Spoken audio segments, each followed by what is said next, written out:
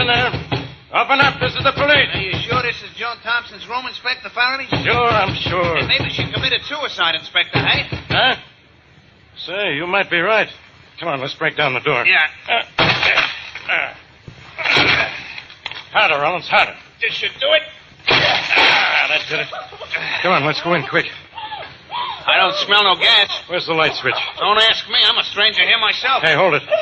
Somebody's over there crying. Here's the light switch. Hey, miss. You, Joan Thompson? Joan Thompson. Joan. Are you Joan Thompson? Are you the cigarette girl in the Boulevard Club? Yes.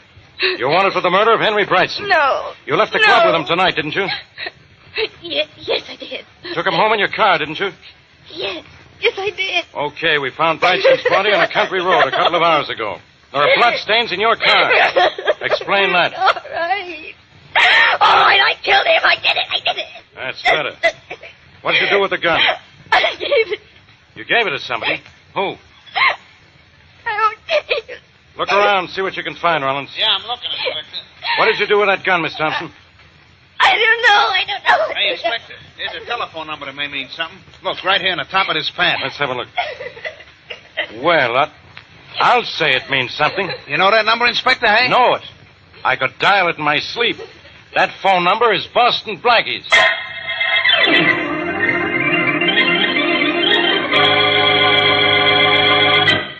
Now meet Richard Calmer's Boston Blackie. Enemy to those who make him an enemy, friend to those who have no friend.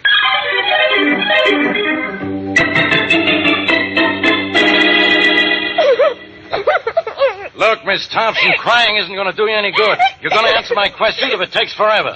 I told you everything I know. I killed Henry Brightson, I admit it. But where's the gun? Oh, please, leave me alone. I told you Blackie was here. Yeah, but when and for how long? And why was he here? Oh, please, leave me alone. Did you give Blackie your gun? I don't remember. Well, start remembering. Did you give your gun to Blackie? Yes, I gave it to him. Okay, Miss Thompson, that's all I wanted to know. Give me a hand, Rollins. We're taking this girl to headquarters. Okay, lady, let's go. Hey, Inspector, this doll don't look too good, eh? Okay, so maybe she doesn't feel well. Maybe she needs a doctor. And maybe Blackie won't feel well either when he finds out he's going to need a lawyer.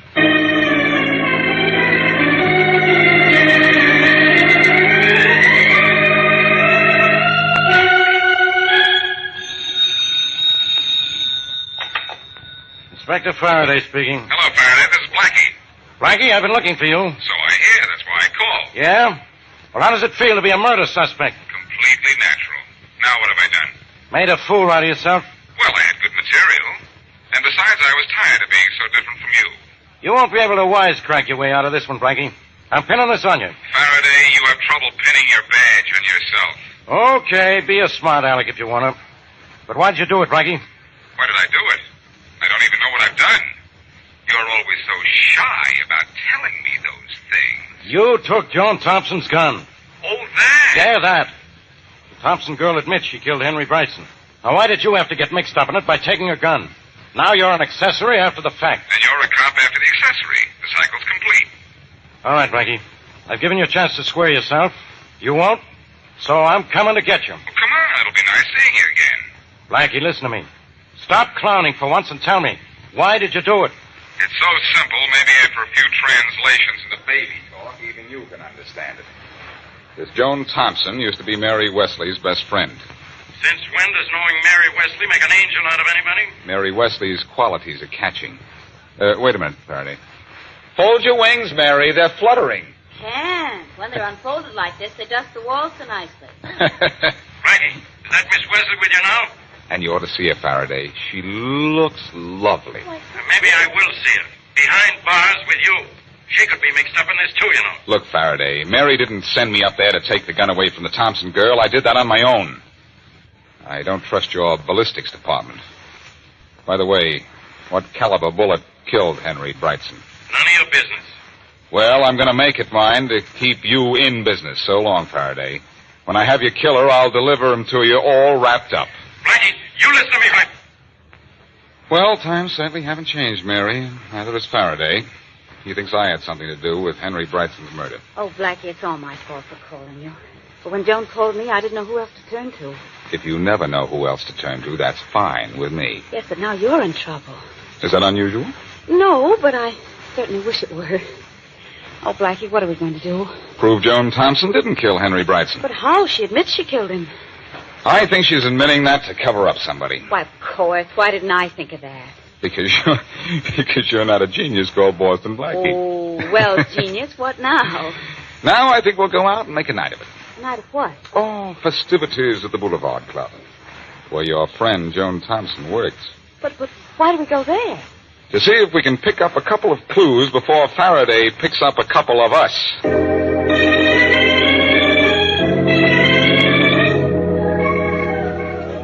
As you can see, ladies and gentlemen, Mr. Williams is completely in my power. Hypnotized. Blackie, is he a fake? The rest of the Boulevard Club is phony enough, Mary, but I think the floor show Now, is ladies legitimate. and gentlemen, you will remember that before the subject was hypnotized, he could not correctly add 27 and 47. Who can? Now, while he's hypnotized, I will give the subject 3 figures to add, and his subconscious mind will calculate the answers with the speed of machinery. If this works, I should have been hypnotized in school. Weren't you? Listen to this, Oh, ladies and really? gentlemen. Mr. Williams, 257, 349, 581. Add those numbers together and give me the answer. 1,187. Ladies and gentlemen, add those figures yourself and you'll see that the answer is correct. Blackie, is it? I don't know. I'm still working on Oh, it. darling, don't write on the Now, ladies and tablecloth. gentlemen, I think our subject should wake up. Mr. Williams, wake up. Wake up. Huh? Oh. Yeah, sure. Now, Mr. Williams, give me the correct sum of 257, 349, and 581. Quickly. Are you kidding? This man would get through life better if he were hypnotized. Me too. Thank you, ladies and gentlemen. And thank you, Mr. Williams. You've been a good sport. Oh, shucks. Is that the end of the floor show? Seems to be. Blackie, was that medalist really on the level? I don't know. Well, here comes that Mr. Williams. Let's ask him about it, huh? All right. Say, Williams. You called me? Yes, have you got a minute? I'm awful sorry. I've got an awful memory for names and faces. I don't think I remember. Oh, you don't know us, Mr. Williams, but we'd like to ask you what it was like to be hypnotized. Were you really hypnotized? I'm afraid I was. Then there's really something to it, huh? Well, I'm not a professional stooge, if that's what you're thinking. I'm just a paying guest, same as you. You added those figures so quickly. Aren't you good with numbers normally? Terrible. I took math in high school for 3 years and just got by. I can hardly add 2 and 2. Well, how is it that you could add under hypnosis then? You'll have to ask a psychologist about that. Excuse me, please. I got people waiting at my table. Good night. Thanks for coming over. Well, that mentalist is really on the level then, isn't he, Blackie? Yes, I suppose there is a scientific explanation for hypnosis. It's part of the applied psychology course at colleges. Oh, golly, I think we better watch the clock. It's getting late, darling. Oh, all right. There's our waiter. Waiter! By the way, sir. Blackie, why don't you ask the waiter a few questions about Henry Brightson? What? And get thrown out? Mary, in places like this, the only question you ask is, how much is the check? Oh. Now, if the waiter mentions Brightson first, that's different. Then I could probably... Here he comes. You want something, sir? the check, please. Yes, sir. Here you are. Thanks. Enjoy the floor show? Very much. Almost had a little unscheduled show here last night. Our cigarette girl killed Henry Brightson. You read about it? Yes, we did. Sure was exciting. Police all over the place. Say, tell me, Yes? did they ever find the man Brightson came in with last night? I don't know why not. Dr. James Harris does not have to hide from anybody. He left a long time before Brightson did. Why would the police think Dr. Harris killed Brightson? Well, I don't know that they do. Say, how did that cigarette girl, what's her name, Joan Thompson, how did she get mixed up with Brightson? Well, when Brightson was about to... don't ask questions here, sir, because we do not know the answers. Oh, sorry. I'm sorry, sir, but we have a policy here never to talk about our customers. Important people come here, and it is not right. I'm sorry I asked. That's okay. Here, this should take care of the check. Thank you, sir. I'll be right back. Never mind, keep it. Thank you. Blackie, What's the matter, Mary? You look surprised. how did you know Bryson came in with someone else? I didn't. It was just a shot in the dark. Well, let's stay here until they turn out the lights, and maybe you can shoot for the answer to everything. Oh, no, we're getting out of here. Why? See that man over there? He's Edwards, the boss of this joint. Oh, he looks like the boss of a chain gang. Why not? He used to be a member of one. Look at those mugs he's talking to. And look at them, look at us. I think they're going to close in for a better look, too. That waiter must have told them that I was asking questions. Oh, Blackie, and those questions didn't do you any good either, did they? I know it. No, come on. I'm going to see Joan in jail to try and put the pieces of this puzzle together before Edwards and his pals get the notion that we ought to be taken apart.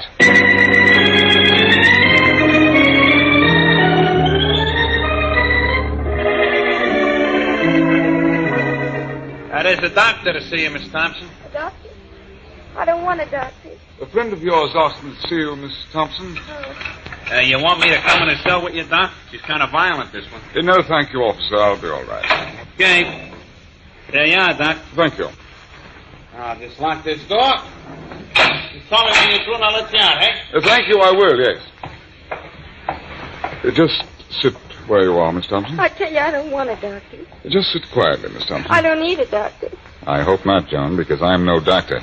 What? But I'm what the doctor ordered, Boston Blackie. Blackie. Blackie, I gave you the gun. What else do you want? Shh.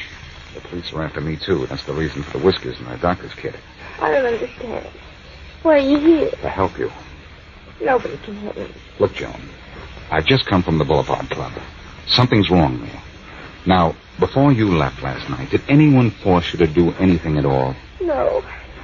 When I got through, I got my hat and my usual cup of coffee and left. You're covering up for somebody, Joan. No. Who? Who killed Henry Brightson? I did. Joan, will you stop lying? Who's forcing you to say that? I killed Henry Brightson. I killed him. I killed him. I killed him. I admit it. Now leave me alone. Joan, don't do this to me. I've hidden your gun because I thought you were innocent. Now tell me the truth, will you? Go away. I killed Henry Brightson. I admit it. I killed him. What more do you want? All right, Joan. If there's nothing more you can say, there's nothing more I can do.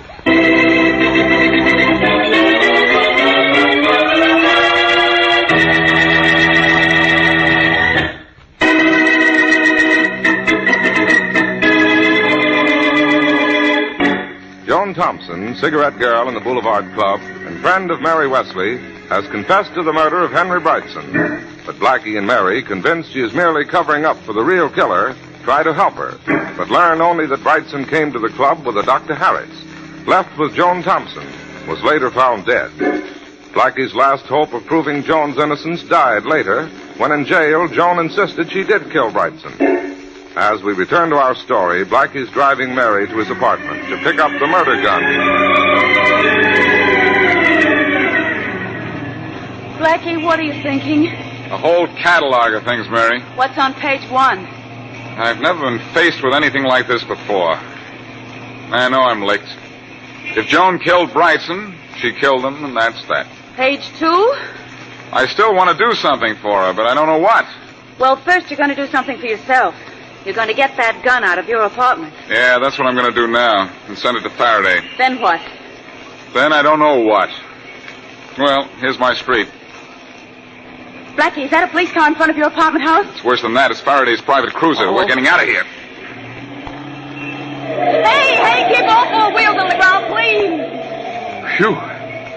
Sorry, Mary, but that was Faraday himself on the sidewalk, All right. and I know what he's after. You, of course. First, Joan Thompson's gun in my apartment. His men are probably looking for it right now. Will they find it? I don't think so. But this means we have to find something ourselves. What? Well, remember that waiter at the Boulevard Club said Brightson arrived with a Dr. James Harris? Yes. Dr. Harris is a well-known drug specialist.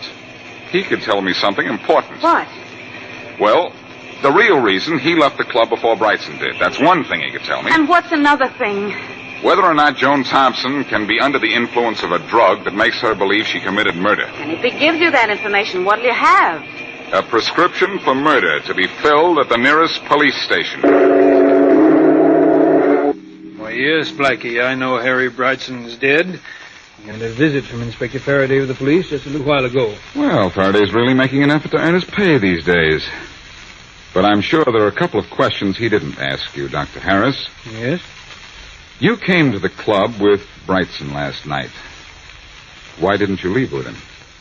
I had an emergency call. I can check on that, you know. Well, all right then. Brightson and I went to the Boulevard Club for a little private game with the owner, Jim Edwards. I dropped out. Because you ran out of money? No. I left because that game wasn't on the level. And I knew it. Who was crooked? Brightson. I told him so and left. Then what did you do? I came straight home. Got a gun, went back to the Boulevard Club, waited for Brightson to come out, followed him, then killed him. Now, look here. I didn't kill Brightson, I tell you. Yes, I know that's what you tell me. You can't drag me into this. You can't. All I want to do is drag the truth out of you. But I've told you the whole truth. All right. Let's forget the possibility that you might have killed Brightson for the moment. Aren't you a specialist in drugs? So what? Is there a drug that would make Joan Thompson, the cigarette girl, believe she killed Brightson? No. Drugs don't make people think they've done something they haven't done. Under the influence of drugs, people do forget, though. In other words, drugs don't enter into this at all. Being drugged would not make her confess to something she didn't do. I'll stake my reputation on that. Those are pretty high stakes, Dr. Harris. Let's just hope that before this is over, you don't have to pull them up.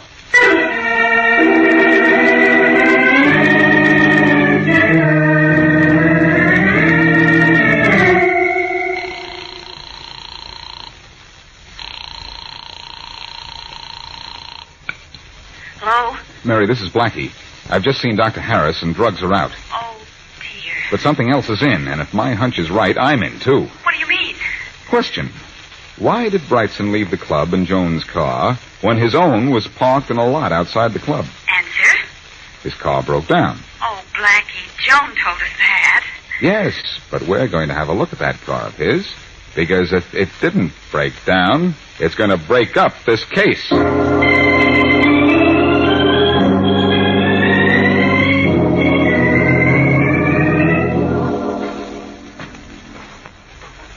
Here's Brightson's car in the parking lot, apparently right where he left it. How will you know whether or not there's something wrong with it? You're no mechanic. Well, I can try to be one, can't I? Guess we'll have a look under the hood. That's where mechanics always start. Why aren't you observant? What do you see in there? Oh, come over and you can look at it, too. It's an engine. You don't say. Mm-hmm. 8 cylinders. That bad? You're a big help. Well, you're the one who's pretending to be a mechanic. Uh-oh. See something? See those marks on the top of the engine block? Yeah, the little lines in the grease. Those were made when the contact wires to the spark plugs were removed. Well, yes, but couldn't they have just slipped off? All of them at once? No, Pet. Somebody was kidding around with this engine. Only he wasn't kidding.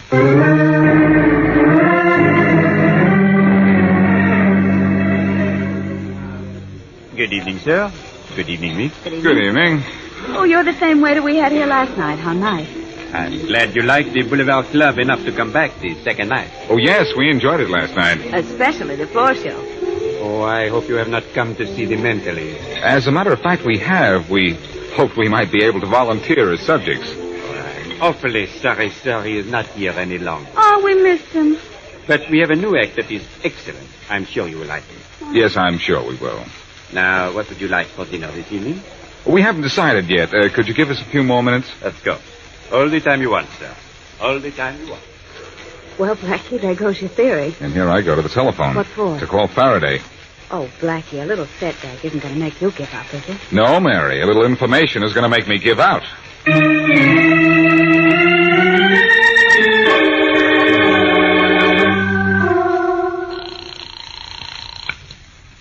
Inspector Faraday speaking. Inspector, this is Blackie. Where are you, Blackie? I've been looking all over town for you. Well, thanks for the flattery, Inspector, but I don't need it right now. I don't need you at any time, Blackie, but I'm coming to get you. Don't bother with me, Faraday. You have another body on your hands if you can find it. I've already found it. And guess who it is? The hypnotist at the Boulevard Club. Oh, so you killed him, too? I didn't kill him either. Yeah? And how did you know he was dead? I have a sixth sense. And so does a horse. Then if you had any horse sense, you'd know who killed Wilner and why. Okay, Seabiscuit. Who did kill the mentalist? Okay, also ran the same guy who killed Brightson. What kind of an answer is that? The right one. Blackie, you know what I'm going to do? Sure, exactly what I tell you to do. First, get a doctor for Joan Thompson. She's been drugged and hypnotized. Get her out of it, and she'll stop insisting she killed Brightson. Yeah? Now, what are you going to do? What I always do, Faraday. Get you your killer.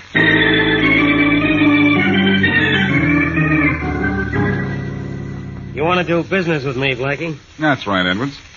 I have over some people every day who want to buy into this club of mine. I don't accept it. Oh, I'm not interested in your club, Edwards. But I am interested in your activities. Meaning what? I think you killed Henry Brightson. I'm not interested in what you think. I also think you killed Wilner, the hypnotist. I'm still not interested. I also think your gun killed them both. Oh, you do? Don't reach for your gun, Edwards. I need only one, and mine's quite handy. You're very fast on the draw. You're very slow on the take. I'm accusing you of 2 murders, and you don't seem the least bit concerned. By the way, hand over that gun, will you? I have a permit for this pistol. But the permit doesn't say that you can kill with it. Hand it over. I want to look at it. All right, here. Now, you can sit down and make yourself comfortable. Because what I'm going to say to you will make you uncomfortable. That gun of mine did not kill Brightson. It did not kill Wilner. Hasn't been fired in months. I can tell that by looking at it. Are you satisfied? Yeah. Yeah. You can have it now. Now, will you be so kind as to put your gun away? Of course. Well, that better? Yes, much. Now, Edwards, I'm not going to ask you if you killed Brightson and Wilner. I'm going to tell you did, and why. Can you? Just listen. Brightson caught you cheating at cards and threatened to go to the police. You couldn't afford that. You fixed his car so it wouldn't run and sent him home in Joan Thompson's car. Then Joan Thompson was the last to see him alive, so she must have killed him. Joan Thompson was drugged when she had her usual cup of coffee before leaving the club. And you went along with her until the drug took effect. Then stopped the car, shot Brightson. Joan Thompson admits she killed Brightson. Of course. Under hypnosis, she would admit anything. After killing Brightson, you brought Joan back here, had Wilner hypnotize her and impress on her subconscious that she had killed Brightson. You, can prove that? You helped prove it yourself by killing Wilner so he could never blackmail you. The final proof will come when a doctor tells the police that Joan Thompson has been both drugged and hypnotized ever since she was found in her room. Don't move, Blackie. I wouldn't give orders if I were you, Edwards. Then I'll let my gun speak for me. Speaks sort of softly, doesn't it? Stay back, Blackie. My gun's just missing when I'll say it's missing, Edwards. It's missing its bullets. What? I took them out when I pretended to look at your gun. Why, you dirty... Oh, no, Edwards. Please, don't call me names. It isn't fair. Because from now on, all anybody will be able to call you is a number.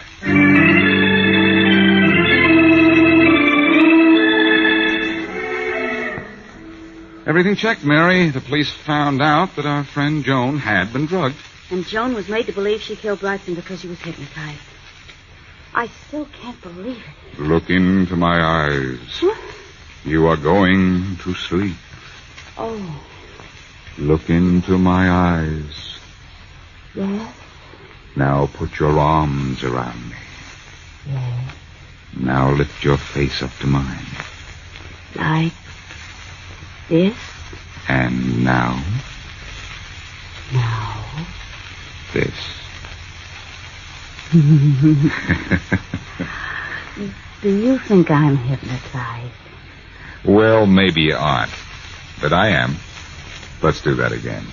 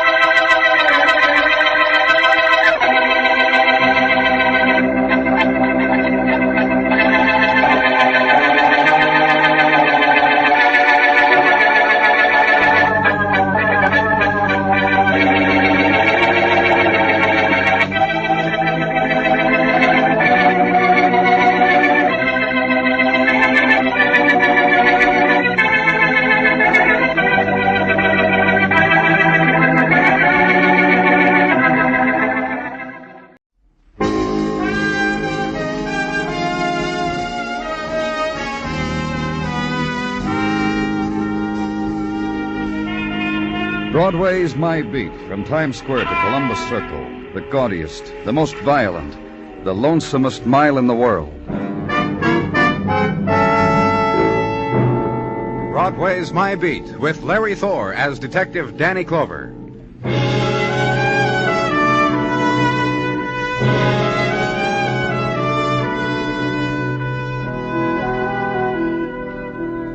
When the rumor gets around that summer is almost here, Broadway is beside itself with glee. Somebody notices the moonlight of May, shouts about it to a girl, who whispers about it to another guy, and the word gets round. It drifts across town, causes phenomena. Crew cuts, bare-legged girls with cheeks of tan, and the boy who runs down the street screaming, "I'm in love." It's the time to turn on the dream, cotton candy and carnival time, bleachers and hot dog with everything time. It's happened. It's started. The lazy days are here again.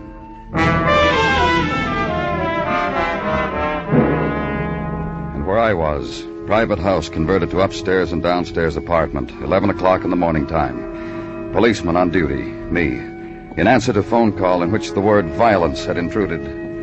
Doorway, upstairs apartment.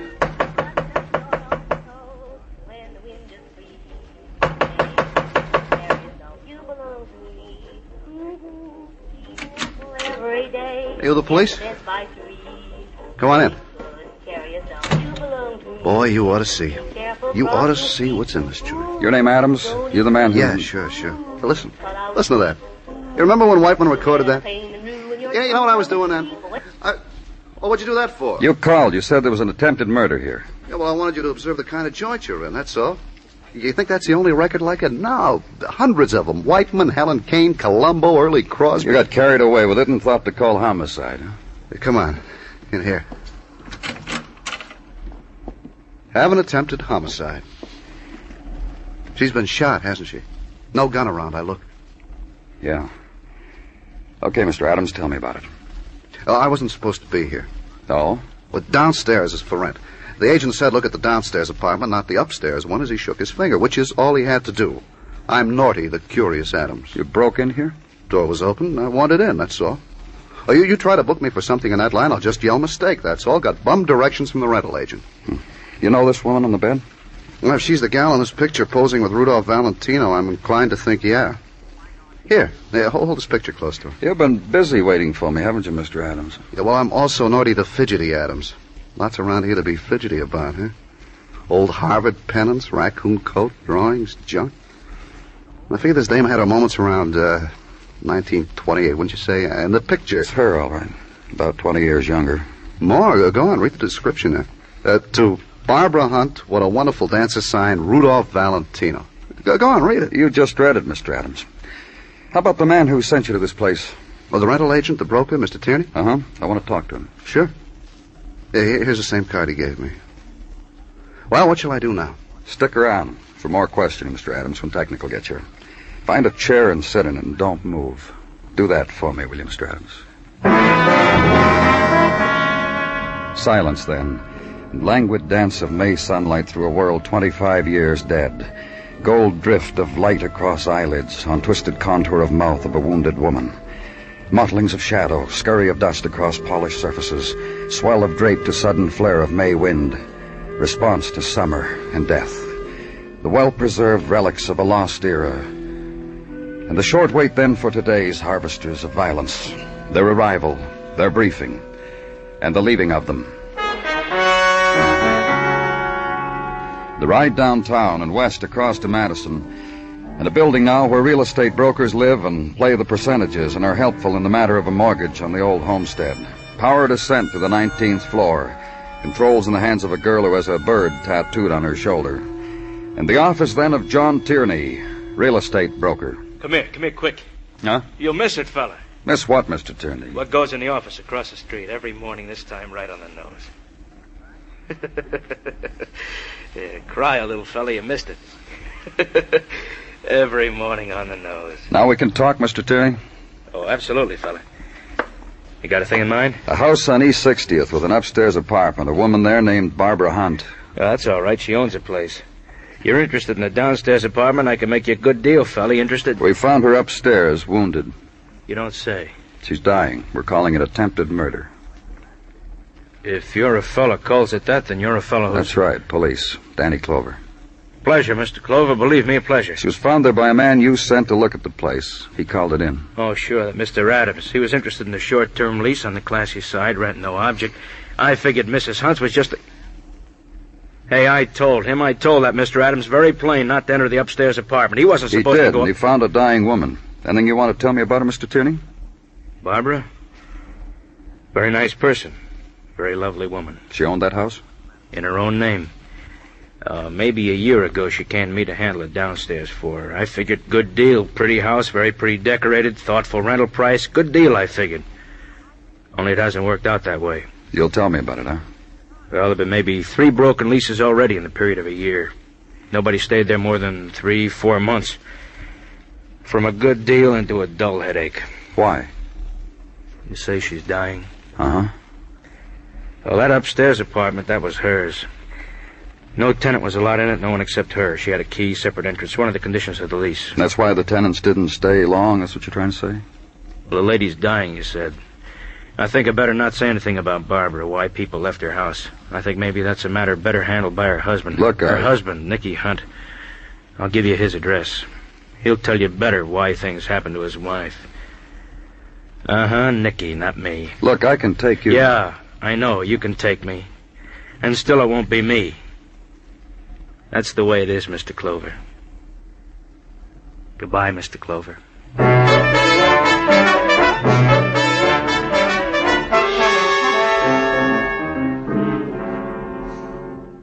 Cop. Look, Mr. Hunt, you don't have to make the pose for me. You did it a couple of minutes ago, and I remembered who you were. Cop.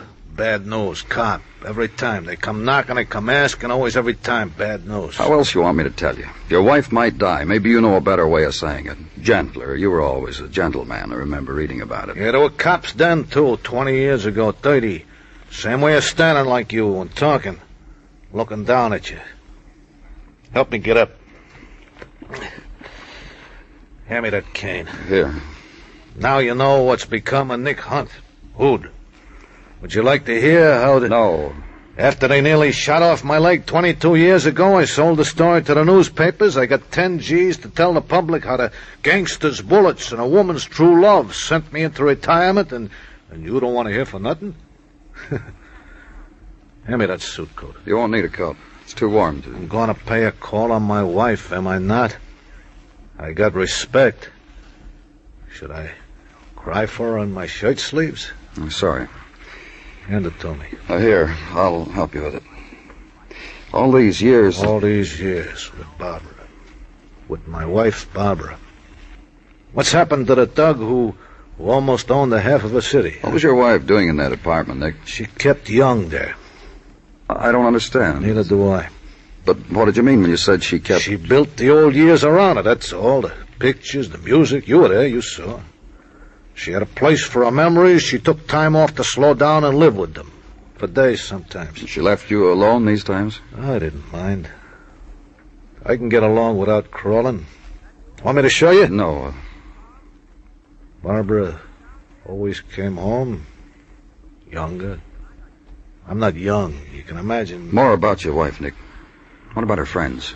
Just one. One from the old days, Billy. Billy Scott. You ever hear the name? No. 1927, you'd have heard it. She lives near here, the Glendon Apartments. You talk to her, huh? I'm gonna try to talk to my wife.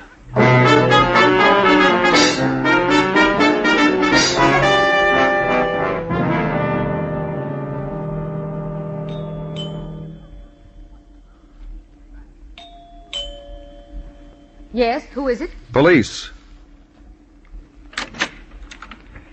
You're from the police, and you wish to see me? If you're Mrs. Billy Scott, yes, I... Why? Because earlier today someone tried to kill Barbara Hunt. She's a friend of yours, isn't she, Mrs. Scott? Yes, a friend. Will you come in, please? I am alone here. My husband and my son are traveling this summer in Italy, and I'm quite alone. Mrs. Scott... I'm trying to tell you something, and it has to do with Barbara and with myself. May I proceed, please? Yes. Thank you.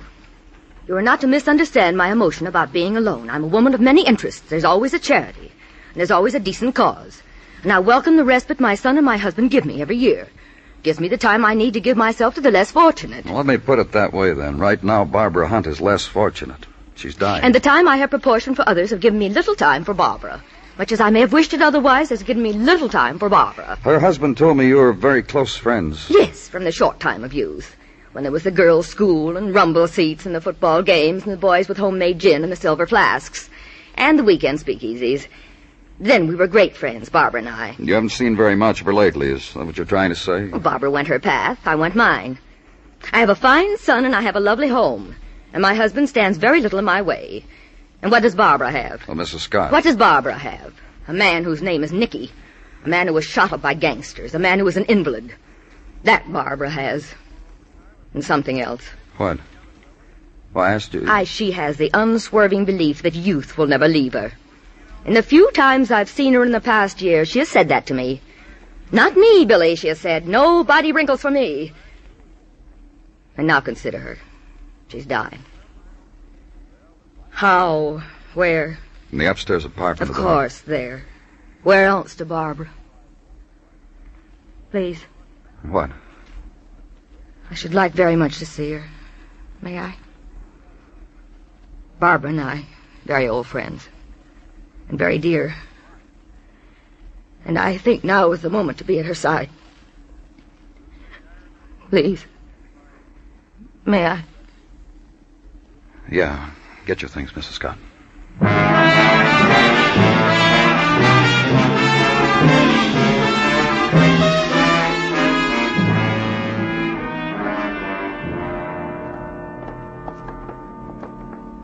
And I won't believe this has happened, Mr. Clover. If you know Barbara Hunt, if you know... This is her room, Mrs. Scott, in here. Dr. Sinsky? A couple of minutes ago. Say, Danny. Yeah? Her husband by the bed. Isn't he Nicky Hunt, the old gangster? Imagine that. Nick? Nicky? Yeah. Yeah, what do you want, Billy? Don't cry. Just don't cry. She wouldn't want you to. Oh, listen, Billy. Look at her. So young. The way she looks, Nicky, she must have died very happy. Young, the way she wanted to. And I mustn't cry either. I envy her so.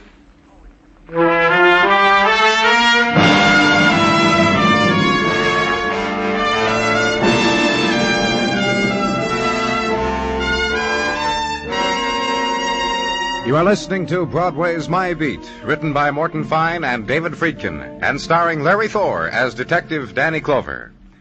Later tonight on most of these stations, CBS Radio invites you to adventure with Tarzan, Lord of the Jungle.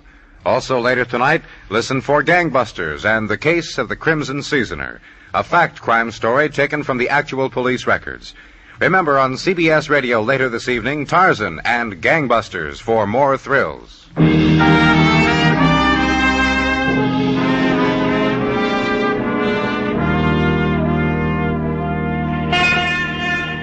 The morning sun strikes summer into Broadway's pavements, and splinters of light attend the early walk of May women, and on them the lingerings of night perfume.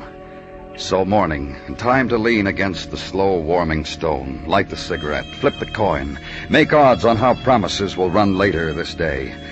And wide field of choice, the new entries from out of town, in non-crushable linen, and hands in gloves white as the morning, and heels high-stepping. So clock the rhythms, make the picks, run to a phone and play it across the board. By fall of night, one of them may come in. And at headquarters, the opening event of the day, Sergeant Gino Tartaglia. Good morning to you, Gino. And to you, Danny, likewise. If anyone here is keeping you up, Gino, why just... Put it down to overindulgence. What? One sip too many from that ever-loving joy cup. 2 glasses of wine last night, Gino? Whilst trying to recreate a memory. Gino... A memory brought upon me by the incident of the murder of Barbara Hunt. Her dying made you... Only after the boys in the locker room last evening, before going home, started kicking the item around. How she was found, where she was found, the decorations, the old-type gramophone records in her place, her husband, Nicky Hunt, a hoodlum of yesteryear, and finally, I came up with a contribution. You want to contribute it to me, too, Gino? Memories, Danny. Memories. The roaring 20s and the weekly supplement articles on the doings of a Barbara and a Billy. Bathtubs filled with champagne, drunks hanging by the heels from penthouses, wine and satin slippers, the wail of soprano saxophones. You said Barbara and Billy. The same Barbara? I was going to make a point to go to the main branch public library, Danny, to research if the same Barbara. Also, if the same Mrs. Billy Scott. I remember the article. Barbara and Billy in large red letters. A high-heeled foot peeking out from a bathtub. On my youth, it made such an impression. Anything else? Anything else is a list of 3 names. Former tenants in the lower apartment of the house of Mrs. Barbara Hunt. Mr. and Mrs. Purdy, a Mr. Ralph Madison, a Jeffrey Sinclair. List obtained by Muggavan from the real estate... Muggavan obtained their present addresses, too? No slop-shot he, Danny. Herewith they are. Thanks. Squad car, Gino. Ordered and waiting. Isn't it funny how I remembered all that, eh, Danny?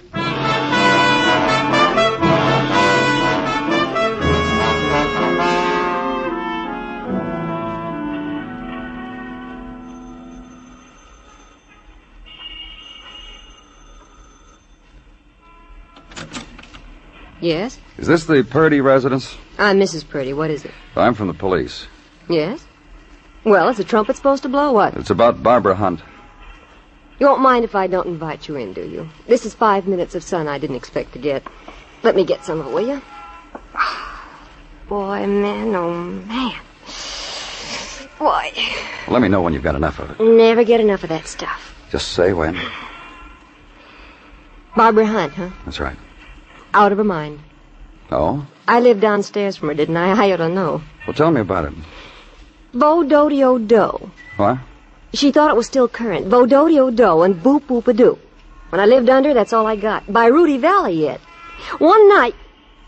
Well... Well, what? Well, she's dead now, you know. You really think I should? Yes, I think you should. Well... Most nights it was quiet because Barbara didn't really live there all the time. Just maybe a few nights, a month or so.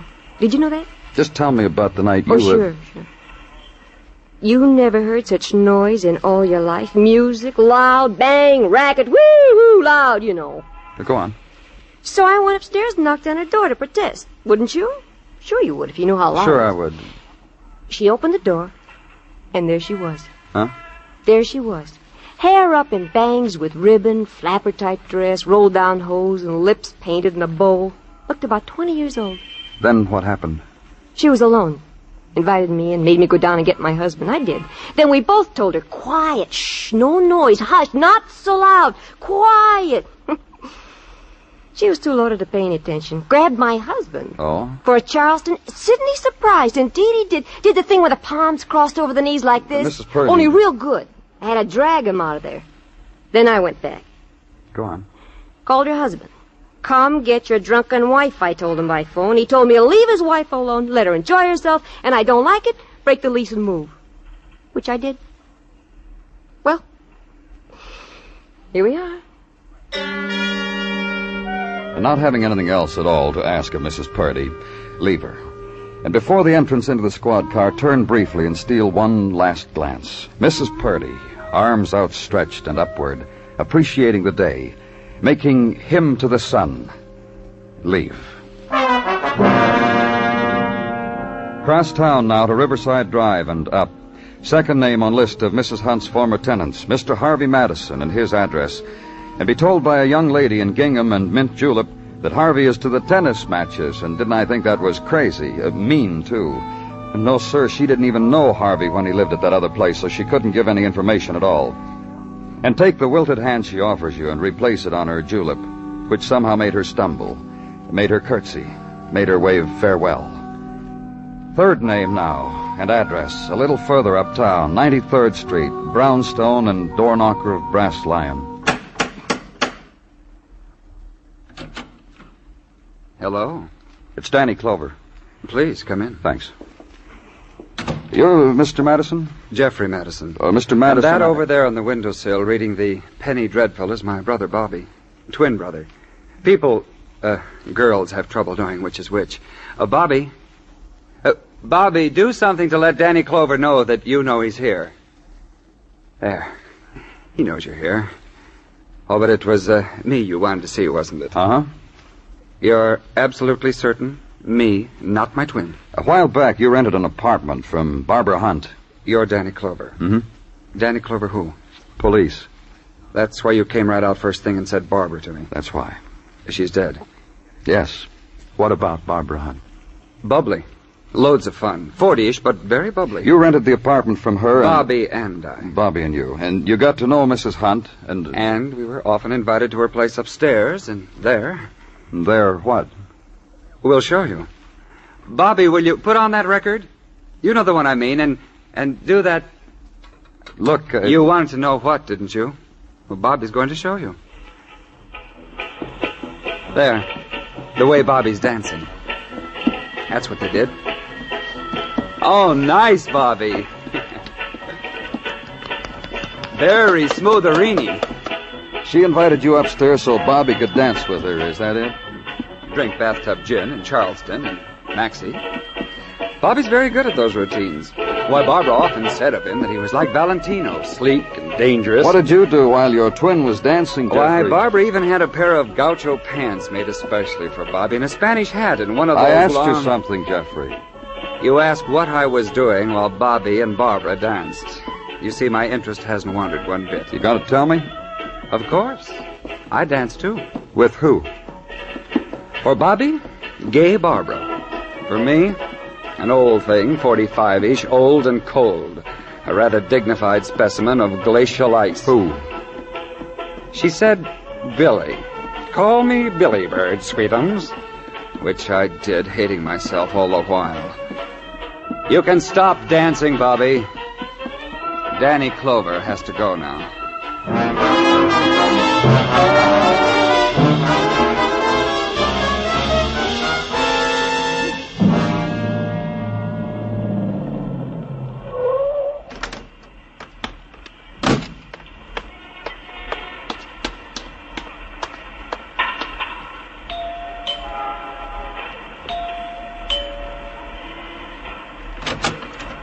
Oh. Hello, Mr. Clover. Good evening, Mrs. Scott. May I come in? If you'd like. Now, what do you want? Who is it, Billy? What do you want, Mr. Clover? That was Nicky Hunt's voice, wasn't it? I ask you. Billy, who is it? Let's go in and chat with Nick, shall we? Hello, Nick. It was the big secret, Billy. You could have told me it was Clover. It doesn't concern you, and you're upset, Nick. What are you doing here, Nick? I'm not crying. That's one thing I'm doing here. I brought him home, Mr. Clover. He's the husband of a friend of mine, and she's dead.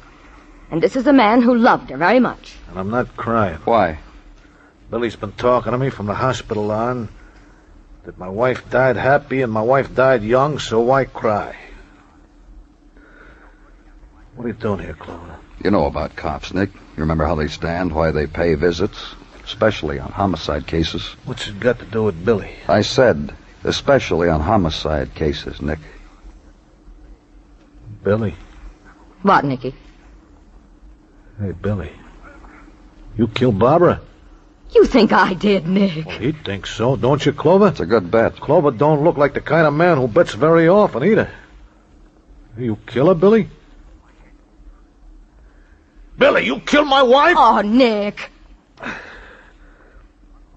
Oh, Nick. Oh, Nick. Billy. You're not going to understand. Well, then you tell me why. You better tell me why. Why'd you do that? I didn't say I did anything, Nick. Then you tell me, Clover. What went on in your wife's apartment, Nick? What you called her memory place? I never asked. Why not? I never asked. She'd come back fine. She'd get moody, she'd go there. She'd come back fine. Always alone. Always alone, wasn't she, Nick? Hey, why you here, Clover? You didn't expect to find me here. What kind of questions would you ask if you hadn't found me? I'd asked Mrs. Scott about the twins. What are you talking about? About Jeffrey and his twin, Bobby. What about them, Mrs. Scott? Nick. What? They were Barbara's friends. What difference does that make now? I still want to know why Clover's here. How often were you with Barbara in that place, Mrs. Scott? First, what? First, I want to tell you something. About me. About my life. Know what you are, Millie? Just listen to me. I'll phone it. Will you listen? Go on. I married a man who was in stocks and bonds, a very intelligent man, respected. And I have a fine son.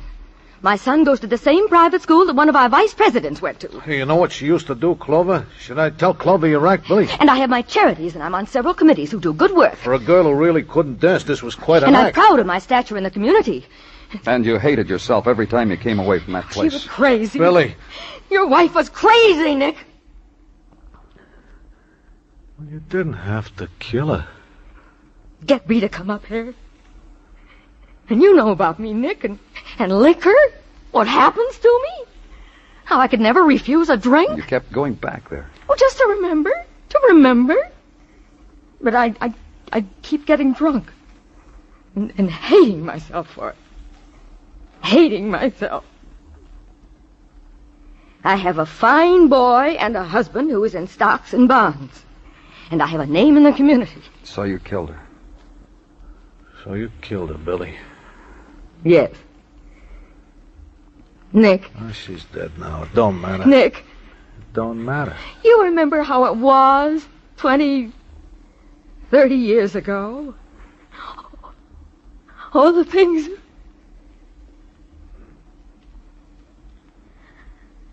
I want a drink.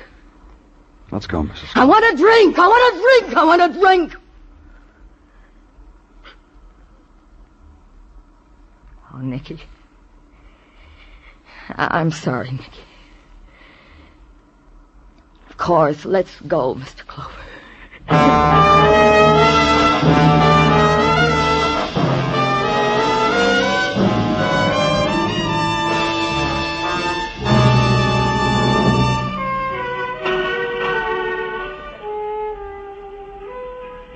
On Broadway, the night bursts open like a sudden flame. The crowd swarm appears, squeezed out from under the earth, roped off by the silhouettes of 1,000 buildings. They dance their fury away against the time of morning, till the sky soaks up the pain and turns it into dawn. It's Broadway, the gaudiest, the most violent, the lonesomest mile in the world. Broadway, my beat.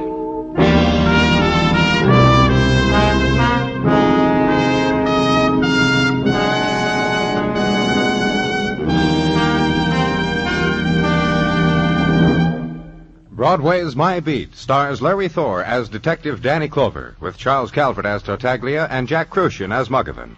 The program is produced and directed by Elliott Lewis, with musical score composed and conducted by Alexander Courage. In tonight's story, Lorene Tuttle was heard as Billy and Sheldon Leonard as Nick. Featured in the cast were Hy Everback, Marion Richmond, and George Neese. Bill Anders speaking. All aboard for Chicago, Philadelphia, Los Angeles, Detroit, Baltimore, Cleveland, St. Louis, Washington, and Boston. 9 of the 10 biggest cities in the United States. And yet more people listen to Jack Benny on radio every week than the total of their combined populations. Like to move in on them? Take the radio special.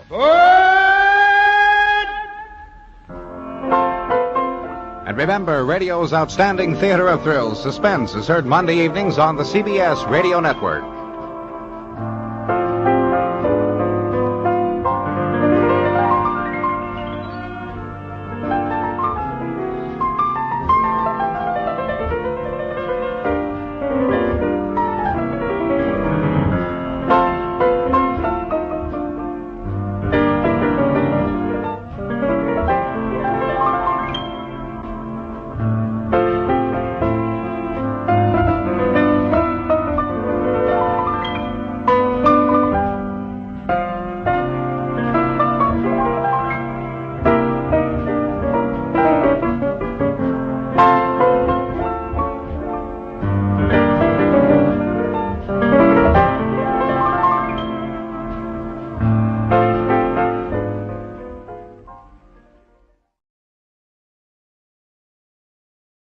The Adventures of Michael Shayne, Private Detective.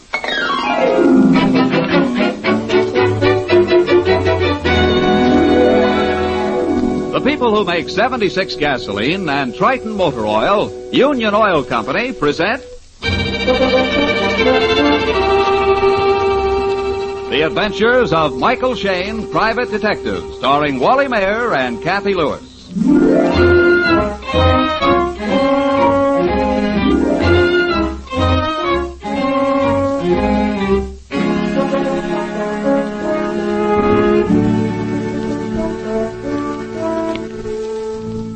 On those rare evenings when Mike Shane and his lovely associate Phyllis Knight are not eagerly in pursuit of a criminal, they are just as eagerly in pursuit of pleasure.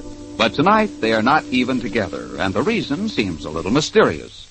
While Mike glumly putters around his apartment all alone, Phyllis, in her apartment, has a visitor, a handsome-looking woman who talks with nervous gestures.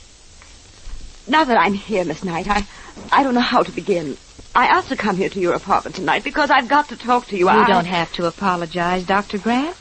You asked if we could be alone. We are. You just tell me in your own way. Well, Miss Knight, you've come to me as a patient to a doctor. Now I come to you not as a doctor, but as a woman in trouble. I've worried so about this thing. It's affected my work at the hospital. I can't sleep nights. I've never seen you like this before. Dr. Grant, is it about your business? About one of your patients? Oh, no. Oh. Is it about your husband? Well, no, not directly. I was so stupid, so foolish. Oh, I think I understand. It's blackmail, isn't it? How did you know? From what you didn't tell me.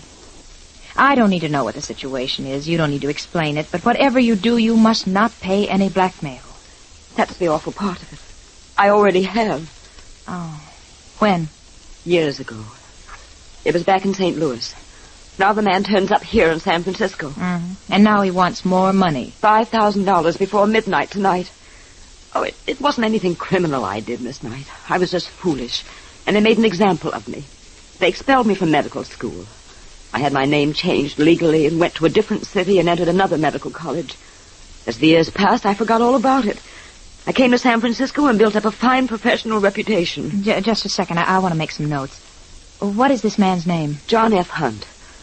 I'm not afraid for my medical standing, Miss Knight. No one can hurt that. But it's my husband. Irvin isn't politics. His reputation is spotless. But this man forced me to introduce him to Irvin, and Irvin has taken a liking to him. Oh, I can see where that might lead. A man who would stoop to blackmail won't stop there. What am I going to do, Miss Knight? He's coming to the house tonight with some other guests. Dr. Grant, you know that Mr. Shane and I work on all our cases together. He's had considerably more experience with this type of case than I have. Would he help me? Could he do something? Well, I haven't seen Mike fail yet on a blackmail case. Now, if you could invite us to your house tonight, you could tell your husband that we're old friends. Well, of course. As I said, Irvin has already asked several political friends in for the evening. That's perfect. I'll telephone Mike right now, and then I want to get some more information from you.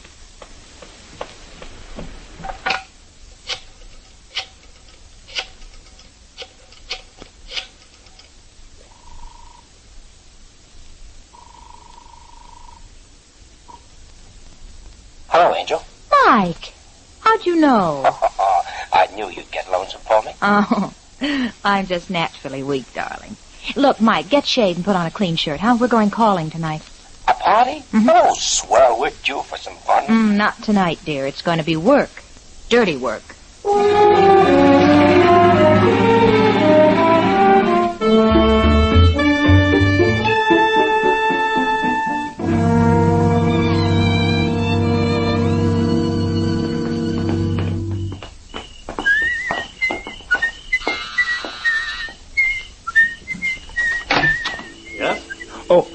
Oh, good evening, sir. Miss Knight and Mr. Shane. Oh, of course. Come in. Thank you. My wife told me you were coming. I'm Irvin Grant. How do you do? Glad to know you. I'll take your coat, Miss Knight. The butler's mixing drinks. Oh, thank you. Say.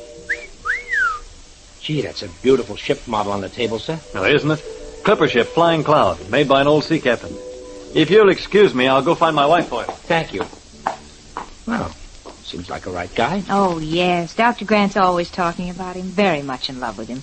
Oh, boy, that ship model intrigues me. I'd pawn my soul for one like that. Phil, that sounded like a... It was. It came from the hall. Huh? The next room, Mike. The door closed. Mr. Shane, I heard a shot. Yes. This door is blocked. There's something against it.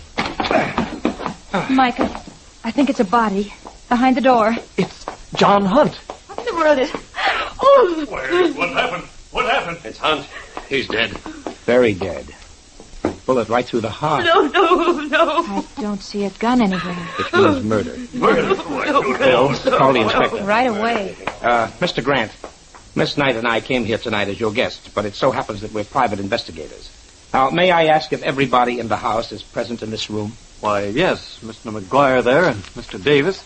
That's Collins, the butler, in the doorway, and the cook. Good. Now, the police will be here in a few minutes. For your own protection, while all of us are in sight of each other, I suggest you allow yourselves to be searched for a possible gun. I guess that's all right. Now, wait a minute. I'm not a police officer. I have no authority to search you. But this may save you a lot of unnecessary questioning later on. Very well, Mr. Shane. You may start with me. Thank you. Thank you, Mr. Grant. All right. And you, sir, I don't know your name. J. Hugh Davis. Go ahead. Thank you, sir. Fine. Next. No, I will not. Grant, this is an insult to your guests. I refuse to be searched. That's your privilege, sir. And now the butler, Collins? Yes, sir. Okay, swell. And the cook? Oh, no, monsieur. I have no gun. Well, perhaps we'd better wait until... I'll search her, Mike. The inspector said he'd be right over. But I have no gun. I am afraid of guns. I don't blame you. All right, that's all. And now, Phyllis, if Dr. Grant will permit you... Oh, no. Honey, wait. Mr. Grant, if you'll stay right here, we'll talk to her. Come on, honey.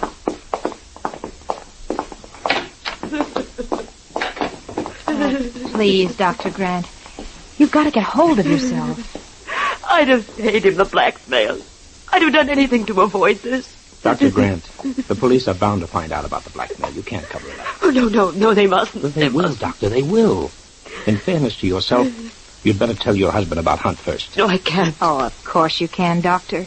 He loves you. He'll understand. People have been blackmailed before. No, don't you realize? John Hunt was my brother.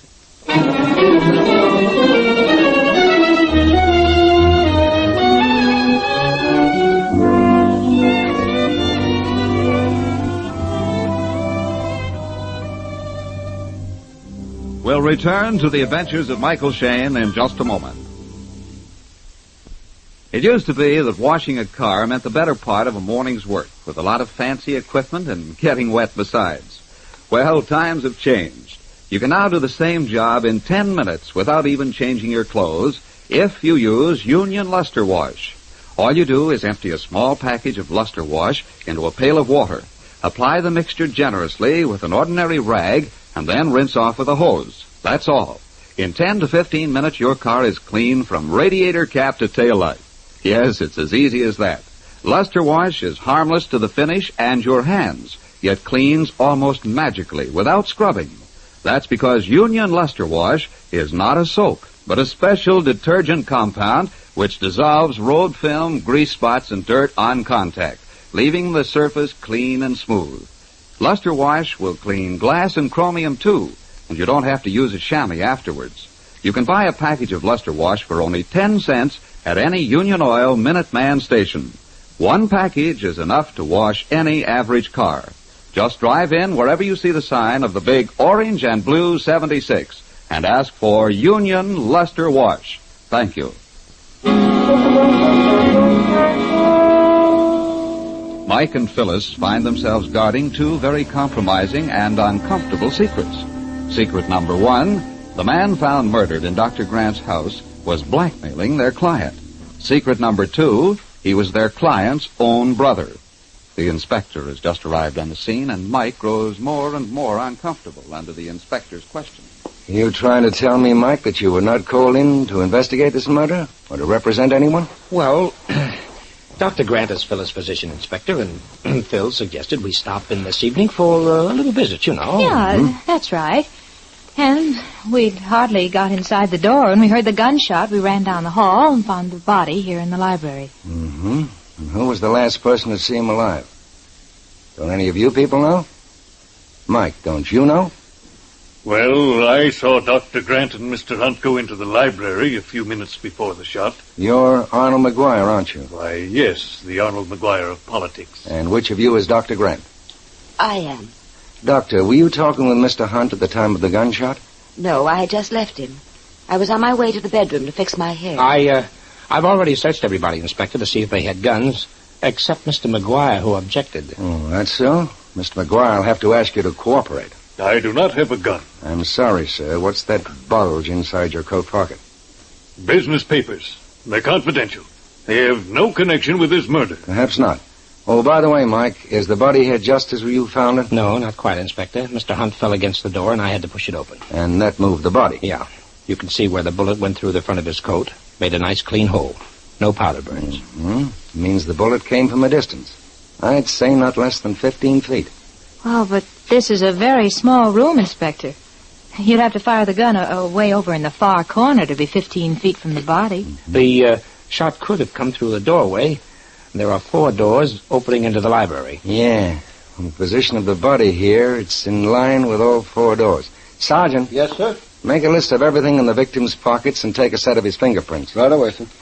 Can any of you tell us who Mr. Hunt was and what he did? He was a friend of my wife, sir, from back in St. Louis. Uh-huh. He wasn't employed at the moment. I was thinking of adding him to my staff. Mr. Davis here is overworked. I see. And Mr. Davis is? I'm Mr. Grant's political manager. I see. Well, now let's find out where all you people were at the time the shot was fired. Dr. Grant said she was on her way to the bedroom. Now, where is that located, Doctor? It was the downstairs bedroom. That door there leads to it. The door on the left, Mike. And you, Mr. Grant? Why, I think I was in the hall. I was looking for my wife. Then I saw Mr. Shane trying to push the library door open. Mm-hmm. And Mr. McGuire? Why, I was in the living room. That's through the second doorway on the right there. And I was in the dining room eating a sandwich. That would be the first door on the right, Mr. Davis? Yes. Then you were all separated. No 2 people in the same room. And all had access to the library. What about the servants? I am Collins, sir. I was in the butler's pantry mixing some cocktails. Hmm? The cook was in the kitchen right next to me. Oui, monsieur, that is the truth. We heard the bang, and I was almost scared to death. Where is the kitchen and the butler's pantry? In the other wing of the house, sir. Do you suppose the shot could have come through this window here? How could it? The windows were closed and no bullet hole. There's no bullet hole through the glass. No, and it must be 10 or 12 feet down to the ground. Oh, Inspector. What is it, Sergeant? So I found this check crumpled up in Hunt's hand. Let's see. Paid to the order of John F. Hunt. $500, signed John Hugh Davis. What is this, Mr. Davis? Why, that's just a check I gave him on a business deal. It was a personal matter. Business deal?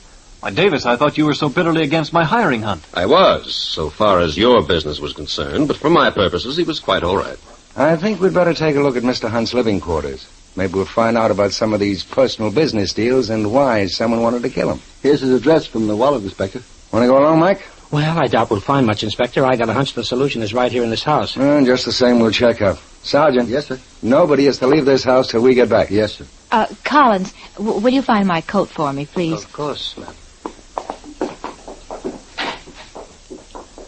Mike, you and Phil and I have been friends for a long time, haven't we? Oh, I guess for more years than Phil would like to admit. Oh. Yeah, you two have helped me out on many a case. You've always played fair with me in the police department. What are you driving at, Inspector? I know that you kids didn't come here just for an innocent social evening. And I noticed, Mike, that when I started to question Dr. Grant, you switched me off on another track.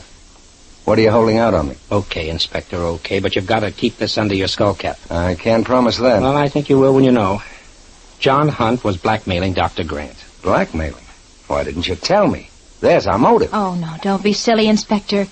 Dr. Grant came to my apartment and told me the whole story an hour before the murder.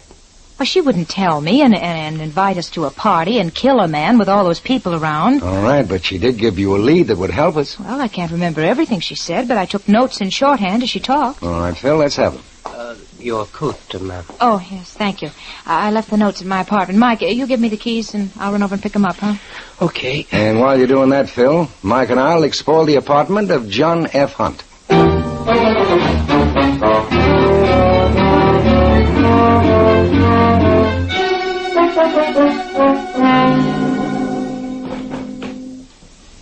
Telephone bills, gas bills, and laundry list.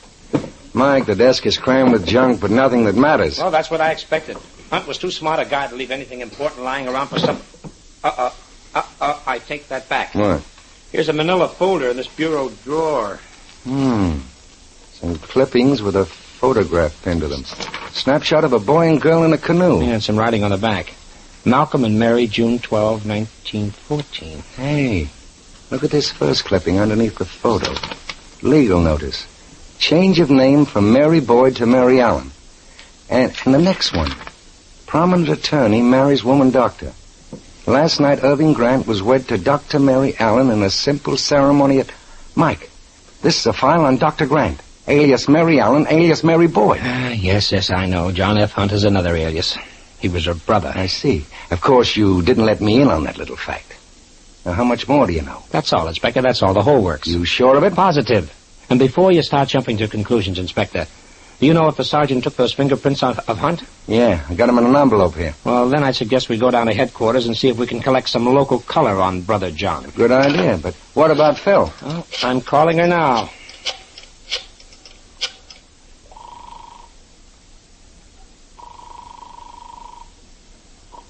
Hello? It's Mike, Angel. Oh, I'm typing these notes, Mike. Well, listen, the inspector and I are going down to headquarters fingerprint checkup. You want to meet us there? Oh, sure thing. Be there in a few minutes. Okay, Angel, I'll see you at headquarters.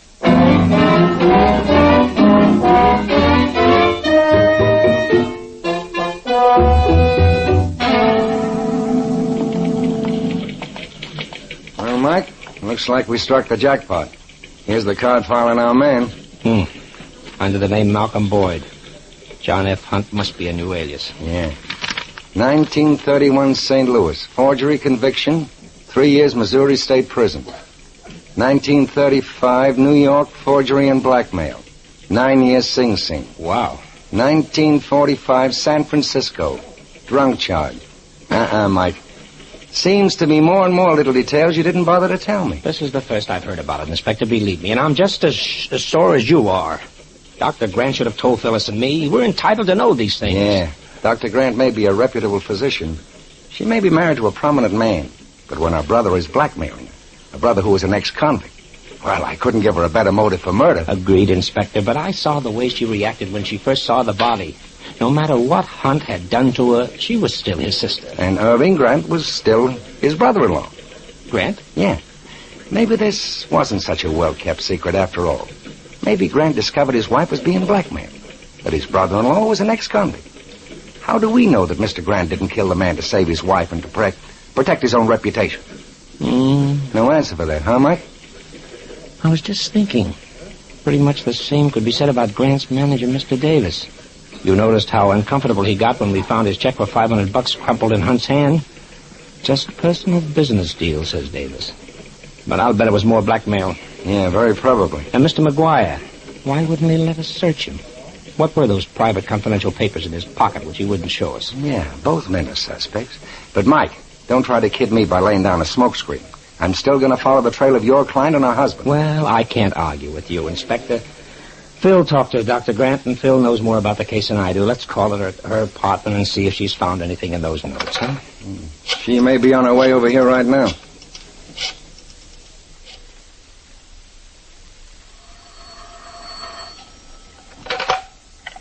Hello? Hello, Angel. Hello? Hello? Put down that phone, sister. You ain't talking to anybody. How did you... Who are you? Hang up that phone. What does this mean? Don't you dare. Oh, don't try to bust past me, sister. You ain't going no place.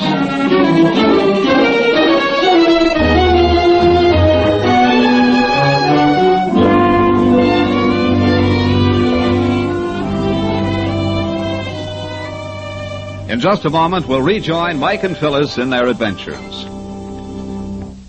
Ladies and gentlemen, would you like to be able to wash your car in 10 minutes without having to change clothes and at a cost of only 10 cents? Well, that's just how easy it is with Union Oil Company's Luster Wash. All you do is empty a package of Luster Wash into a pail of water. Apply the mixture generously over the surface with an ordinary rag and then rinse off with a hose. That's all there is to it. In 10 to 15 minutes, your car is clean from radiator cap to tail light without mess or scrubbing. That's because Luster Wash is not a soap, but a special detergent compound which dissolves grease spots, road film, and dirt on contact. Luster Wash is harmless to your hands, yet eliminates the hard work of old-fashioned methods. It makes glass and chromium sparkle, too, and you don't have to use a chamois afterwards. You can buy a package of Luster Wash for only 10 cents at any Union Oil Minuteman station. One package is enough to wash any average car. Just drive in wherever you see the sign of the big orange and blue 76 and ask for Union Luster Wash, the new, easy way to wash your car.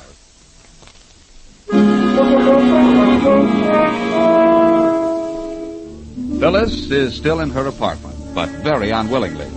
A strange man is pointing a gun at her heart. You're insane if you think you can get away with this. I'm doing it, ain't I? Now, for the last time, hand over those notes on Dr. Grant. Well, you've got them. I just finished typing them. No, I want the rest of them. This stuff don't mean anything. Well, that's all there is. What did you think Dr. Grant told me? Trying to be smart, huh? Sorry, I ain't telling you. Hand over those notes, or do I have to slap you around? Phil! Shut up. One sound out of you, and I'll kill you. You're caught. It's Mike. And the inspector, you can't get away. Phil, honey, open the door. Answer me. Tell him to wait a minute. Just a minute, Mike. Now, I'm going to stand behind the door. You open it and tell him to come in. If you make one squawk, one little tip, I'll let you have it right in the back. Now go on.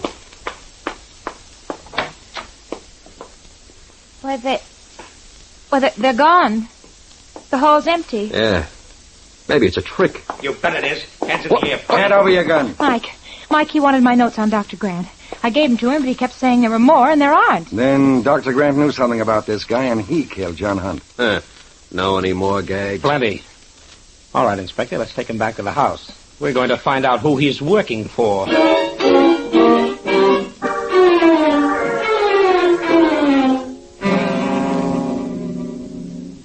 Shane, I've never seen this man before in my life. It's an insult to even think I'd have anything to do with a criminal. I say the same. This thing has gone far enough. Then if we're to believe all of you people, nobody here knew this man. Well, it means just one thing. Somebody is lying. That man is the murderer, and you've caught him, and yet you accuse us. No, he's not the murderer, Mr. McGuire. If he had killed Hunt, he wouldn't be afraid to murder Miss Knight. Instead, he argued around with her, and... You haven't told us why he went to Miss Knight.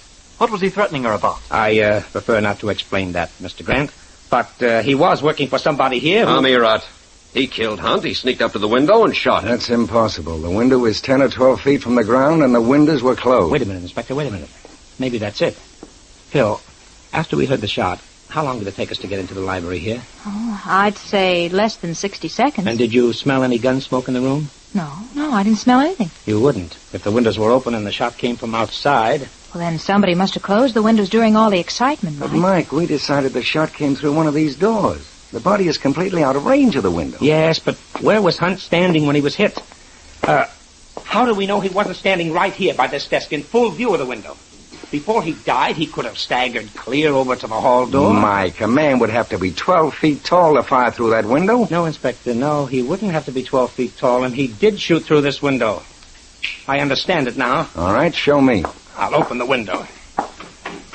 Now, will all of you people go back to where you were when you heard the shot? We're going to fire a gun again, and you're to tell us if it sounds the same way. You too, Collins. You and the cook go into the kitchen. Yes, sir. Sergeant, will you please stand in any one of these 4 doorways, it doesn't matter which, and fire a blank cartridge. Now, give Phil and me about 15 seconds to get the outside entrance. Yes, sir. I'll come along with you, kid. Hey, I remember Mike was admiring that ship model when we heard the shot. Yeah, I see it. There it goes. All right, honey, how did that sound to you? Oh, no, it wasn't the same shot at all. This one was much louder. That's right. Because the bullet which killed Hunt was fired from outside the house by somebody inside the house. Mike, that sounds impossible. How? Who? Come on, follow me.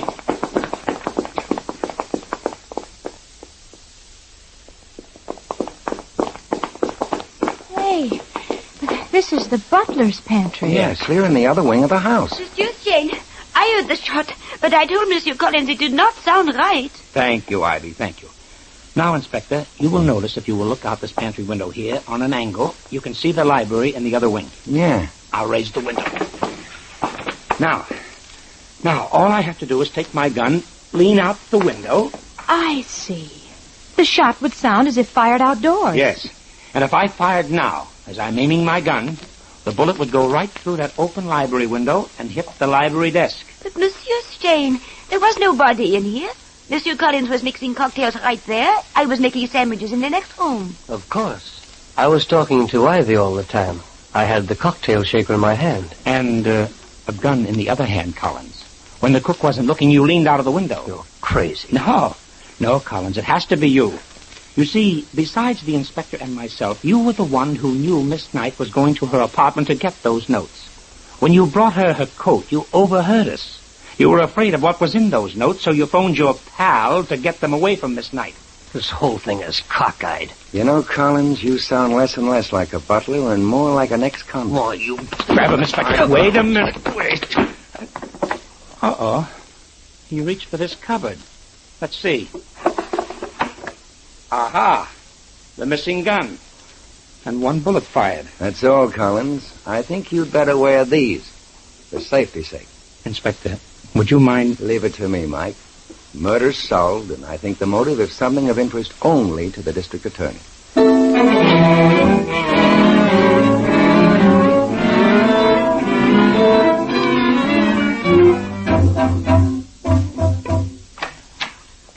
Come in, Inspector. Mike's been reheating the coffee for you. I was longer at headquarters than I figured. Oh, hi, Inspector. Well, did he confess? Yeah, pretty much as we expected. Collins served time in the penitentiary with the guy who broke into Phil's apartment. Two of them met Hunt in prison and found out Hunt was planning to blackmail his wealthy sister when he got out. So they decided to cut themselves in, eh? That was it. Hunt was working with them for a while.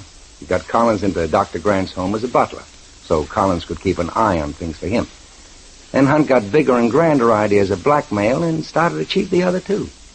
That was his fatal mistake. Oh. And I suppose Collins figured he knew as much of the dope as Hunt, so why split the money 3 ways? Exactly. And Mr. McGuire and Davis, they were like the others on the wrong end of Hunt's blackmail. The paying end. Huh? I wonder who that could be. Excuse me. Yes? No, I'm not sure. Oh, then it's for me. Well, thanks. A package. Oh, look, a big one. Who's it from, Mike? Oh, wait a minute. Let's see. It's from Irving Grant. Well, open it, for Pete's sake. Oh, boy. Phil. Phil, it's Grant's ship model, the Flying Cloud. Oh, the one you admired in his house. I wonder, you suppose he did know the truth about Hunt? That this is his way of thanking us? Could be. Oh, Mike, it's beautiful. I know just where it should go, on the table in the bay window. No. I want it over the fireplace. Oh, no, Mike. It'll look perfect in the window with the harbor as a background, Angel, wait a minute. Whose apartment is this? Oh. Well, it's yours right now, but I have hopes.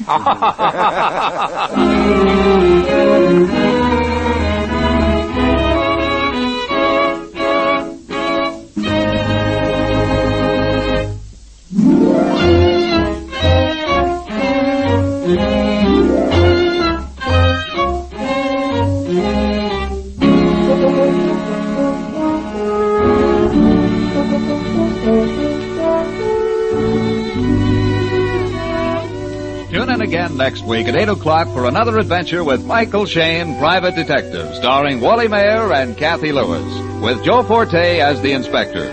Tonight's story was written by Richard DeGraff and based on the character created by Brett Halliday. Music was composed and directed by Charles Dent. This is John Lang saying goodnight for the people who make 76 gasoline and Triton Motor Oil, Union Oil Company.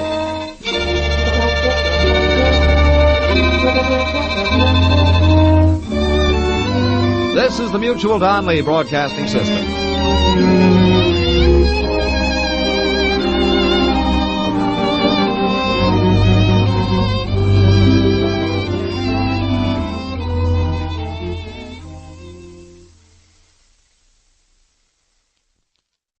From Hollywood, it's time now for... Johnny Dollar. George Atkins at Northwest Indemnity. Oh, hiya, Georgie. How'd you like to go to New York, Johnny, and get into the game-mad world of the theater? Thanks a lot, Georgie, but no thanks. I'm not the grease paint type. I know, but Amy Bradshaw is. Amy Bradshaw? Yeah, we wrote a policy on her a couple of years ago. Look, if it's her autograph you want, why send me? It's not that simple. Anyhow, she's got all the fans she wants. I know. I'm one of them. I think she's great. Johnny, looks like somebody's trying to kill her. Georgie, I'll be right over.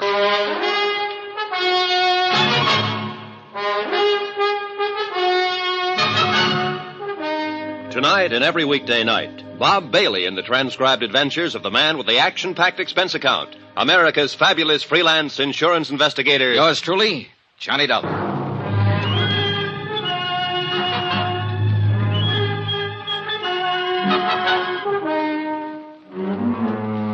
Expense account submitted by Special Investigator Johnny Dollar to the Northwestern Indemnity Alliance, Hartford, Connecticut.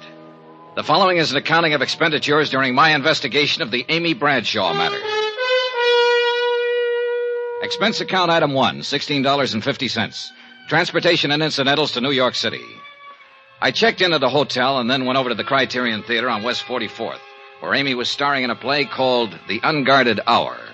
David Coleman, the director, was standing in the wings watching the third act on stage. David Coleman?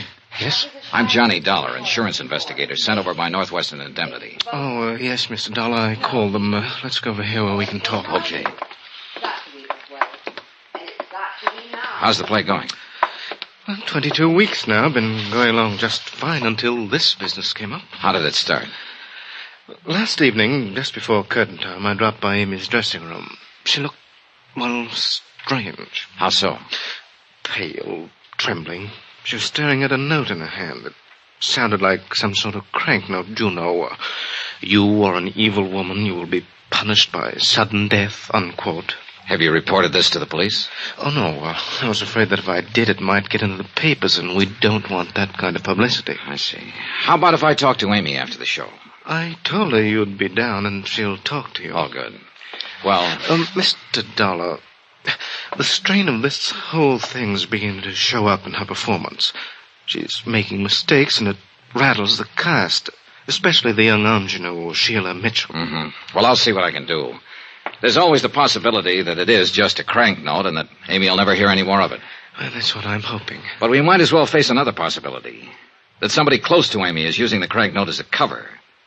Has that thought ever occurred to you? Why, no.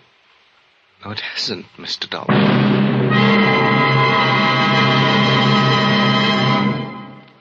We will continue with the Bradshaw matter in a moment.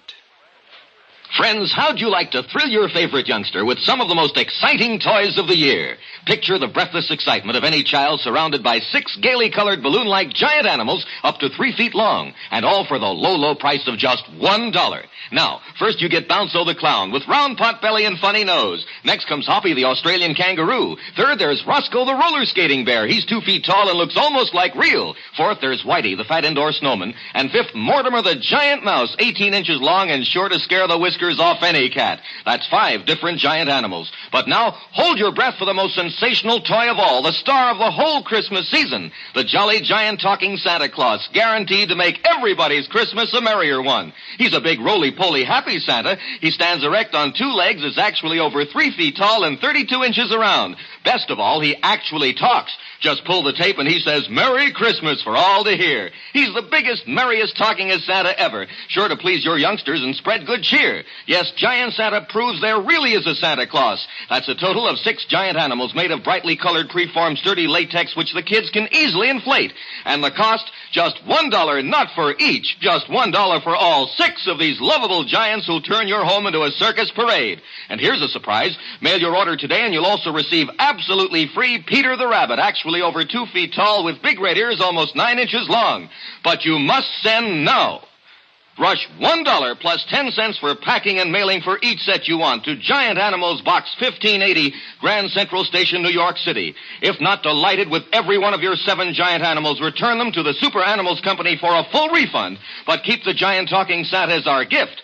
Order now. Supplies are limited. Rush $1.10 for packing and mailing for each set in cash, check, or money order to Giant Animals, Box 1580, Grand Central Station, New York City. That's $1 plus 10 cents with your name and address. Mail to Giant Animals, Box 1580, Grand Central Station, New York City. That's Giant Animals, Box 1580, Grand Central Station, New York City.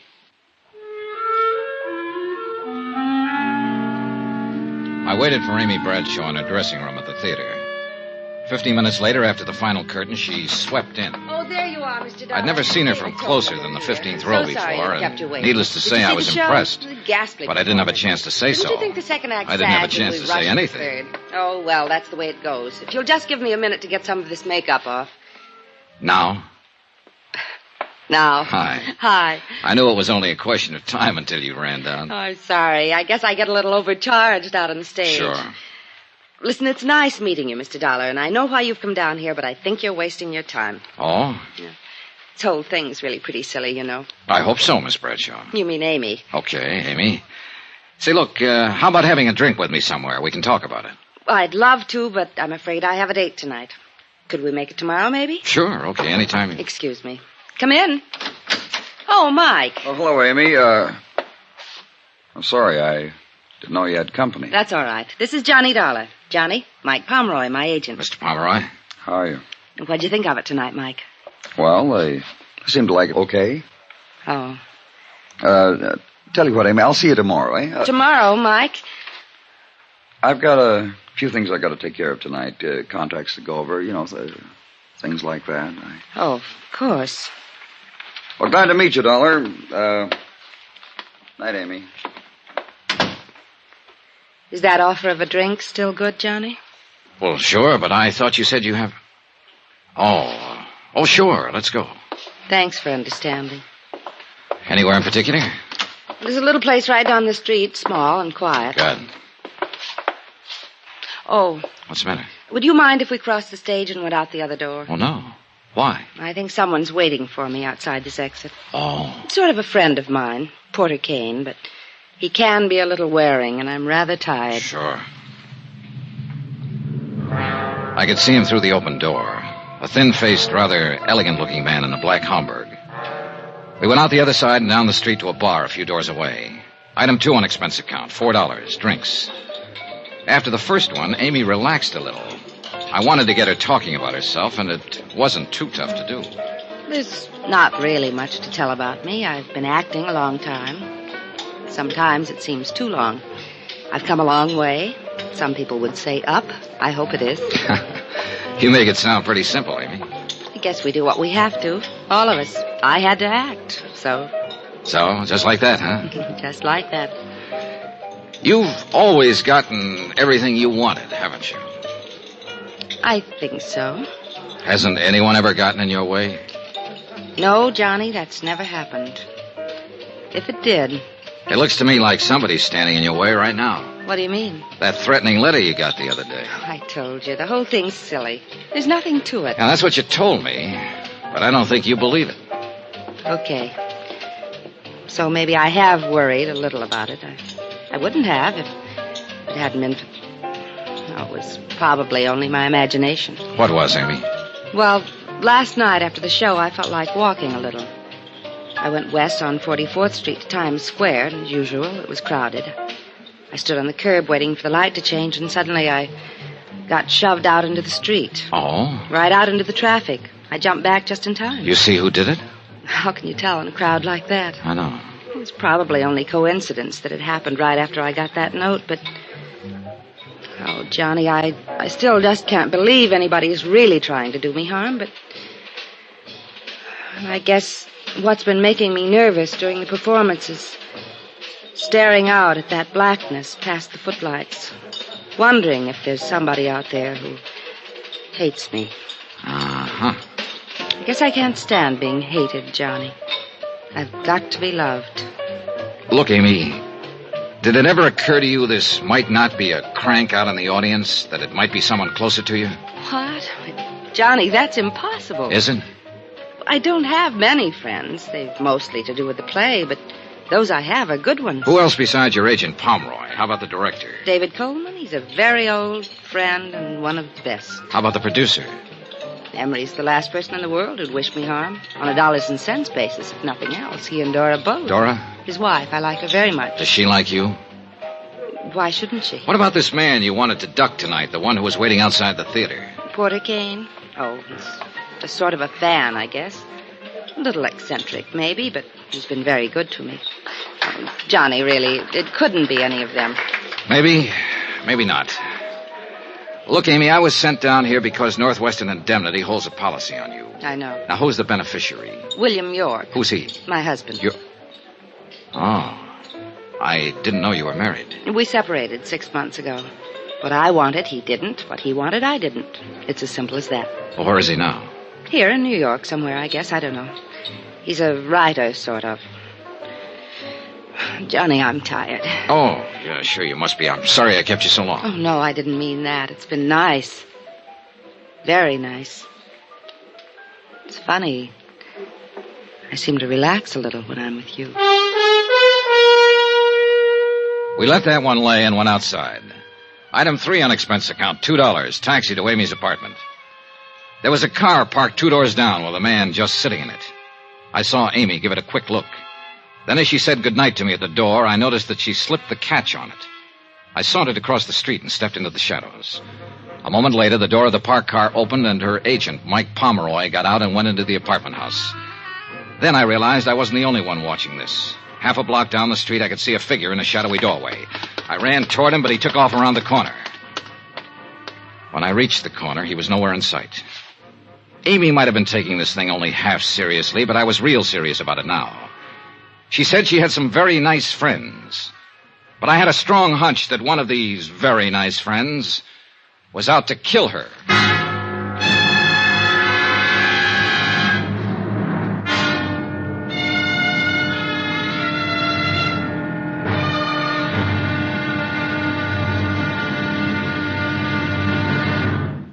Johnny Dollar will be back in a moment to tell you about tomorrow's episode. Friends, send for your set of some of the most exciting toys of the year. 6 giant inflatable toys for only $1. Some up to 3 feet tall. You get Bounso the Happy Clown, Hoppy the Australian Kangaroo, Roscoe the 2 feet long roller skating bear, Whitey the fat indoor snowman, Mortimer the giant mouse 18 inches long, and last but not least, the great giant talking Santa, a roly-poly giant over 3 feet tall and 32 inches around the belly that actually says Merry Christmas out loud when you pull the tape. That's 6 sensational giant toys for only $1, made of sturdy, gaily colored latex that the kids can easily inflate. Send $1 for each set to Giant Animals, Box 1580, Grand Central Station, New York City. And if you order right now, you get Peter the Rabbit over 2 feet tall absolutely free. If not delighted with your Giant Animals, your money refunded immediately. Order today. You may never hear this offer again. Rush $1 plus 10 cents for packing and mailing in cash, check, or money order to Giant Animals, Box 1580, Grand Central Station, New York City. That's $1 plus 10 cents for each set with your name and address to Giant Animals, Box 1580, Grand Central Station, New York City.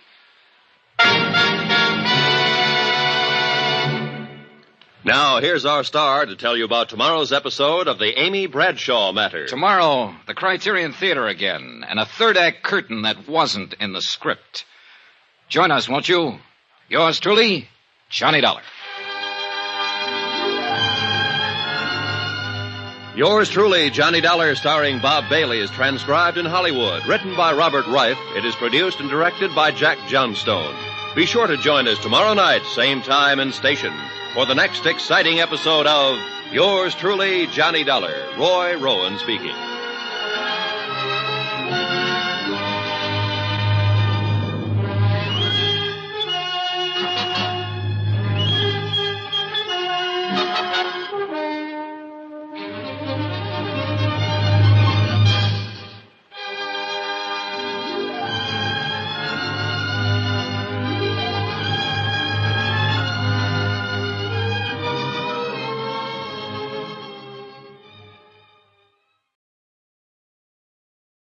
From Hollywood, it's time now for Johnny Dollar. Al Cintella down at precinct headquarters, Johnny. Oh, hi, Al. Sorry I missed your call a few minutes ago. What's on your mind? An actress named Amy Bradshaw. Amy, one of my favorites. Me too. But right now I seem to be looking for a guy who doesn't feel that way about her. Huh? Al, it looks like somebody's trying to kill Amy Bradshaw. Better come down here and tell me all about it.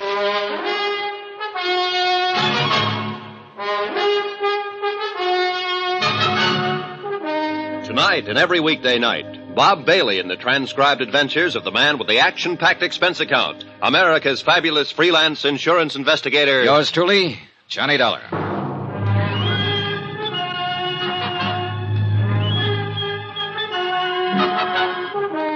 Expense account submitted by Special Investigator Johnny Dollar. Location, New York City. To the Northwestern Indemnity Alliance, Hartford, Connecticut.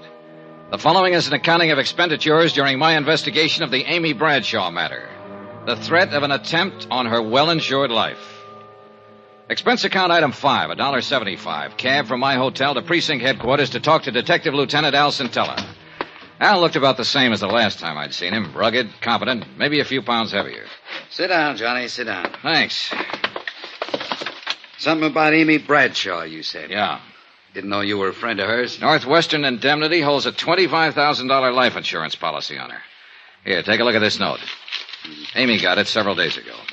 You are evil. You will be punished by sudden death. Oh, come on now, Johnny. A couple of nights ago, after the show, somebody shoved Amy off the curb and out into the traffic over in Times Square. Well, the same thing happens to me almost every time I'm around Times Square. You know what I smell in all this? Oh, sure. You probably smell a publicity stunt. I sure do. You think I'd fall for a thing like that?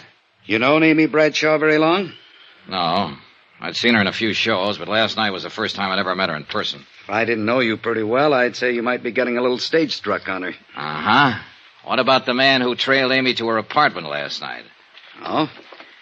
Who? I don't know. I chased him, but he had too much of a lead on me. I still wouldn't go jumping to any conclusions. Who you got to work on, for instance? Well, for one, David Coleman, her director. Then there's the producer, Emery Taylor, and his wife, Dora. From what Amy said, I gather Dora doesn't like her very well. Anybody else? And there's her agent, Mike Pomeroy. She seems to be pretty wrapped up in him. Whole stable full, huh? Yeah, looks like it. Also, a fellow named Porter Kane, who's usually hanging around the theater waiting for Amy. And finally, the man I really came to talk to you about. Who's that? Name is Bill York, her husband, but they're separated. Oh? She doesn't know where he is. You figure he might tie in somehow? He is the beneficiary of Amy's insurance policy. Well, I'll see if I can turn up an address on him for you. Okay, thanks, Al. In the meantime, I think I'll pay a call on this Porter Kane. See if I can find out just how good a fan he is.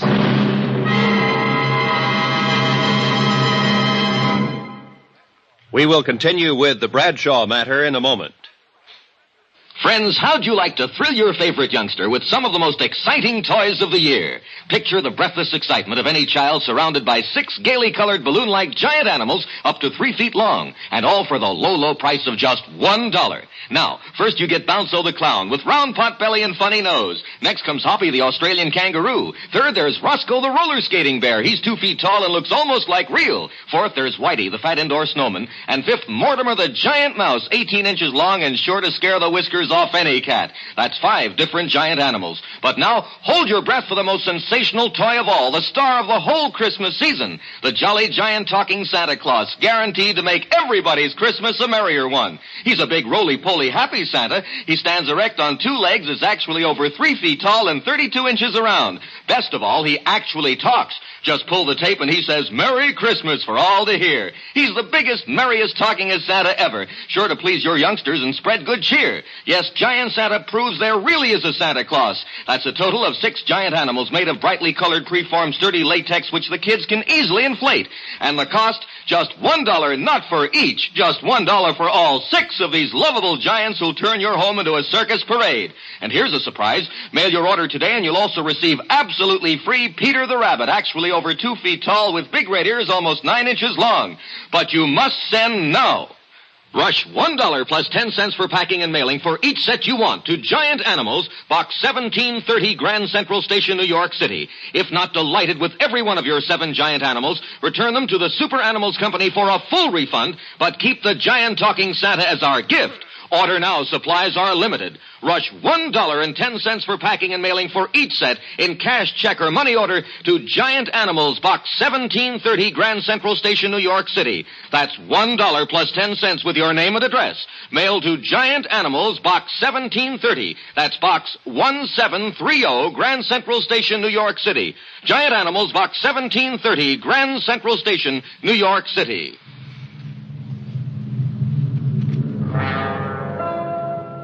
Expense account item 6, $225. Cab to the apartment of Porter Kane in the East 70s.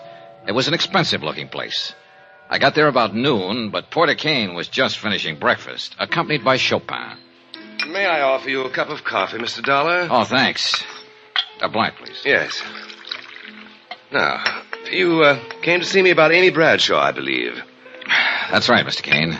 I represent Northwestern Indemnity Alliance. They hold a policy on Miss Bradshaw. You perhaps want some sort of character reference on her? You, might put it that way. Well, in that case, you couldn't have come to one better qualified than I. You see, Amy is my career at present. Afraid I don't understand, Mr. Kane. Well, some years ago, I was relieved of the sordid but customarily necessary task of working for my bread and butter. The result is that I've been able to devote myself to a fascinating hobby. What kind of a hobby? I collect things. Oh? The objects of my interest vary, but they all have one thing in common. Oh?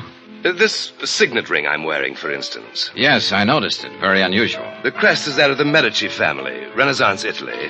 The only ring of its kind in the world, so far as any of the authorities on that period are aware.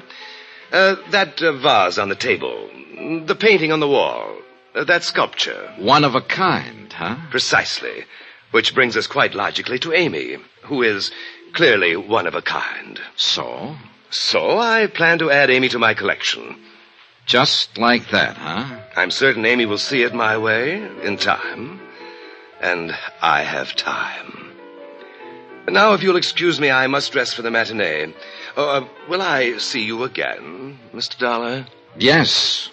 You probably will, Mr. Kane. I was glad to get out of the hothouse atmosphere of Kane's apartment. Real weird, this character. And I had a hunch I'd better keep an eye on him. Item 7, $1.65. Cab fare that evening to the Criterion Theater. I arrived half an hour before curtain time and headed for Amy's dressing room. Then, as I approached her door... You'll listen real careful. I'll give it to you once again. You've been tossing wrong cues to Sheila for 3 nights now. You've been doing everything you can to upstage her and make her look bad. Mike, it's just that I've been nervous lately. Maybe I have made a few mistakes in my life. Amy, but... you know I've got plans for Sheila, and I don't want her looking bad in this play. You've got plans for Sheila. What about us? Amy, we can talk about that some other time. But for now, I just want you to understand. You're to lay off Sheila. I mean it. Is that a threat, Mike? Take it any way you like. It sounded like Pomeroy was coming outside, so I ducked around behind a piece of scenery and waited a moment. Then I went back to Amy's door. Oh, Johnny. Hello, Amy. You look tired. I am. I just had a little go-around with Mike. Pomeroy? Uh-huh. I've been fluffing some of my lines lately. He seems to think I've been doing it deliberately to make Sheila Mitchell look bad. But he's wrong. Have you found out anything yet, Johnny? No, not much. I still can't believe there's anything to it. It's so silly to let it upset me. Silly even to give it a thought. Well, try not to, Amy. Let me worry about it. All right. Did I ever tell you it's nice having you around, Johnny? I left the dressing room and started for the alley door, but somebody stepped out in front of me. It was Mike Pomeroy. Hello, Dollar. Oh, hi, Pomeroy. I was just talking to Dave Coleman, the director. He told me he was the one who sent for you. He told me why. You didn't know about the threatening letter Amy got? No, I didn't. Look, Dollar, every actress I've ever known has gotten at least one note like that during her career. You don't think this should be taken too seriously, then? No. Amy's pretty nervous these days, and as long as you're around stirring things up, she'll be worried about it. If there's anything to be done about it, I can handle it. In other words, you want me to mind my own business, that it? You said that, Dollar. I didn't. It might not be a bad idea. Funny thing. When somebody tells me to lay off a case, my interest in it always doubles. After the final curtain, I went backstage to wait for Amy. The stage door was open, and I could see Porter Kane waiting in the alley outside. So I went over to him. Well, Mr. Dollar, good evening. Hello, Kane. On duty again tonight? Perhaps that's one way of putting it. I thought I might have a little chat with Amy after she's changed. I'm afraid she has a date. Oh? Do you happen to know with whom? Yeah, me. Mr. Dollar, are you suggesting that I'm to regard you as some sort of rival? Not at all, Kane. I'm just suggesting that I'm a friend of Amy's. I see. Good night, Mr. Dollar.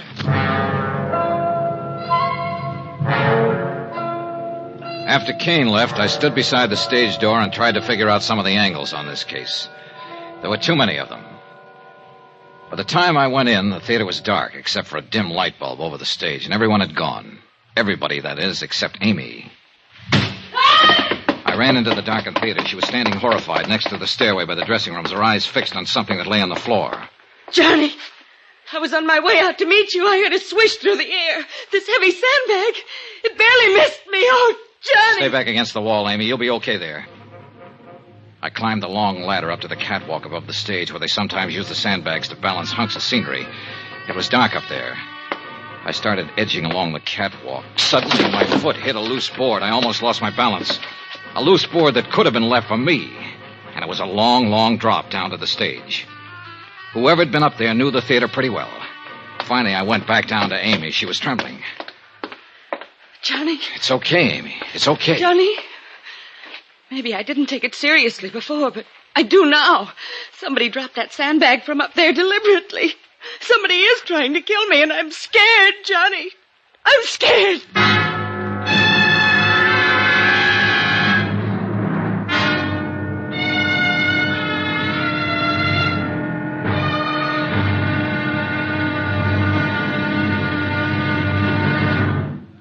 Johnny Dollar will be back in a moment to tell you about tomorrow's episode. Friends, send for your set of some of the most exciting toys of the year. 6 giant inflatable toys for only $1. Some up to 3 feet tall. You get Bounco the Happy Clown, Hoppy the Australian Kangaroo, Roscoe the 2 feet long roller skating bear, Whitey the fat indoor snowman, Mortimer the giant mouse 18 inches long, and last but not least, the great giant talking Santa, a roly-poly giant over 3 feet tall and 32 inches around the belly that actually says Merry Christmas out loud when you pull the tape. That's 6 sensational giant toys for only $1, made of sturdy, gaily colored latex that the kids can easily inflate. Send $1 for each set to Giant Animals, Box 1730, Grand Central Station, New York City. And if you order right now, you get Peter the Rabbit over 2 feet tall absolutely free. If not delighted with your Giant Animals, your money refunded immediately. Order today. You may never hear this offer again. Rush $1 plus 10 cents for packing and mailing in cash, check, or money order to Giant Animals, Box 1730, Grand Central Station, New York City. That's $1 plus 10 cents for each set with your name and address to Giant Animals, Box 1730, Grand Central Station, New York City.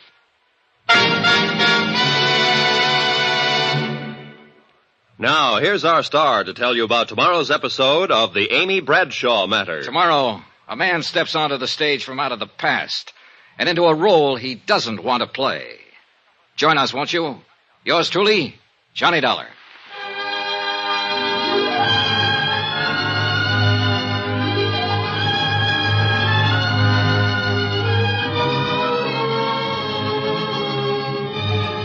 Yours truly, Johnny Dollar, starring Bob Bailey, is transcribed in Hollywood. Written by Robert Reif, it is produced and directed by Jack Johnstone. Be sure to join us tomorrow night, same time and station, for the next exciting episode of Yours truly, Johnny Dollar. Roy Rowan speaking.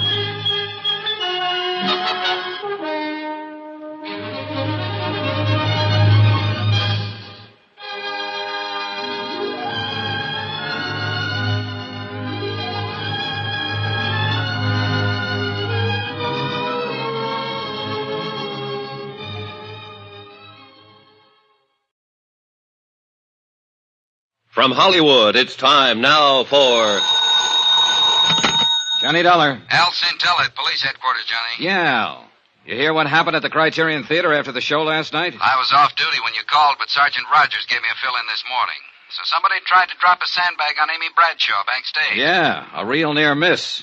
You still think these attempts on her life are publicity stunts? No, it looks like your hunch was right. I'll have a couple of my boys keep an eye on Amy. Thanks. Johnny, you wanted to know the whereabouts of this guy, Bill York, the husband Amy separated from. What have you got on him, Al? 768 West 4th Street, down in Greenwich Village. Thanks, I'll check it.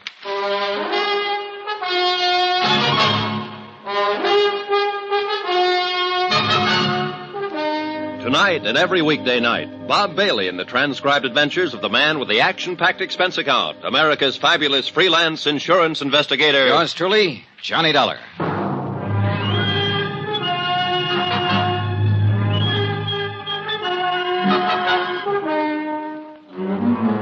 New York City, expense account submitted by Special Investigator Johnny Dollar.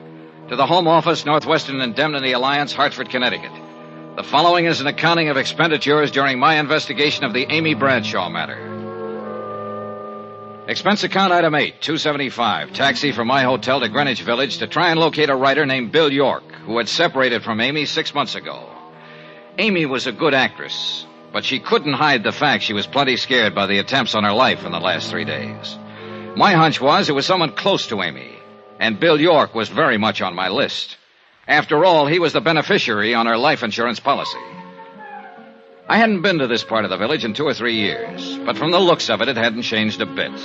Defiantly shabby and run down. A few beards here and there, a few gals with long, straight hair. Bookstores and bars, side by side. I checked at the address Al Centella had given me. It was a beat-up old rooming house. You come down here to interview the famous writer, something like that? Not exactly. Too bad. Here I thought you wanted to carry my message to America. No, I'm afraid that's a little out of my department, Mr. York.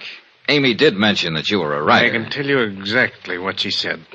She said, you know, Bill's a writer, sort of, right? Well, as a matter of fact. Amy always felt it necessary to apologize for me. That was one thing about our marriage that was always so charming. Well, look, I didn't come here to discuss your marriage, York. I don't know what you're so bitter about. It's none of my business. But... Why, darling, what do I have to be bitter about? Here I am, an artist, living an unfettered life of freedom in Greenwich Village. What more could I ask? I guess I haven't read any of your books. Don't worry about it. You're in good company. You and the publishers. Oh, that's too bad. Must make a little problem in the grocery department. Oh, that doesn't worry me. You see, one can always manage to live comfortably in hock. Oh? And if one is willing to hock his soul, of course the returns are much greater. I don't get you. That's not surprising, because nobody else but me would call it my soul. It's just the manuscript for an unpublished novel. 3 years of work and sweat and pain. But my clever pawnbroker, Mr. Pomeroy, has a fair idea what it means to me. Mike Pomeroy, Amy's agent? Charming chap. Quite shrewd. In other words, if you could raise some money, you could get this brainchild of yours out of hock from him. Tell me, how long's it been since you've seen Amy? Several months. Why? You haven't been uptown near her apartment the last few days, huh? No. You sure? Of course. Anything else? No. Not for now.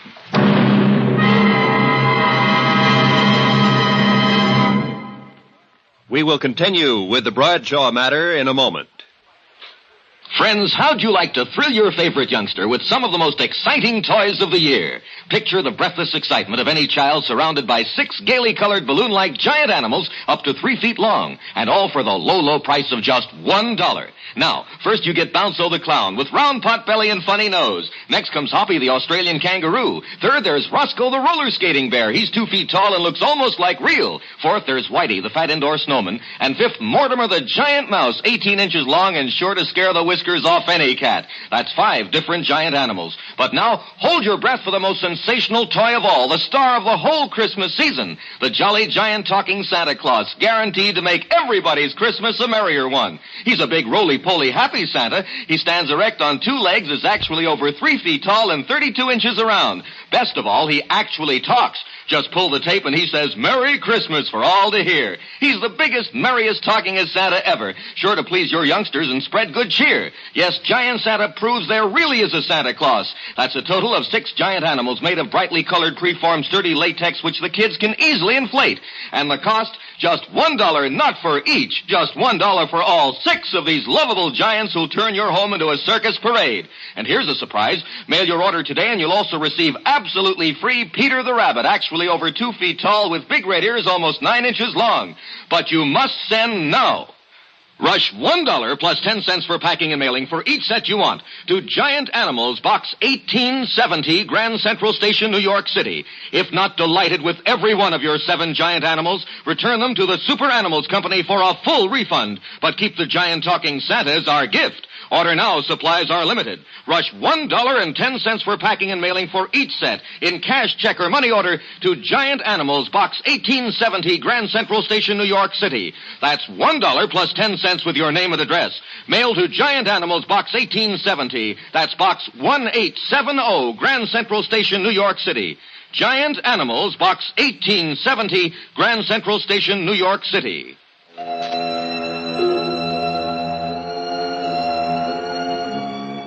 I was getting nowhere in my attempt to find out who was gunning for Amy Bradshaw, and I knew it. I called Mike Pomeroy, her agent, but he was out, so I took the next name on my list, the producer of Amy's play, Emery Taylor. Expense account item 9, $175, cab fare to Taylor's apartment in the mid-50s near the Museum of Modern Art. Taylor wasn't in, but his wife Dora was. She was sleek-looking and a little on the brittle side. She was sitting behind a small bar in the den, and she looked quite at home there. Drink? Thanks. Will your husband be back soon, Mrs. Taylor?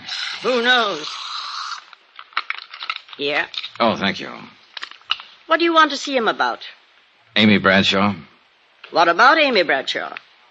I wanted to ask him if he knew of anyone who might want to harm Amy for any reason. Oh, I could answer that better than Emery. There is someone? There certainly is. Who? Me. Why? Would you like it if your husband was knocking himself out for for a younger woman? Well, now, isn't that part of the business? Is it? That's not all. Amy's hurt plenty of people getting where she is. Do you think your husband's one of them? I hope not. Who has she hurt, Mrs. Taylor? Do you know Dave Coleman? Her director? He was very much in love with Amy a few months ago. Oh, I see. I don't like to see someone I like get the way he was. One night here, he had a couple too many. He said, if he couldn't have her... Oh. Funny. How quick he got over it, though. Never says anything about it anymore, huh? Not a word. What about Porter Kane? Oh, you've met him. Is he one of them that Amy's hurt? No, he's not in that category. Whatever happened to hurt him must have happened at about the age of 5. What do you mean? Oh, isn't that when most of our troubles start? I wouldn't know. I once paid a psychiatrist $500 to tell me that's when mine started. Your troubles? Sure. Can't you tell, Mr. Dollard? I'm the mixed-up type. Aren't we all, Mrs. Taylor? I left her, still sitting behind the bar, and somehow I felt sorry for her. But she had given a new lead. David Coleman, Amy's director, who'd had it bad for Amy just a few months ago and had now completely recovered. Maybe. I made a mental note to have a little chat with Coleman that night. Then I put in another call to Mike Pomeroy. This time he was in, and I finally talked him into meeting me at a little bar on West 44th near the theater. But when I got there, I could see that he wasn't feeling very cooperative. Look, Dollar, I suggested once before, nice and polite, that maybe you should try minding your own business. I got the message, all right, Pomeroy, and now I've got one for you. I am minding my own business. This is what I was hired to do. The insurance company I represent holds a pretty hefty life insurance policy on Amy. And if she's in any danger, they want to know about it. But I told you before, I think this whole thing's pretty silly. I had a talk with Bill York, the writer, this morning. Even though he and Amy are separated, you know, he's still the beneficiary on her policy. So? So he says he's in hock to you. He's a bum. He wasn't doing Amy any good. She was worrying about him. When they split up, I told him as long as he stayed away from her, didn't try to see her, I'd keep him in groceries. I see. But naturally, I wanted some security. The manuscript of his book, for instance? Great unborn American novel. Well, apparently that manuscript means a lot to him. That's why I figured it'd be good security. What's the matter, Dollar? You look like you smelled something bad. Do I? What am I supposed to be? A philanthropist? Let me make one thing clear, Pomeroy. As far as the kind of loans you make, I agree with you. It's none of my business. But maybe I just got a sensitive nose. Yeah. Anyway, now I want my dough back. Is there anything wrong with that? Not a thing. I've got a play lined up I know will go over big. I want to produce it. York's tab has run up to several $1,000 now. I could use the money. I see. The stupid part of the whole deal is that York could pay me back within a couple of months if he wanted to. Oh. Sure. There's a lot of dough floating around to be made in television these days. But that prima donna thinks he's way above that sort of thing. This play you want to produce, Pomeroy, will it star Amy? No. Sheila Mitchell. Oh. Well, thanks for the information. Be seeing you. I doubt it.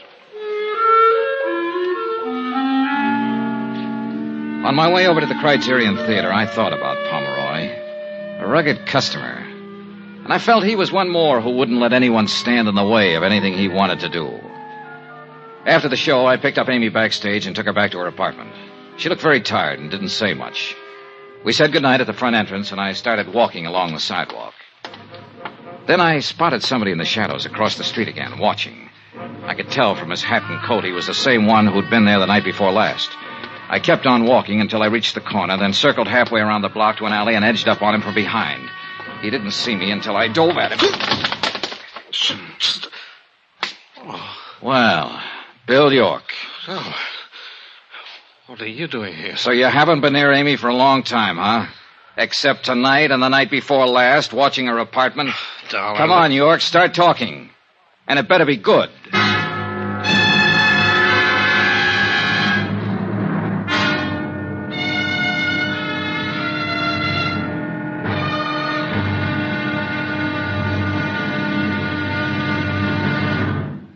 Johnny Dollar will be back in a moment to tell you about tomorrow's episode.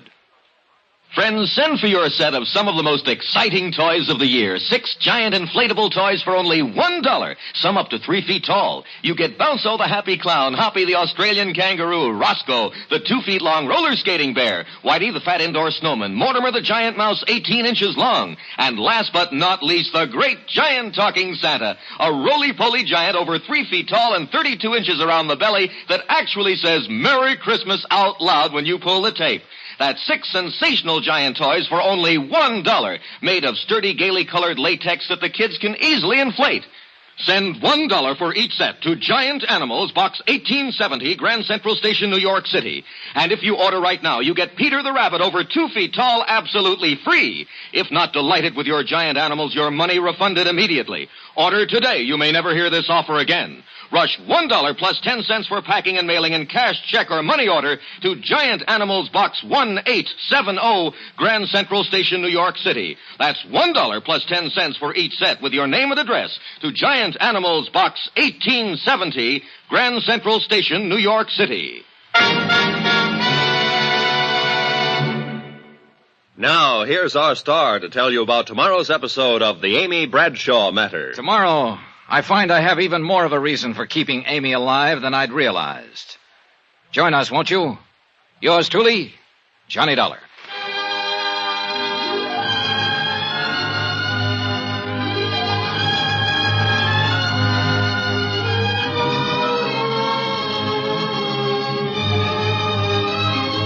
Yours truly, Johnny Dollar, starring Bob Bailey, is transcribed in Hollywood.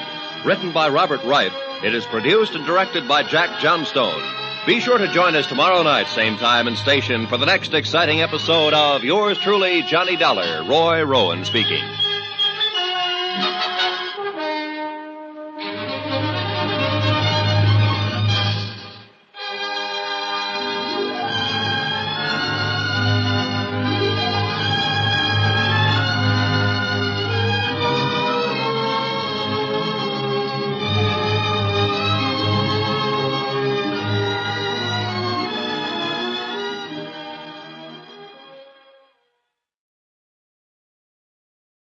From Hollywood, it's time now for Johnny Dollar. Health Intel at police headquarters, Johnny. Better get over here to my hotel room, Al. I've got company. Who is it? Bill York. Amy Bradshaw's ex-husband? Right. I caught him watching her apartment half an hour ago, and he's the one who was watching it the other night. This time I had better luck catching him. Has he opened up yet? No, but he will. Johnny, take it easy with him. I think he's got plenty to tell us. Looks like he's the boy we're after, Al. I'll be right over.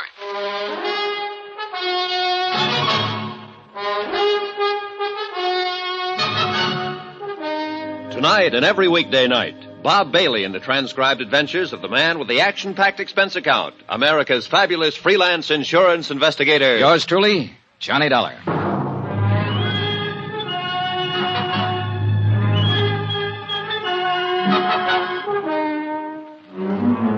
New York City. Expense account submitted by Special Investigator Johnny Dollar. To the Home Office, Northwestern Indemnity Alliance, Hartford, Connecticut. The following is an accounting of expenditures during my investigation of the Amy Bradshaw matter. Amy, star of a Broadway play, and somebody was out to get her. Expense account item 10, $3. Repairs to one coat sleeve. Torn in the process of inviting Bill York up to my hotel room. Look, Dolly, you've got no right to drag me up here to your room this way. York, you're going to sit right here until you open up and tell me all about the attempt on Amy Bradshaw's life. What? You come in. Oh, Al. Hi, Johnny. York, this is Detective Lieutenant Al Centella. Now, look here, Lieutenant. What's this all about? Well, I kind of thought that's what you'd tell us, Mr. York. But this is crazy. Why would I want to kill Amy? You're aware that you're still the beneficiary on Amy's insurance policy. What? Even if I am... Also, you need money, and you need it bad. You're several $1,000s in debt to Mike Pomeroy, Amy's agent. He's been pressing you for it lately. Look, Dollar. And you know you can't get the manuscript of your novel out of hock from him until you pay off. You've got 2 strikes against you, York. Motive and opportunity. Opportunity? Sure, but motive? No, Dollar. I've never had any reason to kill Amy. It's true she and I couldn't make it together, but I guess that was more my fault than hers. Go on. You see, Amy's never let anything stand in the way of what she wanted. What she wanted, I didn't. I guess we just lived in 2 different worlds. What do you mean? She's always been a success, and I've always been a failure. You still haven't explained why you lied to me, York. Lied? When I talked to you this morning, you told me you hadn't been near Amy for a long time. But when I caught up with you in front of her apartment tonight, I realized you were the same one who was watching it night before last. How about that, York? You fellas don't believe me much. What do you mean? Sure, once in a while I go stand outside her apartment house, look up at the light on the window, maybe think a little about how things might have been. That's all. Maybe you better come downtown with me, York. We'll check your story further. If you're clean, you got nothing to worry about. All right, Lieutenant. Sergeant, take Mr. York down to the car and wait for me there. Johnny? Who else have you talked to? Oh, everybody close to her. But the one who interests me most is her agent, Mike Pomeroy. He can be a pretty rough customer when he wants to. And he thinks Amy's standing in the way of a career for an actress he's currently interested in. Let's talk about somebody else for a moment. Who? You, Johnny. I think you're getting a little bit out of line. What do you mean? Down at police headquarters, we got a little black book. It tells us what to do and what not to do. It doesn't say anything about insurance investigators dragging possible suspects to their hotel room to question them. Listen, Al, when I'm assigned to a case, I usually try to break it any way I can. I know. It's just that I think you're taking this case pretty big. Meaning? Yesterday I told you that if I didn't know you better, I'd think you were falling for Amy a little yourself. Think it over, Johnny.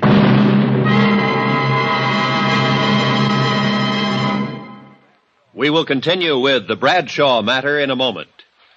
Friends, how'd you like to thrill your favorite youngster with some of the most exciting toys of the year? Picture the breathless excitement of any child surrounded by 6 gaily colored balloon-like giant animals up to 3 feet long, and all for the low, low price of just $1. Now, first you get Bounco the Clown with round pot belly and funny nose. Next comes Hoppy the Australian Kangaroo. Third, there's Roscoe the Roller Skating Bear. He's 2 feet tall and looks almost like real. Fourth, there's Whitey the Fat Indoor Snowman. And fifth, Mortimer the Giant Mouse, 18 inches long and sure to scare the whiskers off any cat. That's 5 different giant animals. But now, hold your breath for the most sensational toy of all, the star of the whole Christmas season, the jolly giant talking Santa Claus, guaranteed to make everybody's Christmas a merrier one. He's a big roly-poly happy Santa. He stands erect on 2 legs, is actually over 3 feet tall and 32 inches around. Best of all, he actually talks.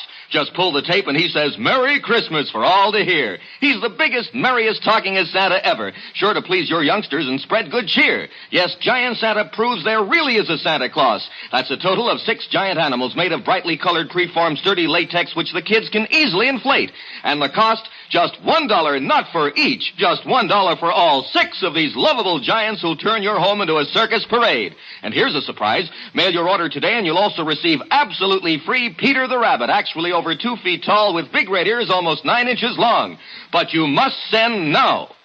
Rush $1 plus 10 cents for packing and mailing for each set you want to Giant Animals, Box 1907, Grand Central Station, New York City. If not delighted with every one of your 7 giant animals, return them to the Super Animals Company for a full refund, but keep the giant talking Santa as our gift. Order now. Supplies are limited. Rush $1.10 for packing and mailing for each set in cash, check, or money order to Giant Animals, Box 1907, Grand Central Station, New York City. That's $1 plus 10 cents with your name and address. Mail to Giant Animals, Box 1907. That's Box 1907, Grand Central Station, New York City. Giant Animals, Box 1907, Grand Central Station, New York City.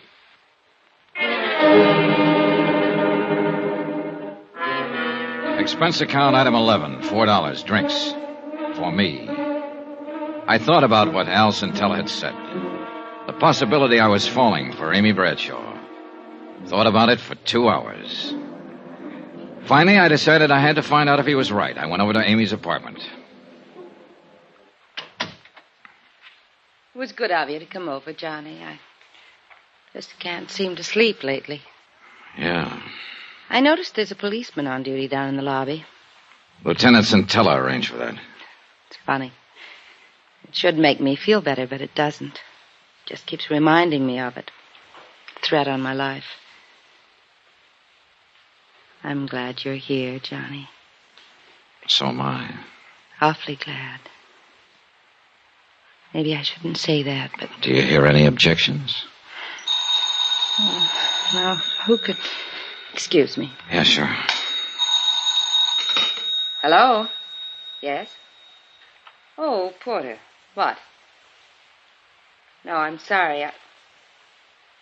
No, really, Porter, it's out of the question. No, Good night, Porter. Kane, huh? Yes, I suppose he means well. But he can be rather annoying. Do you have a cigarette, Johnny? Here. Thanks. You seem rather quiet tonight. Oh, just thinking, I guess. It's funny. A meeting like this. Yeah. Just a few days ago, I didn't know you at all. And now... And now what? I don't know, Johnny. I don't know. Amy. It was a mistake, Johnny. I'm sorry. Was it? Yes. Johnny, I'm afraid I've hurt a couple of people in the past. I don't want to hurt you. Don't worry, you won't. And that's the wonderful thing about being an actress. You play so many parts. The kiss. That was playing a part, huh? Even if it weren't, Johnny, it'd be no good. There'd always be something between us. It's right over there on the mantel. The clock? Yes. We can't turn it back. If I'd met you a long time ago before Mike, but I didn't. No. So? Is the clock so bad, Amy? It is to an actress. Sometimes I pretend it isn't there. You ever do that, John? No, it doesn't do any good. But you can try. You can live a whole life trying. Isn't that really what we all do? I don't know. We go along playing our parts, doing what we have to do, pretending the clock isn't there. But all the while it is. And though we keep on fighting against it, we know we can't turn it back. We can't even stop it. One thing I'd accomplished, I guess. I'd decided I wouldn't be seeing Amy anymore after this case was wound up. Winding it up, though, was another question, and I was still as far from home as ever on it. But I couldn't seem to get Porter Kane and his quaint little hobby of collecting things out of my mind. Why, good evening, Mr. Dollar. Hello, Mr. Kane. Come in, come in. Thanks. I know it's late. I'm sorry. Not at all. As a matter of fact, I was hoping I'd see you again. I don't want to keep you. I see your hat and coat. No, I'm not going out. I've just come in. Oh. You said you were hoping you'd see me again? Yes, I enjoyed our other little chat very much. I suppose you came to talk some more about Amy Bradshaw. Matter of fact, Mr. Kane, I came to talk about you. Splendid. And about your hobby. Collecting. A fascinating hobby, Mr. Dollar. You take it pretty seriously, don't you? I've devoted most of my life to it. And I may say that I've succeeded rather brilliantly with it. Each item in my collection is incomparable, without equal. Yeah, one of a kind. And that, of course, is precisely why Amy is necessary to complete the collection. The crowning and final edition. Final? Yes. For your information, Mr. Dollar, when I've acquired Amy, I intend to cease my hobby. Oh. She will complete my collection. Without her, though, it is still incomplete. Mind if I ask you a couple of questions, Mr. Kane? Not at all. You seem to have been pretty successful with your collection. Have you ever run up against an item you wanted but couldn't get? Of course not. That just doesn't happen. Has it ever happened? I can't remember that it ever... Yes. Yes, it did happen once. When? When I was 9 years old. A playmate of mine had a lollipop that I admired greatly. He wouldn't give it to me, and he wouldn't sell it to me. What did you do? I did the only logical thing there was to do. I smashed the lollipop, Mr. Dollar.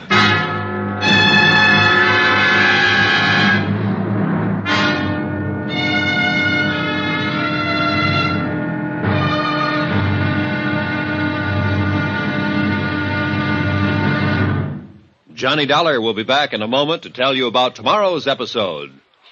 Friends, send for your set of some of the most exciting toys of the year. 6 giant inflatable toys for only $1. Some up to 3 feet tall. You get Bounco the Happy Clown, Hoppy the Australian Kangaroo, Roscoe the 2 feet long roller skating bear, Whitey the fat indoor snowman, Mortimer the giant mouse 18 inches long, and last but not least, the great giant talking Santa, a roly-poly giant over 3 feet tall and 32 inches around the belly that actually says Merry Christmas out loud when you pull the tape.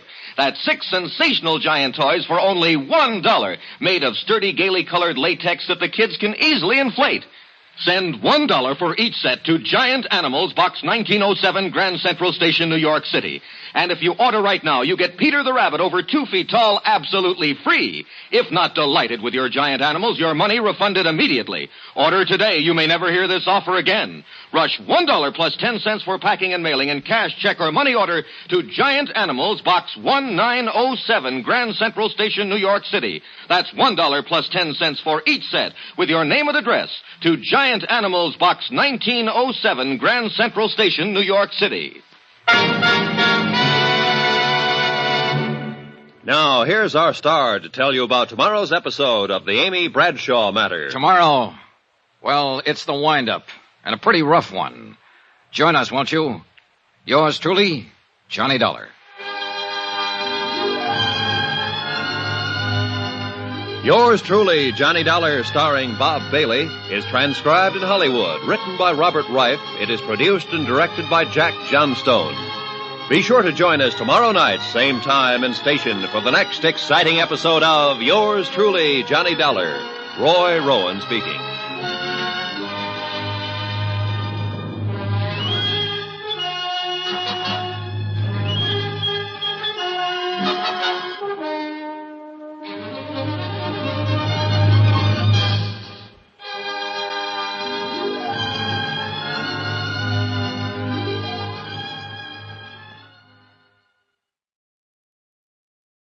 From Hollywood, it's time now for... Johnny Dollar. It's Amy Bradshaw, Johnny. Amy, it's 1 a.m. Anything the matter? Yes, can you come over right away? Sure. Your apartment? No, I'm in my dressing room at the Criterion Theater. At 1 o'clock in the... Amy, there's a policeman assigned to you. Is he with you? No, I went out the back way. I came over here alone. But why? He's supposed to be protecting you. Johnny, I can't explain now, but I think I finally know who's been trying to kill me. I want to talk to you right away over here. Hurry. Please hurry.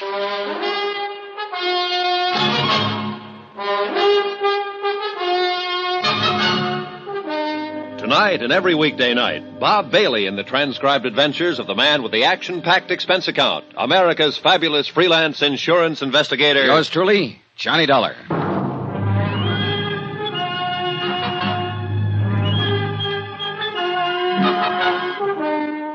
New York City, expense account submitted by Special Investigator Johnny Dollar. To the Home Office, Northwestern Indemnity Alliance, Hartford, Connecticut. The following is an accounting of expenditures during my investigation of the Amy Bradshaw matter. Expense account item 12, $5. Taxi from my hotel to the Criterion Theater on West 44th. $2 for the fare, $3 for getting me there in 5 minutes. Amy had sounded plenty scared over the phone. The cab skidded to a stop in front. I caught a glimpse of somebody at the other corner of the theater. It looked like Porter Kane. I couldn't be sure, and I didn't have time to find out right now. Backstage, it was quite dark, and I had to feel my way through some... The shot came from the direction of Amy's dressing room. Mike Pomeroy, her agent, was lying on the floor, dead. There was a gun on the floor, too, just inside the door. Johnny! Oh, Johnny! What happened, Amy? Amy, stop it! Tell me what happened. The door. Door? The shot, it came from the door. I ran outside the dressing room, across the stage, into the alley. No one in sight. Back inside, I found a light switch. So I phoned Al Centella at police headquarters, told him what had happened. Amy was quieter now. Johnny. Amy, look. I know it's tough for you to talk right now, but you've got to try and tell me. I know. A little after midnight, Mike called me at my apartment. He said he wanted to talk to me about something important. His office is nearby, and he asked me to meet him here in my dressing room. So I came over right away. Go on. Mike and I started talking. Suddenly I saw the door opening a crack. A hand with a gun. Mike. Easy. Mike saw it too. He dove in between me and the door. And collected the slug.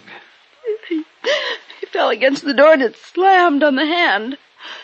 The gun dropped. And the next thing I remember, you were in the room. You didn't see who was holding the gun? No, just the hand. Amy. And there was something on one of the fingers that I recognized.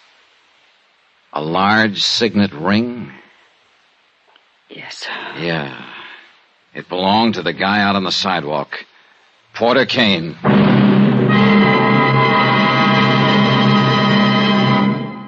We will continue with the Bradshaw matter in a moment. Friends, how'd you like to thrill your favorite youngster with some of the most exciting toys of the year? Picture the breathless excitement of any child surrounded by 6 gaily colored balloon-like giant animals up to 3 feet long, and all for the low price of just $1. Now, first you get Bounzo the Clown with round pot belly and funny nose. Next comes Hoppy the Australian Kangaroo. Third, there's Roscoe the Roller Skating Bear. He's 2 feet tall and looks almost like real. Fourth, there's Whitey the Fat Indoor Snowman. And fifth, Mortimer the Giant Mouse, 18 inches long and sure to scare the whiskers off any cat. That's 5 different giant animals. But now, hold your breath for the most sensational toy of all, the star of the whole Christmas season, the jolly giant talking Santa Claus, guaranteed to make everybody's Christmas a merrier one. He's a big roly-poly happy Santa. He stands erect on 2 legs, is actually over 3 feet tall and 32 inches around. Best of all, he actually talks. Just pull the tape and he says, Merry Christmas for all to hear. He's the biggest, merriest, talkingest Santa ever. Sure to please your youngsters and spread good cheer. Yes, Giant Santa proves there really is a Santa Claus. That's a total of 6 giant animals made of brightly colored preformed sturdy latex which the kids can easily inflate.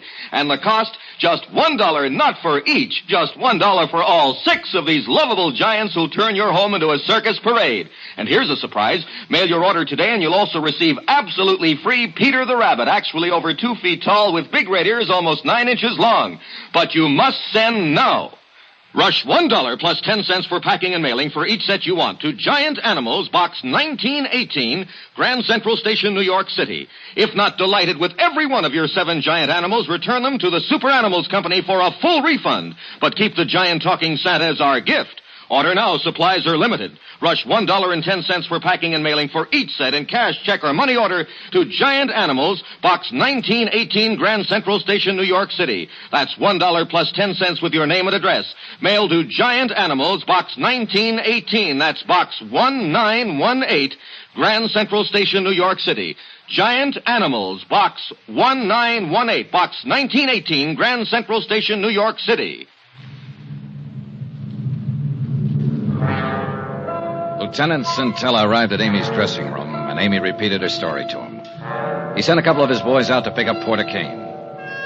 Alan, Amy, and I went down to headquarters. We left her in one room while we went into another to question Kane, who'd been picked up at his apartment. See here, Lieutenant, I don't know what this is all about, but I certainly object to being routed out. Just hold it, Kane. You know why you're down here. I certainly do not. You don't know that Mike Pomeroy's dead, eh? Amy's agent? Really? Really. Well, I never did like that chap. Quite an insensitive person. Well, he's real insensitive now, Kane. He's dead. How did it happen? Mike was shot by mistake. The real target was Amy. Good heavens, no. When's the last time you saw Amy? The night before last. I spoke to her briefly after the show. You haven't talked to her on the telephone? No. You're lying. Now, see here, you phoned her Dollar. at her apartment about 11 p.m. I was there. All right. I did telephone her. I suggested she meet me somewhere. I told her I'd wait for her outside her apartment. Go on. I saw her come out later by the alley, so I followed her to the theater, thinking she meant for us to talk there. But then I heard a shot. So you admit being in the vicinity? Well, yes, but I definitely did not go into the theater. Didn't you? Kane, Amy got a look at the hand holding the gun. There was a ring on one of the fingers. Ring? Your ring. She's completely mistaken. That's a very distinctive ring. It's not one that anybody be mistaken about. See here, Lieutenant, all of this wild supposition is based on the assumption that I had a motive for wanting to kill Amy. You told me what your motive was when I talked to you last evening in your apartment. What do you mean? I asked you what you'd do if you wanted something for your collection and couldn't get it. You told me a story about what happened when you were just a kid 9 years old. But I say Another that... kid had a lollipop you wanted. He wouldn't give it to you, so you smashed it. And that's what you were trying to do tonight in Amy's dressing room. You couldn't have her, so you tried to smash her.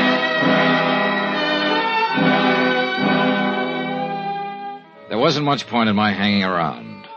So I got Al Centella's permission to take Amy back to her apartment. We could wait there for any new developments. Amy didn't say a word all the way. When we got there, she sat in a chair staring at the wall. When she finally spoke, it was more like she was talking to herself. He's dead. Amy, He's dead because of me. stop talking that way. Mike Pomeroy jumped in the way of a bullet. If he hadn't, you'd be dead. Would have been better that way. Stop it, Amy. Johnny, Yeah. I think... You think what? Oh, just a minute. I'll get it.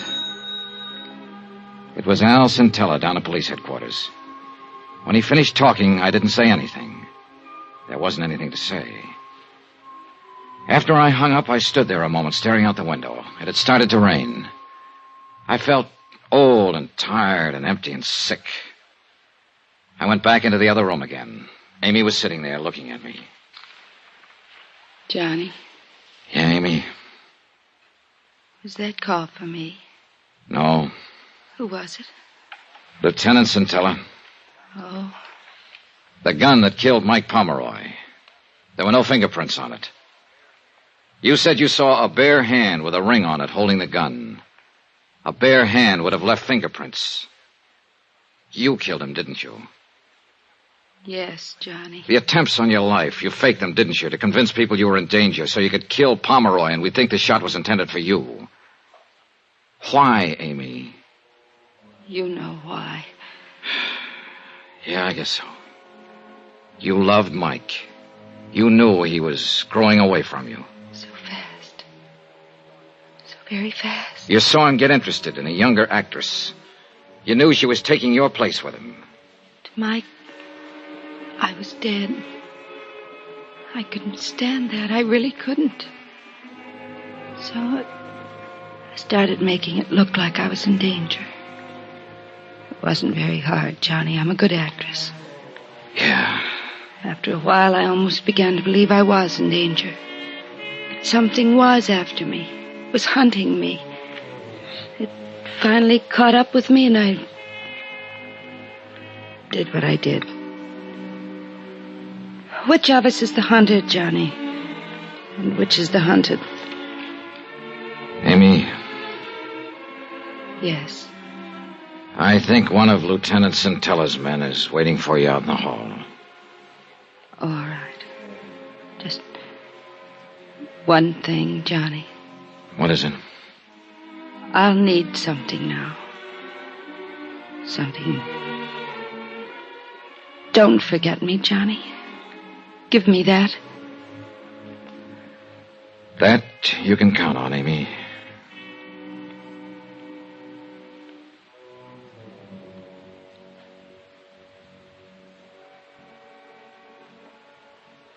She walked out of the room, and she didn't look back. I'm glad she didn't.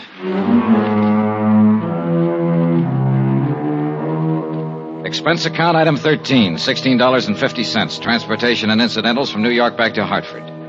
Expense account total, $185.20. End of account, end of report. Remarks? Amy repeated her confession to Lieutenant Centella. Her trial's coming up soon.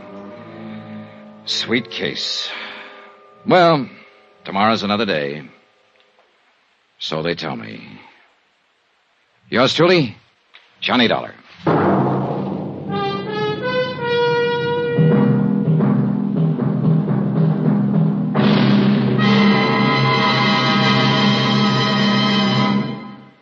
Johnny Dollar will return in a moment to tell you about next week's intriguing story. Friends, send for your set of some of the most exciting toys of the year. 6 giant inflatable toys for only $1. Some up to 3 feet tall. You get Bounco the Happy Clown, Hoppy the Australian Kangaroo, Roscoe the 2 feet long roller skating bear, Whitey the fat indoor snowman, Mortimer the giant mouse 18 inches long, and last but not least, the great giant talking Santa, a roly-poly giant over 3 feet tall and 32 inches around the belly that actually says Merry Christmas out loud when you pull the tape. That's 6 sensational giant toys for only $1, made of sturdy, gaily colored latex that the kids can easily inflate. Send $1 for each set to Giant Animals, Box 1918, Grand Central Station, New York City. And if you order right now, you get Peter the Rabbit over 2 feet tall absolutely free. If not delighted with your giant animals, your money refunded immediately. Order today. You may never hear this offer again. Rush $1 plus 10 cents for packing and mailing and cash, check, or money order to Giant Animals, Box 1918, Grand Central Station, New York City. That's $1 plus 10 cents for each set with your name and address to Giant Animals, Box 1918, Grand Central Station, New York City. Now, here's our star to tell you about next week's exciting story. Next week, a case with a great big question mark. Accident, suicide, or just plain murder? Join us, won't you? Yours truly, Johnny Dollar.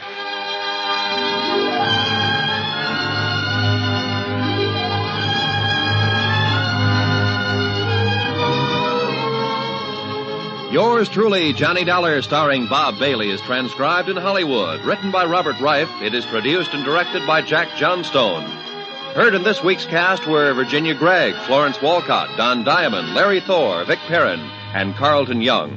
Musical supervision by Amerigo Marino. Be sure to join us on Monday night, same time and station, for another exciting story of Yours truly, Johnny Dollar. This is Roy Rowan speaking.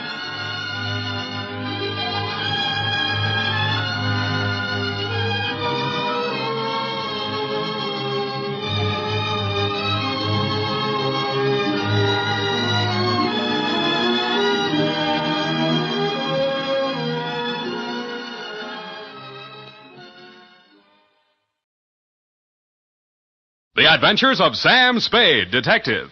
Brought to you by Wild Root Cream Oil Hair Tonic, the non-alcoholic hair tonic that contains lanolin. Wild Root Cream Oil. Again and again, the choice of men who put good grooming first.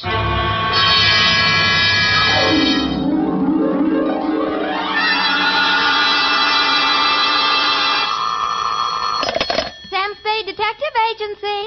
This is Sam, Blackleg Spade, the third most dangerous gambler on the Barbary Coast. Oh, Sam, not horses again. Horses, women, and the gaming tables, Effie, the versions of the elite. Well, divert yourself with this, Sam.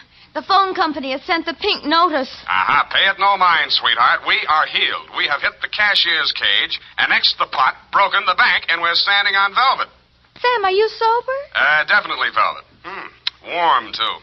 Sam, from where are you calling from? You're wrong, Effie. It's a drugstore. Stay where you are. I'll be right down to deal out my report on the hot 100 grand caper.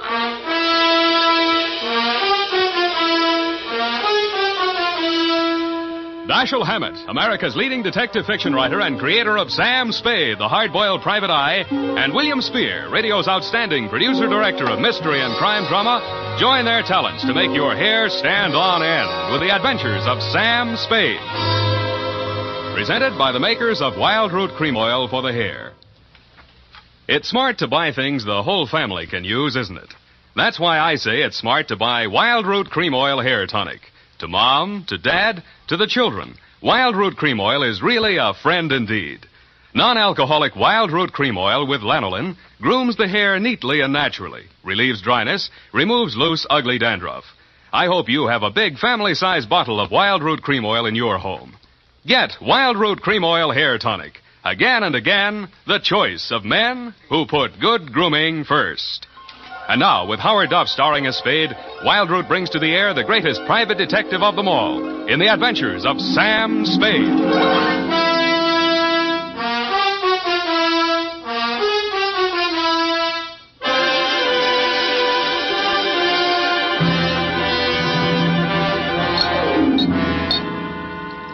Date, September 19, 1948, to robbery detail, San Francisco Police. Attention Sergeant Walsh.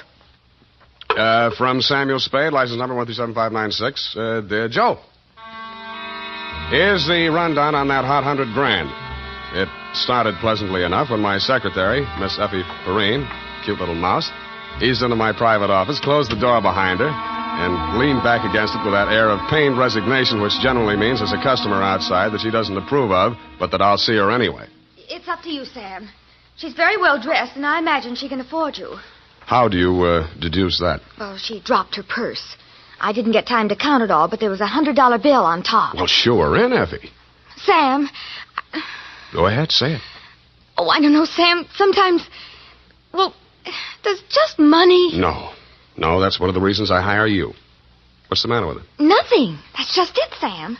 She's very good-looking, cultivated, and very kind and considerate. And she seems sincerely troubled. You mean her act is a little too good? I felt that too, Sam. Thanks, Angel. I'll keep that in mind. Tell her to come in. All right, Sam. Mr. Spade will see you, Mrs. Kilcourse. Thank you. Thank you for seeing me, Mr. Spade. My pleasure.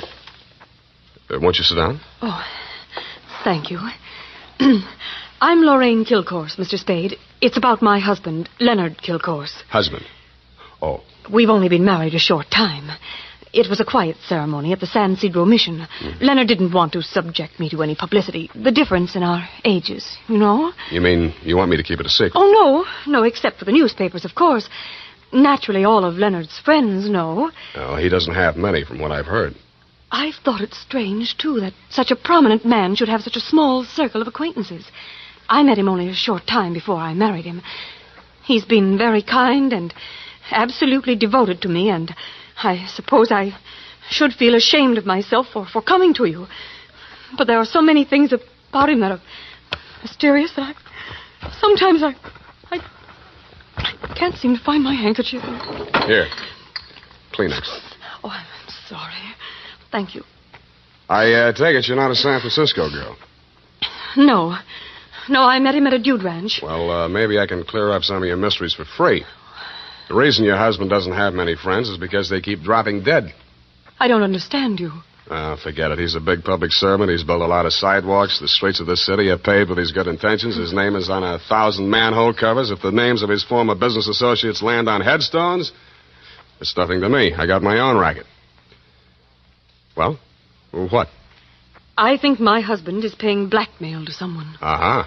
And upon what do you base your suspicions, Mrs. Kay? It started about a month ago.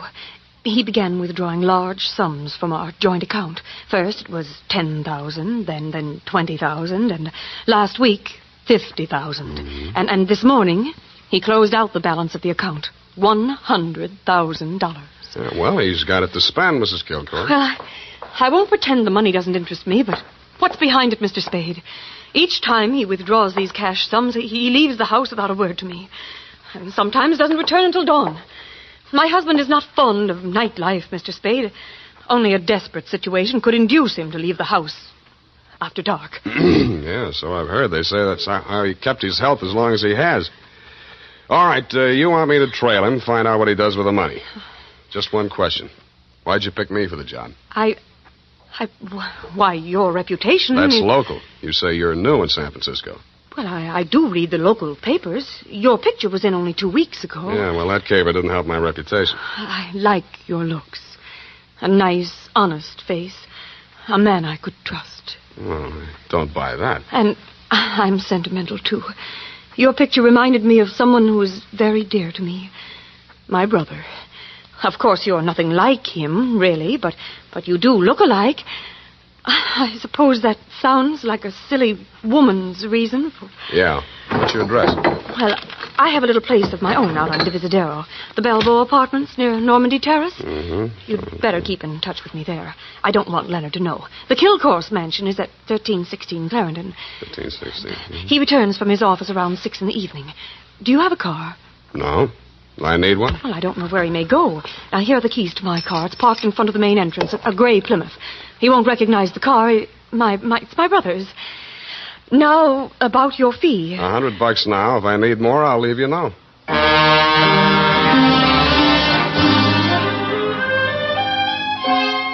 I had an uneasy feeling I would need more.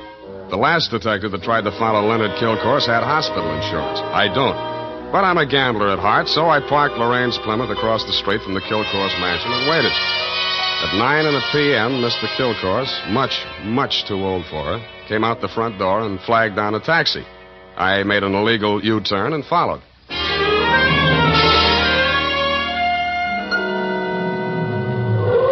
The trail ended across the Golden Gate Bridge in Marin County.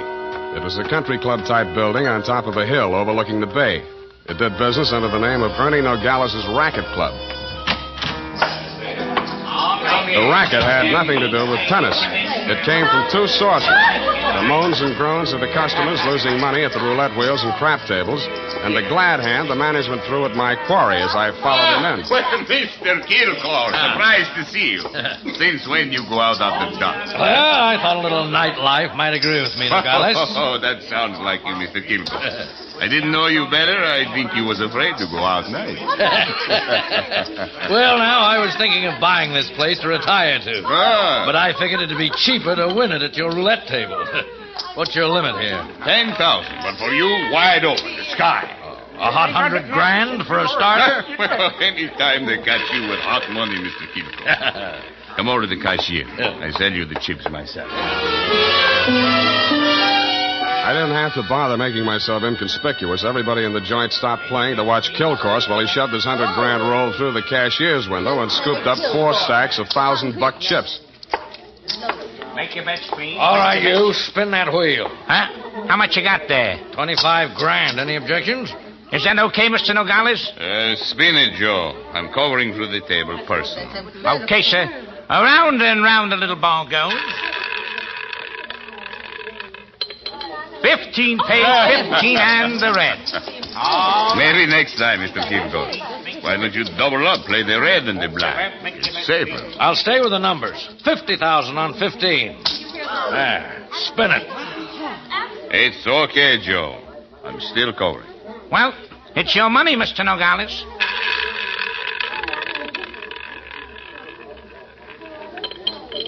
Number 4 pays. Number 4 and the red again. Well, $25,000 more on 15. Look, Mr. Kilcourse, go on, enjoy yourself. Take it off your income tax, but please spread them out a little there, those chips, huh? It looks bad for the house. What kind of a joint is this? Can't you cover the bets? Okay, Joe. He asked for it. Okay, sir.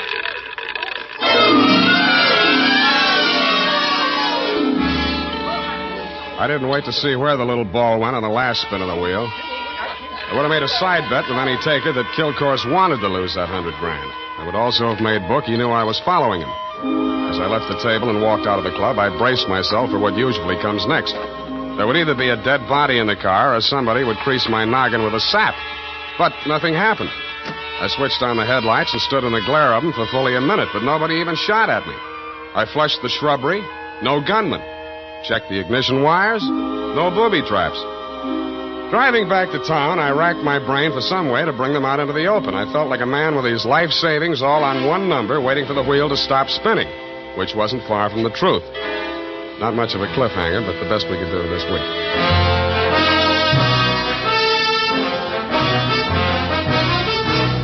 The makers of Wild Root Cream Oil are presenting the weekly Sunday adventure of Dashiell Hammett's famous private detective, Sam Spade.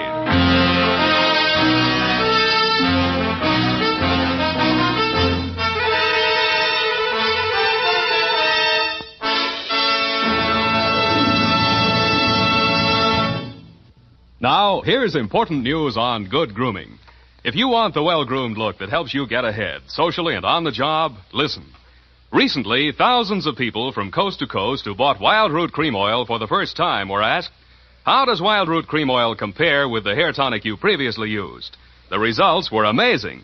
Better than 4 out of 5 who replied said they preferred Wild Root Cream Oil. Remember, non-alcoholic Wild Root Cream Oil contains lanolin. It grooms the hair naturally, relieves dryness, and removes loose, ugly dandruff. So if you want your hair to be more attractive than ever before, get the generous new 25-cent size of Wild Root Cream Oil, America's leading hair tonic, on sale at all drug and toilet goods counters. It's also available in larger economy bottles and the handy new tube. Get Wild Root Cream Oil, again and again, the choice of men who put good grooming first. By the way, smart girls use Wild Root Cream Oil, too, and mothers say it's grand for training children's hair.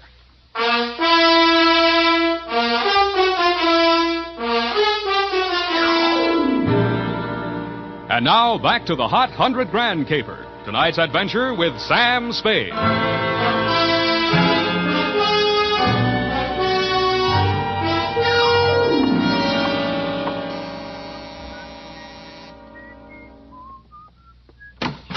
Yeah? This Mrs. Kilcourse's apartment? Yeah? She here? Yeah? Well, can I come in? Yeah? Tommy? Yeah? Who is that, Mr. Spade? Yeah. Oh, this is the detective I was telling you about, Tommy. Remember? Yeah. The one who looked so much like you? Yeah. No. Oh, excuse me. This is my brother, Tommy Lane. Yeah. I mean, Tommy, won't you run down to the corner and buy me some cigarettes for about 20 minutes? I have something to talk over with Mr. Spade. Yeah. Nice boy, your brother. Small vocabulary, but big feet. Well, he's shy. Now, what did you find out about my husband, Mr. Spade? He dropped $100,000 in a gambling joint. Ernie Nogales' racket club. You know it? No, but I know Ernie Nogales. I knew him in Reno before I met Leonard. He lost his license there for running a crooked wheel. The way Kilcourse was playing tonight, that wheel didn't have to be crooked. He was trying to lose that $100,000. But why? Why would he do a thing like that? One of two reasons. Either he's paying off to Nogales or he's paying off to somebody else, and Nogales is the go-between. Well, I don't believe it. Ernie is a crooked gambler, but he doesn't touch blackmail. And your husband isn't stupid enough to drop $100,000 in 3 turns of a wheel. Anyway, I'm not tangled with him and or the Ernie Nogales mob for $100 of your money or anybody else's. Here, take it. Well, and here are your car keys. No, wait, please. You can't desert me now. Why not? Well, I haven't told you everything. I'd hoped I wouldn't have to. About your brother? How did you know? The only place you get a green suntan is in a pokey. Besides, he acts kind of stir-crazy. Spent a little time in solitary, didn't he? He won't talk about it. But that's it, Sam. That's why Leonard is paying that blackmail money to Nogales. You just said Nogales wouldn't touch blackmail. Any other corrections you'd like to make in your copy before we proceed? Yes. Well, I might as well tell you everything. Why not? I knew when I came to you this morning that my husband was paying this money to Nogales. I knew because I asked him to. You and Ernie Nogales are working together? I'm not that rotten. I didn't say you were, but you're a rotten liar. There's that much in your favor. But I'm telling the truth now, Sam. You must believe me. Everything that has happened is my fault. I persuaded Nogales to give my brother a job in his place in Reno. Mm-hmm. They quarreled, and when he got closed down, he blamed Tommy. He swore he'd kill him when he got out of prison. That's why I begged my husband to pay him to save Tommy's life. Who did rat on Nogales about that crooked wheel in Reno? I did. That's why I feel responsible. Leonard is so fine, so generous. But I can't let him go on paying for my mistake. Yeah, like you said, he's going to run out of money. Look at me, Sam. Do I look like the kind of a woman to whom money means everything in the world? No, but you're looking at me, not at Kilcourse. You're laughing at me. Oh, I know what you think. Perhaps I did make a mistake in marrying Leonard, but he was so kind, so considerate, like my father. Everybody reminds you of your relatives. You don't believe my story? Well, since you asked. Well, all right, then here's the truth.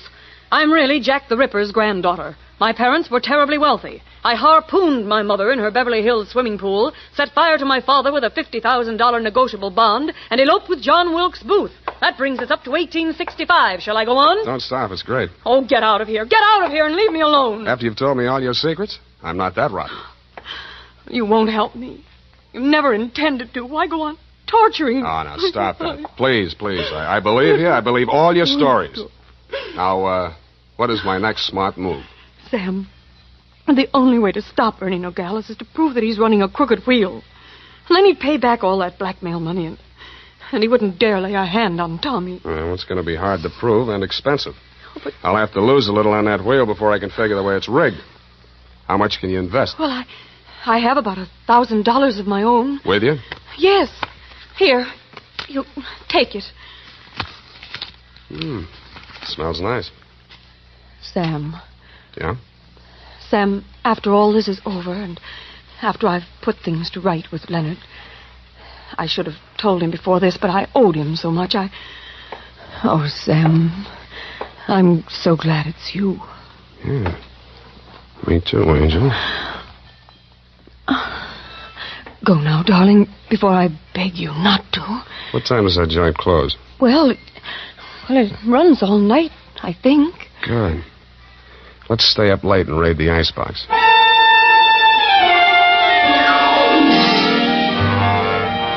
Around 2 a.m., when I low-geared the Plymouth up the long, steep driveway to Ernie Nogales' racket club, backed into the parking space nearest the road with the car headed downhill for a quick getaway just in case, and I went in.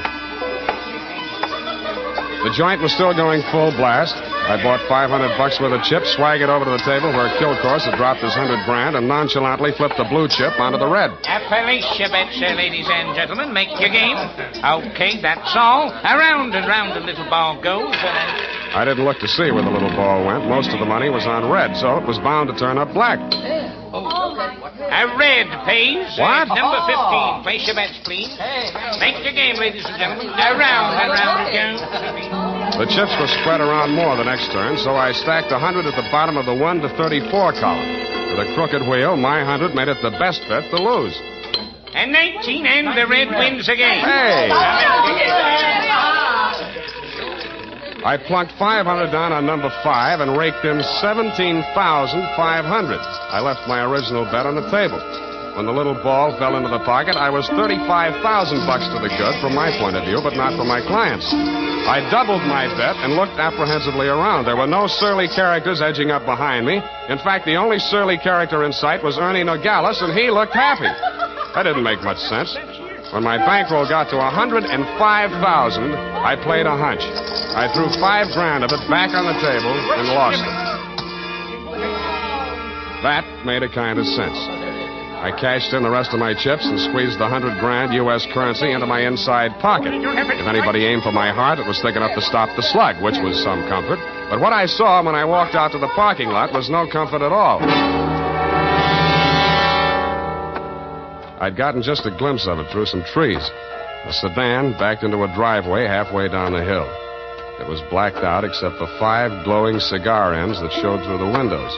I could think of only one reason for 5 cigar smokers to be parked in that particular spot at that particular moment. The Plymouth was where I had parked it, pointing straight down the hill. I slammed the door but didn't get in. Then I listened.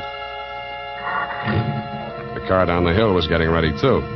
I cracked the door of the Plymouth wide enough to get my arm inside and pressed the starter with the heel of my hand. I switched on the lights, pushed the clutch with my left hand, used my right to shift it into low. Then I pulled the hand throttle out all the way and let it go.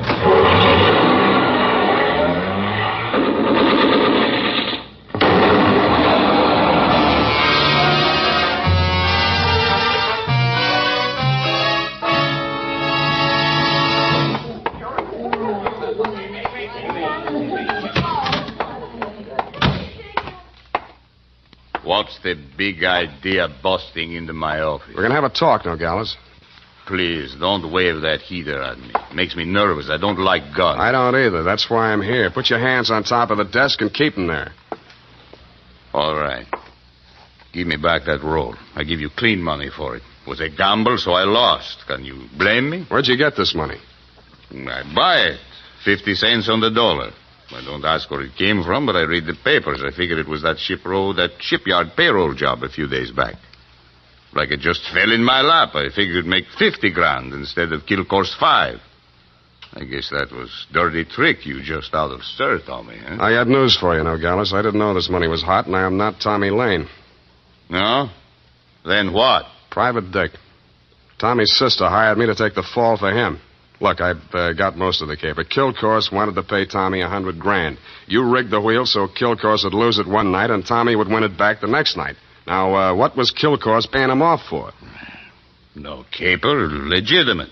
He was sent up for bribing a public official. You mean he was the payoff man for Kilcourse's contracting firm? Sure, legitimate business. And the grand jury went out after Kilcourse. Tommy took the rap, that's all, for a price. Yeah, $100,000. Thanks, Nogales. That's all I needed. Oh, Sam, I was afraid I might be too late. You are, Oh, I sweetheart. have so many things to explain. Where can you talk? Right in here. But who's this man? Why, that's your old sweetie from Reno, Ernie Nogales, remember? What's the matter with you two? You Oh. crazy? Oh, Sam, I should have told you the truth from the beginning. Check. The Nogales yarn, I can understand, but why did you tell me you were Kilcourse's wife? I was desperate. I had to say something. It was the only explanation I could think of for my interest in this case without telling the truth. But you were making a pigeon out of me. I don't know about such things, Sam. All I know is I'm here in time to warn you. You mustn't walk out of here with that money. Listen. They may kill you to get it back. They already did. They're combing the wreckage of that car right now, looking for my body. Then Tommy was right. They did mean to kill him. How'd he get the rumble? While he was in prison, from another man that Kilcourse framed. He was in for life, so it was safe for him to talk. Hey, you two. Yeah, Nogales? That car that just drove up. I think that's Mr. Kilcourse. Oh, Yeah, what's your hurry? Let me go! Come on, what's your hurry? Tommy's out there in that cab.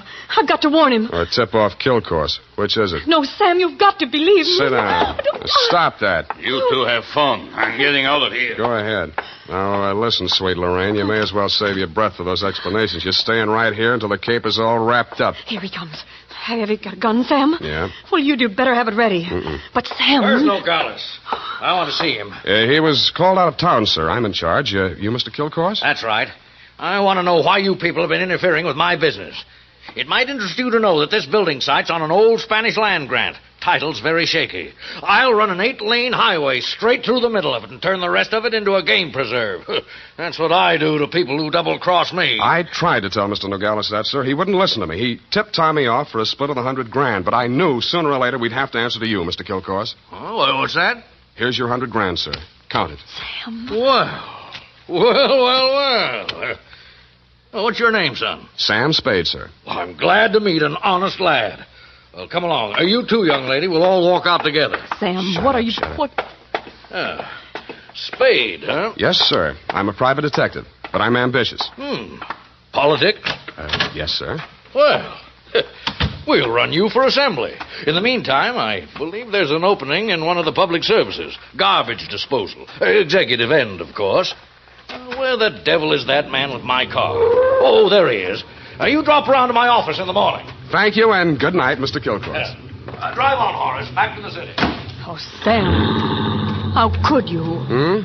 All those lies and just handing over the money like that. It wasn't yours. It wasn't Tommy's either, sweetheart. Get in. Well, Tommy, are you all right? Yeah. Drive us across the bridge, Tommy, will you? Yeah. Tommy, Yeah? Tommy, I'm afraid we'll have to do without the money. Yeah? Sam gave it to Mr. Kilcourse. Yeah? Now, don't get excited, Tommy. I'm sure Sam had a reason. Didn't you, Sam? Yeah. I mean, that was marked money from a payroll job. Oh, then it won't do him any good. It'll send him up for a good long stretch if the eyewitness story that goes along with it is good enough. And you're just the girl to tell it, sweetheart. Am I right, Tommy? Yeah.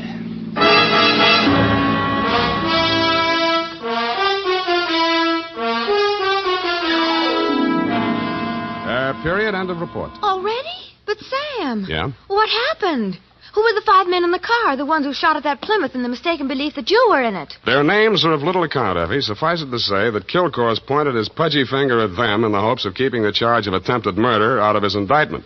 But I was too clever. I identified them. But, Sam, you didn't see anything but their cigars glowing in the darkness. Have you never heard of Sherlock Holmes' monograph on the 49 varieties of tobacco ash, you fool? But, Sam, Sherlock Holmes is only the segment of someone's imagination. He's a fictional detective. Well? You mean...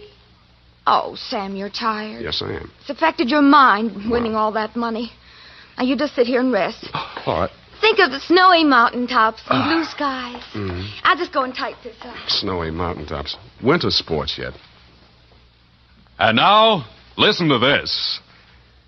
If you haven't yet tried Wild Root Cream Oil, the famous hair tonic that grooms your hair neatly and naturally, relieves dryness, and removes loose dandruff, then here's a wonderful way to get acquainted. Buy Wild Root Cream Oil in the new 25-cent size bottle at your drug or toilet goods counter. Also, ask your barber for a professional application of Wild Root Cream Oil hair tonic. Again and again, the choice of men who put good grooming first.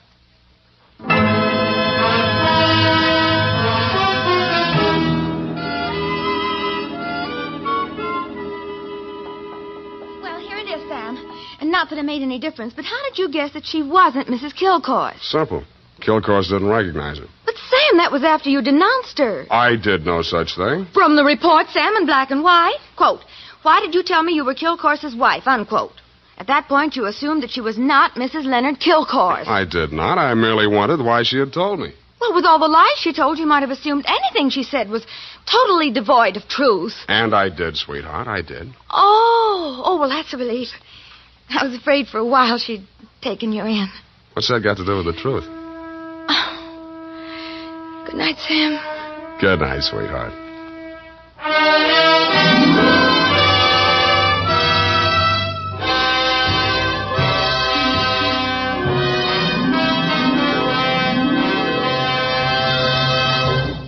The Adventures of Sam Spade, Dashiell Hammett's famous private detective, are produced and directed by William Spear. Sam Spade is played by Howard Duff. Lorene Tuttle is Effie. Sadie Thompson appeared as Lorraine Kilcourse.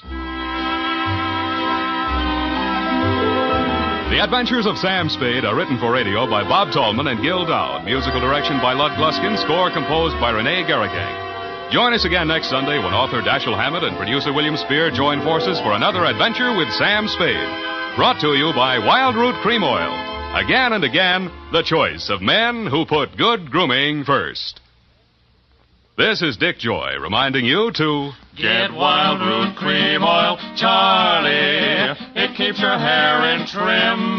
You see, it's non-alcoholic, Charlie. It's made with soothing lanolin. You better get Wild Root Cream Oil, Charlie. Start using it today. You'll find that you will have a tough time, Charlie. Keeping all the gals away. Hiya, Baldy. Get Wild Root right away.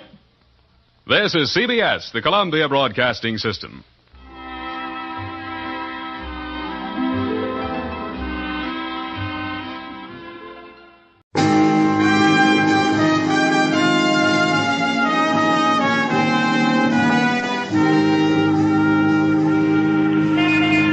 Broadway's My Beat, from Times Square to Columbus Circle, the gaudiest, the most violent, the lonesomest mile in the world. Broadway's My Beat, with Larry Thor as Detective Danny Clover.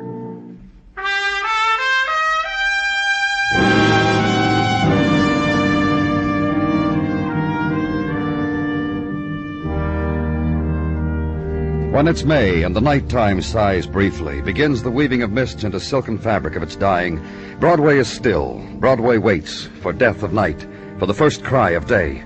Entwined with mist threads, the echoes of earlier whisperings, and light pools spilled from earlier neon, diminishing now, contracting into cores of darkness. Dance of litter where dreams were and promises were, and through it, erratic dance of a sodden man who stops, then leans for a while against the edge of night, walks on, and in his wake, ebb of nighttime. And at headquarters, walk a corridor, your way to a room where you'd been summoned by Detective Muggavan. Old thoroughfare to the interrogation room to see... Well, you'll see when you get here, Muggavan, it said. The poor soul sat sighing by a sycamore tree. Her hand on her bosom, her head on her knee, sing willow, willow. Well, you can cut that out now, Miss. The lieutenant is here, and the lieutenant has got your message. Her salt tears fall from her, which soften the stones. Sing willow. You hear me, Miss? You can end it now, any time. Drunk? In my time, Danny, I have been in the company of many lady drunks, but What's never she doing one... here? Why isn't she in the tank? She was there, Danny, a couple hours ago. Picked up off of Village Street about midnight. They booked her, searched her, did all their little things, and then sent her up to us. I call my false love, but Lady, what's it? Why did they send you up to us, Muggavan? Over here on the table, Danny. This knife, it was found in her purse. There was blood on it. Fresh blood, human blood. I let the boys in technical have their way with the knife, and that's the report they came up with. Who is she? No identification. Well, Like she is now, how she was when they picked her up. The wrinkled summer dress, the booze. One difference. The knife was in her purse. Miss... my false love said then, you know what he said? Give me, oh you whose arms are soft and slender. Look, Miss... Yeah, Danny, you talk to her. Be gentle. Be, well, like you are. Maybe you and shall... he said, against your heart so innocent and tender, a little love and some forgetfulness.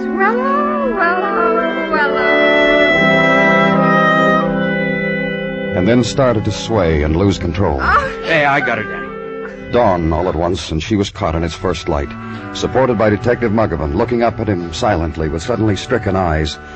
When he took her away to jail, she leaned against him, head to his chest. At 9 o'clock in the morning, after the small sleep, the day began again, with the juice of the orange and the coffee bean, proven best to enable you to face life, and when fortified with a glazed donut, enables you to face life bravely. Thus equipped, stride down headquarters corridor to your assigned cubicle. The man who's waiting for you offers you his hand, shakes yours once, gives it back to you with a slight underhand flip. I'm Harold Tracy, Mr. Clover. How do you do? I was told to see you because my wife is missing, and I was told you had a woman booked last night for some reason or another, and her description checks with that of my wife. What does your wife look like? Again? Again. About this tall, coloring fair, hair light brown. Joan has a very small beauty mark right here at the corner of her lips. She... Yeah, Danny. Sergeant, the woman that was booked this morning about 4, the one without identity? Who had the knife? That's right. Get her up here in my office right away. Only be a second, Danny. She was brought upstairs here for breakfast. Mr. Tracy... No, wait a minute. What's that mean, who had the knife? Is your wife a drunk, Mr. Tracy? No. Now tell me Sure. what that... Here, take a look. What's this got to do with Joan? Your wife was incoherent from booze early this morning, Mr. Tracy. If she's your wife, we've got upstairs. How come you're so concerned about her this morning? Why weren't you concerned enough about her last night to keep her out of trouble? I don't have to listen to that kind of talk. You do if you don't know how to take care of your wife. You ever see this knife before? Let me see it. No. Drunk? Joan? No, it couldn't be. Look, you sure she's my wife? No, but the description you gave me... Wearing a black dress cut, That's another thing I can't understand about Joan. Right in here, miss. Well, gentlemen, here she is. What got into you, Joan? I'm very sorry. I promise you I won't do it again. That's the very least I'd expect you to say. I'm ashamed of myself. I should hope so. I'll never embarrass you again, Hal. I've been bad. I can't understand you. I've been bad and... Danny. Hal, I hate you so much. Danny, she's got the knife. Mrs. Tracy. Don't worry, Mr. Clover. I do. Joan. I hate you with all my heart and soul. And I'm going to kill you. Put down that knife, Joan. Kill you, Hal. Because all the years... Give me that knife, Mrs. Tracy. What's happened to her? Get Dr. Sinsky, you know. Joan, what's happened to her? You better go home now, Mr. Tracy. All right.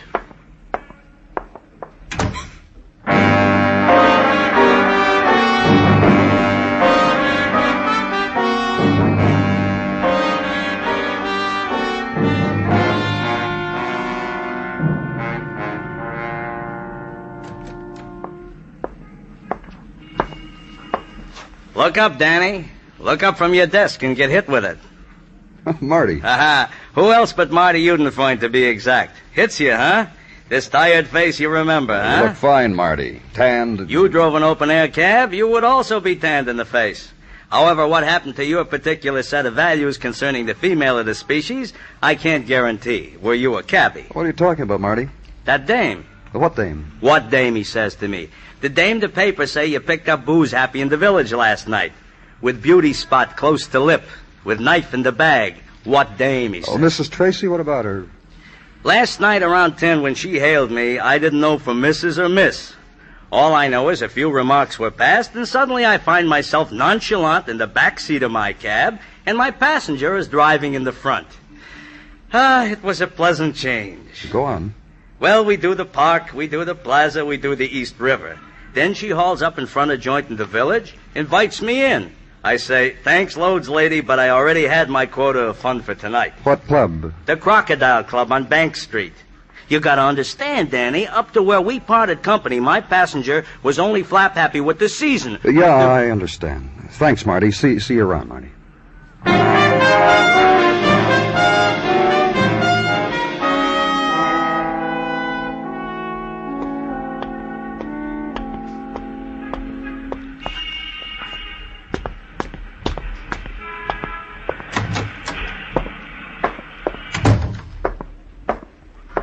Good afternoon. I'm looking for the manager of this club.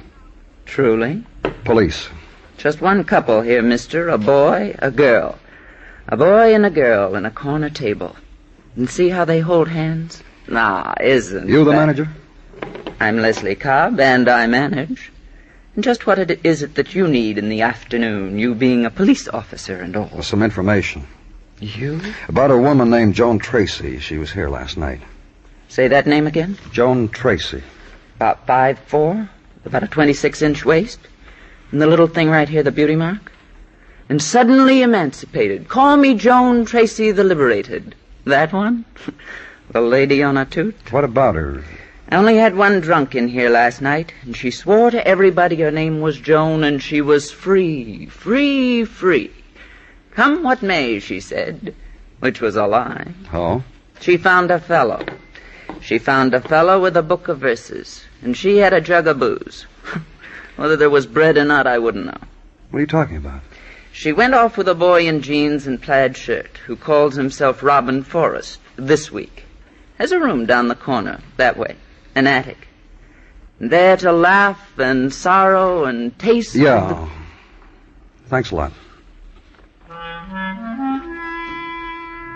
And out of the jaws of the Crocodile Club, and onto Village Street in Maytime, past shop of French pastries and French legends scrawled in pink icing on sun-yellowed wedding cakes, and make the quick, free translations, and walk on.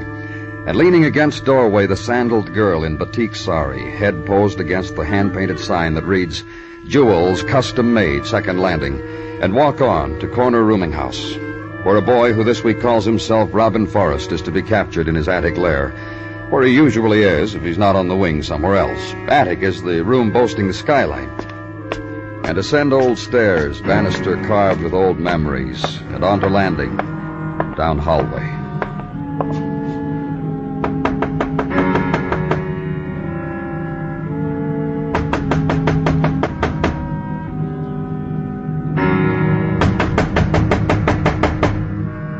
And a faulty catch releases. Door drifts slowly into opening.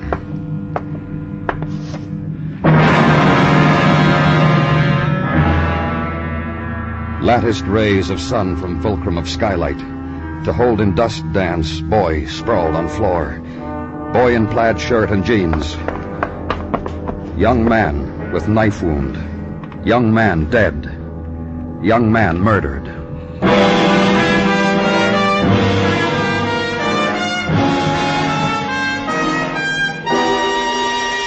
You are listening to Broadway's My Beat, written by Morton Fine and David Friedkin, and starring Larry Thor as Detective Danny Clover. Thanks to careless people, forest fires have a long season. That season has begun again with the coming of warm weather. In the interest of preserving our natural resources, we are all asked to be especially careful when in or near our woodlands. 9 fires out of 10 are man-made. Every fire makes a dent in our natural defenses. To keep our woodlands open and free for enjoyment, eliminate forest fires.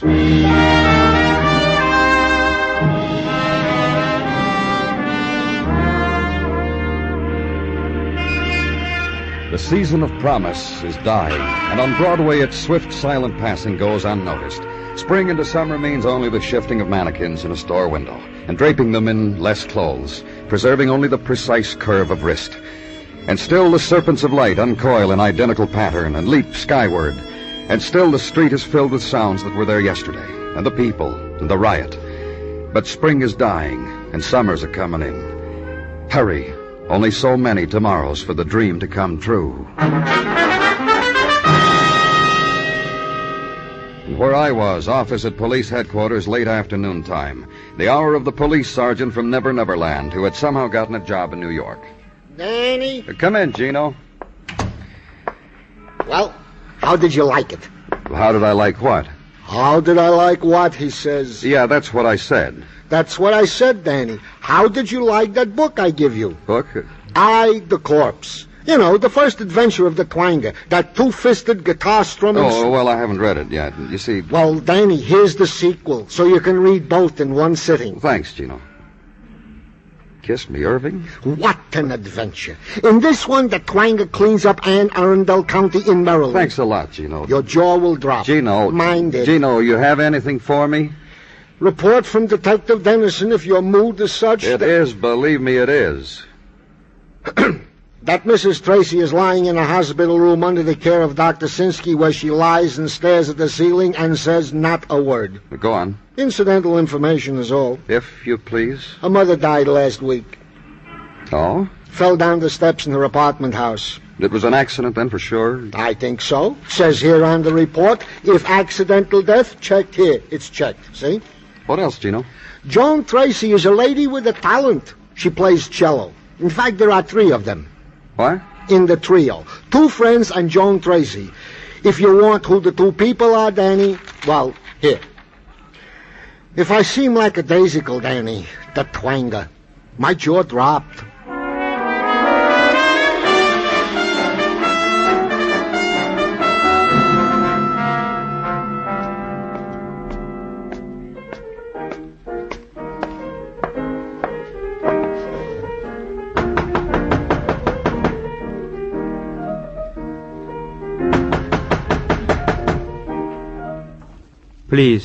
Please, go away. Mr. Kodalier? It matters to you who I am? Yes, it does. I'm from the police.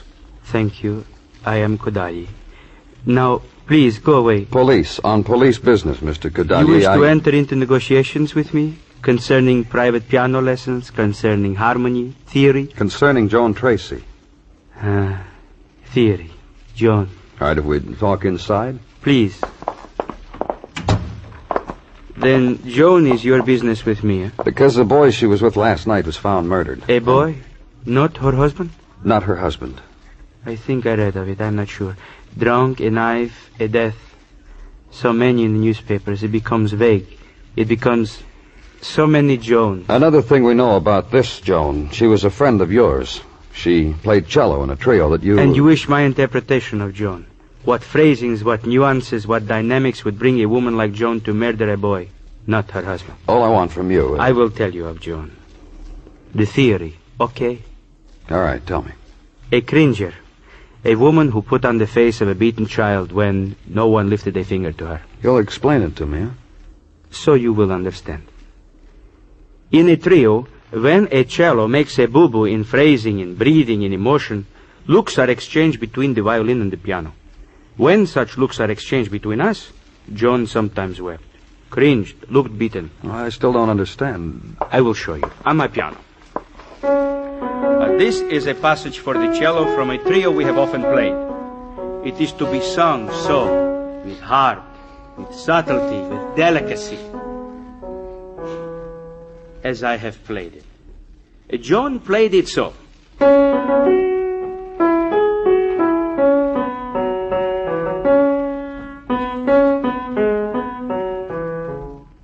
Understand? I think so. Good. Now that is Joan. Strict tempo, strict pitch, and strictly without heart. That is Joan. What I said before to you. Please do it. Please go away.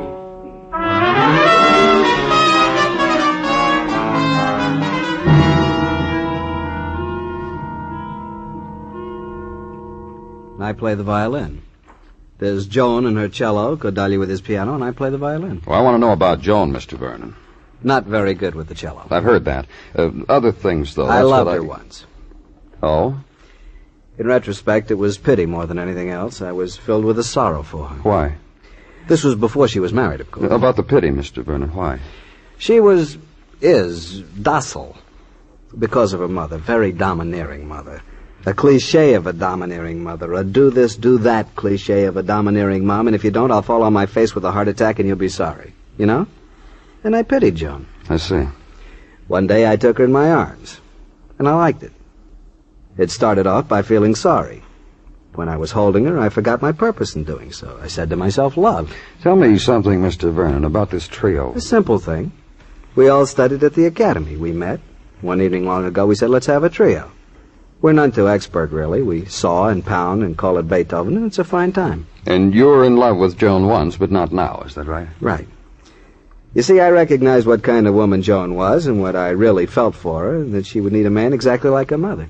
You know her husband? Just pokes his nose in, waves a riding crop at us, and vanishes. When's the last time you saw Joan? About, let me see, 4 days ago, Tuesday. Tell me about it. To console her about her mother's death. Well, I understand her mother fell down the steps and died. Well? Well, what? You want me to say, isn't that nice? Oh, forget it. I just wanted you to comment on whether you thought her mother was pushed? How do I know? I got better things to do than conjecture on a horror like her. Okay. Tell me about the last time you saw Joan. Joan was in the library at her home. I went to her. She was playing the cello, sawing away tunelessly and loud. She noticed I was there finally, grinned at me, picked up the cello, and broke it over an antique brass pot. And don't ask me whether the latter's symbolic. And that's all? Not quite. She sobbed then. And I felt sorry for her again and took her in my arms again, and I thought suddenly what a stupid girl this was. I said goodbye to her. Anything else you can tell me about her, Mr. Vernon? Not a thing. She really isn't stupid, you know. My first impression was correct. To be pitied, that's more nearly correct. And back in the street now, and city at 9 o'clock of May. Time for a stoop dweller to chart the course of new fallen star, and also observe the nebulae in wake of the summer passage of a boy and girl through 1,000,000 private comets. Time of the chuckle and the elbow poke in the ribs. Time to check condition of tenement roof and stake out the place of summer sleeping. Walk through currents of May night.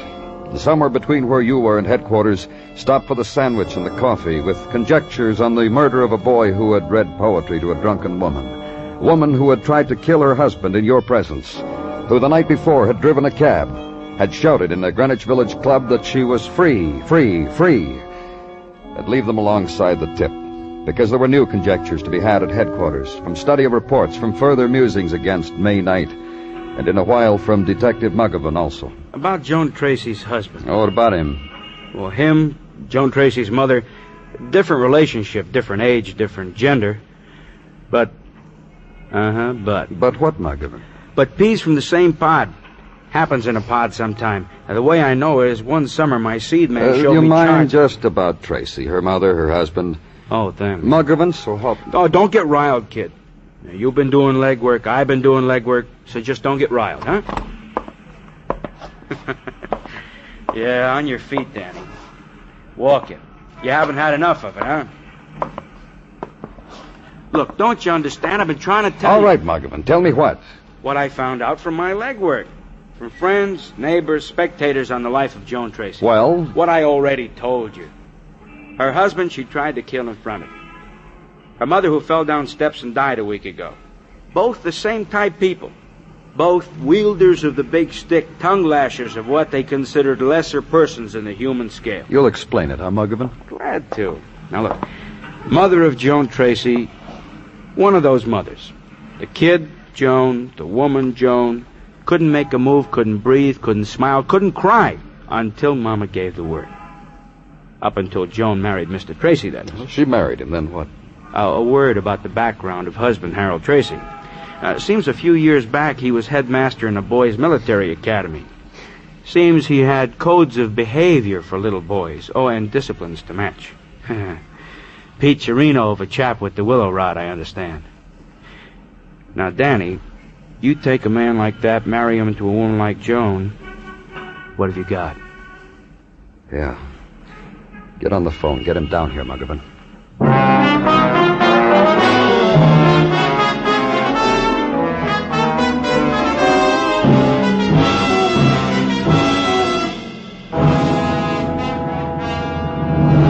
Just have a seat, Mr. Tracy. How's my wife? I understand you've been calling every hour. They said she wouldn't talk, that she was just staring. Once... What? Once when I was a headmaster, there was a boy who did that. I took him for a walk. I talked with him. I cured him. He didn't do it anymore. You ordered him to behave, is that right? I illuminated for him the difference between proper and improper conduct. Joan already knows that. Then all you think your wife needs is talking to by you. Exactly. Why did she want to kill you, Mr. Tracy? You mean this morning with a knife? Of course that's what I mean. Were there other times? Certainly not. This morning Joan was drunk. No, I don't think so. I know my wife. Do you know whether she ever tried to kill her mother? Oh, are you serious? Then she didn't push her mother down the steps, did she? Joan was with me in Atlantic City when her mother fell. Well, that's what I wanted to know. You see... In here, Mrs. Tracy. Hello, Joan. Hello, Hal. You see, Clover? You ready to go home, Joan? Whenever you say so. You see, Clover. Please sit down, Mrs. Tracy. Go ahead, Joan. In a little while, dear, I'm going to take you home and we'll have a little talk. Hal. What, dear? If you ever get close to me, I'll try to kill you. She don't like you at all, Mr. Tracy. She's not drunk either. What have you people done to her? Nothing. They haven't done a thing. They gave me time to just lie there in bed and scheme. They didn't bother me. I've got a lot of schemes. And if we go home together, one of them I like very much. Joan. Joan. Don't. Joan. Get away from her. She's my wife. You heard what he said. Get away from her. That's better. Mrs. Tracy. Yes. What? You want to tell us about last night? Joan, you don't have to. I want to. Go on. I got very drunk. I met a boy who recited poetry. We got very drunk together. I passed out. I woke up. I think he was dead. I didn't know. I drank some more from the bottle and I walked out into the street. Then it was this morning and I was here. You didn't have to say that. Why not? Why not? What's happened to you, Joan? I'm free. What? You know. I don't understand what she's talking about. She's a very sick woman. My wife is sick. She'll get better. That about does it, huh, Mr. Tracy? What are you talking about? Your wife's mother died last week. I can tell it. I've been thinking about it. I know the words. When she died, I heard about it and I sat down to cry. I couldn't cry. I felt relieved. You said free. Free. Of the kind of life you had with your mother. Afraid, docile. Hal. What? That's why I was such a good wife to you. Why the transition was so easy, from daughter to bride. It was the same thing. You're the same kind of person. You could have explained it to me. No, not to you. You'd hit the air with your riding crop and demand obedience. Joan, listen to me. Joan, listen to me. Joan, listen to me. When your mother died, it happened. You were free of both of them. That's what I meant. What about it, Mr. Tracy? Well? Well, what? I had to show her, that's all. I caught up with her at that place, at that club in the village, as she was going out with that boy.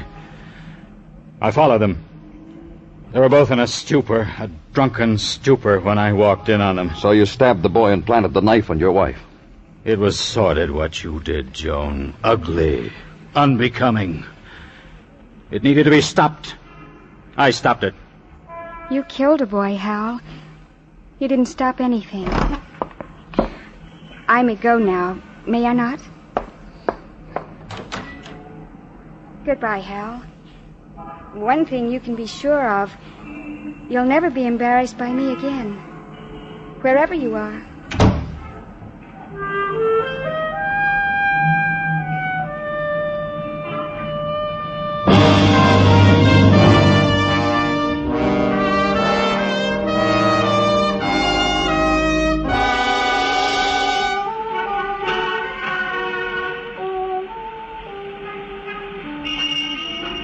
Dawn touches Broadway now. The last shadows leave and take away the night. And over the river a cloud drifts, and a bird dips and touches it with a wing. The people wake. The fury gathers and funnels out into the streets. Walk easy. Another day has come. The shock has come. It's Broadway, the gaudiest, the most violent. the lonesomest mile in the world. Broadway, my beat.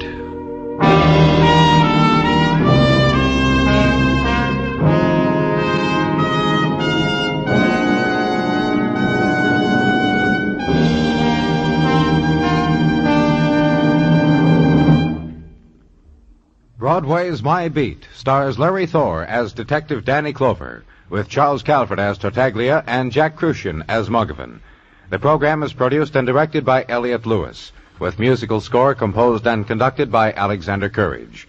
In tonight's story, Sammy Hill was heard as Joan and Whitfield Connor as Hal. Featured in the cast were D.J. Thompson, Jerry Hausner, and Harry Bartell. Bill Anders speaking.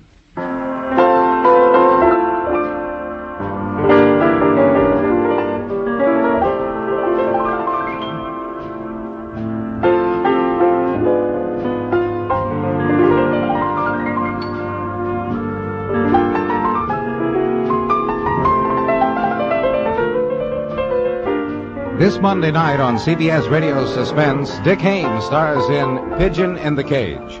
It concerns a man who is trapped in an elevator between floors, but who dares not call for help because his only possible rescuers are murderers. With this story, CBS Radio hopes once again to keep you in suspense this Monday night on most of these same stations.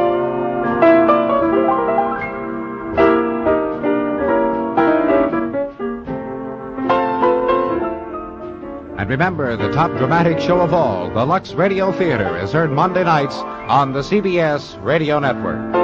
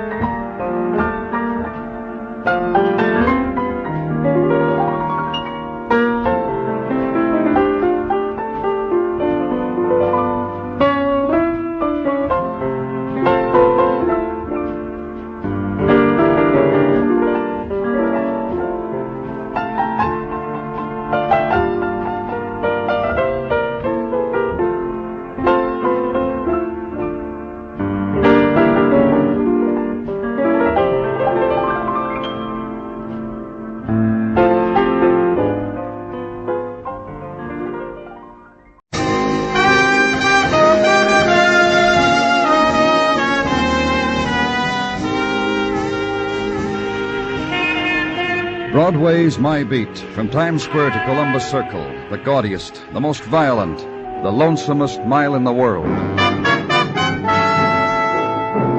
Broadway's My Beat, with Larry Thor as Detective Danny Clover.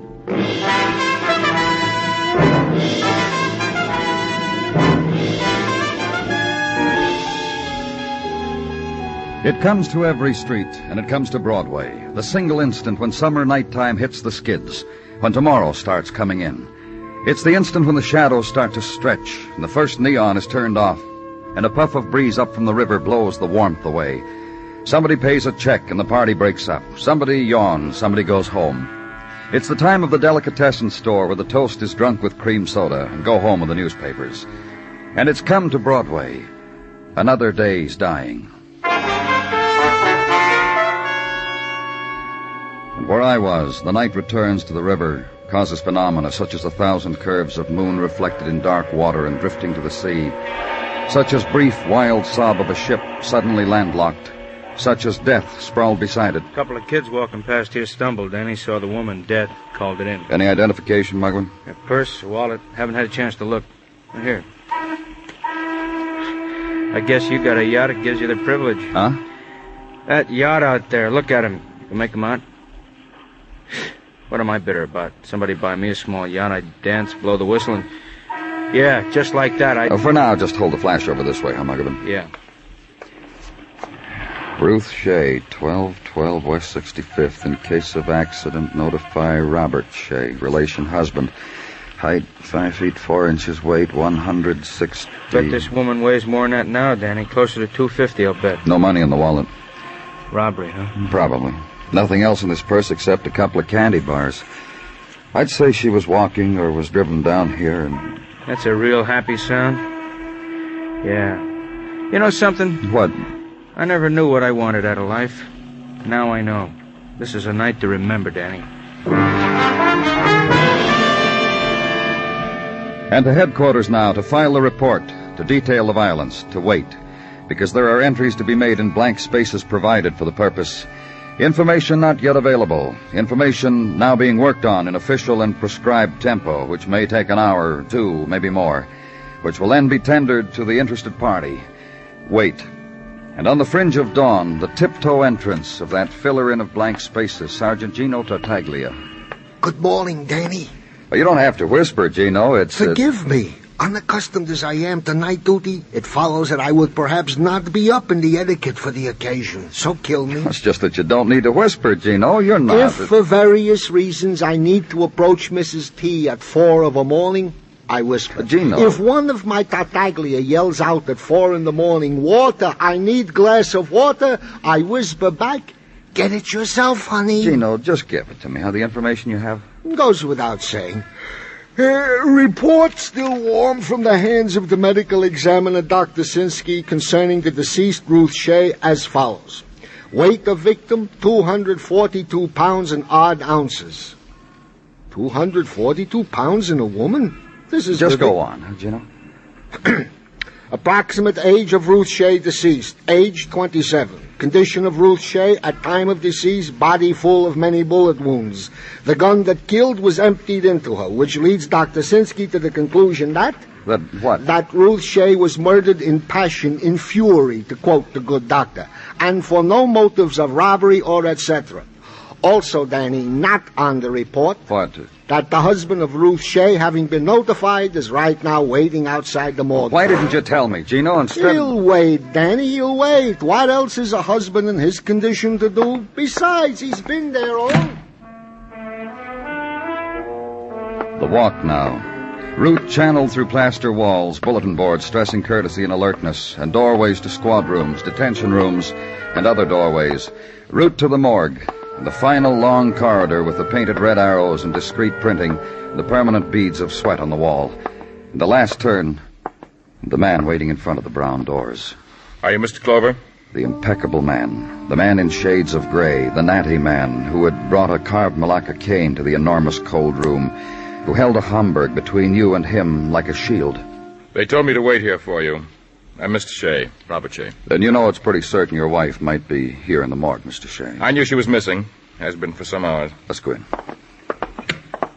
You say your wife has just been missing for hours. Since midnight, I'd say. Please. What? Before I tell you, before I recite small things as concerns Ruth and myself, the wherefores and so on, let's be sure. All right.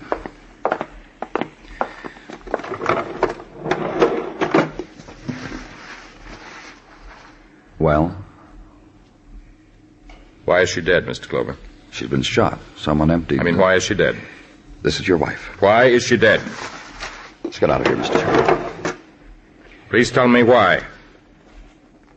All of a sudden now, Ruth is dead and shot and in this place.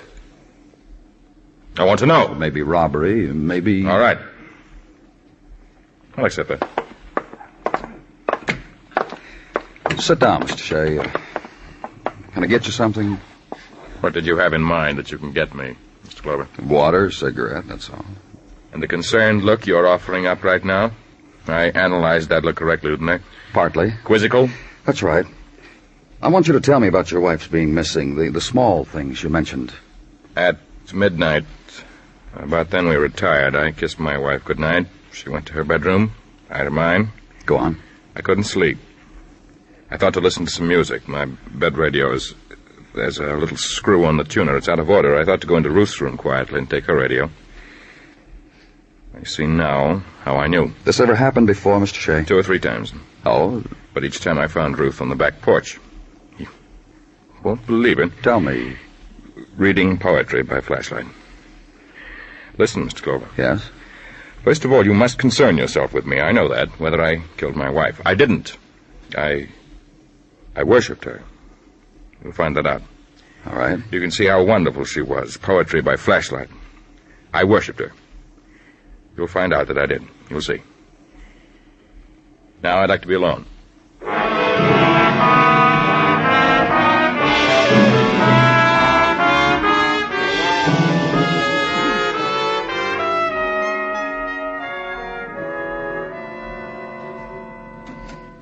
Morning, Danny. Hi. Sleep good? Oh? That's good. See the morning paper? No. You don't look at the morning paper, Danny. How you going to know what's happened during the night to our civilization? Muggavan, so help me. That's why I brought one with me. Already folded neatly to page 10. Behind the sports section and what the Giants went and did again. Here, the third column. Picture of a young woman. Want to look at it, Danny? Sure you do. Look. Very beautiful. Very. No, don't read it, Danny. Let me lay it out personally. That beautiful woman in harem costume, that ravishing thing, that doll. Oh, that's got heartbreak in it, the way her mouth curves. That's Ruth Shea. The same Ruth Shea we found shot up near the river. I don't... Sure you don't believe it. Neither do I. But that's her, all right. Picture taken 2 years ago at a society fair with tents on Long Island. The beautiful, elegant Ruth Shea, they say about her. Just that long ago. I checked with the newspaper. One of their boys grabbed the picture 2 years ago. August 1951. I talked to him personally. All right, Muggavan, she was beautiful, so what is it? What does it prove? How would I know? How would I know what happens to a woman who looks like that and then ends up as a 250-pound corpse? How would I... What do you want, Tartaglia? What do you want, Sergeant? My mission is to Lieutenant Clover, if you don't mind, Detective What is Muggavan. it, Gino? Just came a phone call to this department from a Miss Dinah Martin. Well? A Miss Dinah Martin who politely informed me she was an intimate friend of the late Ruth Shea. That she saw Ruth no less than day before yesterday, and also, if we will kindly send someone to her place, she will be happy to chat about who killed her dear friend Ruth. Her address, Tartaglia, you get it? Also, Danny, the address of Miss Dinah Martin, which I present to you for your personal consideration. Thanks, Gino. You did good. Thank you, Danny. And before you mention the squad car, Detective Muggavan, it has been ordered and is awaiting your pleasure. That is all.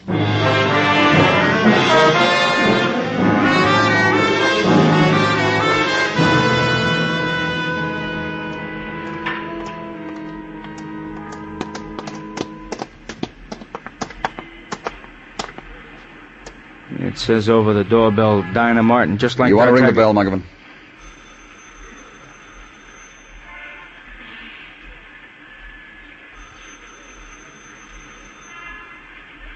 Maybe Dinah changed her mind. Try the door, huh? Wouldn't live without it. We go in, Danny? Sure we do.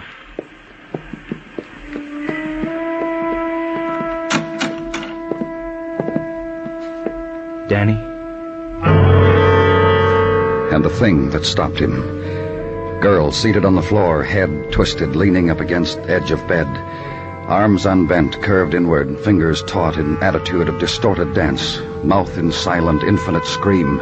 Eyes open, staring. Throat... Bruises, Danny. She's been strangled. Girl strangled. In attitude of doll. Attitude of death. Final pose of murder.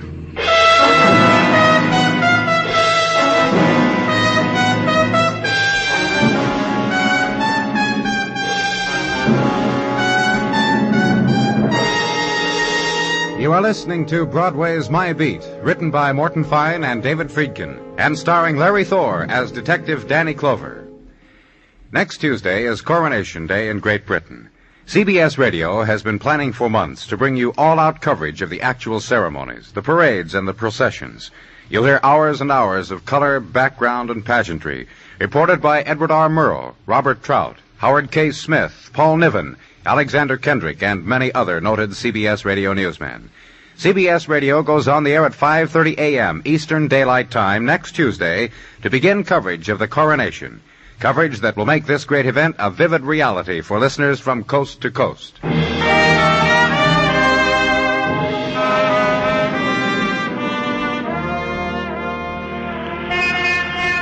Noontime of May on Broadway. Also the time of the excursion uptown to place wreath on stone or on wood. In the gust of memory, knelt at, memory wept for. Then back to the street, back to Broadway, to observe the dying of May, to stand on the street corner, nibble the hot pastrami, look into the future, when again it will be the time of youth, the 2-week romp in the Catskills, the burial in the sand at Far Rockaway, ecstasy on the high curve of the roller coaster at Coney, and on the moon-burned grass of Public Park, the girl to make talk to, dream talk, crazy talk, summertime talk. When May dies, it'll happen. And where I was, in Detective Muggavan, room of the strangled girl. Room where girl had slept and awakened. Room now subject to more official, more prescribed routines. To be walked by strangers. To be searched. Slew of letters here, Danny, all addressed to Miss Dinah Martin. Huh? Those book plates you found going through her books. Dinah Martin, huh? Yeah. Other things, shoes, dresses, lingerie. Looks like they go good with her. Size, color, material. Yeah. Pretty positive identification, don't you? Yeah, I do, Muggavan. When she called in, she said she knew about Ruth Shea's dying, said she wanted to talk to somebody about it. Yeah, she did. Now we won't know. She's got nobody to talk to. You want to look in the other rooms, Muggavan? I'll do that. Hey, Danny, look. Yeah, look at this framed photograph. That's it. She was younger then. Sure younger. A kid freshly graduated from high school. And the other kid's with her. 2 girls in white graduation gowns. A boy in blue coat, white flannel pants. Diplomas crossed like swords. This older gentleman with the rimless glasses. Autographed to Dinah. This one next to her, Ruth Shea. A beauty even when she was a kid, huh, Danny? Look how This one, Mary Greer. The boy, Steve Herndon. This inscription under the picture of the older man. Yeah, to the bright stars may fortune continue smiling. Signed, John B.R. Brewster. Thanks. Yeah, Brewster. Oh, don't mention it. Oh, don't ask me, Danny. I'll stay and take over. And to Officer Sinker, the man assigned to such things, show him the picture, point out the name, and wait 5 minutes. Picture taken in front of North Park High School on 95th. And Mr. Brewster, that would be Mr. John Brewster, principal. So the squad car and early afternoon ride uptown. And on the playing fields of North Park High, the young men officially required to wear underwear between the hours of 1 and 2 on this day. And the young ladies looking plucky in black bloomers and preparing their ship for the great sea of life by batting a hockey ball up and down. Enter the red brick building. Ask of a giggler where the principal's office is, and her girlfriend has to answer for her. Walk the hall, hallowed by large glass case with only 3 athletic trophies in it, 2 won by girls' teams, and an office, and ask for and be received by Mr. Brewster. It's about Ruth Shea, isn't it? And about another woman, Dinah Martin. Dinah? What's happened to her? Dead. Oh, surely now you We found this picture in her room, Mr. Brewster, only a short time ago. Would you look at it, please? Of course. Dinah, Ruth, Mary Greer, Steve Herndon, and myself. But you know that, the autograph... 5 people on a photograph. 2 murdered within a day of each other. Can you give me any idea of... Well, these 4 students, my scholarship students of that year. 10 years ago, I'd say. About that. We had our pictures taken together, an annual thing. I see. Each won a scholarship to college. Had you seen Ruth? I mean... When she was dead. The black hair. What? I marveled as black. It was red, Mr. Brewster, a kind of red. Ruth was so beautiful. I remember how I would stand by that window and watch as she... Time does pass, doesn't it? Yes. It's a pity she didn't go to college. She had a fine mind. Ruth, didn't you know, she married after graduation. Why she married when she could have had an education... Mr. Brewster... What? Oh, yes. Had you seen her recently? Not since I handed her her diploma. But I got word from her, about her, from time to time. Oh? Coincidence, really. What is it? I happened into Dinah Martin 6 months ago. 8. No, Well, it's not important how long ago. Just tell me... She said she'd seen Ruth often.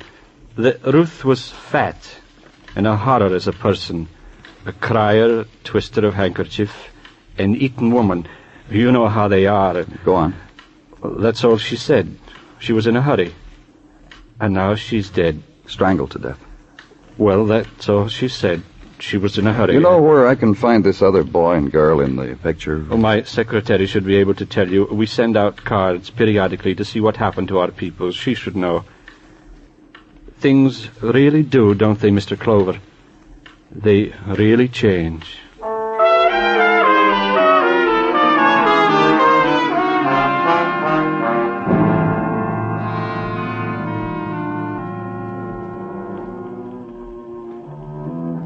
You won't mind if I let the record play through whatever we have to talk about, will you, Mr. Clover? Well, not if you... I don't mind it. Why should you? Look, Miss Greer... If not that record, then the radio. Because it helps me when I need to think. When I have to study, when... You're still a student, Miss Greer? Postgraduate work at Columbia. I'm on my doctorate in Oriental philosophies. Before that, it was medieval tapestries and their profundities. Before that... Miss Greer... I won a scholarship in high school, you know. Me and Ruth and Dinah and Steve. Mr. Brewster told me. Miss Greer, I want And to... I took the gentle Mr. Brewster's gentle words to heart. And I never stopped studying. And I never stopped learning. And I know absolutely nothing. Positively... May I see that photograph again, please? Of course. This one is dead. And this one is dead. The poor, poor young things. That's the emotion their dying brings to you, Miss Greer? Precisely the emotion. I have no compassion for them, dead or alive. Why not? Good question. Very good question. Well, just tell me, Miss Greer. Dinah Martin, I can dispose of in very few words. There was nothing about her to interest me. Shallow girl with brain and soul to match. She fooled others. Mr. Brewster, but not me. And Ruth Shea... A very great beauty in her youth. Once the boys' soccer team carried her around the campus on their shoulders. She was mascot, so they built a bonfire and... That's why you don't care she's dead. Could be. Could be one of the reasons. What others? You take a beautiful girl like Ruth, and circumstances are such that you must go to high school with raving beauty. Any questions? Go on. And you, the student and girl, must observe what Ruth does to boys, and later to men. Then you must stand by and watch as she marries. A wonderful man, a handsome man, an impeccable man. Still no questions? Look, Miss Greer, just...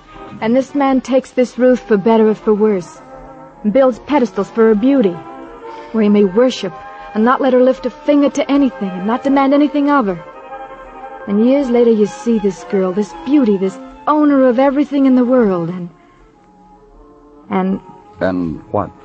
And she's still beautiful, but dissatisfied, and edgy, and making this slow but sure change into a complete horror. When a man has loved her like that, has married her, has... You still wonder, Mr. Clover, why no compassion for Ruth Shea, alive or dead? No.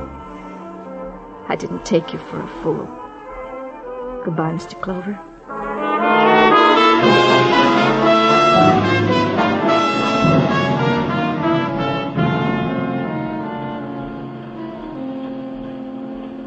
How did you find me, Mr. Clover? I got your home address from your high school. I phoned your house. Your wife told me where to find you. Did she say I'd be up to my elbows in shoulder pads? Yes, she did. It's a joke for people who ask where I am during the day. The things those people are making, shoulder pads for ladies' garments. Here, this is a shoulder pad. Oh? Very interesting. Interesting. The heat done something Look, to you? Mr. Herndon. Okay. You said it's about Dinah and Ruthie when you come in. That's right. Dinah went out of town to college, if I remember correctly. Me, I stayed here. Had you seen her recently? No. Nope. How about Ruth? In high school, I practically fainted for just one touch of a loose-leaf book. Nuts about her. I understand she used to be a very beautiful girl. You remember Dolores Costello in the movies? Only with coal black hair. Wistful, but with the macho mystery. The black hair did it for me. Black hair. Last time I saw it was platinum. How long ago was this? Oh, I saw her at a party a couple of years ago. How did she look? Started to get a little heavy, I thought. Figured it was from the booze. Oh? Yeah, she was real loaded. Hey, listen. Uh-huh. You already talked to my wife on the phone, haven't you? There's no need to talk to her again, is there? I doubt it. Why? My wife always wondered where I disappeared to for an hour. That party 2 years ago. I danced Ruth out on the balcony. Ruth was loaded. You remember I told you that? That's right, you did. And she hated him, but she wouldn't let me kiss her. Hated her husband, you mean? Yeah, that's right. She was talking divorce 2 years ago. Did you know that? She said he wouldn't give her one. What else did she say? Oh, she said she'd get even with him, you know. Why did she hate him, Mr. Herndon? Did she tell you that? Yeah, kind of. Said she wanted to get off that pedestal. She said he wouldn't let her really be a wife. He would do everything for her. I'm tired of being told she was so beautiful and she mustn't do this or do that. Look, Miss Stutman on the basting machine has got her hand raised. She's a new girl. Will you pardon me, Mr. Clover?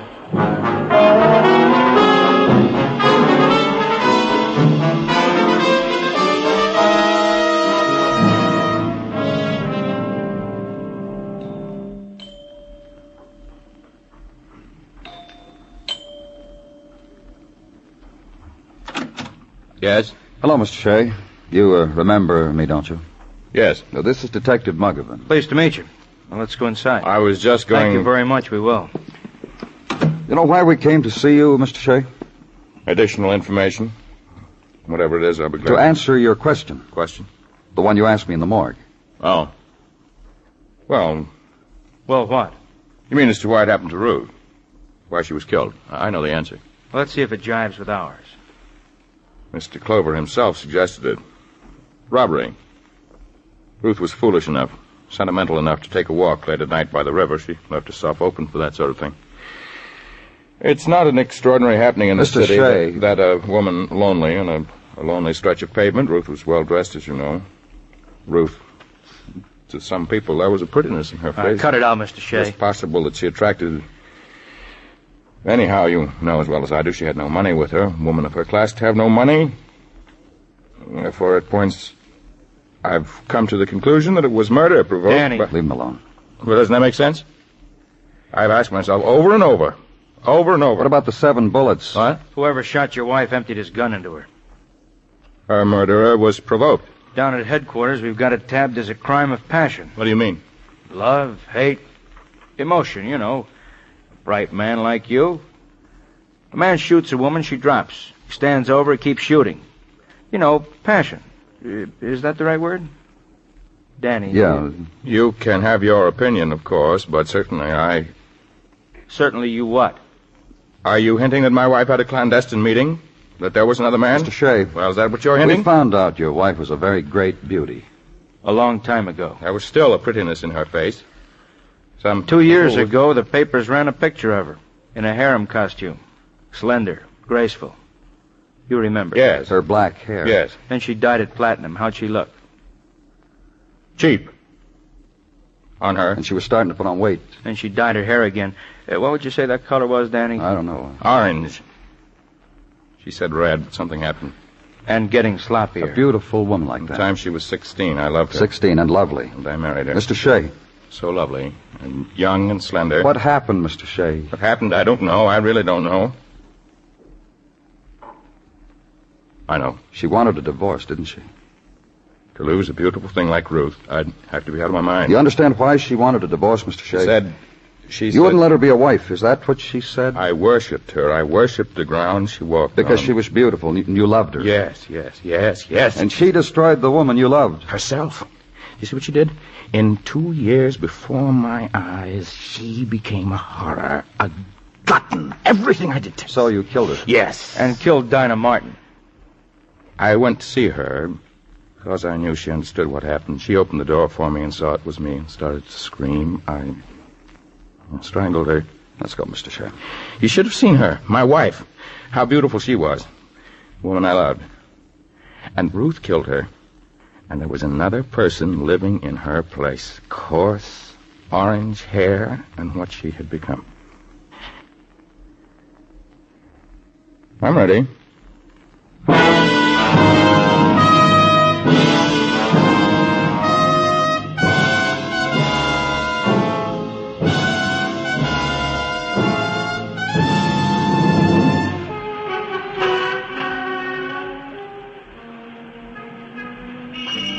It's the street of the hunter, this Broadway, of the smile that's dropped at the tip of the hat. And lights flung from windows, out of doorways, and you walk a pavement spangled with 1,000 colors. But between the light, that's where the darkness is. It's Broadway, the gaudiest, the most violent, the lonesomest mile in the world. Broadway. My beat.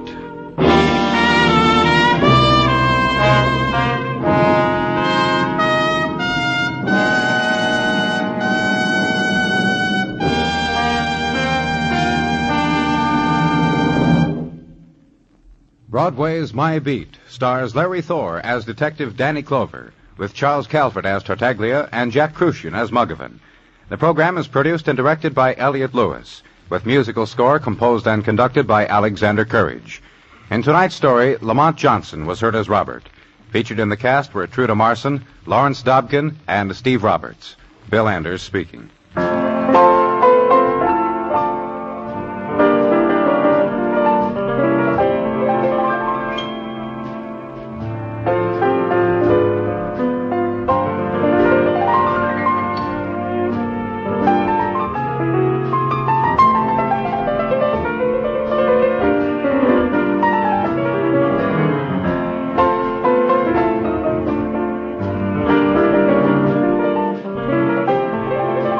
Remember, the stars still shine in the Lux Summer Theater Monday nights on the CBS Radio Network.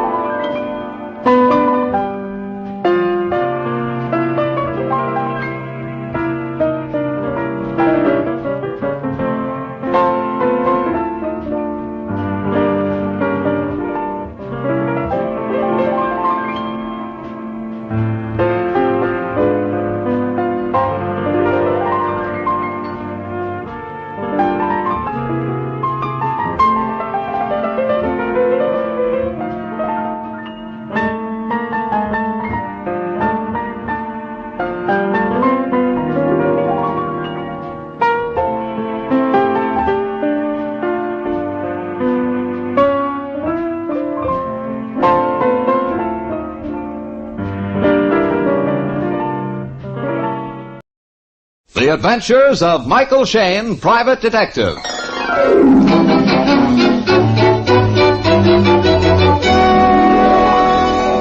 The people who make 76 gasoline and Triton motor oil, Union Oil Company, present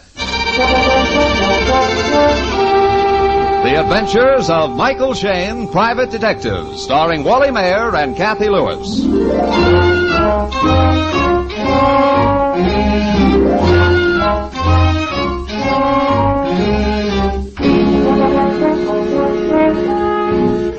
It's just before noon on a bright but blustery day in San Francisco. And Mike Shayne, San Francisco's favorite detective, instead of chasing criminals, is sitting peacefully in his office, academically discussing crime and its detection with his able and attractive associate, Phyllis Knight. And, oh yes, the inspector of homicide who has come to take them to lunch. You see, Inspector, I'm not criticizing the police department when I say that I'm not bound by the rules that, well, you, for instance, are bound. I realize that, Mike. I have to be pretty sure of my ground before I make an arrest. I have to have evidence enough to convince the district attorney, and he has to have reasonable prospects of obtaining a conviction before he goes to the grand jury. Plus the fact that you, Inspector, can be sued for wrongful arrest, whereas we, Mike and I, never arrest anybody. We pass the buck to you. I know all that. But what I'm getting at is this. Mike has something in the way of, well, being able to nose out a suspect that that is most of us in the department, either don't have or else don't apply. The answer is simple. Proving it is difficult. Let's hear it in all its simplicity. Well, you and every other member of the department are so busy taking notes, which you have to do, that you get into the habit of reading what witnesses and suspects have to say.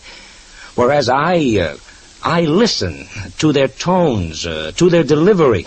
I strain my ears for the meaning behind what they say instead of the mere words. I'll admit all that. I think there's something else, Inspector. Although I hesitate to say this. Don't spare my feelings, Phyllis. No, I'm not thinking of your feelings. It's Mike's. Oh, don't spare mine, Angel. You never do. Well, in spite of the fact that Mike hates criminals and hates crime, I think he has a criminal mind. Angel, what you just said. I mean it. Mike seems to be saying to himself, if I had committed this crime, how would I go about it? Or if I were the important clue, where would I be found? Well, that's not a criminal mind, Angel. That's just that Michael Shayne, Private Detective. Hi, Phil. Is the inspector there? Oh, sure thing, Sergeant. For you, Inspector. Uh-oh. Hope this doesn't break our lunch date. Hello, Sergeant. Report a homicide, Inspector. A man named Porter called up and said he found a body at 323 Foothill. Any idea who the murdered man is? Porter said the man's name was Beatty. Didn't give much more information. He seemed pretty upset, not too coherent. Okay, Sergeant. I'll meet you there as soon as I can get there. Homicide, huh? Yeah. Well, what do you want? Murder or lunch? Oh, don't be silly, Inspector. We'll pass up a whole week's meals for a murder anytime.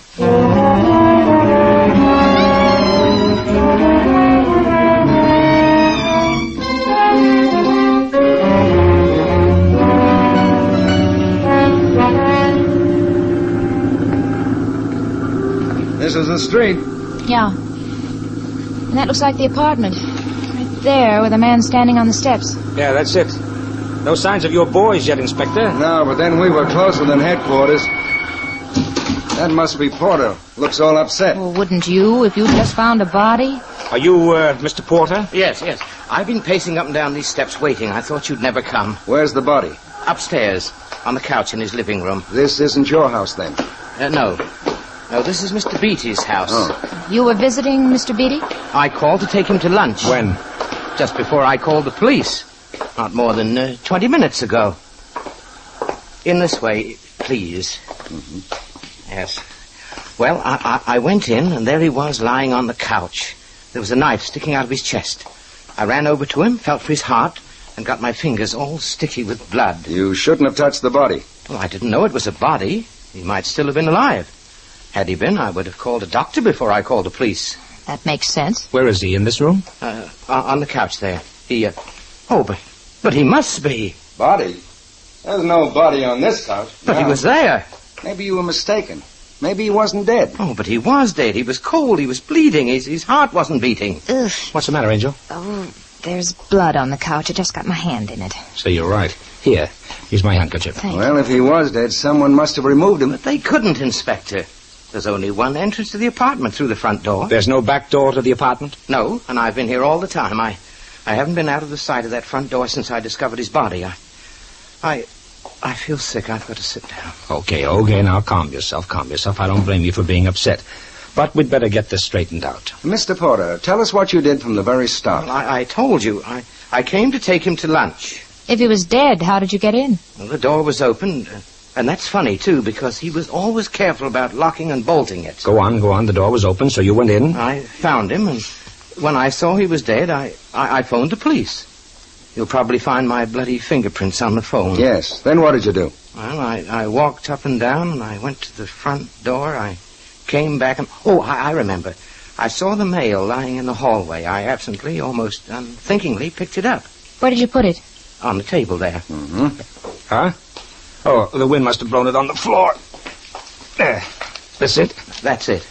Then you did what? Well, that's all. I walked back and forth, and I'd walk downstairs to the front door to look for the police, and then I'd come back. And you were never out of sight of that hallway and front door? No, not for 1 second. Well, it's a cinch that even Houdini couldn't take a body out this back window. That window was open? Yes. No signs of anything on the sill. No, and even if there were, Mike, look there. Workmen working on that building would be bound to see anything like that. Yeah, you're right, Angel. You up there, Inspector? Yeah, come upstairs. Well, what do you think, Inspector? I don't know what to think. What's more, I don't know what to do. Oh, what do you mean you don't know what to do? Well, to put it bluntly, how do I go about finding a murderer when I haven't even got a body? But there was a body, and there has been a murder committed. You can't talk like that about not doing anything. The man's right, Inspector. I know perfectly well he's right. But why don't you suggest something? All right, I will. What? Let's go hunt a body.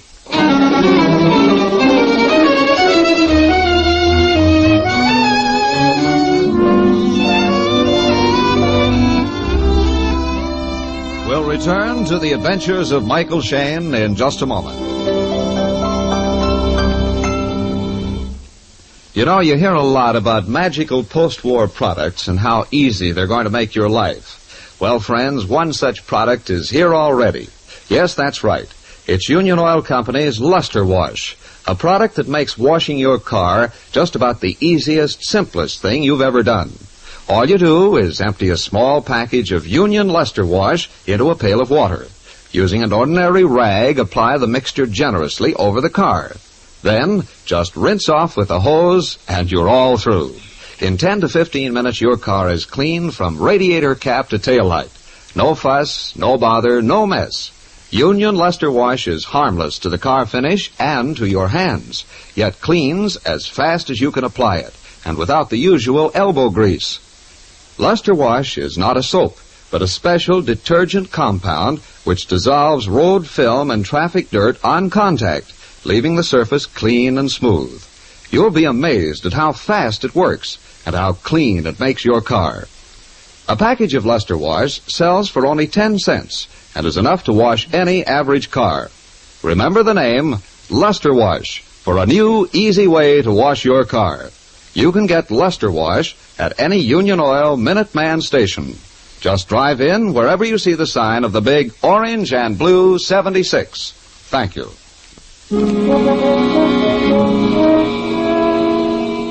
Mike, Phyllis, and the inspector have been confronted with a murder, a man who saw the victim, but so far, no corpse. They've finished searching the apartment and stand looking at one another.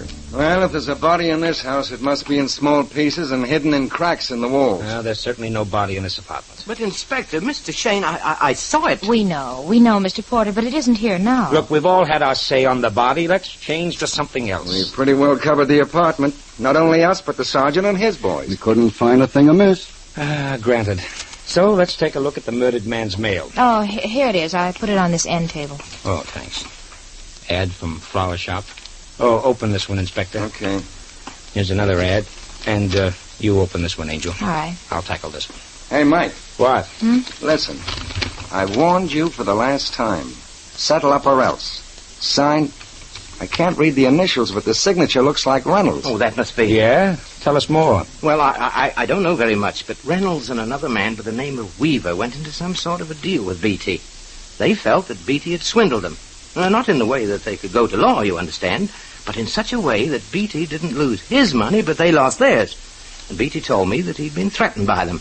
He told me he was worried, but that was all. Why the dickens didn't you tell me this before? Oh, because I didn't think it was important.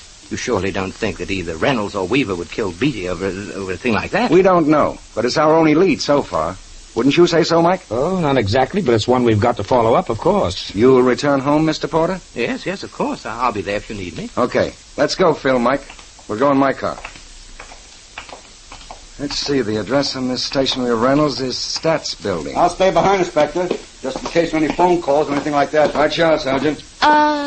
Doesn't anybody want to know what was in the letter I opened? Huh? Why, you little... I wondered why you were so quiet all of a sudden. What is it, Phil? No, I didn't want to read it while we were in the room. You think we'd better wait till we reach the car? Oh, no. We're out of earshot. Okay, shoot. It says, I don't suppose I should care what happens to you, but just the same, you are a fool. I've told you before that I don't trust Porter, and I'm more sure of it now than ever before. What's the signature? There isn't any. But although it's written on a typewriter, I'll make you a bet. What? What? I'll bet you this warning was sent by a woman.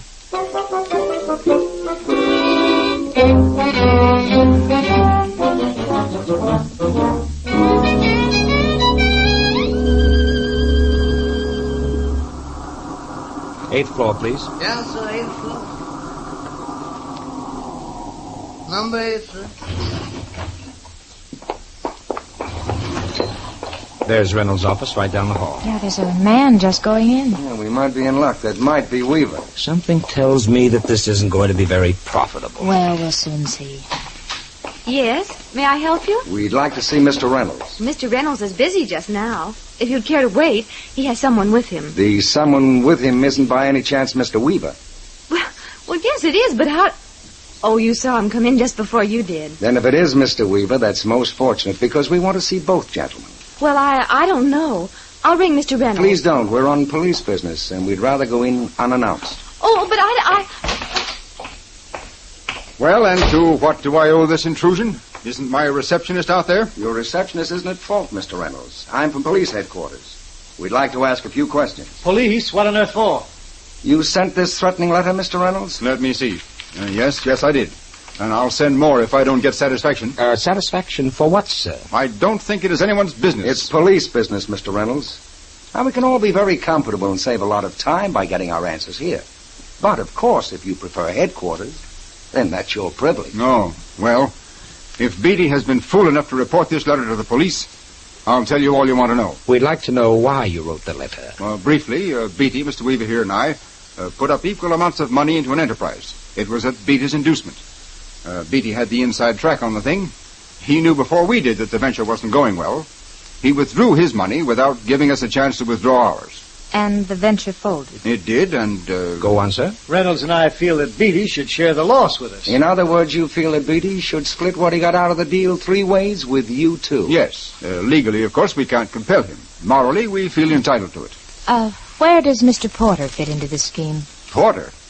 He doesn't fit in at all. He's just a real estate man who helped Reynolds find a warehouse. A personal friend of Reynolds? Well, yes. You said warehouse. Is the warehouse being used, Weaver? No, we still have a lease on it, but the business folded 3 weeks ago. And the warehouse is empty? Yes, quite empty. You have the keys. I do. You want to borrow them? Yes. Thanks. Now, one more question. Where is the warehouse? It's at 2200 Key Street. Beatty, Weaver, and Reynolds is on the signboard.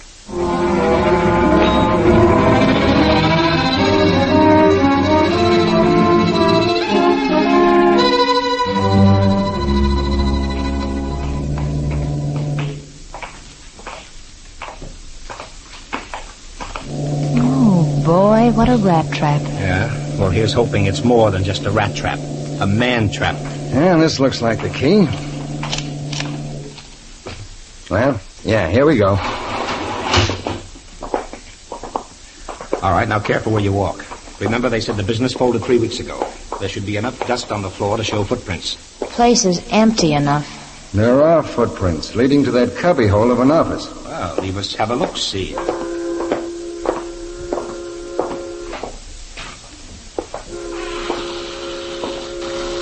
There's not a blessed thing in here, except this old table. Take a look, Phil, Inspector. Yeah. You noticed how the dust is disturbed? On the edge of the table, next to the wall. That means that table was moved. Yeah. No, it may not mean a thing, but keep it in mind. Outside of that rickety chair out in the warehouse, that seems to be everything. No loose boards or hidden closets or anything? Nah, pretty much of a blank. Mike? Yeah? Inspector? Yeah? Here. Take a look at this chair. I may be wrong, but... What is it, Angel? Oh, look, that spot. Dry, shiny. It looks like brown paint, but it... Could be blood, huh? It does look like blood. One single drop. If it is a blood spot, it dropped from quite a height. You see how it's spread out like a seal? Inspector. Yeah? That table. Let's get it out here, right in the center of the floor. Okay.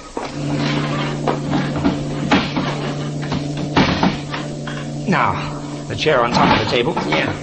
Mike, that ventilator in the roof. Right, Angel, right? I didn't notice it till now. Oh, it's a common failing. People never lift their eyes high enough. Now, give me a hand, Inspector. Okay. I hate to twist an ankle, even on a murder case. There. Any luck? Yes. Yes, blood on the edge of the vent. You need a flashlight, Mike? The body's here, all right. Close to the eaves and lying along the rafters.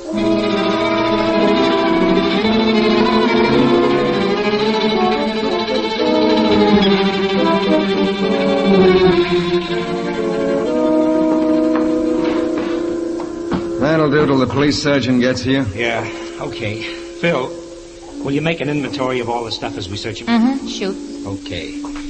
Leather wallet, identity card, J.J. Beatty. Driver's license, age 52. Mm-hmm. I think he was stabbed twice, Mike. Once in the back, and that was the stab that killed him. Stabbed again in the chest, eh? Looks that way. Autopsy will tell us definitely. Mm-hmm. Pocket handkerchief. Okay, 1 or 2. One in trouser pocket, one folded in breast pocket of coat. Mm-hmm. Got it. Checkbook, balance, $800.30. Any stubs to Porter, Reynolds, or Weaver? No, Mike. Seems to be all for light bills, gas bills, department store purchases, things like that. Pipe, tobacco pouch, and book of matches. Yeah. Bill clip with $25 in loose cash. 3 silver dollars, 90 cents, and 2 streetcar tokens. Old-fashioned gold watch and chain. Watch engraved, J.J. Beatty, from Fellow Workers, Wadsworth Plant, Kansas, 1913. Uh-huh. Fountain pen and pencil. And that seems to be it. Okay, then. That's all. Got it. Got it all down in my own inimitable shorthand. So, that's all, is it? What do you mean, Mike? Yeah. Why that cat that ate the canary look on your face? Once before I told you that something was so blamed obvious that I wasn't going to tell you what it was. Oh, we remember, Daddy. Okay. The same thing applies here. Now, come on, let's get going. I don't know where you'd like to go, but I'd like to put in a phone call. Who to, Phil? First, to Mr. Beatty's wife, if he has one, ex or otherwise, to see if she wrote that warning note to Beatty. One run. Go ahead. If no Mrs. Beatty exists, then to the little receptionist at Reynolds' office for additional... 2 runs, no errors. I'm with you. Good. And I'd like to use a police teletype. I'm with you on that one, Mike. We'll teletype Kansas to see what associates Mr. Beatty had in the days of his past. But I'm still puzzled about what you seem to know that we don't. I don't know a thing that you don't know, Inspector. I'll give you one hint. Just one. But you mustn't ask any more questions. I'll bite. Go ahead. Just put your hands in your pockets, Inspector. That's all. Just put your hands in your pockets.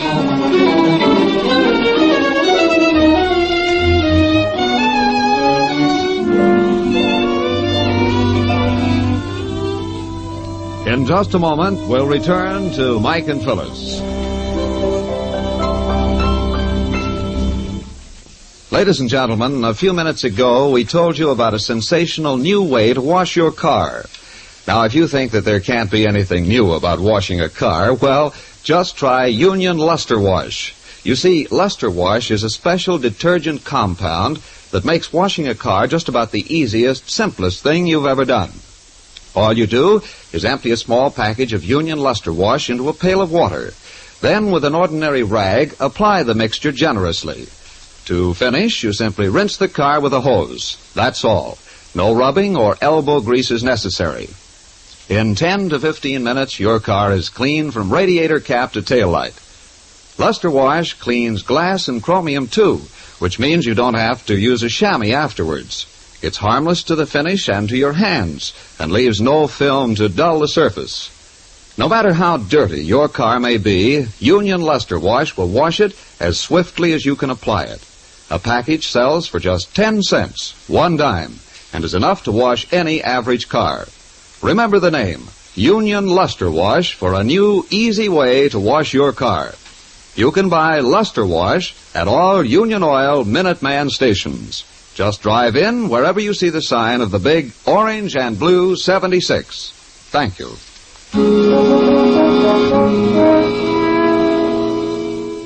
Mike Shane, Phyllis, and the inspector are at headquarters. Phyllis is on the phone. Mike is looking at his notes, and every few minutes, the inspector guiltily puts his hands in his pockets, pulling them out again when he catches Mike's eye. Doggone you, Mike.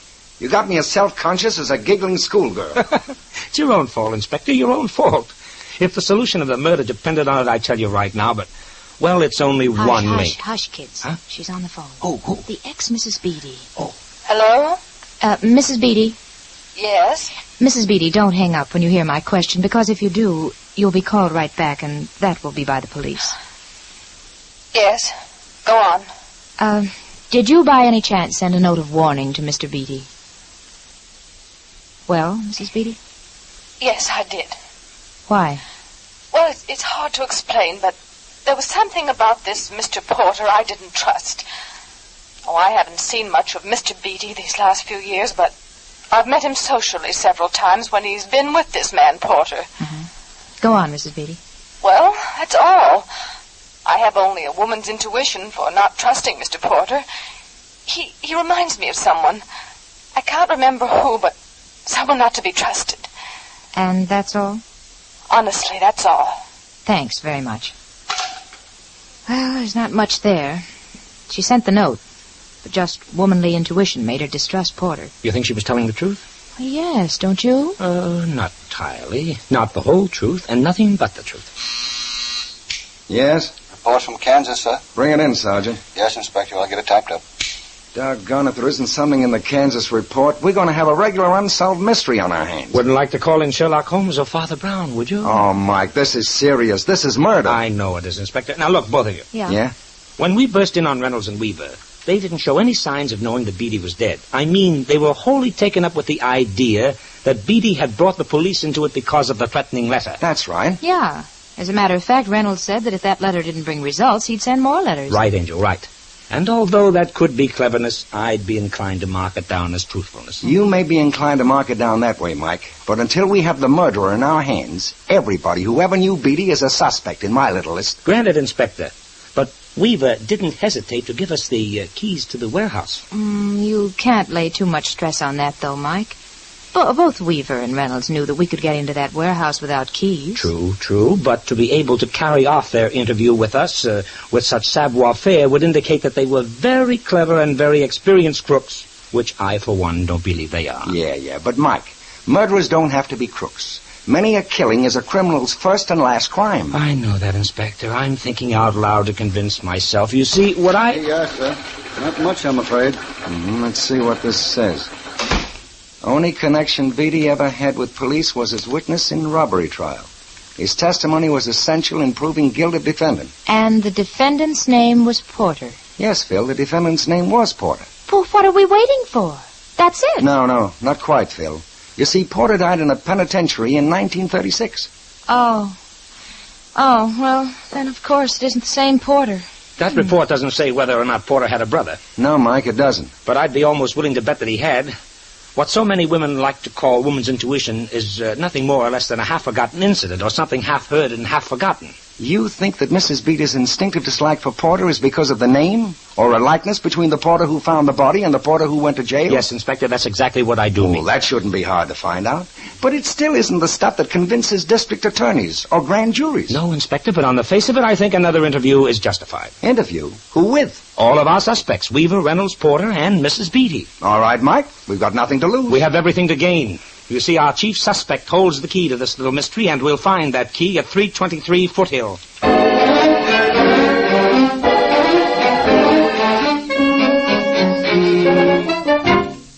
Well, I can understand why... Quiet, please. Quiet. Now, to some of you, this is going to be somewhat of a shock. But Mr. Beatty has been murdered. What? We found the body in the warehouse you used, Mr. Reynolds and Mr. Weaver. But Mr. Porter had the distinction of finding it first, although he lost it again. Will you take over from there, Mr. Porter? Well, I came here this morning to take Mr. Beatty to lunch. The door was open, which was funny because he was very careful about locking and bolting the door. I came upstairs, found him lying on the couch, stabbed through the chest.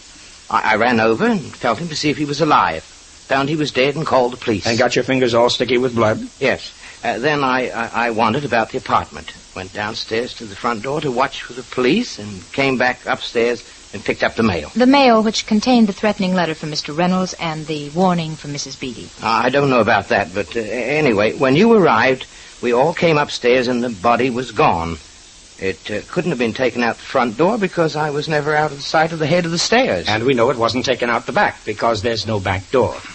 Would you have any explanation for that, Mr. Reynolds? No, I can't see how. Or you, Mr. Weaver? No explanation. And I'm sure that Mrs. Beatty hasn't. Oh, no, it's completely baffling to me. It was to us for quite a while. The reason it was baffling was because we were stupid enough to believe Mr. Porter. What? If you picked up the letters after you examined the body and after you phoned the police, how come there are no blood-stained fingerprints on any of them? And with the wind blowing so hard that it blew the mail off the table, how come the front door was open? It would have blown shut. And if the body couldn't be taken out the back window and you never lost sight of the front door, how could the body be spirited away? I don't know. That's the mystery. No mystery, Porter. Just a tissue of lies, well rehearsed. The body never was here. But the blood on the couch. Put there by you after you had hidden the body in the warehouse rafters. Oh, this is absurd. You can't throw accusations around like that. We can and we will. Give me your keys. My keys? Yes, the keys in your pocket. There, you see? When we searched Mr. Beatty's dead body, we found everything a man usually carries. A wallet, pen and pencil, watch, checkbook, handkerchief. But, Inspector... Yes? No keys. No keys to getting to his house or anything. Now, what Porter did with the rest of Beatty's keys, I don't know. But here's the key to the warehouse. F24 is its number. It checks with the number of your key, Mr. Weaver. Yes, that's right. And one of these two keys is the key to Beatty's apartment. This apartment. Shall I try them, Porter, or do you admit it? I admit it. Okay, Inspector. I guess that takes care of that.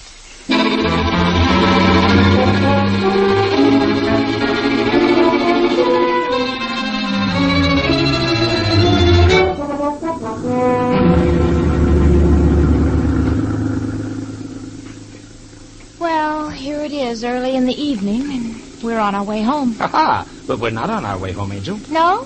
Where are we going? We're going to meet the inspector and have a late snack at Fisherman's Wharf. Oh, good. Mike, I wonder if Porter is a brother of the man who died in the penitentiary. Oh, I'm sure of it. He'd better be. Why? Because if he isn't, we'll spend the evening talking to the inspector about motives. Oh. And what would you rather do, Mike Shane? Are you asking me or taunting me? Well, I just... Mike. Huh? No, not here in the car. I mean... Why not, Angel? I can drive with one hand as well as the next.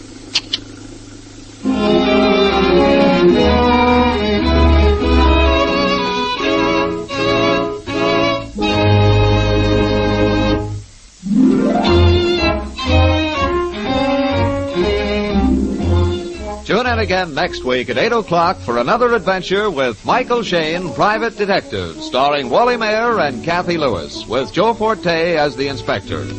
Tonight's story, based on the character created by Brett Halliday, was written and directed by David Taylor. Music was composed and directed by Bernard Katz.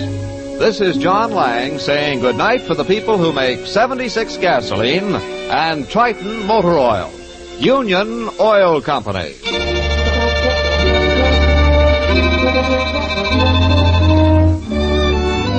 This is the Mutual Don Lee Broadcasting System.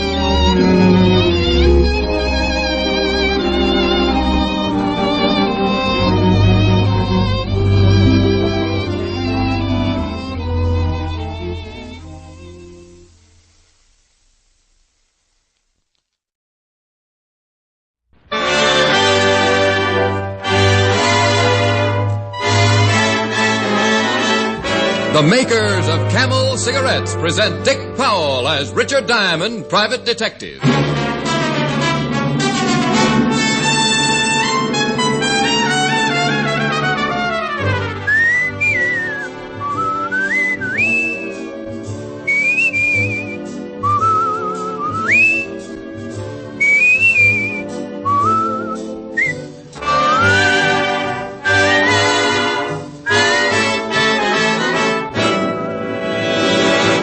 More people smoke Camels than any other cigarette. The reasons behind Camel's great popularity are flavor and mildness. Smoke only Camels for 30 days and see how rich and flavorful Camels are pack after pack. See how mild they are, how well they get along with your throat week in and week out. Then you'll know why Camels are America's most popular cigarette.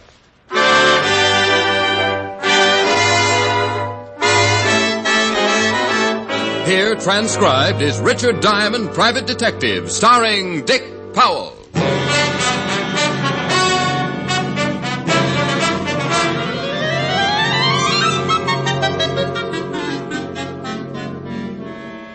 In my business, nearly every case I get mixed up in has some kind of an interesting angle. If it isn't some woman who spotted a neighbor floating bodies in his bathtub, or a lonely husband who got lonely because he disposed of his wife with a meat axe, then it might be a case like the one I got mixed up in last week. Mr. Richard Diamond? I agreed with him, watched him close the door and walk into my office. I looked, closed my eyes, looked again. I made up my mind I wasn't having hallucinations. He couldn't have weighed more than 140, a kindly face that supported a sad sort of a smile. He was dressed well, and his actions seemed perfectly normal. But there was one little thing that bothered me. He was a good 8 feet tall. You seem a little disturbed, Mr. Diamond. Oh, it's nothing, no, just a high fever. About 110, I'd say. You've noticed something out of the ordinary? Oh, no. I work for a carnival, Mr. Diamond. Oh? My name is Adam Rayburn. I'm billed as the thinnest man in the world. And you must come close to being the tallest. 7 feet 11 in my stocking feet. Well, I'm glad to know you, Mr. Rayburn. What can I do for you? I wish to hire you. I charge $100 a day in expenses. That's agreeable. $100 in advance. That's just so I won't have to take time off from your trouble and sell some of my steel stock. Here's $100. Oh, thank you. Thank you, Mr. Rayburn. You are now the proud owner of a pedigreed private detective. I suppose you'd like to know about my problem. Well, it's cheaper than letting me guess. There's a girl who works at the carnival. Her name is Rowena. Rowena? professional name. You've heard of her? Oh, yeah. She's a dancer, isn't she? That's right.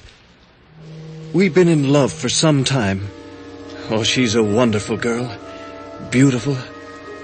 All that any man I watched him could talk ever about her, and I swallowed a big lump in my throat. Adam Rayburn, almost 8 feet tall, was reminiscing about his love with all the sincerity of a handsome Romeo. I'd seen Rowena, and I could certainly understand why the skinny guy had it bad. But being a pretty practical guy myself, Adam just didn't look like the type a girl like Rowena would go for. But I always say you never know about some things. She's in trouble, Mr. Diamond. Oh, what kind of trouble, Adam? Oh, that's why I came to you. I don't know, and she won't tell me. She won't let me help her. But it's obvious whatever trouble she's got in is more than she can handle. And you want me to find out what it is? Yes. Well, I'll do my best. Oh, thank you. It's very important to me. He told me about the carnival and where I could find Rowena. He also warned me that if Rowena found out, she would be more than mildly unhappy. He thanked me again, shook my hand, and went out of the office. I closed up, went home, and napped until 6. Then I headed for the carnival. Hey, hey, hey! Step right up on the inside. It is the most amazing spectacle ever to be witnessed in this hemisphere. Lungo the Gorilla Boy, captured in the High Boy, fast, safe, sensational ride. Step right up, ladies and gentlemen. Ride the High Boy. Only a dime. Fast, safe, sensational ride. Carnival, colorful, gaudy, fascinating if you're 5 or 50. You get initiated when you're a kid and you never forget it. The nostalgia of hot dogs and mustard, pleasant emotions kicked up when you smell the sawdust or see a little kid buy a stick full of cotton candy.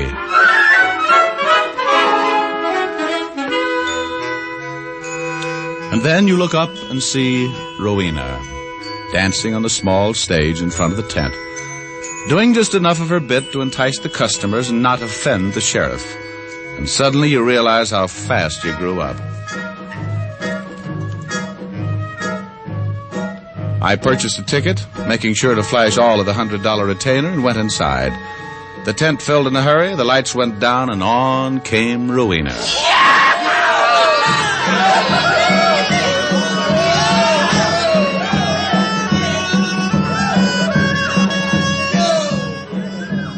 She did her bit, the usual routine, and got off. I waited for the tent to empty and then went back to look for the beautiful dancer. There was another small tent in the rear of the big one, and as I approached, I could hear 2 girls talking. Sure, Rowena, sure, I'll keep it for you. Now, look, Dixie, I don't want anybody to know about it, not anybody. He's giving you trouble, huh? Yes, he's been... What's the matter? Yes? Who is it? Rowena? Yeah? You, want to see me? Mm-hmm. I'll be going. Oh, don't let me bust up anything. That's okay. I gotta be going anyway. This is Dixie Jones, Mr. Diamond. How are you, Dixie? Bushed. Well, nice meeting you, Mr. Diamond. I'll talk to you later, Rowena. Cute. Mm-hmm. Now, what can I do for you, Mr. Diamond? I just saw the show. Good. I'm glad you liked it. Is that why you stopped back? Oh, I thought I'd like to meet you. It's against the rules. Whose rules? The guy who runs the carny. Not your rules? Sometimes. Not this time. Oh, I'll let you know as soon as I find out what's on your mind. Well, that shouldn't be too difficult. I'm the type who likes to break rules. Well, you're a little old for the usual schoolboy and too hep for a yokel. What do you do, Mr. Diamond? Well, nothing obvious, but I make a few bucks, and occasionally I use the few bucks to buy a pretty girl a drink. Just one drink, Mr. Diamond? Score for Diamond. She was interested, and I made a mental bet with myself that she'd spotted my bankroll and not my blue eyes. She excused herself, did a quick change behind a screen in the corner of the tent. She came out dressed in mink and a black number that could have snarled up traffic on any quiet intersection. She took my arm, and we headed for the nearest pub, in this case, the Fallen Duck. A cozy little bistro that certainly seemed appropriately named. If a duck had wandered in, it would have taken a nosedive in a hurry. Man, boy, duck, or diamond, nothing could have stood for long. It's a little crowded. Oh, it's probably necessary. If all the people left at once, the walls would fall in. Here's to what, Mr. Diamond? Well, to you calling me Rick. I'll drink to that. Rick. Aren't you a little warm? Mm-hmm. But you'll suffer a little and keep the mink on. It's a nice coat, isn't it? Charming. You do all right. Diamond bracelet, the mink. I could use another drink. Oh, sure. Without the water. We sat and I watched her kill a few more, and in between times she moved. The pitch was subtle and as practice as a lion trainer with a kitten. She worked hard and I played along. It wasn't difficult. Rowena was quite a girl, and as far back as I can remember, I've liked girls, particularly the type you classify as quite a girl. About the time I was offering my fullest cooperation, we were interrupted. Hey, there's Rowena. Yeah, swell. Friends of yours? It's Dave Sylvester and his wife. He owns the Carney. How are you, Rowena? Fine. Hello, Paula. Hello, Rowena. This is Mr. Diamond and Mr. and Mrs. Sylvester. How are you? How do you do? Can I buy you two a drink? Well, that would be... No, thanks, Dave. We were just leaving. Come on, Rick. Well, nice meeting you. Nice meeting you, Mr. Diamond. Yeah. Sorry you gotta be going. Good night, Dave. Paula. Well, that answers that. Not friends. I've known Dave for a long time, way before I joined the Carney. What makes you think we're not friends? Oh, just a casual observation. I got the idea when your hair stood straight up. You better take me home.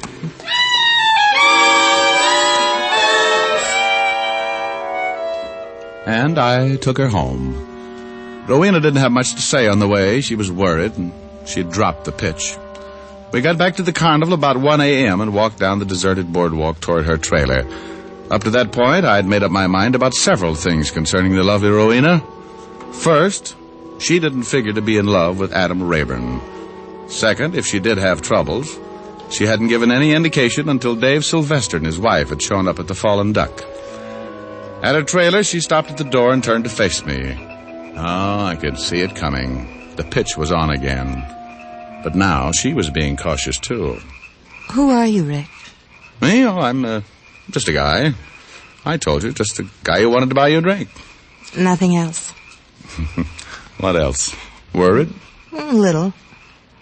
Why pick on me? Well, honey, you go on inside and take a look in the mirror. If you're a little objective about it, you'll get the idea. Rick. Yeah? Good night. Well, good night. Rick, Yeah? will I see you again? Yeah. Why did you do it? Why did you do it? Wait a minute, Adam. Wait a minute. Let me go. Oh, take it easy. What's the matter with you? What do you want to slug me for? Why did you kiss her? Why did you kiss her? Oh, for Pete's sake. I saw you. I saw you kiss her. Well, you didn't see very well then. It was the other way around. I didn't hire you to take her out and make love to her. Oh, come on, Adam. Get hold of I don't yourself. want to hear. Oh. What's the matter? That tent. It's on fire.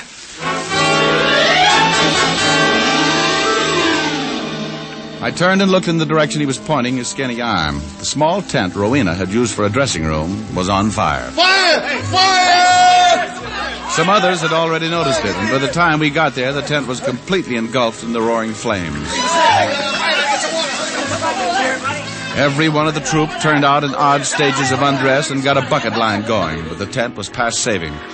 The fire department arrived, put out the last of it, and then one of the troop, picking his way through the charred ruins, made a grisly discovery. Hey, there's a body in here.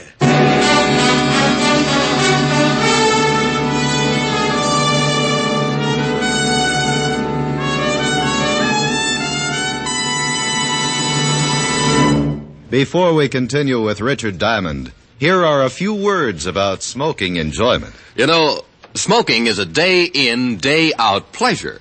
And it takes day-in, day-out smoking to tell you how rich-tasting and how mild a cigarette is as a steady smoke. One puff won't tell you One sniff won't tell you. Smoke only Camels for 30 days, and you'll see why more people smoke Camels than any other cigarette. You'll enjoy the first puff and every puff, for Camel's costly tobaccos are properly aged and expertly blended. No other cigarette has Camel's rich, full flavor, a flavor you'll never tire of. And no other cigarette gives you this proof of mildness. Proof based on steady smoking.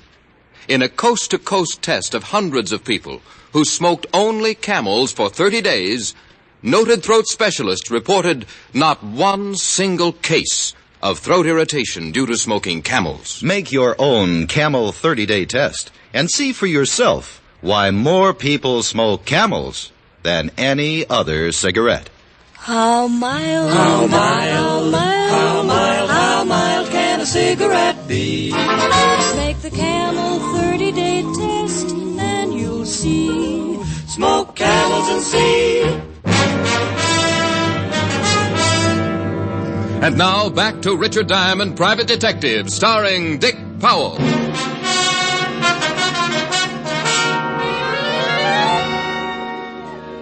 1:30 in the morning, standing in the middle of what was left of a gutted sideshow tent. Standing with the members of the Sylvester Carnival troupe, looking down at the burned body of a girl. A case with a simple beginning, and then a fire and a girl dying in the fire. The crowd spread out as the fire department moved in to look for a cause, and Dave Sylvester, the owner, identified the body. Dixie Jones. She slept in the tent. Poor little Dixie. Oh, hello, Mr. Diamond. Hello, Mr. Sylvester. It's a terrible thing. Yeah. Mr. Diamond? Beat it, Adam. I'll talk to you later. No sense in letting people know we're acquainted. All right. So all of a sudden I smelled smoke. See, I thought that I was dreaming or something. Rick, Oh, hello, Lorraine. isn't it awful? Yeah, it's pretty bad. Poor Dixie. Rick, No? will you walk me back to my trailer? Sure. Cold? Yes. Act like you got a chill. You better take my coat. No, it's all right. I'll be all right. Well, good night, honey. Rick, Yeah? I don't feel much like sleeping. Why don't you come in for a while? What's the matter, dear? You act as if you're scared. Of you? Well, I don't know what it is, but you're scared of it. That's ridiculous. Good night, Rick. Mr. Diamond. Well, now, don't start swinging again, Adam. I didn't even hold her hand. I just left the fire. The fire department found out it wasn't an accident. What? I heard the chief say the fire was started deliberately. They called the police.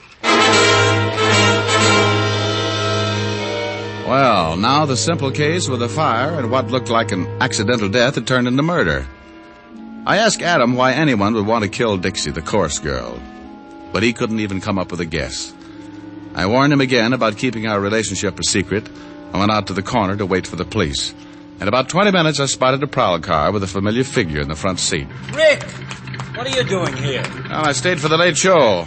It's a nice fire. Just got a 211 report. Some girl in the fire. Yeah. Name was Dixie Jones. Hey, Walt, look, nobody around here knows I'm a private cop. You want it kept that way? Yeah, for a while. Okay, climb on the running board. We'll drive down.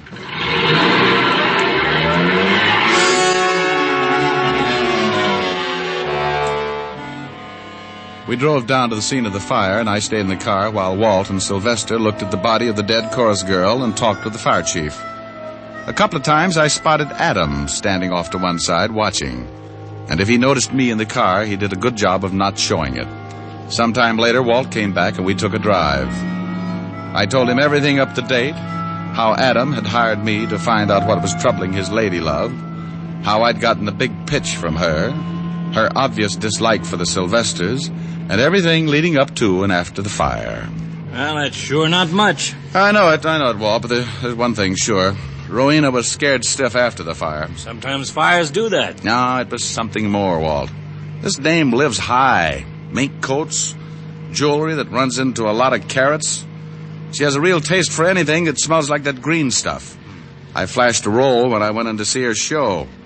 She acted like a steady date when I went back to her dressing room. Rowena doesn't make enough money at this carny to buy all those things, Walt. Well, I'm having the whole troop brought in for questioning. Maybe we'll uncover something. This client of yours. Adam Rayburn? Yeah. What does he know? Oh, apparently not much. He's so in love with that dame he can't see anything else. What does he do? Well, he's advertised as the skinniest man in the world. He's nearly 8 feet tall and weighs a good 140. He thinks Rowena's in love with him. Are you kidding? Rowena? A dame like that? Yeah. Poor guy.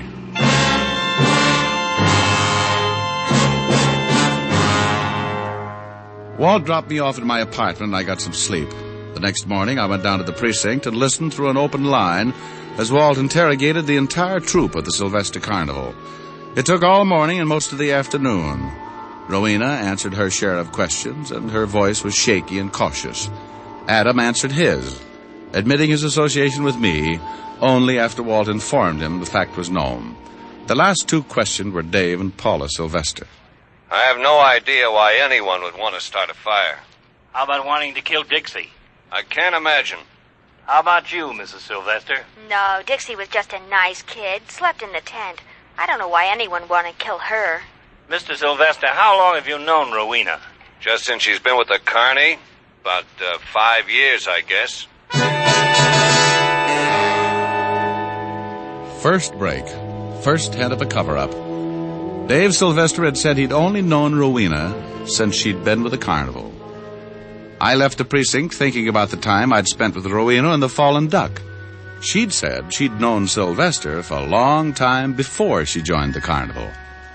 I grabbed a cab and went back to the Carnival grounds, where I hung around until my client showed up. We found a quiet spot and talked. No, she's never said much about Dave or Paula. Oh. Well, how about the girl who was killed, Dixie? They were friends, that's all. Why, have you found out something? How much money have you given her, Adam? Oh, no, wait a minute. How much? Well, not much. How much does she make? About $200 a week. Then who's buying those minks? Well, she is. And the jewelry? What do you mean? She told me she bought those things with money she'd saved. Out of $200 a week? Well, yes. And then why ask you for more? Because she needed it. I didn't ask her why. She likes nice things. We're in love, Mr. Diamond. A man doesn't ask... Okay, Adam, okay. I lost myself for the rest of the afternoon in the newspaper files, looking up past history on David Sylvester, his wife, and Rowena. There was a story about David and Paula the day they got married, and enough about Rowena to give me a pretty fair background. She'd been in show business for a long time, from parents in the business. Never done much until she joined the Carnival, and then her fame spread far and wide. There were some publicity pictures that certainly showed why she had become a headliner. She'd been married once to a man named Black, who had disappeared 10 years ago, a small-time agent who had left her stranded in a hotel somewhere in Ohio. And according to the article, he was wanted by the police for a forgery rap and left her holding the sack. I looked some more, but I couldn't find anything about a divorce or that Black had ever been caught. At 7 o'clock, I let myself in Rowena's trailer. I sat down and waited for her.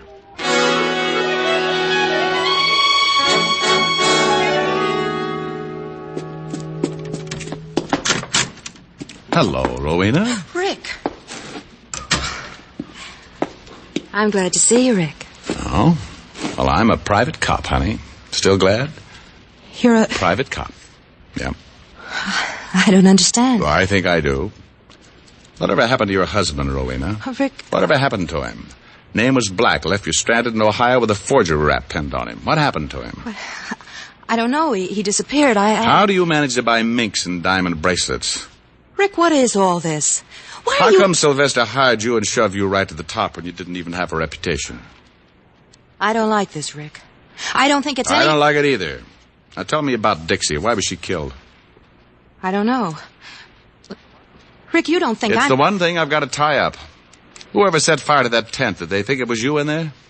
Don't be ridiculous. Well, see how ridiculous this sounds, honey. Dave Sylvester is your missing husband. No. He's paying you to keep your mouth shut. Get out of here. You don't care who you pick on, do you? If you can't blackmail a guy, you work him, like Adam Rayburn. Poor guy thinks you're in love with him. Get out! Get out! How much did you get? A couple of lousy dollars? Anything for a buck, huh? If you don't get out of here, I'll have you thrown out. I want to know why Dixie was killed. And, baby, you're going to tell me. Rick, please. Oh, it won't work, honey. Now, what was the connection? Please. Baby, if you know why she was killed, that makes you an accessory before the fact. I'm not very happy about you, honey, and I'd be more than willing to do my bit to see you get a few years. Rick. Now, you better tell me all about it. Be a lot easier. All right. Dave Sylvester is my husband. His real name is Martin Black. You're right, I was blackmailing him. Somebody fired 2 shots through the open window and nailed her twice. I caught her as she dropped, and I lowered her to the sawdust floor. I kept my arm around her because she couldn't do much more than look up and smile a tired smile. Thanks. Thanks for the lift. Honey. It's all right. Dixie was keeping the marriage license for me, so Dave wouldn't find it.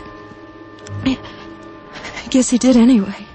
He must have killed her and set fire to the tent. I'll get a doctor. No, I gotta say something, Rick. No excuses. I took Adam. I took everybody. Mixed up. Was going to take you, and something happened, I guess. Maybe I thought you might be the boy on the white horse. Baby, look. Telling the truth, Rick. A lady wouldn't lie at a time like this. No, I guess she wouldn't. I put a pillow under her head and went out. The carnival had suddenly turned into a bad dream, a lot of noise and confusion. There was a killer loose, and I wanted to get him. Look out, Diamond! It was Adam Rayburn again, standing near a tent. David Sylvester had been waiting for me to come out. Sylvester jumped as Adam yelled and turned his gun on Adam. He caught Adam with the first one, and the big, thin guy toppled like an anemic sapling. I got my gun out, but Sylvester had disappeared in the darkness. Go get him. I'm all right. I circled the tent and spotted Sylvester running up the main drag. He turned and tried a quick shot. People started running when they got the idea, and I kept low, trying to stay in the clear. The place emptied faster than a ballpark in a thunderstorm, and Sylvester was caught on the empty walk. He turned for another shot, but I beat him to it. The slug knocked him sideways, and he staggered into a building, and I went in after him. It turned into the weirdest chase I'd ever gotten mixed up in. I found myself looking at a dozen Richard Diamonds and an equal number of Dave Sylvesters. I was faced by a room full of mirrors, and to top it off, a recorded laugh was playing over and over. A gimmick to show the public how much fun they could have inside. Oh, some fun. The dozen Sylvesters had all turned and taken a shot at the dozen Diamonds, and the dozen Diamonds suddenly became one less. It was a process of elimination. Sooner or later, one of us would stop hitting mirrors and get the real thing. I picked one of the Sylvesters, and we both went to work.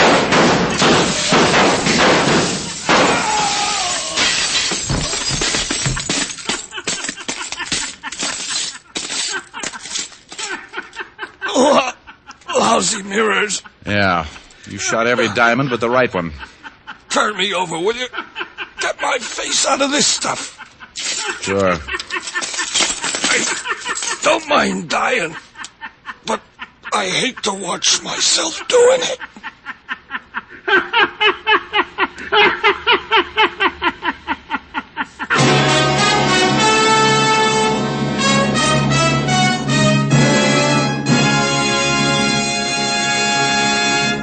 Dick Powell will return in just a minute. Again, doctors in all branches of medicine have been asked this question. What cigarette do you smoke, Doctor? Again, the brand named most was Camel. Yes, according to this repeated nationwide survey, more doctors smoke Camels than any other cigarette. Baseball is getting underway, and it's interesting to note that Camels are the favorite cigarette of many baseball players. Bob Lemon, Vic Raschi, Howard Paulette, Dick Sisler are a few of the stars who choose Camels for their rich flavor, cool mildness. Try Camels yourself. How mild, how mild, how mild, how mild, how mild can a cigarette be? Take the Camel 30-day test and you'll see. Smoke Camels and see. Here's Dick Powell with a special message. Thank you. Ladies and gentlemen, the makers of Camels are sending gift cigarettes to our wounded and disabled servicemen. These cigarettes are forwarded to and distributed by the Military Air Transport Service, United States Air Force, which evacuates virtually all overseas wounded personnel. Gift camels are also on the way to Veterans Hospitals, Fort Meade, South Dakota, and Oklahoma City, Oklahoma. U.S. Army Station Hospital, Camp Campbell, Kentucky. U.S. Naval Hospital, Beaufort, South Carolina. Now, until next week, enjoy camels. I always do.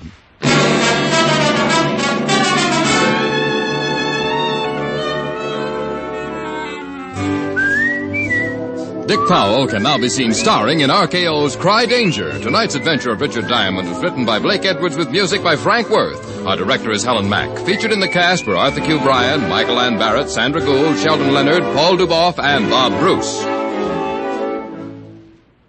Then, for pipe pleasure, get the National Joy Smoke, Prince Albert.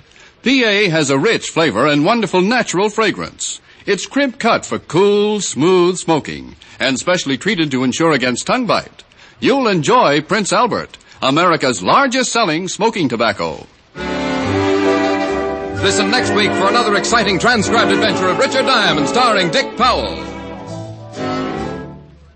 This is Your FBI. The official broadcast from the files of the FBI follows immediately. Stay tuned. This program came to you from Hollywood. This is the American Broadcasting Company.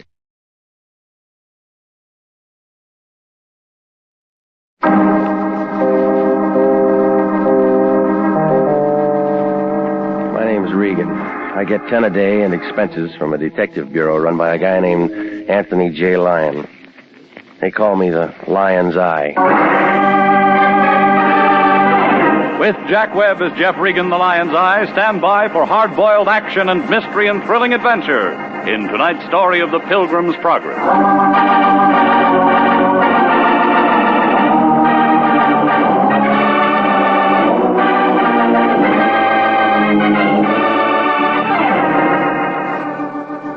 The Cosmopolitan Building, 7th Street near Olive, downtown L.A.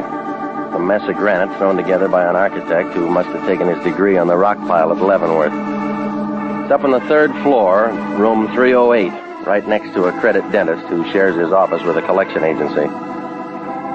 On the other side, there's a school for models, and the Lion's got sore eyes trying to see through that cloudy glass. International Detective Bureau, Anthony J. Lyon, president.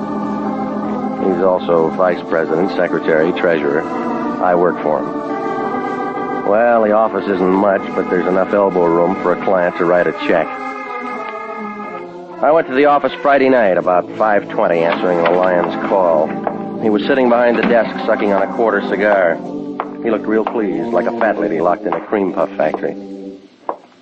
Man I know had a baby. Plumber named Broman or Groman or something like that. Mazel tov. Cancel any arrangements you got for the night. I got something for you to do. Got your car? It's in the lot. Gas it up. You're taking a trip. Where to? Calabasas. A man wants to see you. I got no friends out there. Friend of mine, name's Hendricks. He counts his money with an adding machine, and his finger's always swollen. What's the problem? I don't know. He didn't say. He just called and told me to send out a man. How much did he give you for a retainer? When an important man like Hendricks calls you, don't insult him by asking for money. Oh, stop it, will you? You're the kind of guy who'd steal pennies out of parking meters. That's enough, Regan. If one of them turned up empty, you'd sue the city. Here's the Hendricks address. Now get out there. All right. Regan. Yeah? Remember, do a good job, and I'll give you Thanksgiving off, and I'll pay you. With what, cranberries?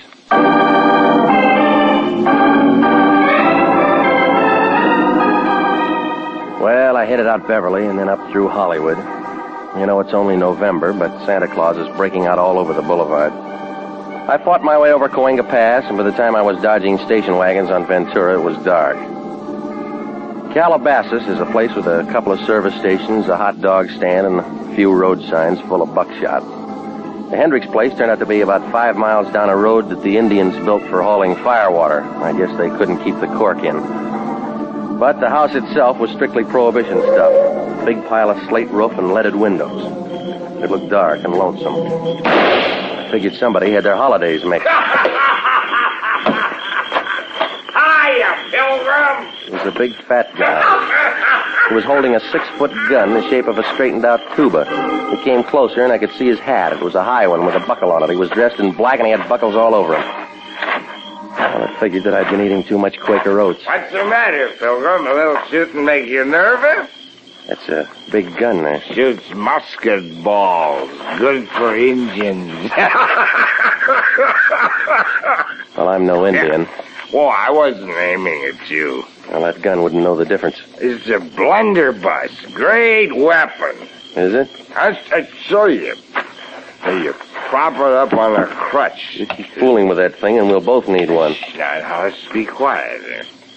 You load the barrel with lots of powders. Look, why don't you give that thing back to the museum? He does it. More powder. Gotta use lots of this black powder. Buster, you need black coffee. Come on, give me that thing before it blows up in your face. You broke a window. Oh, it's all right. It was only the attic. You live here? Of course not, Pilgrim. I'm Miles Standish. Well, where's the rest of the party? All inside, talking to John Holden. Yeah, sure. Oh, you just think I'm kidding, don't you? Pilgrim, you just haven't got the Mayflower spirit. No, you drank it all. It's just cider. Nothing better on a cold New England night. Thanksgiving's not for a week. Come on, get off it. Shh. Hark. What's the matter? Injun. Put that down. I'm not going to shoot him. He's a friendly type. Brother Regan? Yeah? If thou wilt follow me, please. Oh, you too, huh? I beg your pardon? Okay. Well, so long, Pilgrim. Yeah, keep your powder dry, Standish. I'll see you on Plymouth Rock. Okay, this way, Brother Regan. Now, look, Sunshine, you work here. My name is Phelps. Why don't you lock that guy up? I'd be outnumbered, sir. There are 21 pilgrims. Bad winter.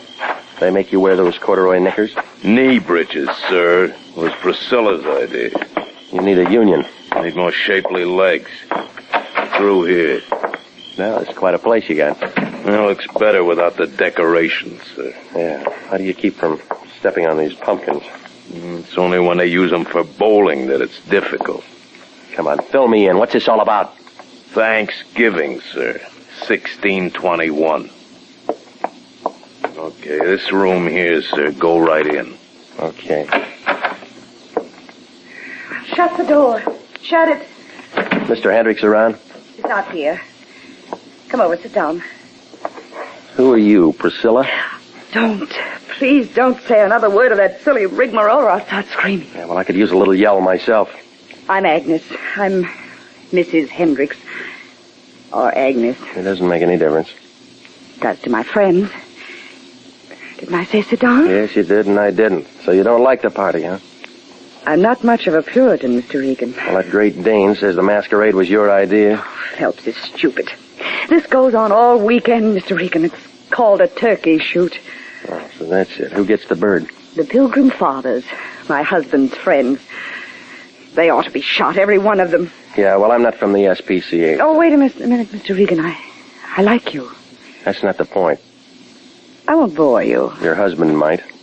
Him. He's crazy, Mr. Regan. Crazy as the things he does. Shooting, drinking, spending money. It's a hard life. I don't know how I stood it for as long as I have. My lawyer says I'm the most patient woman in the world. Yeah. Well, thanks for the conversation, Miss Hendricks. Why did my husband send for you? I don't know. Yes, you do. You do know. Tell me. I don't know. Please.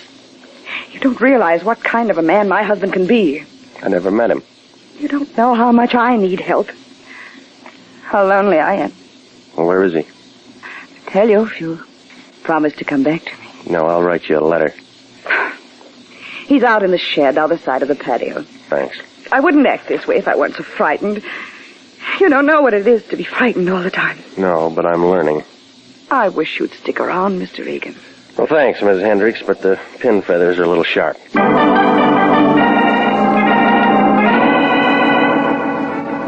Mrs. Hendricks went back to her worrying, and I wound my way through the house looking for the back entrance.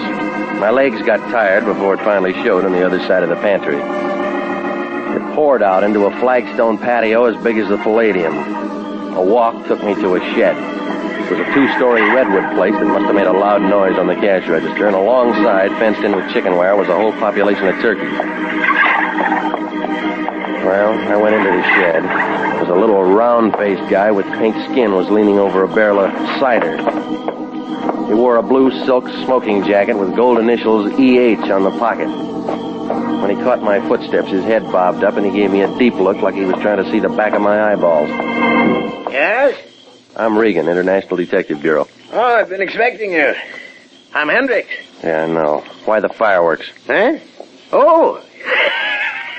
Miles Standish and his blunderbuss, huh?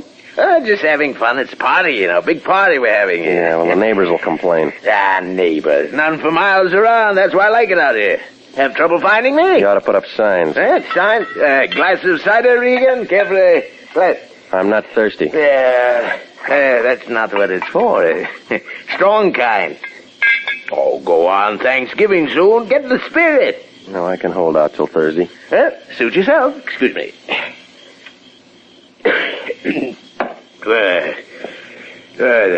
Yeah. There's going to be quite a party here, you know. Your wife's got a different version. Oh, you spoke to her? Yeah. You were told to come out here to see me. I got sidetracked. It's not good for a man in your position. All right, Hendricks, why am I here? What'd she say to you? I forgot. Regan, you're making me angry. Now, look, mister, you didn't get me out here to make a pilgrim out of me. No, of course not. Fine woman, Mrs. Hendricks. We've been married for years, you know, happily.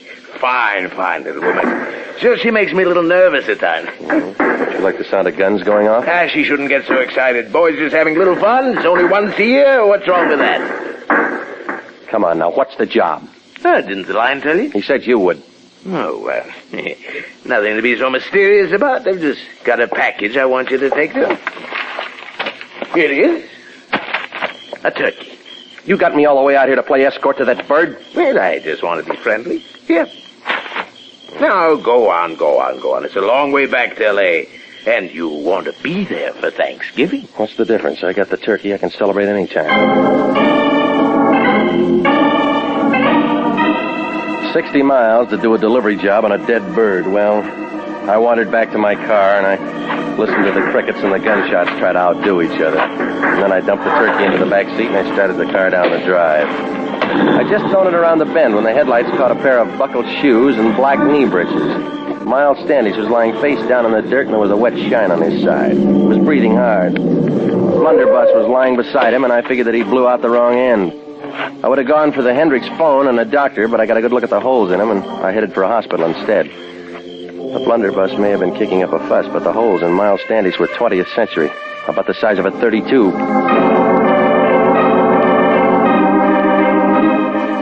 Well, I turned him over to an emergency hospital, and I put a call into the sheriff's office. I gave the story to Lieutenant Robinson, and then I headed back toward town.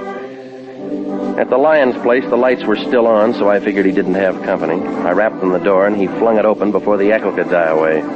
He had a carving knife in one hand, and he was wearing an apron. His eyes were big, and he had an eager look like a college couple on Mulholland Drive. Regan, you're back. Oh, now that takes a big brain. I've been waiting for you. You know I had a chance to go to a classy party tonight. Russian caviar and champagne and favors to all the guests. Know why I didn't go?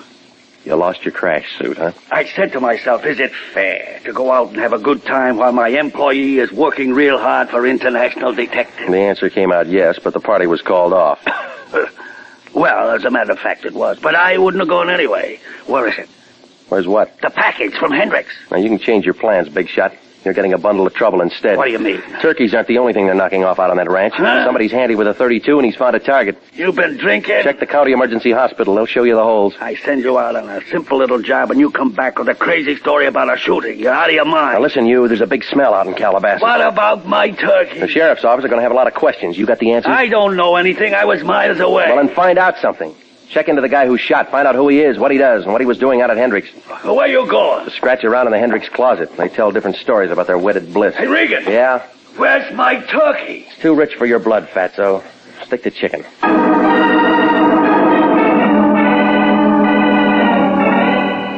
Well, I left him standing there with his apron hanging out. Miles Standish might get enough wind to through that extra hole to say who shot him, but more likely not.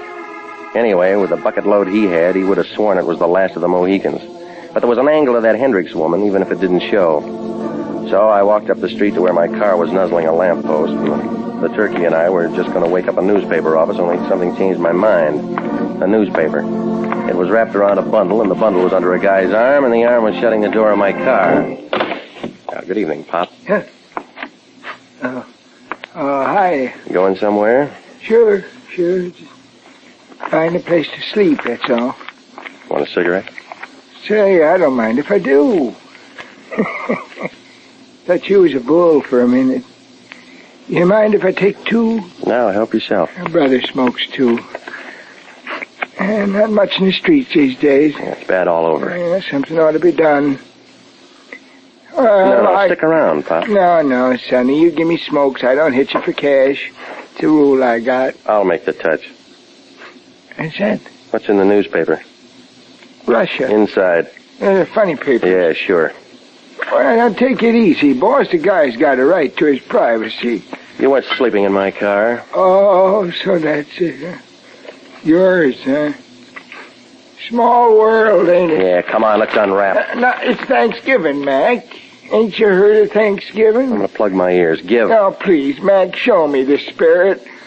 Once in my life, both drumsticks. Now, stop it, you're breaking my heart. I mean it, Mac. Let me have it. I'll break the wishbone for you, Sonny. I will. You ain't got no use for all that meat, have you? Oh, you have, huh? What's so long, man? Hey, wait a minute. Hold it. No, let go of my arm. That was a pretty dance, but you should have changed your shoes. What's that? You didn't get those buckles in the bread line. Oh. Now, come on, change the record. Who are you? That's none of your business. Let go of me. I said talk. I will not. You're from the Hendricks place, aren't you? You're from the... Oh. Thank you, Phelps. That's all right. Got the bird? Sure. Let's go. Yeah.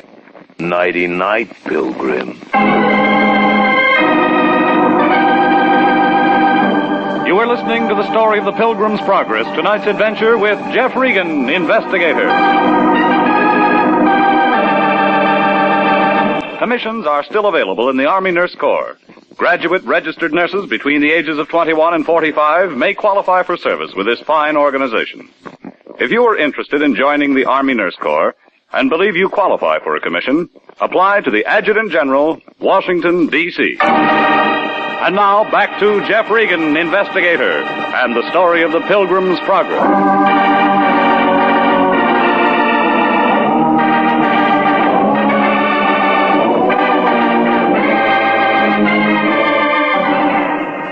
Well, none of it made sense. The Lion sent me out to pick up a turkey on the Hendricks Ranch in Calabasas, and the Mr. and Mrs. were having an old-fashioned turkey shoot, and all the guests carried blunderbusses and dressed like pilgrims. Only it wasn't just the turkeys who were acting as targets. One of the pilgrims ended up with some .32 caliber holes in him. And then the Hendricks lackey and a buddy shoved a gun at me and stole the Lion's bird. Well, I picked myself up and I went home. A heavy man was doing a heist job on my icebox. He was pouring himself a glass of milk to wash down a sandwich he was munching on. Hi, Regan. Right ahead. Help yourself. Yeah, thanks. I didn't know how long I was going to have to wait, and I was getting hungry. There's a restaurant just up the block. I like it better this way, homemade. Fix you a sandwich? Pretty good deviled ham. Come on, let's close the box and open your mouth, buddy. Why not? We had a date, remember? Robinson, Sheriff's Office. That's what I figured. You don't mind me coming in like this, do you? What if I did? I'd leave. Sanctity of the home, you know. You can throw me out even though I got a badge. Let's cut away the fat, mister. What do you want? Answers to a couple of questions. What were you doing at the Hendricks place? Picking up a turkey? Well, that's a new one. Now, look, you ask him. I'll answer him. Never mind the feature page. How long have you known the Hendricks? Never met him before. Wrong answer. What do you mean? We found this out at the Hendricks house. A page torn out of the yellow directory with a red circle around International Detective. Now, that doesn't say a thing. Maybe yes, maybe no. I'm still scratching around. It'll ruin your manicure. You know, Regan, you don't seem to realize the seriousness of this. That pilgrim you dragged in died. Well, that figured. We don't like unsolved murders messing up our record books. Well, then you're wasting your time here. I got lots of it. I don't come up for pension for 12 more years. What was that pilgrim's name? Well, he gave me Miles Standish. Sounds like a fake. Well, don't count on it. I once knew a John Smith. Give me the real name. I don't have it. All right. He's an out-of-town boy, but we'll track him down. Now, straighten out something for me, Regan. How long did you say you knew the Hendricks? Now, look, I gave this to you once. Nothing's changed. How come we find a $5,000 check in that joker's pocket made out to cash and signed by Hendricks? Go ahead, answer. Just don't make a date. You may not be available.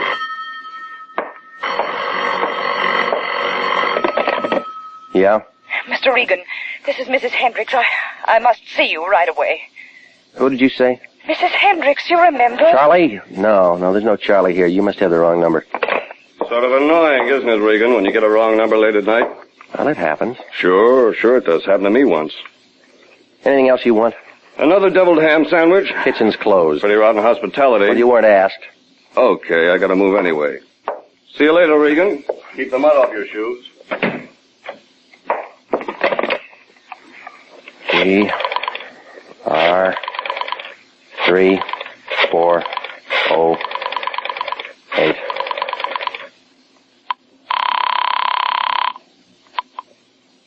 Hello? Mrs. Hendricks, this is Regan. I just called you. Well, I couldn't talk. What do you want? Can you come out, Mr. Regan? Right away. You're still lonely? Things aren't going well. Murder's like that. I've got to talk to somebody. Won't you please come? Give me a reason. I can tell you some things now I couldn't mention before. Like why your husband wrote a $5,000 check to the dead man? Check? But there must be some mistake. What do you mean? My husband couldn't write a check that large. He doesn't have any money of his own. It's all in my name. All right. Put a lantern in the window, lady. I'll need some light. Well, I headed out there fast. But when I raised a racket with a brass knocker, nothing happened. I tried a window, and a couple of scratches later, I was in the hall. The place looked empty, like the Rose Bowl on January 2nd. I found Miss Hendricks' room, where I talked to her, and stepped inside. The decorations were different.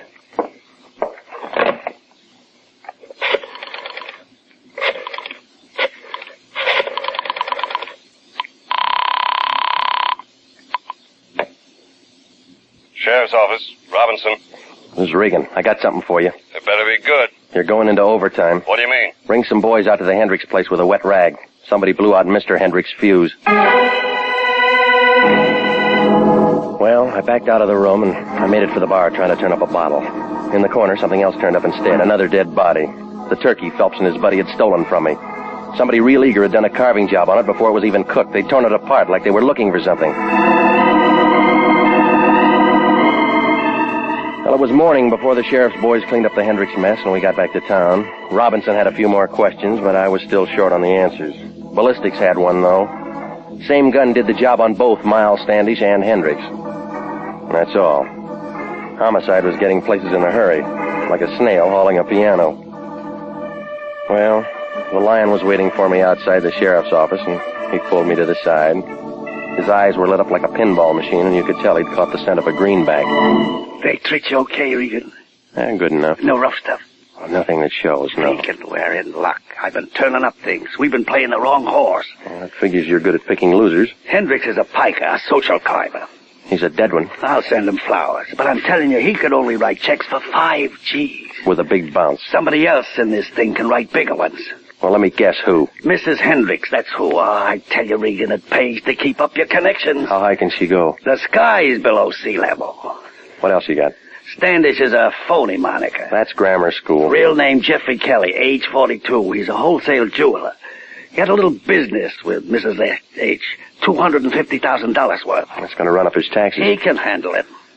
What did he do for her? I drew a blank, but he deposited her certified check at the bank yesterday morning. Mm-hmm. How does Phelps figure? I don't know. Well, who's the little man in the big overcoat? I can't do everything. You gotta do some work, too. Yeah, sure. Now, find Mrs. Hendricks. Offer her the services of international detective at our usual nominal rate, but don't underplay it. Now get busy. Where are you going? Home to bed. A man's gotta get some sleep. Well, the time was ticking out, but the game wasn't over yet. We figured to have a fast finish, and the Lion had a pretty good idea about catching some shut-eye. So I moved for the office and to stretch out on the couch. But through the glass, I could see there was a light on. Company was inside. Crestview 2045. Phelps, no luck. I looked all over. I told you, I tore the place apart. Nothing's here. I'm trying my best. Stop harping. Oh, well, it must be someplace else. Okay, right away. Leave a nickel, Buster. Huh? Oh, Regan. You looking for something? You, Pilgrim. What else? Plymouth Rock. Come on, punk, level it. All right, coax me. All right, because you've been crying for this. Now, flatten out. Well, it felt good to watch the big guy fall. He folded in like a steeple in an earthquake. When his head bounced on the lion's carpet, it figured he was due for a long sleep, so I went through his pockets. Ticket stubs from the prize fights, the gun, and a pocket knife I dumped into the safe. It was a pass to the Dons game on November 25th. He must have swiped that from his boss, so I filed that in the Lion's desk for future reference. But this guy Phelps had taken orders from somebody besides Hendricks. I just heard him do it on the phone. So when I turned up an old envelope with 832 North Palm scratched in the back, I crossed my fingers. He'd been calling a Crestview number, and the phone book said that I had a lead. North Palm was in the Crestview exchange area. So I called for the cops to sweep up Brother Phelps, and I climbed back onto my broomstick. I drove out through Beverly Hills. I wound up in front of a big Spanish house with potted $10 bills on the driveway. There was a new Nash sticking out of the garage, and I walked around to take a look. But Honest John had beat me to it. Who's there? Now stick around. I want to talk to you. Stand back. Stand back. You like cars, don't you? Maybe you want a hot rod. No, you don't. Get away from me. Hey. Well, it was the little turkey fan that I'd last seen in an overcoat. Phelps' buddy. He took out of there like a cow in deer season, so I let him go. No license. Well, I took a look around the car he'd been sniffing, but nothing showed except the registration. It said Mrs. Agnes Hendricks. I went to the house and rang the doorbell, and she answered. Oh, it's you. Mr. Regan. All right, I'll ask myself in. Yes, come in. Who are you expecting, John Alden? No, I'm glad to see you. You know, I don't like girls who break dates. Oh, that. Yeah, that's one thing. I couldn't help it. I couldn't wait for you to come all the way to Calabasas. You got impatient on account of a body in the house. You saw him? Yeah, after I tripped over him in your room. I didn't do it. Did I say you did? You've got to believe me. Relax. I look like a jury. You got multiple vision. Oh, Mr. Regan, I was so frightened. I didn't know which way to turn. We've been through all that woman driver routine. You don't like your husband. You wanted to get rid of him. But only in Reno. All right, now let's get back to page 1. You gave 250 G's to a jeweler named Kelly. You bought a rock. What? A rock, Plymouth Rock. It's a diamond. It's gotta be. Well, why'd you do it? Who'd you buy it for? Myself. My lawyer said I should get it for myself, that's all. He likes you pretty, huh? No, it was a community property thing. He said I could keep my husband from knowing how much money I had when he asked for a divorce settlement. Only hubby got wind of the deal. I guess so. You're making sense. Only why did he write a check to Kelly? Well, it was a small one. It must have been for a paste imitation, don't you think? It's not my business. Keep dealing. I mean, maybe he planned on switching them and getting my real one. That's been done. But he actually did it. Because all through this, there's been a diamond in the place where I always keep it. All right, you got a strong boy, Phelps. Had him out looking for the real diamond. What? And the other guy, the old man, was out in the garage. No. Phelps tore up my office, phoned here to you. Mr. Regan, now, look, there's been 2 guys killed. Mr. Regan... Good evening, Pilgrim. Where's your overcoat? Stand still, please. Yeah, my foot's in a crack. Mr. Regan, this is John Alden. Oh, can it, will you? I've seen him act one part already. That's true. Mine is the only name that's real. This is my house, Mr. Regan. Lawyer? Yes, I came here to see him, Mr. Regan. I just got here before you did. Be quiet, Agnes. Well, I got it all now. You won't keep it. Phelps took his orders from you. It's a waste of testimony. You started this. Spotted the gem switch. Figured to cash in. You're losing your chips. Shut up, will you? I got aces. Hendricks outfoxed you. You never found the real diamond. 5 in the hand draws blood. Mr. Alden, don't... Now, you keep out of this, Agnes. She's not in it. You are. That's all, Regan. All right, come on. Drop it. Drop it. Go there. I guess I hit him with the paste one. Huh? Look, the diamond, it broke. Yeah. It was just luck. I have the other one, too. I thought Alden was honest. I came to tell him I found it in my husband's cider. Well, that tears it. Come on, Priscilla. That docks the Mayflower.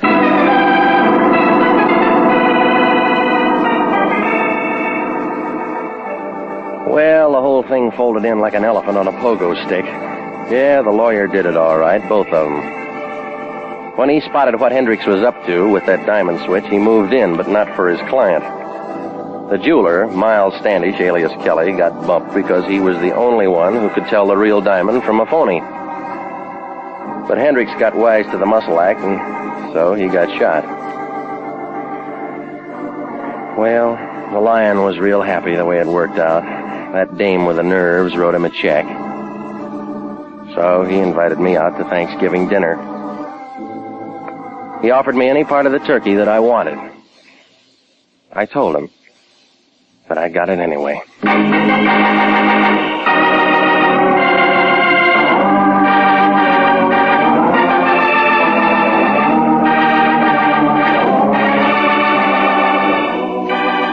Jack Webb is featured as Jeff Regan with Herb Butterfield as Anthony J. Lyon. It's CBS at the same time next week for more hard-boiled action and mystery with Jeff Regan, investigator. Written by Larry Roman and Jackson Gillis, produced by Sterling Tracy. Featured in tonight's story were Mary Lansing, Marvin Miller, Paul Frees, and Paul DeBove. Original music for this program is by Milton Charles. Bob Stevenson speaking. This is CBS, the Columbia Broadcasting System.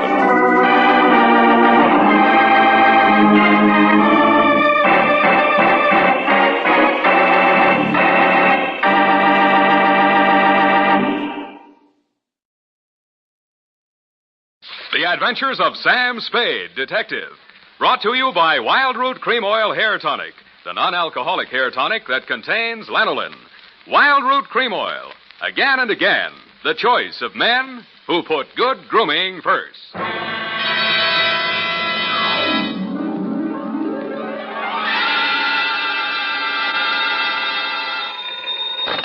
Sam Spade Detective Agency. They offered me a cool $1.5 million, but I couldn't be bought.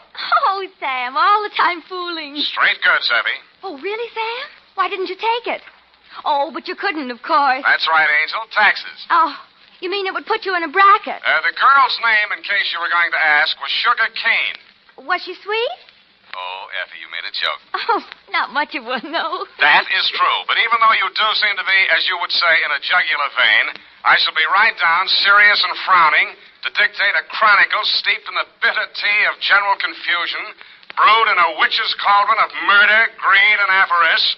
That's what gives it that nutty flavor. What, Sam? Silly girl, I refer to the sugar cane caper, on which I will forthwith my report be down to dictate on, goodbye.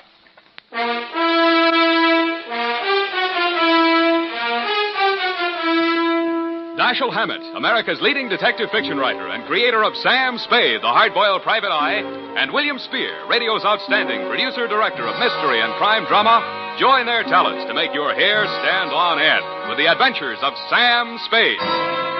Presented by the makers of Wild Root Cream Oil for the hair. Want to look better on the job? Get Wild Root Cream Oil. Want to look better to that gal of yours? Get Wild Root Cream Oil. Wild Root Cream Oil Hair Tonic improves your entire appearance by grooming your hair neatly and naturally, relieving dryness, removing loose dandruff. If your family hasn't yet enjoyed the benefits of America's leading hair tonic, here's what to do about it. Ask at your drug or toilet goods counter for the new 25-cent get-acquainted bottle of Wild Root Cream Oil Hair Tonic. Again and again, the choice of men and women and children, too. And now, with Howard Duff starring as Spade, Wild Root brings to the air the greatest private detective of them all in the adventures of Sam Spade.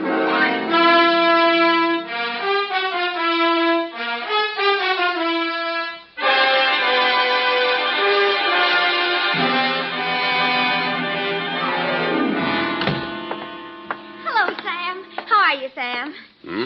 You were so lugubrious over the phone. Sometimes you're so bucolic, but tonight... What am I? When? Lugubrious tonight. Just bubbling over. Do you possibly mean I'm being lush with my verbiage? There, you see? Well, that's because I've been at work in the environs of Snob Hill, where they never use one word if 12 will do. Are you ready for the dictation, I guess it is? I plan to be most amusing tonight. Already I am yet. Look, I haven't even started. Oh. Really, I haven't. All right. Now, pencil. Date. Alan should have such an audience. Date. October 3rd, 1948, to Clifton Cavanaugh, Esquire. Down, Effie. From Samuel Spade, license number 137596. Subject, the sugar cane caper.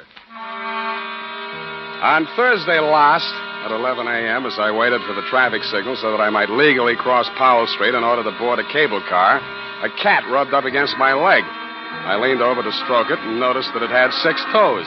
I wondered if that meant anything. It didn't.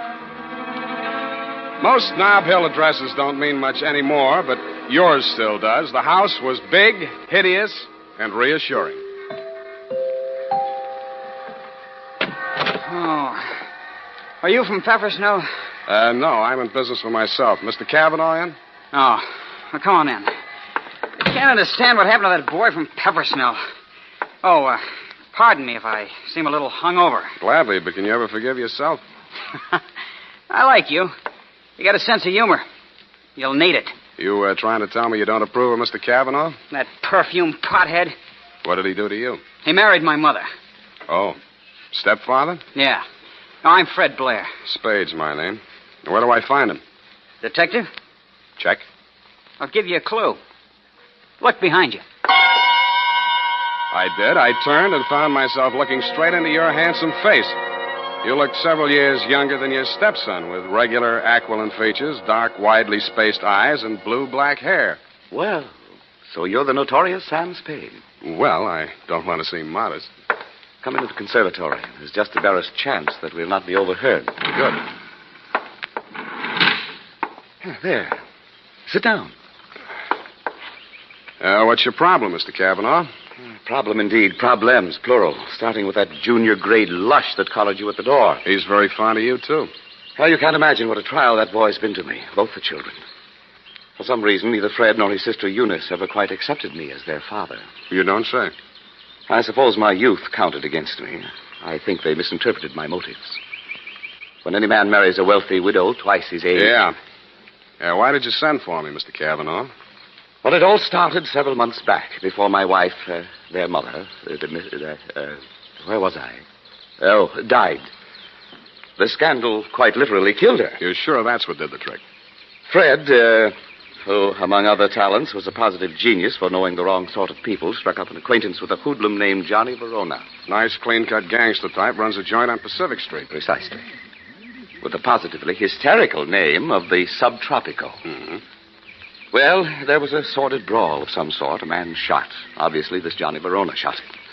Fred had to give testimony before the grand jury. It was all we could do to keep it out of the paper. But you did. No, and old Eleanor, my wife, that is, dropped dead when the butler brought in the Chronicle. But the worst was yet to come, Sam. Well, don't keep me hanging, Cliff. Well, Fred continued to frequent this bistro, this dive of Verona's. I understand. I believe the bait is a toothsome little teaser with the unlikely name of Sugar Cane. She likes Fred. No woman in her right mind would look twice at that idiot, even if he were twice as rich and only half as sodden. Then, where was I? Oh, yes, this Verona person came here several times on the pretext of pouring Fred through the front door and thereby met my stepdaughter, Eunice. Well, that's a very interesting story, Mr. Cavanaugh. Now, maybe you'll tell me what you want a detective for. Because my stepdaughter has brazenly informed me that she intends to marry this gangster. I want you to help me prevent that marriage. I don't see. Don't see what? I don't see how I can. Well, perhaps I didn't make myself clear. When Verona was arrested for that shooting in his club, Fred didn't tell the grand jury all he knew. Now, if you could prove that Verona is guilty, then we'd be rid of him for good. Is it Verona you want to get rid of or your stepson? Good Lord, you don't think Fred did it? Do you? Why, no, of course not. Okay, supposing Verona did it, then Fred goes up on a perjury rap, maybe accessory. Oh. Well, I have no overwhelming desire to injure Fred. Look, why don't you tell me what you have an overwhelming desire for? Well, under the terms of her mother's will, Eunice will inherit $3 million as soon as she marries. When? When what? When do I meet her? Be serious, man. Now, I will pay Verona $50,000 in cash if he'll stay away from her. Would you take $50,000 as the payoff in a $3 million caper? In this instance, yes. Eunice is not very well, and you may quote me on that. Book, chapter, and verse. To Johnny Verona? To Johnny Verona. Okay. Water's mighty cold this time of the year at the bottom of the bay, but if you don't care, I don't. Thank you. Let me know how it comes out. Don't give it a second thought. You'll know. Don't get up, Mr. Cavanaugh. I know the way out. Hey, Spade, wait up. Well, you look a little better. Listen, there's something you ought to know. He was my sister's boyfriend before he married my mother. He did it out of revenge because Eunice threw him over. He still wants to marry her. Any particular reason? Oh, my mother put that crazy marriage clause in her will. He's been systematically getting rid of every man who's been interested in her. Bought him off, threatened him off any way he could. Why? He thinks Eunice will eventually marry him to get her inheritance. But she won't. She'll kill him first, and if she doesn't, I'll do it for her. Fred. Oh, yeah? Fred, what on earth are you saying? Who is this man? Well, he's the detective. Sam Spade. You're Eunice Blair? Yes, I want to talk to you. Fred, go and... Yeah. See you later, Spade. I know why my stepfather hired you, Mr. Spade. If you need the money, go ahead. But this time it won't work. You look as if you'd like to be a nice girl. How did you happen to settle for a cheap grifter like Johnny Verona? Because we understand each other, and he can't be scared off. Any message I can take him from you? Tell Johnny I'll meet him at the usual place. And tell him I still like my coffee black.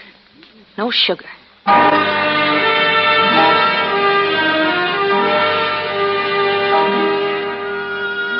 I didn't ask her what kind of sugar she didn't want any of. I thought I knew.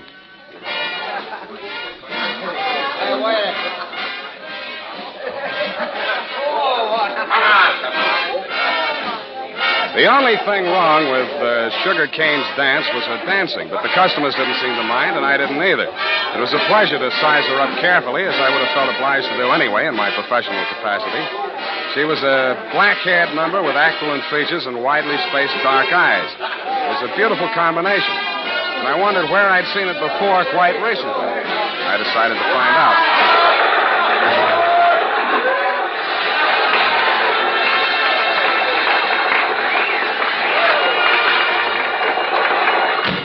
Hey, what's the idea of barging in here after me? Can't you see the sign on the door? No customers in the dressing room. Then let's go someplace else. I want to talk to you. Beat it. Take it easy. This is on business. Good. I'll fix it up with the boss. Johnny! Yeah, Sugar?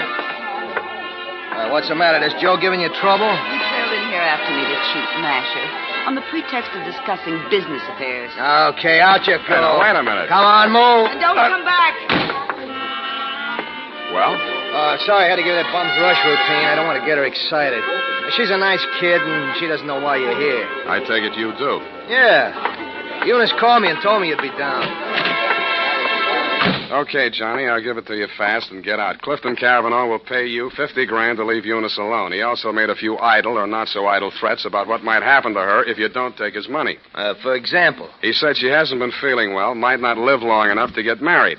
I don't have to tell you what I think about that kind of talk, and I wouldn't be peddling it if my office rent wasn't due. That's why when you started giving me that bum's rush, I made only, shall we say, a token resistance. Yeah. About me marrying Eunice, you can tell Clifton to stop worrying. Hmm? Yeah, Eunice and I got married 3 weeks ago. You what? Married. You want to see the papers? Why the secrecy? I don't want her to get hurt. You're scared of Clifton? Nah, Sugar. She's got a very low boiling point. Pardon me. Yeah. Yeah, Nick. What is? Go ahead. Yeah, I heard you. No, don't touch anything. Don't let anybody in. I'll be right over. Bad news? Yeah, Eunice. She's dead. How? One of my boys found her in my apartment. She was supposed to wait for me there. How did it happen? He's not sure. He thinks she took poison. I had to give Johnny Verona one thing. He didn't make any pretense about being grief-stricken. But after all, he just inherited $3 million. Sugar Cane took it standing up, too, but she just lost a rival and got her man back $3 million richer. I wasn't with you when you got the news, Mr. Cavanaugh. But the one I really wondered about was Eunice's brother, Fred. What brought that on was something I picked up in Johnny Verona's apartment where we found Eunice's body sprawled out over a tray of coffee things. It was a medicine bottle with a doctor's prescription number on the label. The name of the druggist that had put it up was Pfefferschnau. I remembered what Fred had said to me when he admitted me to your house that afternoon. Quote, "Are you the man from Pfefferschnau's?" I wondered if I'd answered yes, would Eunice still be alive?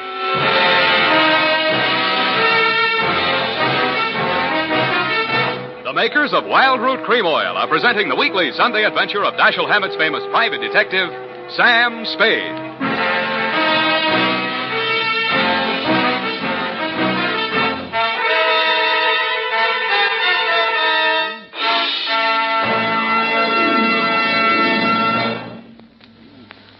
Now, here's important news on good grooming.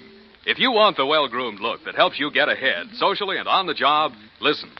Recently, thousands of people from coast to coast who bought Wild Root Cream Oil for the first time were asked, how does Wild Root Cream Oil compare with the hair tonic you previously used?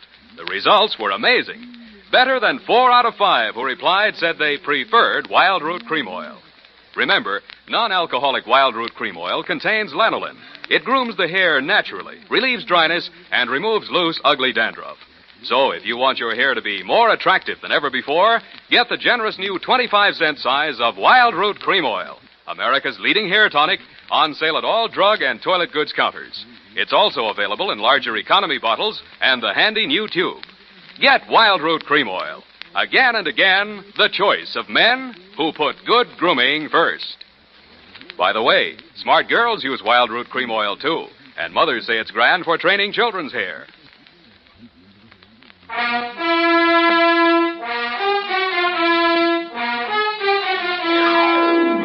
And now, back to the Sugar Cane Caper. Tonight's adventure with Sam Spade.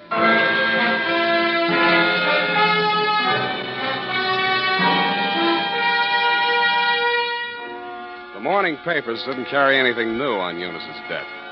Cause was put down to an overdose of a toxic drug. The doctor who prescribed it said she'd requested it for migraine headaches, which he suggested might have driven her to suicide. He did not explain why she had taken 4 doses in capsule form and dissolved the rest of it in a decanter of coffee. I thought somebody else had dosed the coffee, and so did you, Mr. Cavanaugh. Verona did it, of course. He knew she was taking those pills and dosed the coffee just enough to be fatal when added to what she took voluntarily. You knew all that, too. Well, so did Fred. But you had more reasons, 3 million more. But they were already married. You know that when you hired me? Yes. Then how come? I knew she was planning to do away with herself. I thought if we could pin it on Verona, after all, he's guilty of that old murder. Fred's a witness to that. Well, if he were convicted, the money would revert to me. Nuts. You don't believe me? She wasn't planning suicide, and you know it. Well, then?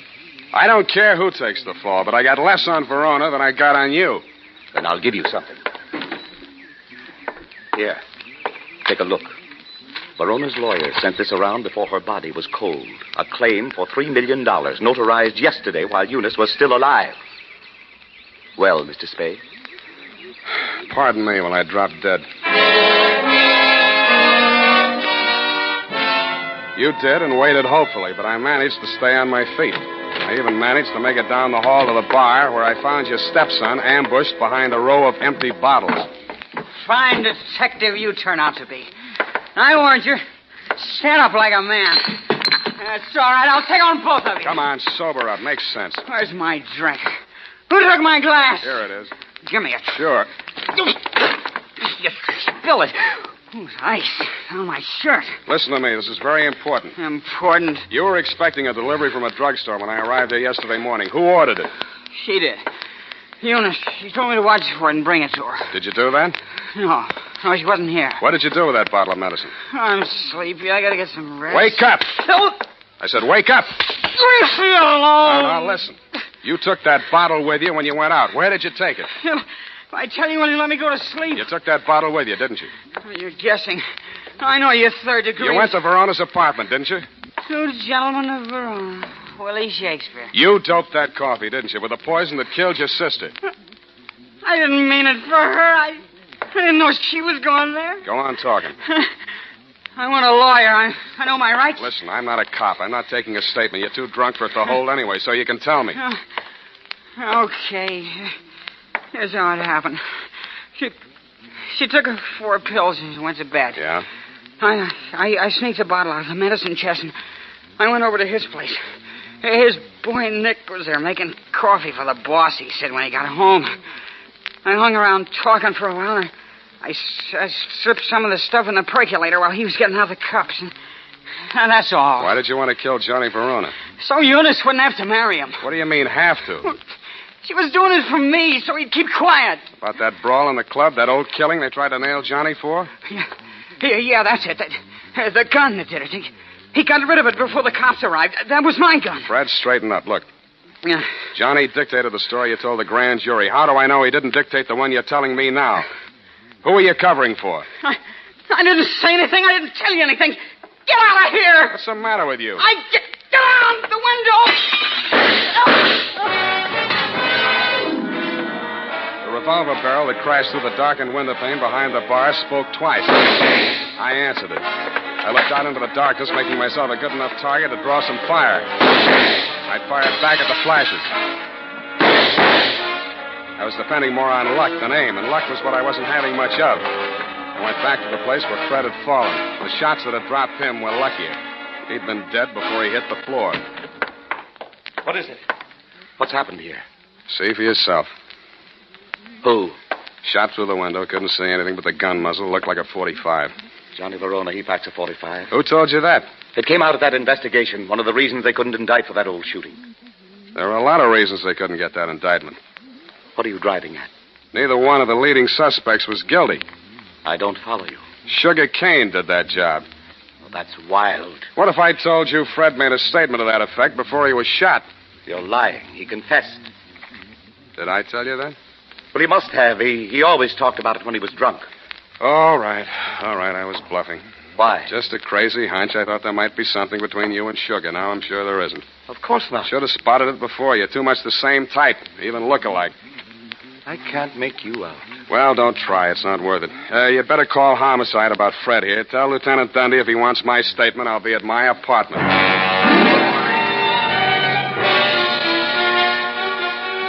After I pretended to leave, I came back and did a little eavesdropping of my own. You didn't phone homicide, but you did spend an hour filing out the barrel of a .45 automatic. Then you went out. I tailed you to an address on Sloat Boulevard.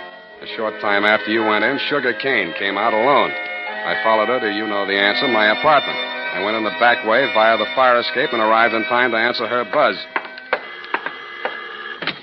Oh, Mr. Spade, thank heaven I found you at home. So am I. Come in. I know it's terribly late. Forget it. Won't you take off your coat or something? Can't stay very long. It's not safe. I may have been followed here. Oh, surely not. Sam, you don't mind if I call you Sam? No. I'm so frightened. It's about Johnny Verona. I don't know what he may do. He's convinced that Fred killed Eunice, and he's out gunning for him right now. We've got to stop him before he does anything rash. You come to the wrong party, Sugar. I'm working for the enemy. Enemy? Kavanaugh. Oh. It's no skin off his nose if Johnny Verona drops Fred Blair or if you all drop. All he does is sit back and collect. Oh, he can't be as cynical as that. You ought to know. Has he told you anything about me? I'd rather hear it from you. May we sit down? Well, there's not much to tell. I played along with Johnny for one reason and one reason alone. To save Fred from that old murder rap. Were you figuring on marrying into that family, too? Oh, Sam. A regular pincers movement, wasn't it? Johnny and Eunice, you and Fred. All right. It's true I wasn't in love with Fred, but it wasn't all the money. I was sorry for him.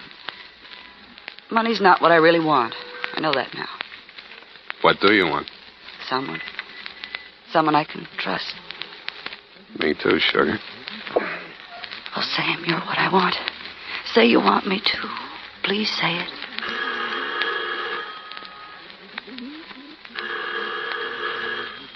Don't answer it, Sam. Why not? Johnny may have followed me here. He's insanely jealous. Well, I gotta face it out with him sooner or later. Might as well be now. Sam, be careful. Stand out of the way, Sugar. No, Sam. No, please. Don't reach, Johnny. I'm not gunning for you, Spade. In that case, come on in. Well, Sugar. I didn't believe him that you were coming here. I had to, Johnny. He got some crazy confession out of Fred while he was drunk. I had to stall him till you and Cliff could talk to him. To save Fred, I mean. Oh, stop horsing around. We all know that we all know Fred is dead, and we all know that we all know who killed him. Then Cliff was leveling. You are trying to pin that on me. I don't need it, but if you want it, you can have it. There's $3 million in my part of it. I'll split down the middle with you. If you throw in with them, it's a three-way split. There's no split at all if you take the rap for Eunice's killing, and you will if you throw in with me. It's their word against mine. 2 witnesses against 1, and all I've got is a confession by a drunk who is now dead. Sam. Oh, Sam, I was sure for a moment you... Get away from me. Sam, what... Go on. Go to work on him. I should have given you a little more time. That wasn't fair, was it, Sugar? I hate you. I hate you both. I never want to see you again. Get back in that room, Sugar. Cliff. What happened, Sugar? Why were you running away? Johnny double-crossed us. Now Sam knows everything. What does he know? The whole caper. Part of it I wasn't quite sure of until I saw you and Sugar standing side by side. That blue-black hair, the same eyes, plus the fact that the bell on Sugar's apartment on Sloat Boulevard reads Kane, parenthesis, Kavanaugh. You took a crazy chance when you knocked off Fred with me right there in the room. The kind of a crazy chance a brother would take to keep his sister clear. I could have told you that. It would have helped a lot, Johnny, but you didn't. When a man lets his sister go on dancing in a joint like yours after he's in the chips and she goes on liking it, you can be sure they're both playing for big stakes and for nobody but themselves. Where do you think you were supposed to wind up, Johnny? I'll tell you. Drinking that poison coffee that Eunice got hold of by mistake. That isn't true, Johnny. I never told Fred a thing. He thought you really loved Eunice. I don't know how he found out you were forcing her into that marriage. Did you also neglect to tell him that he was innocent? That you pulled the trigger in that old killing and shoved a gun into his hand when he was too drunk to know what he was doing? I've heard enough. Watch it, Johnny. No!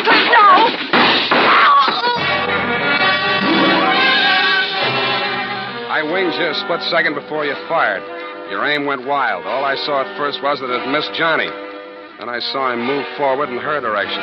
She was leaning against the wall, a puzzled expression on her face, her hand plucking nervously at a spot of red that was spreading against the white of her dress.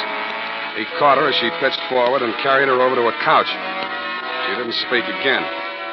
You and Johnny knelt beside her until the cops arrived. If you were aware of each other's presence, neither of you showed it. Period. End of report. That was a sad ending, Sam. Yes, it is. I'm sorry it ended so sadly. Well, it was bound to, one way or the other. There wasn't anybody in the whole gallery that thought about anybody but himself. Except poor Fred, I guess, and his only friends arrived in bottles and left in the ash can. All those millions and millions. We'll get the money now, Sam. I'm glad you asked that.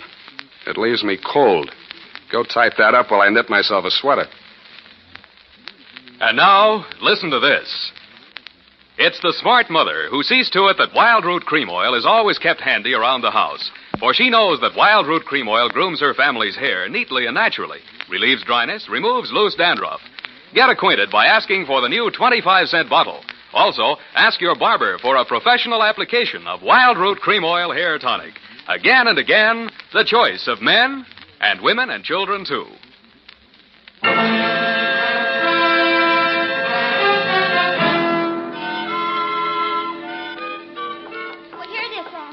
Goodness, what a terrible group of unfortunates. Hmm? As you say, it just had to end badly. If you hope to get back in my good graces by quoting me, to trick me into agreeing with you, you have succeeded. There you go, Sam. So lugubrious. Effie, what is this? What means lugubrious? Oh, Sam, it's wonderful. It's my new habit. Oh? Every time I read a book now, and you know, like you read a book and there's a word you don't know what it means or you're not sure. Yeah. Well, I make it a practice now to write down and learn 3 new words per day. Well. And learn the definitions to use them in conversation. You know, like desultory. And lugubrious? Yes, that's one of my 3 for today. You see? Lugubrious, right here it is. To talk a great deal. Bucolic, state of being sorrowful. And verbose, to be out in the country. I see. Very praiseworthy.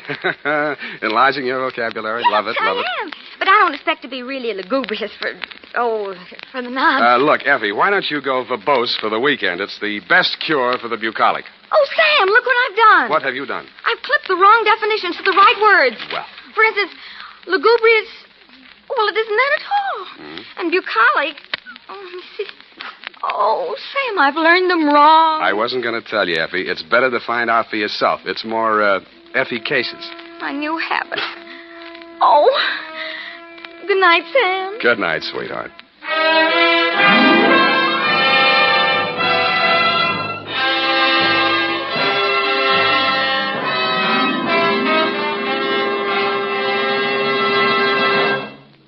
The Adventures of Sam Spade, Dashiell Hammett's famous private detective, are produced and directed by William Spear. Sam Spade is played by Howard Duff. Lorene Tuttle is Effie. The Adventures of Sam Spade are written for radio by Bob Tallman and Gil Dowd. Musical direction by Lud Gluskin with score composed by Renee Garrigang. Join us again next Sunday when author Dashiell Hammett and producer William Spear join forces for another adventure with Sam Spade. Brought to you by Wild Root Cream Oil. Again and again, the choice of men who put good grooming first.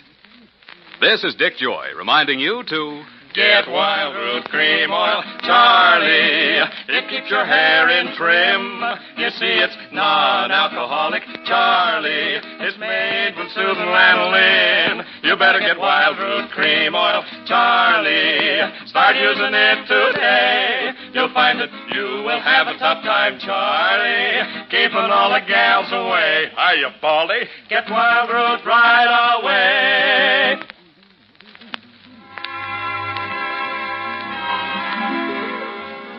This is CBS, the Columbia Broadcasting System.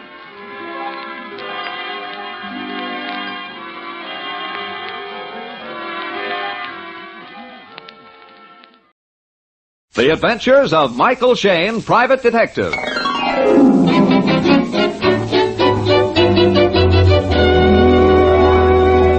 The people who make 76 gasoline and Triton Motor Oil, Union Oil Company, present The Adventures of Michael Shayne, Private Detective, starring Wally Mayer and Kathy Lewis.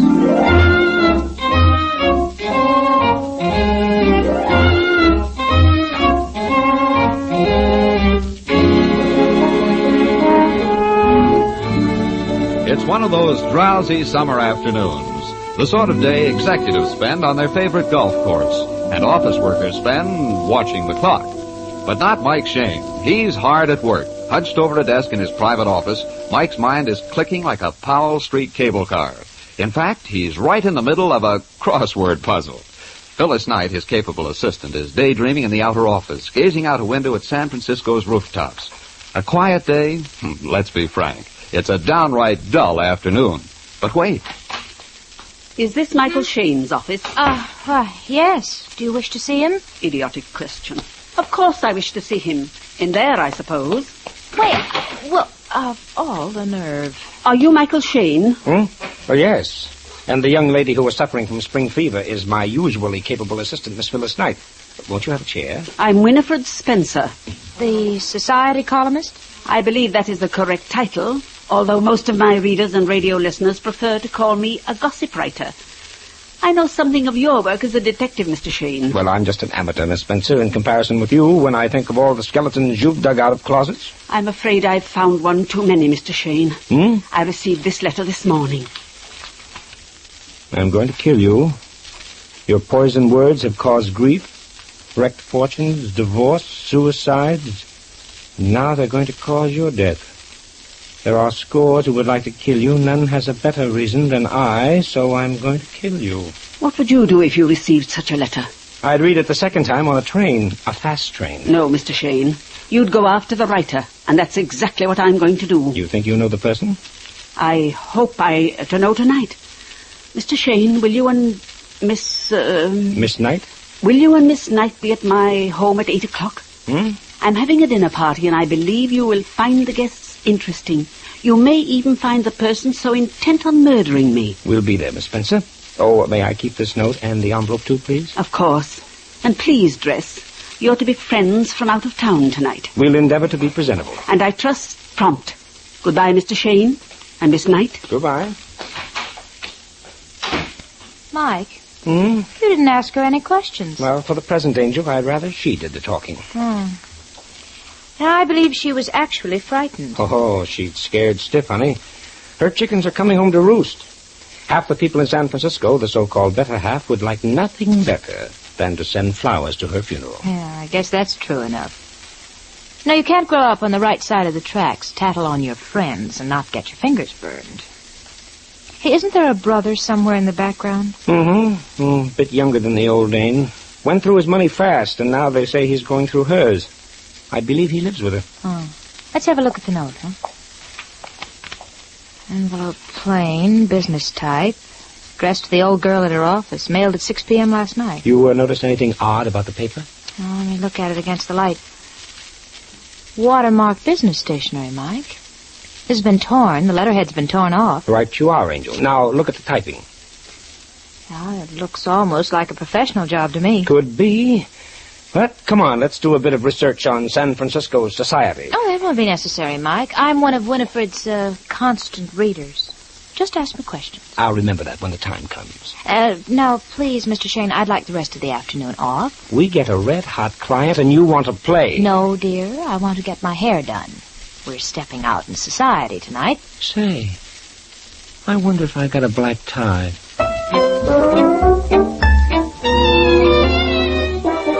It's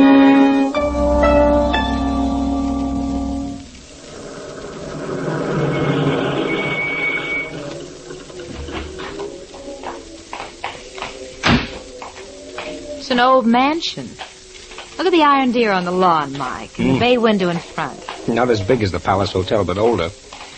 Anybody with iron deer on the lawn is just inviting murder. Yeah. Ooh, it gives me the creeps. Ivy all over the walls. Probably some growing inside, too. Yeah. Anyhow, let's find out. Ring the bell. You mean lift the knocker. Oh.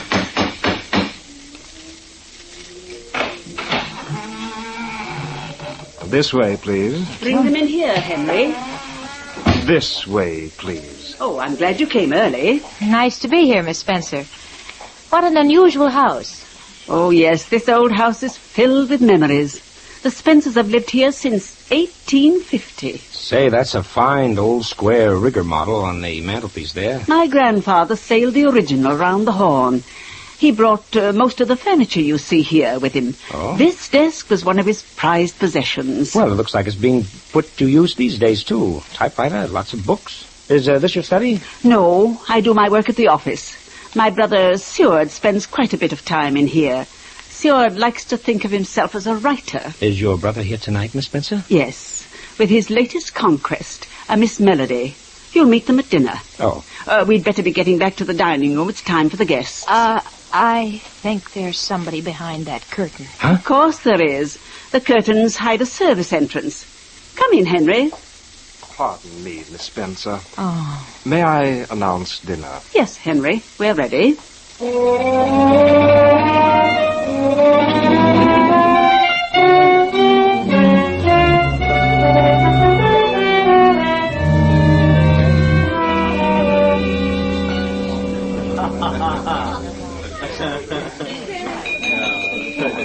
Oh? Will you please stop boring one another and listen?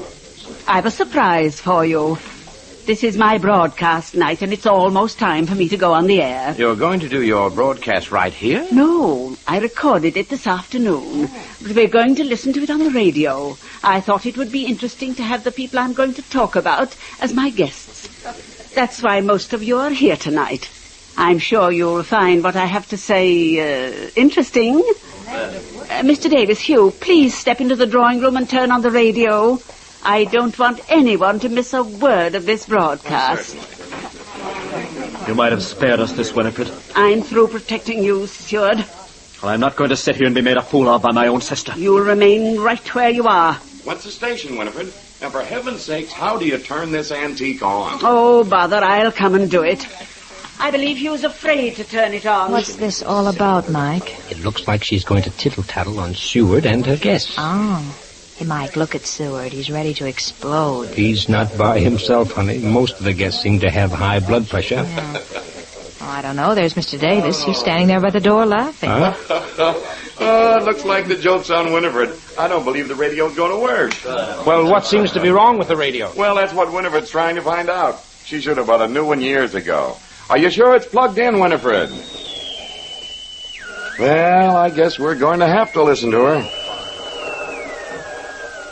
And now, your society reporter, Winifred Spencer. Good evening. This is Winifred. Have I been gathering tidbits about people you know? The first item tonight concerns an immediate member of your reporter's family, my brother Seward. He has played with fire once too often, and I regret to announce that my brother has gone too Come on, Merle. She's got no right to talk to me. There goes Seward into the drawing room, and Miss Melody right after him. Oh, come on, Bill. Let's get in there. Hey, what goes on here? It's Winifred. She's dead. She's dead. A knife in her back? She's dead, all right.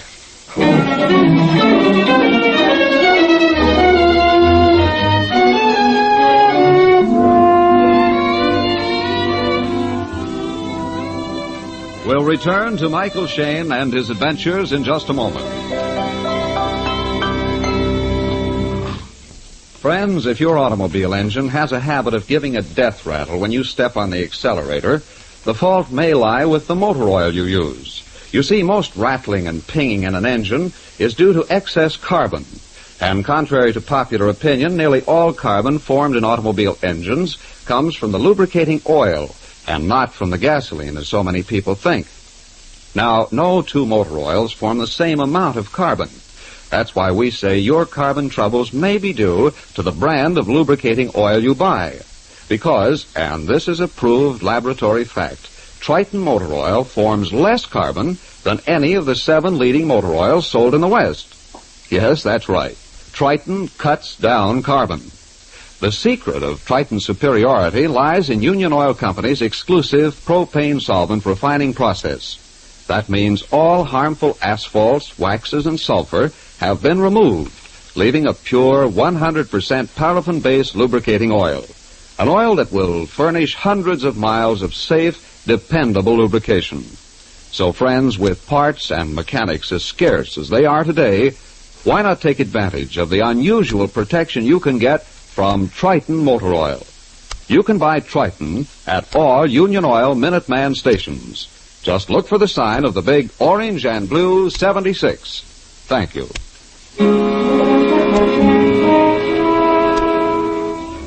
The inspector is on his way. Mike has announced his identity and taken over. 10 minutes has elapsed since someone murdered Winifred Spencer in her drawing room, not more than 12 steps from where a dozen guests sat finishing their dinner. May I have your attention, please?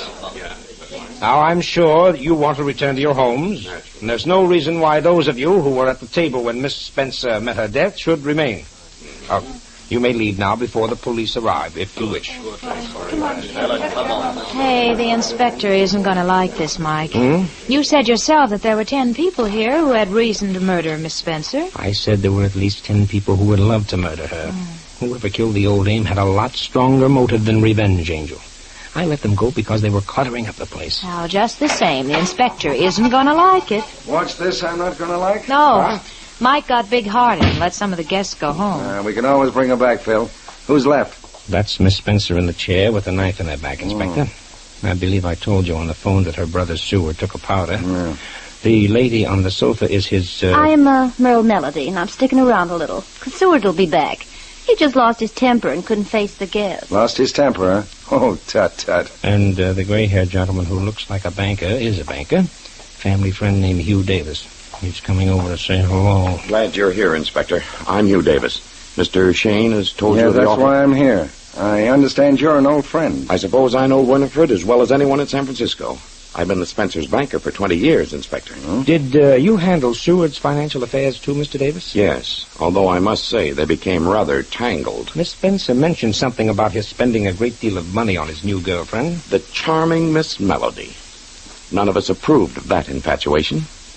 All this might never have happened. Well, you'd better tell us all about it, Mr. Davis. I'd much rather discuss the matter when Seward is present. Mr. Spencer isn't here. He's flown the coop, so let's have it now. What about Seward and his money? It wasn't his money. Oh, Winifred was generous with him, generous to a fault, in my opinion. Seward spent the last of his fortune more than a year ago. So he has been living off his sister, eh? Yes, Mr. Shane. Well, it's not a very pretty picture, but you can't hang a man for sponging. Something I'd like to know, Mike. Yeah, what, Angel? Well, I'd like to know what Winifred Spencer said about Seward in her broadcast tonight. It ended rather suddenly here. I picked up the script on the way over, Phil. Just a lot of society gab and a sprinkling of sneers. Right people in the wrong places. What'd she say about her brother and his girlfriend? Well, let's see. Oh, yes, she said Seward had stepped out of bounds with a chorus girl. They were dropping his name from the social register. Then she said she doubted that Miss Melody would be able to support Seward in the style he'd been accustomed to. Oh, so Sister was going to cut him off.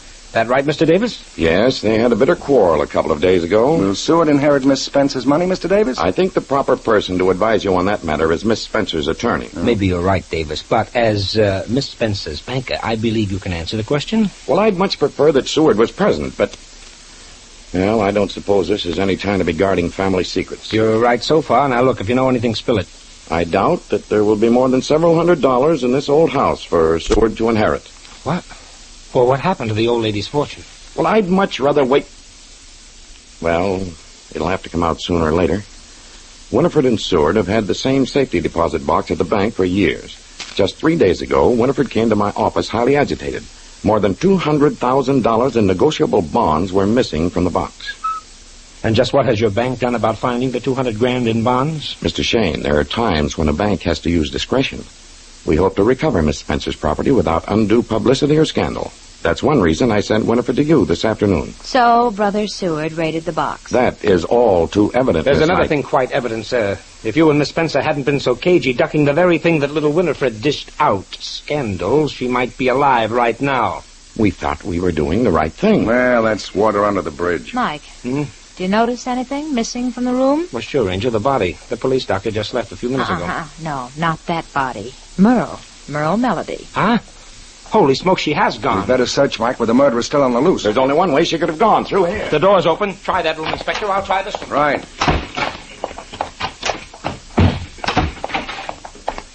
Here she is, on a bed. Is she alive? Oh, I don't know yet. Yeah, she's breathing. Out like a light. Oh, sleeping pills. Yeah, I guess so. Pulse is slow, but regular. Didn't want to answer questions, eh? All right, let her sleep. Let's have a look around while we're back here, Mike. You read my mind, Inspector. Which way is the kitchen, Davis? Next turn to the left and down the hall.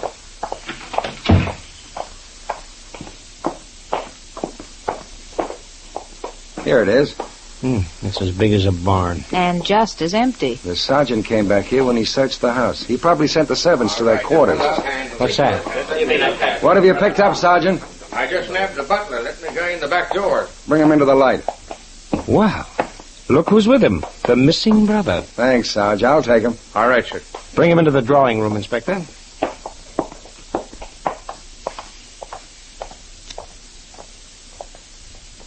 Here we are. All right, talk. Where have you been all evening, Mr. Spencer? What are police doing all around the house? Where's Winifred? What have you done with Miss Melody? I'll have the answer to my question first, Mr. Spencer. Where have you been? I've walked for miles. I don't know where I've been. You were here when I lost my temper and dashed out, Mr. Shane. Winifred had no right to humiliate me before my friends. I hated to come back here. Then why did you come back? I don't know. This is my home. Where is Winifred, Merle? Miss Melody's asleep, Mr. Spencer. Your sister is dead. What? Murdered. No. No, that isn't true. I saw her sitting in that chair when I ran out the front door. Yes, Spencer, she was there. It also looks as if you stopped long enough to stick a knife into her back. No, I didn't do it. I might have wanted to, but I didn't. Just a minute, Henry. Where are you going? To my quarters, sir. You'd better stick around. Say, where were you when Miss Spencer's broadcast began? Oh, yes, I recall. I was preparing to serve the coffee, sir. I saw you going toward the side entrance to the drawing room when Miss Spencer left the table to turn on the radio. Oh. So you entered the drawing room by the side door, just ahead of Miss Spencer? I did not, sir. The door was closed. I stood outside listening. I never miss one of Miss Spencer's broadcasts. Why did you lie to me about serving the coffee? I was frightened. You don't look like the type that frightens easily. Were you outside with Mr. Spencer? No, I heard someone at the back. It was Mr. Spencer. I let him in. Didn't the sergeant tell you to stay in your room? I have always answered the door, sir. That's probably the only truthful answer you've given me. Inspector. Yeah? Want to help me with an experiment? What are you going to do, Mike? I'd like to refresh my memory, Inspector. Let's all go into the dining room. Now, there's one thing I want to find out. All right, everybody, please take the places you had when Miss Spencer turned on the radio. I see. Mr. Davis, when I give the word, you ought to get up and walk to the radio in the drawing room. Yes? Wait a few seconds and call just as you did at dinner. Very well. Phil, you be Miss Spencer and answer him. All right, Mike. Henry, you had better take your eavesdropping post by the side door, if that's where you really were. Yes, sir. Mr. Spencer, when Mr. Davis returns to the dining room, I want you to run into the drawing room. Oh, do I have to go through with this again? Yes, you have to go through with it again. No, I can't. I can't. What? Seward has fainted. Was that what you wanted to find out, Mike? No, that wasn't on the schedule, Angel.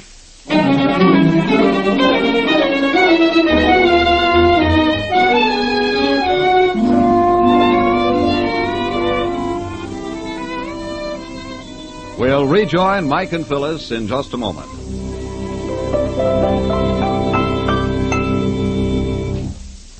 Ladies and gentlemen, an automobile radiator that's clogged with rust and scale is a menace to your gas coupons. Yes, that's right. You see, choked water lines block the easy flow of the water. That means your motor heats up more than it should. And that spells trouble because motors, when too hot, can waste gasoline. Now, another thing which many people overlook is that cars driven around town with constant starting and stopping get hotter than those driven on the open road.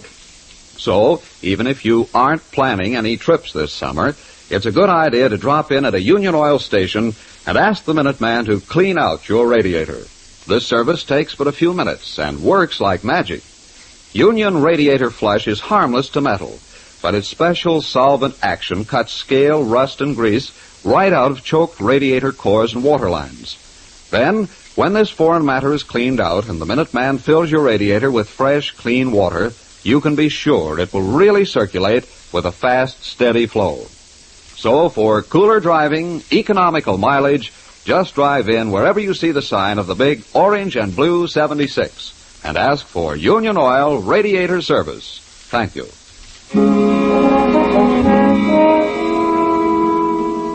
A couple of minutes has passed. Seward has been placed on a leather couch. Mike, Phil, and the others are gathered around the couch. A rather cruel thing to do, Mr. Shane. Pretending to make Seward go through with all that nonsense. It wasn't nonsense, Mr. Davis. Here, loosen his collar. Henry, is there any brandy in here? I'll fetch it, Mr. Davis. It's in the pantry. Oh, wait a minute. He's coming, too. No, I can't. What? Oh, I fainted. Yes, you fainted, all right. Now, maybe you'll tell us why you killed your sister. What you did with those bonds. I didn't kill Winifred. I tell you I didn't. And I don't own any bonds. My glasses. I've lost my glasses. Mr. Shane, you've tried your methods. May I try mine? What are your methods, Mr. Davis? I'd like to talk with Seward for a few minutes, alone. I've known him since he was a boy. That's up to the inspector. Why not let him talk, Mike? My men have the place corked up like a bottle. Well, okay, but remember, we'll be just outside the door.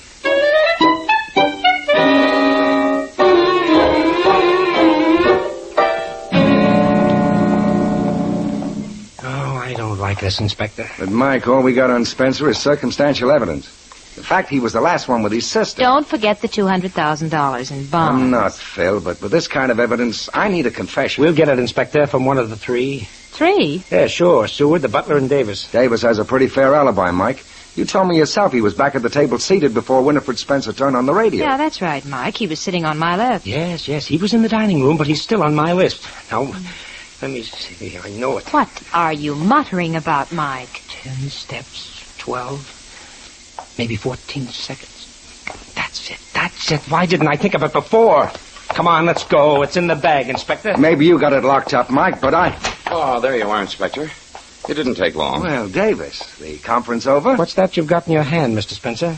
Well, you thought I should sign it. The bonds... I'll explain.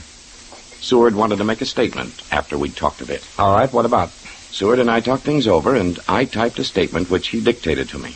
Yes, I wanted to clear up any... Let me see that paper. Did you read this before you signed it, Mr. Spencer? Well, I can't read without my glasses. Hugh read it to me. I thought so. Mr. Spencer, this is a signed confession to the murder of your sister. So you did get it, Davis. He tricked me. He told me to say Winifred took the bond. I didn't kill her. Grab him, Inspector. No, not Seward. You Davis. Come here. What's the matter with you? Hold him. Let me search him, Inspector.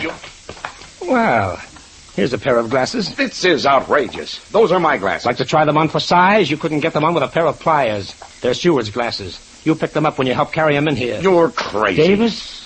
Davis, you killed Winifred Spencer when you found out you couldn't hoodwink her any longer about the theft of those bonds, the bonds you stole. Are you out of your mind, Shane? I was standing where you could touch me when Winifred was killed. You killed Miss Spencer. You tried to hang the murder and the theft of $200,000 in bonds on young Spencer. You stole his glasses, persuaded him to sign a confession he couldn't even read. You'll find such absurd surmises difficult to prove, Mr. Shane.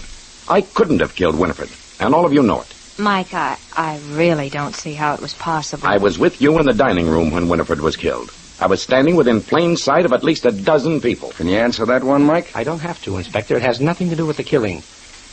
I think you're all familiar enough with a radio set to know that after you switch it on, it takes a few seconds to warm up. A few seconds, yes. But I was in the dining room considerably more than a few seconds, Mr. Shane. Besides which, I was carrying on a conversation with Winifred, in full view of you all. A one-sided conversation. Winifred didn't answer. Very convenient of you to think of that now, Mr. Shane. But hardly enough to charge me with murder. I'm afraid Mr. Davis has a point there, Mike. Mr. Davis has a point in that I was half asleep when I should have been wide awake. I heard the noise that was the clue as to who killed Winifred Spencer. All of you who were in the dining room heard it, too. But no one thought anything about it. You mean the snap of the radio switch? Well, I heard Miss Spencer turn it on, too. But that's just where we were all wrong, Angel. We didn't hear the radio switch when Miss Spencer turned it on. Mr. Davis? Yes? This is what you did. You saw that the radio was plugged into a light switch. So you switched off the light. That meant that when Miss Spencer switched on the radio, nothing happened. You grabbed her, slapped your hand over her mouth, and stabbed her.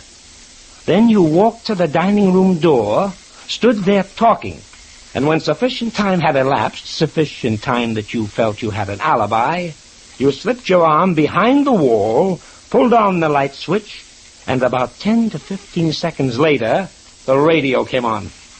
Anything to say to that, Mr. Davis? From the look on his face, you must have been right, Mike. Oh, I know I'm right. His efforts at blaming young Spencer will hold up in any court. Okay, here's yours, Inspector.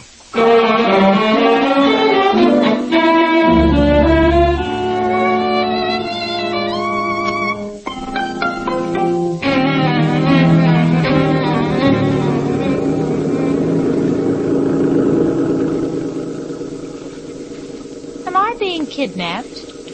This isn't the way home. I've got to get that society clam bake off my conscience, honey. We're heading for Fisherman's Wharf. Oh. Maybe a nice cold lobster.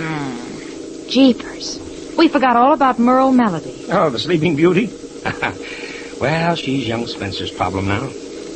Mike, what made you so sure Davis was the murderer? Oh, he kept tipping his hand. Yeah, but that radio business was a clever alibi. Not too clever, Inspector. He counted on the noise covering up the click of the switch. His timing was bad. It didn't. Yeah. We both heard the snap, but we weren't thinking fast. Well, maybe you can tell me one other thing, Mike. I'll make a stab at it, Angel. Oh, don't use that word. I only wanted to know if they serve crab louie where we're going. When you look like that, Angel, they'll serve you anything. Oh.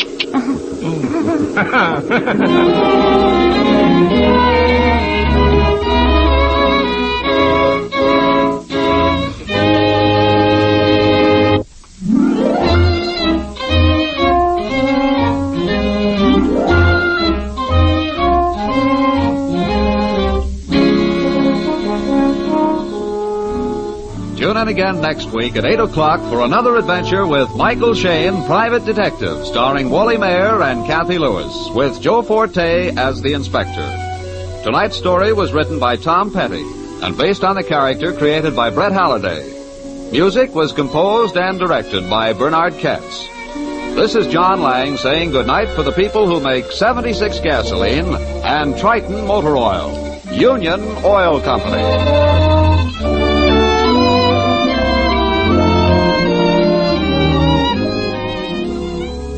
This is Michael Shane with a message from Director of Fleet Maintenance, Admiral V.D. Chaplin, United States Navy. It reads, quote, "To all welders, riggers, electricians, coppersmiths, and other skilled shipyard repairmen. Subject, fleet maintenance. There is a serious skilled labor shortage in all West Coast shipyards due to heavy battle damage suffered by our warships in recent weeks. For 3 straight months, Nip planes have hammered at our fleet off Okinawa. One day alone, late in May, 11 of our ships were hit. Not every day is that bad, but every day is bad enough. Until these smashed ships can be patched up or rebuilt, they are as total a loss to the fleet as if they were sunk. This is an urgent appeal to all skilled workers who may be able to qualify as shipyard repairmen to apply at once to the nearest United States Employment Service office." Unquote. Well, that pretty well tells it, friends, except to say that if you can qualify as a shipyard repair worker, apply at once. You'll find the number, of the nearest United States Employment Office in your phone book.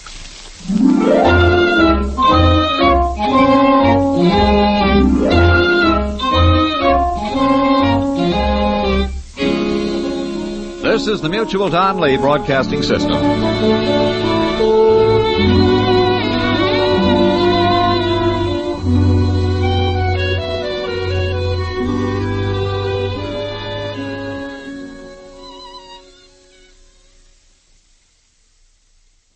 There's a full serving of laughs on the menu at Duffy's Tavern tonight with Archie the Manager, played by Ed Gardner.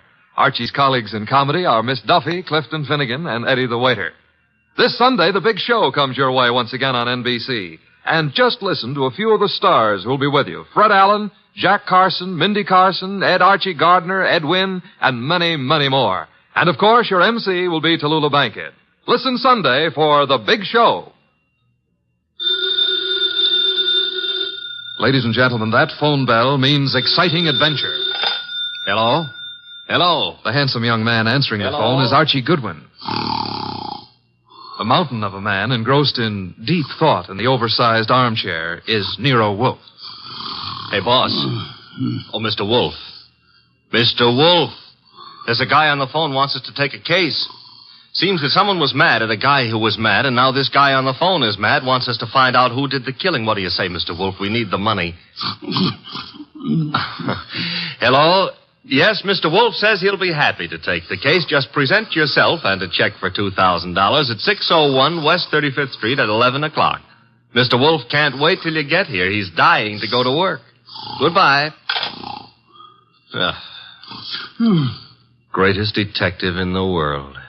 The only trouble is, he is.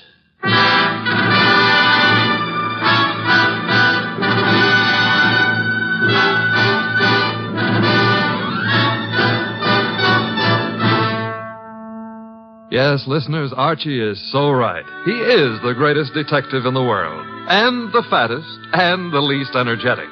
He's Nero Wolfe, created by Rex Stout, and brought to you over this NBC network in a new series of adventures by Mr. Sidney Greenstreet.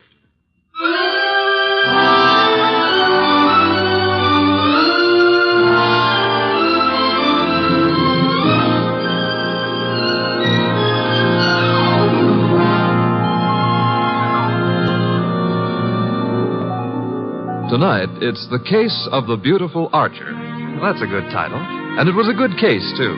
It began in the consulting room of Dr. Raynard Townley of the Townley Sanitarium, skipping a jump north of Nyack, New York, when a very lovely young lovely glared across the desk at the good doctor. Shall we pretend you don't know who I am, Dr. Townley? How could we possibly do that, my dear Diana Lawrence? 23 years old, daughter of one of our better-known sculptors, Michael Lawrence. You were born in Johannesburg, educated in London and Paris, and live at present 100 yards from here in your father's cottage on Berry Hill Lane. How's that? It's intended to be staggering, isn't it? You take no cream or sugar in your coffee, were winner of the Women's National Archery Tournament for 1947, and have an exceedingly high temper. Let's stop the nonsense. You have an inpatient here named Willard Garth. Well, Willard Garth happens to be my fiancé. Yes, he has mentioned the fact during his analysis. And, well, has he by any chance mentioned his reasons for suddenly refusing to see me during the past 5 weeks? He didn't have to, Miss Lawrence. Well, what do you mean? I mean that I recommended he give you up as a bad job. What? Yeah, well, I suppose you had some purpose in saying what you did. Of course. I'm the boy's doctor. You think you're in love with Willard Garth, I know, but actually, you're infatuated with the Garth millions. You take a lot on yourself, don't you, Doctor? I consider it important to relieve Willard of all painful external pressure. You've done well for Willard, Dr. Townley, relieving him of me. I think so. Now, let's see you relieve yourself of me. You, purchased the gun for this occasion, Miss Lawrence? Yes. And what exactly do you hope to accomplish with it? A quick and complete reversal of your decision about me. I'm not as easy to handle as Willard is, you see. And if you intend to ruin my life, then I intend to end yours, here and now. The phone is ringing. Let it ring. Just as you say. It's the house phone, Miss Lawrence. It may be Willard, you know. Oh, Willard? Yes, he usually phones me from his room at about this time every day. Well, all right. Answer it, but be careful what you say. You're in command, it seems. Hello? Oh, why, hello. I thought it would be you, Willard. Look, my boy, Diana Lawrence is here. I've had a talk with her, and I've reconsidered my opinion. Yes, I'm quite serious. If you're at all sensible, you'll see her regularly and plan on a marriage as soon as you're discharged. Yes. Oh, you do? Very well. I'll see if she'll talk to you. Miss Lawrence. Yes? Do you want to speak with him? Give me the phone. Of course. Here you are, and I'll take this gun. There we are. Now, stand away, Miss Lawrence. But Willard's on the phone. Willard is not on the phone. No one was on the phone. The ring came from the push-button bell under my desk here. Oh. Sometimes I find it convenient to interrupt my consultations with a phone call. Oh, you smug, deceitful, self-sufficient... Murder is a vexatious business.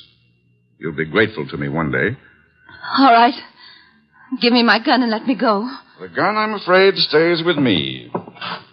Here in this Majolica cabinet. I'd scarcely feel justified in trusting you with it. And now, with your permission, or without it, the interview is ended.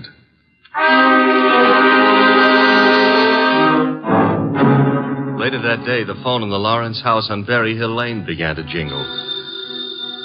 And this time it was no phony.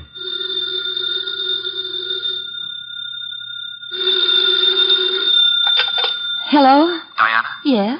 Willard, darling. Diana, darling, it's Willard. Imagine. Has the doctor let you use the telephone just as if you were a great big adult? Oh, I've got to see you, sweetheart, and I didn't call you to argue. Love, beauty, understanding, that's what matters. Isn't it? Isn't it? Do I hear the overtones of a change of heart? Oh, Diana, what's happened wasn't my fault. He poisoned me against you. Then why don't you walk out of that amateur nut house and stand up like a man? I probably shall, Diana. Now, please listen to me. He's letting me have the limousine tonight from 8 until 12. I want us to go for a ride and talk until everything is clear. Clear as a bell, my baby. Don't tell me he's trusting you to drive. Oh, no. No, one of the handyman here will chauffeur us. Oh, say you'll come, Diana. Will you? Say it. Say yes. Say you will. Well, yes, Willard. I'll be glad to. Oh, 8 o'clock, then? 8. Oh, bless you. Bless you, my angel.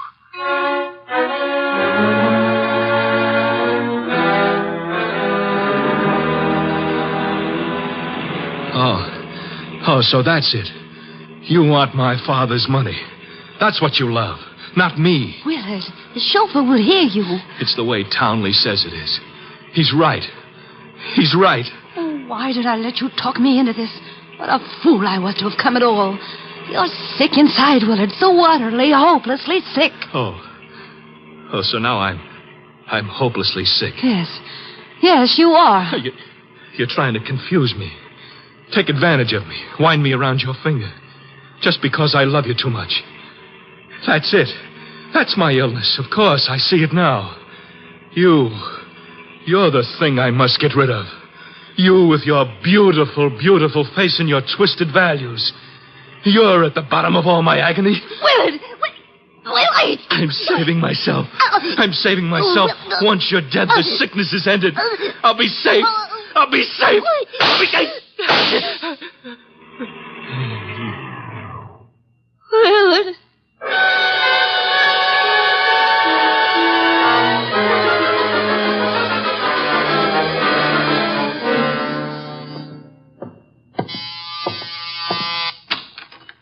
Dr. Townley? Yes. Come in. Mr. Wolf's been expecting you. Come in, Dr. Townley. Come in. Have a chair. Thank you, Mr. Wolf. I'm so happy you've agreed to take this case. Have a glass of beer. Oh, no. Never at this time of the morning, thank you. Well, Doctor, the newspapers checked with what you told me. The girl and young Garth went out for a ride in your limousine last night. The car was driven by one of your handymen. That's right. Haynes, his name is. And they never came back. Young Garth was found dead in the car with 2 bullets in him. The girl was gone, and also Haynes, the handyman chauffeur, huh? Correct, sir. Have you any idea where he could be? No, sir. And the young lady, tell me about her. She's Diana Lawrence, daughter of Michael Lawrence. The sculptor? The sculptor. She lives with him in a small cottage near my sanatorium on Berry Hill Lane. An extremely aggressive and self-centered female with more than a slight flair for violence. Your description might easily lead me to suspect her of this murder, sir. Well, I'm aware of that. And I don't think you'll be far off the mark. As I told you on the phone, she tried to murder me yesterday morning. The police have made no headway in locating her? No, the homicide division has contacted her father, but he's remained quite noncommittal. He simply says that he's sure she's incapable of killing a fly and that he hasn't laid eyes on her since 8 o'clock last night. Highly suspicious behavior. She was unquestionably in the car with young Garth when he was murdered. She wasn't alone in the car with him. You're referring to Haynes? Yes, but he can't be found either, remember? It appears that he failed to list his address on his job application. But somehow, Mr. Wolf, I'm quite sure he'll show up this afternoon. Somehow, Dr. Townley, if I were you, I wouldn't be quite so sure. We must begin by facing the initial problem of locating our suspects. Archie? Yes, sir? Get out the car and drive up to the house on Berry Hill Lane. And then? There you will ask Mr. Michael Lawrence to be sensible enough to cooperate with us in finding his daughter. And if the answer is no? I recommend, Archie, that you flatly refuse to take it.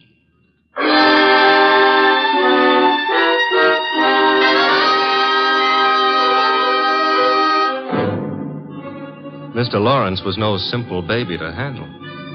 He was in a studio when I walked in, chiseling on a statue of a boy and a girl, both wearing less clothes than the law allows. And before I got a chance to state my name, he commenced giving me a free lecture on the marble work of art. She's good. Really good. She's practically superb. The Ariadne. The what Ariadne? The girl in the statue. Oh. That's Ariadne, tragic nymph of Greek mythology. Don't tell me you're not familiar with Apollo and Ariadne. All right, I won't. The Apollo, on the other hand, is unfinished.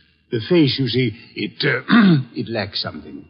The passion of yearning, Olympian desire. And yet, you know, the two figures have motion. Like your daughter? Eh? Your daughter, Diana, she's got motion also. As I hear it, she's been in motion ever since she murdered Willard Garth last night in the back end of a limousine. So you're another flatfoot? Not exactly. I'm paid in private by Nero Wolfe. Nero Wolfe? Yeah. You don't mean that a creditable man like Wolfe thinks Diana killed young Garth? Well, he'd like to talk over the possibility with her. How laughable. Look at that face. Is there anything of the murderous in a face like that?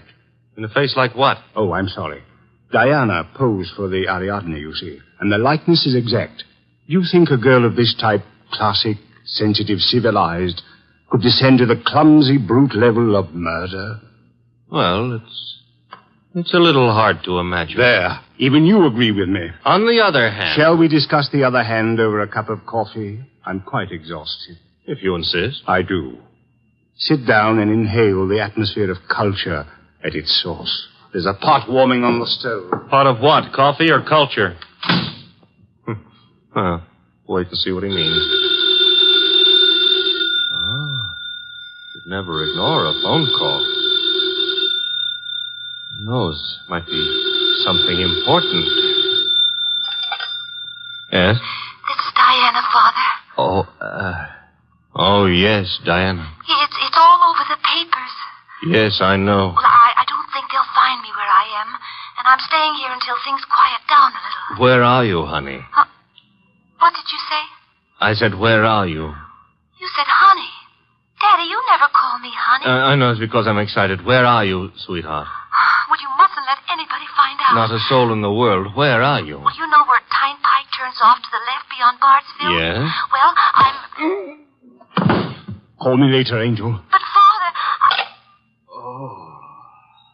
Oh, get that motorman's number. You will live, my friend, but not long if you don't control your curiosity. You hit me.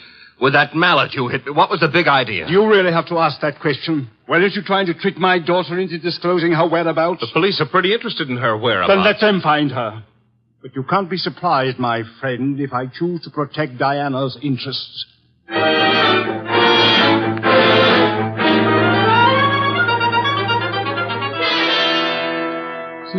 working on an Apollo and Ariadne, is he, Archie? Who cares about Apollo and Ariadne? The point is how he worked on my gourd. That, of course, was unfortunate, my boy, but... Did you get that piece? Mm-hmm. Hello? Inspector Kramer. Hold it. For you. Here. Thanks.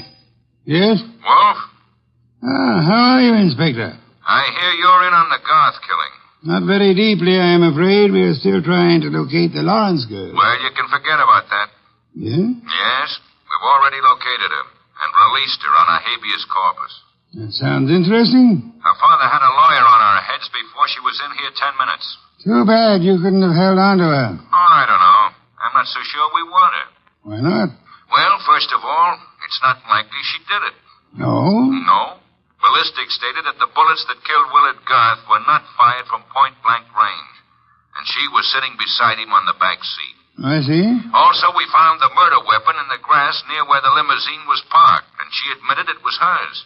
That sounds like a poor reason to release her. Well, the point is she wasn't in possession of the gun when the killing happened. At least so she says. No, who what? The doctor. What doctor? Townley. The guy who runs that sanitarium. According to her, he took the gun away from her for safekeeping at noon yesterday.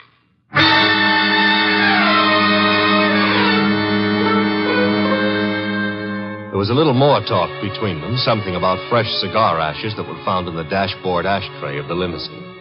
After that, the boss hung up and exerted himself enough to put a call through to the Townley Sanatorium. I'm afraid the doctor is very busy just now. So am I, and my business happens to be highly important. Well, I'll say you called, Mr. Wolf, and I'll ask him to contact you just as soon as he has a free moment. Do you happen to have a free moment, miss? Why, yes, sir. Could you spend it by telling me if that handyman, Mr. Haynes, is being located? Why, yes, as a matter of fact, he has. One of the staff just found out where he lives, Mr. Wolf. Well? He has a little cottage at 206 Dockside Road. That's out near Sheepshead Bay. Thank you. Archie. I'm going someplace, I suppose? You are? You're going to Sheepshead Bay.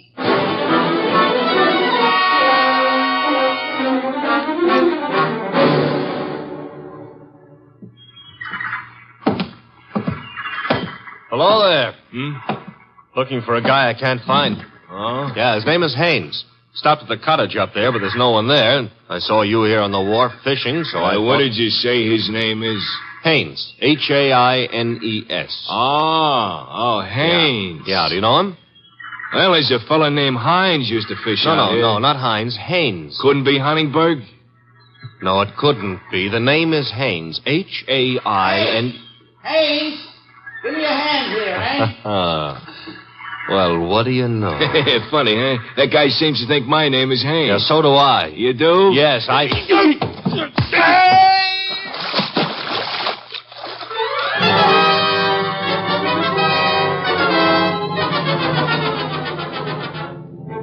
I got back to our house soaked to the skin and minus Haynes, and just in time to see the boss in the exhausting process of walking across the room to answer the phone.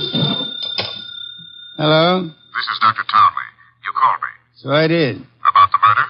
More specifically, about the statement from Diana Lawrence that you removed a firearm from her possession yesterday morning. That's quite correct. It's here in my Majonica cabinet. Is it? Of course it is. I suggest you check. Just a moment. Mr. Wolf. Yeah? I'd like to see you at once. The gun, I suppose, has vanished. What? How did you know?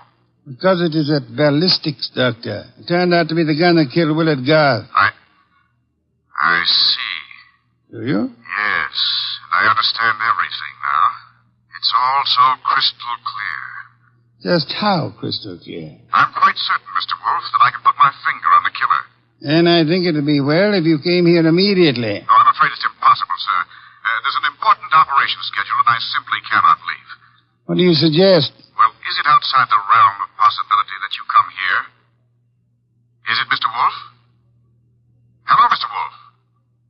Mr. Wolf?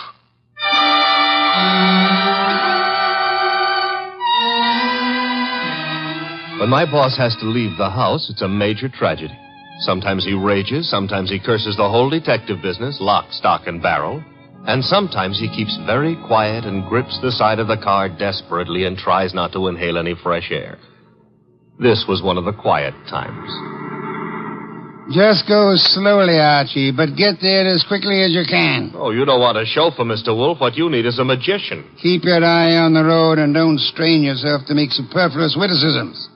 Why don't you try relaxing a little? I hear there hasn't been a man-eating tiger sighted on the Sawmill River Parkway in the last 500 years. Your liberty is out of order. Don't try to make light of a deplorable situation.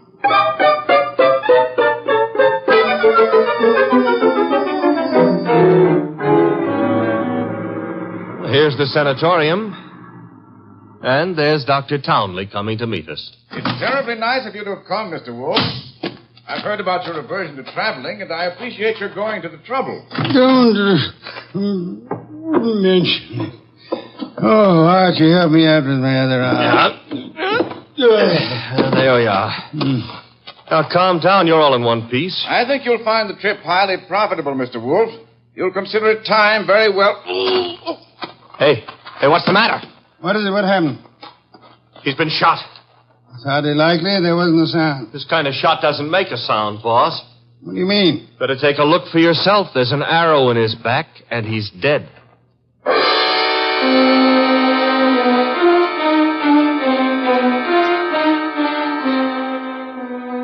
We remembered that Dr. Townley had said Diana Lawrence had won the Women's National Archery Tournament for 1947. The Lawrence house was visible through the trees 100 yards away, so we started for it and the sculptor's studio.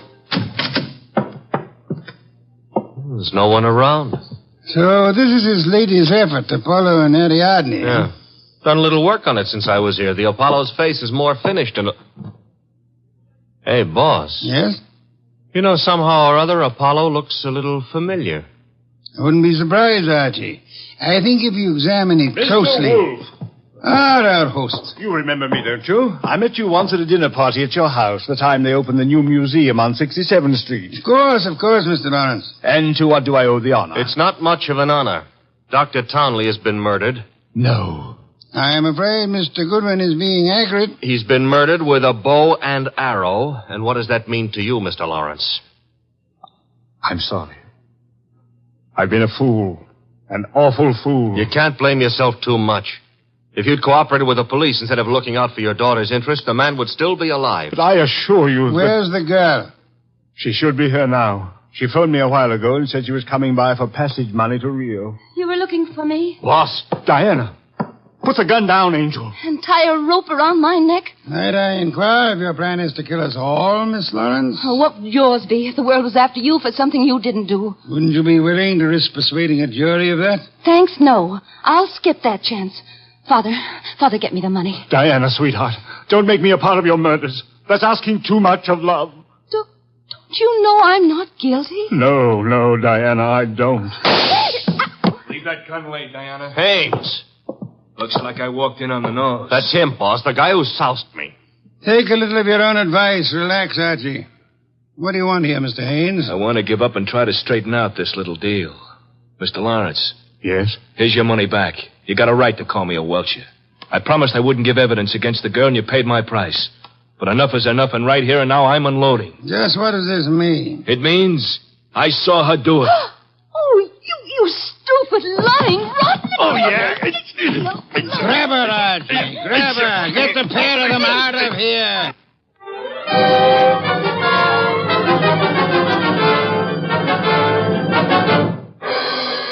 What can I say to myself now?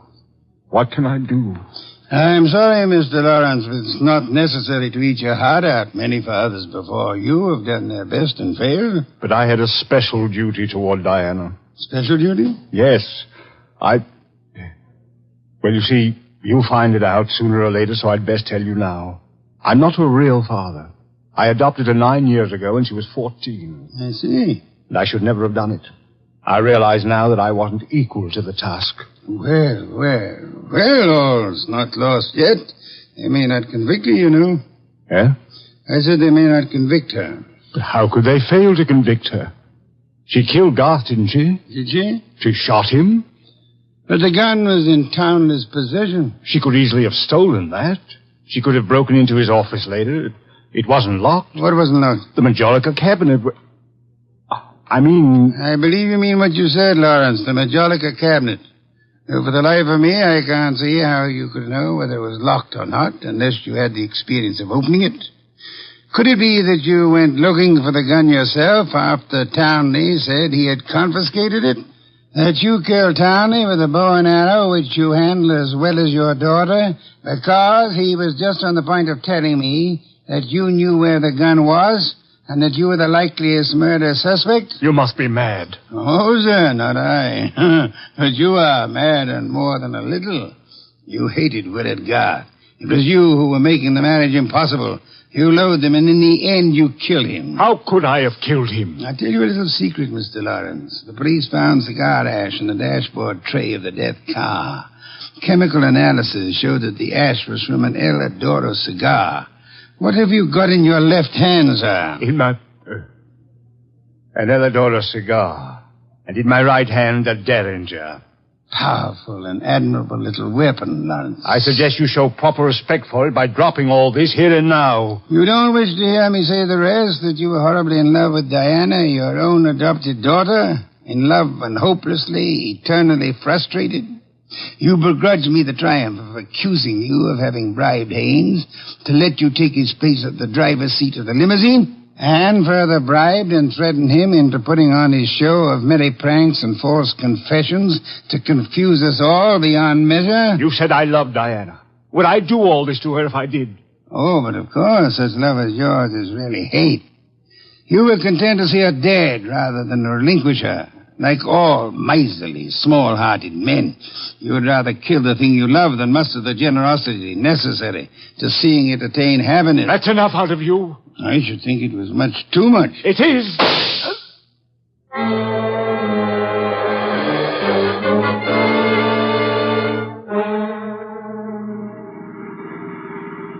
Archie, my boy, I'm grateful to you, both for coming back into the house when you did and for being such a good shot.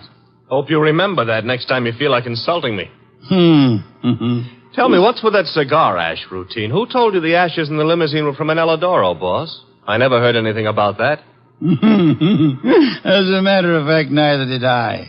No one could possibly have determined the brand by any chemical means in existence. I knew that, you see, and I took the long chance that Lawrence didn't. Uh-huh. But I still don't get the mainspring of the deal. How did you know he was in love with Diana?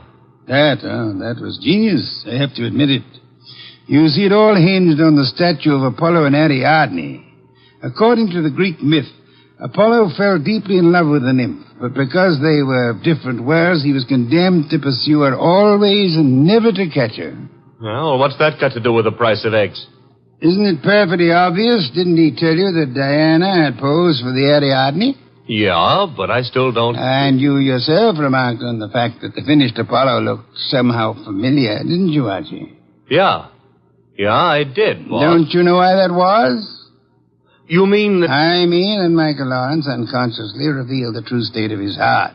He didn't intend to, I suppose. But precisely and accurately, he chiseled the features of the tortured God in his very own image. Oh. And speaking of torture...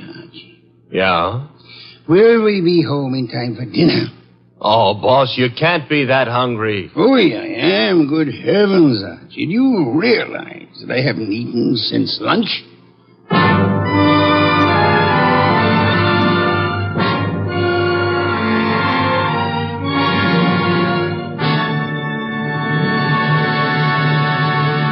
You have been listening to The New Adventures of Nero Wolfe, starring Sidney Greenstreet.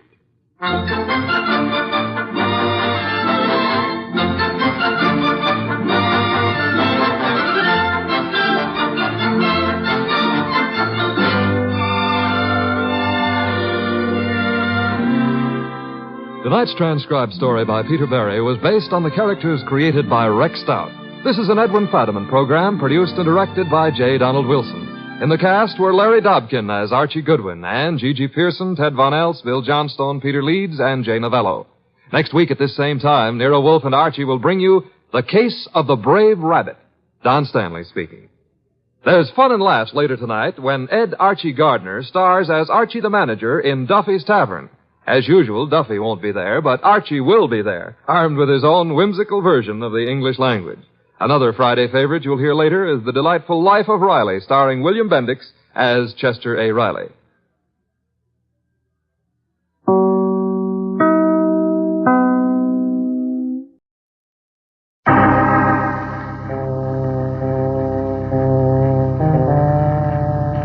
My name's Regan. I get 10 a day in expenses from a detective bureau run by a guy named Anthony J. Lyon. They call me the Lion's Eye. With Jack Webb as Jeff Regan, the Lion's Eye, stand by for hard-boiled action and mystery and thrilling adventure in tonight's story of The Gambler and His Lady.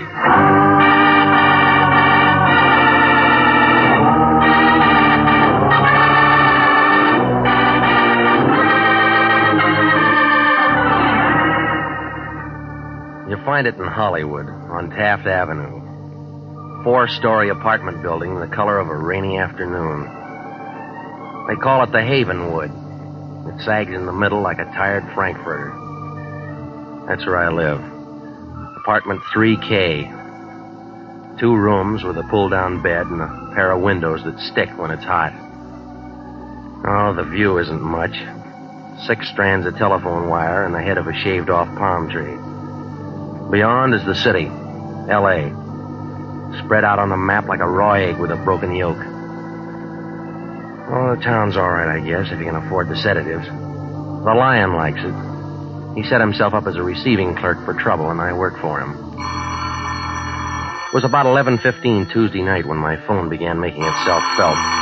Turned out to be the Lion breathing hard. It figured he was running his fingers over a greenback. Want to hear the sound of a brand new $50 bill? Send me a record. What's the matter? You sound like you're flat on your back. How do you sleep? Who's sleeping? I'm working, and that's what you're going to be doing.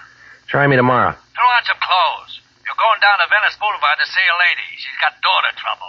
Well, marry her off. She didn't pay us $50 for that. The problem goes deeper. How much? She'll tell you. I want it from you. I don't know it all for sure. Don't you ever check into things? I do the general work. You get the details. Yeah, you drag a wet rag over the 50, and if the ink stays on, we got a client. That's insulting. How would you know? Regan, you don't want to keep a lady waiting. Now get a move on. Give me the name. This is Eleanor Bascom, Pierpont Hotel. Yeah? And phone me after you talk to her. What for? I want to be sure it's legit. Do you care? Better make that call to me tomorrow after 10. I'm sort of going to be tied up till then. Doing what? Sleeping.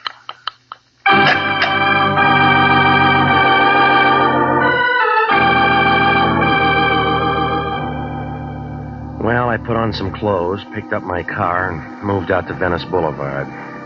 The good humor men were all gone, and I had the street to myself.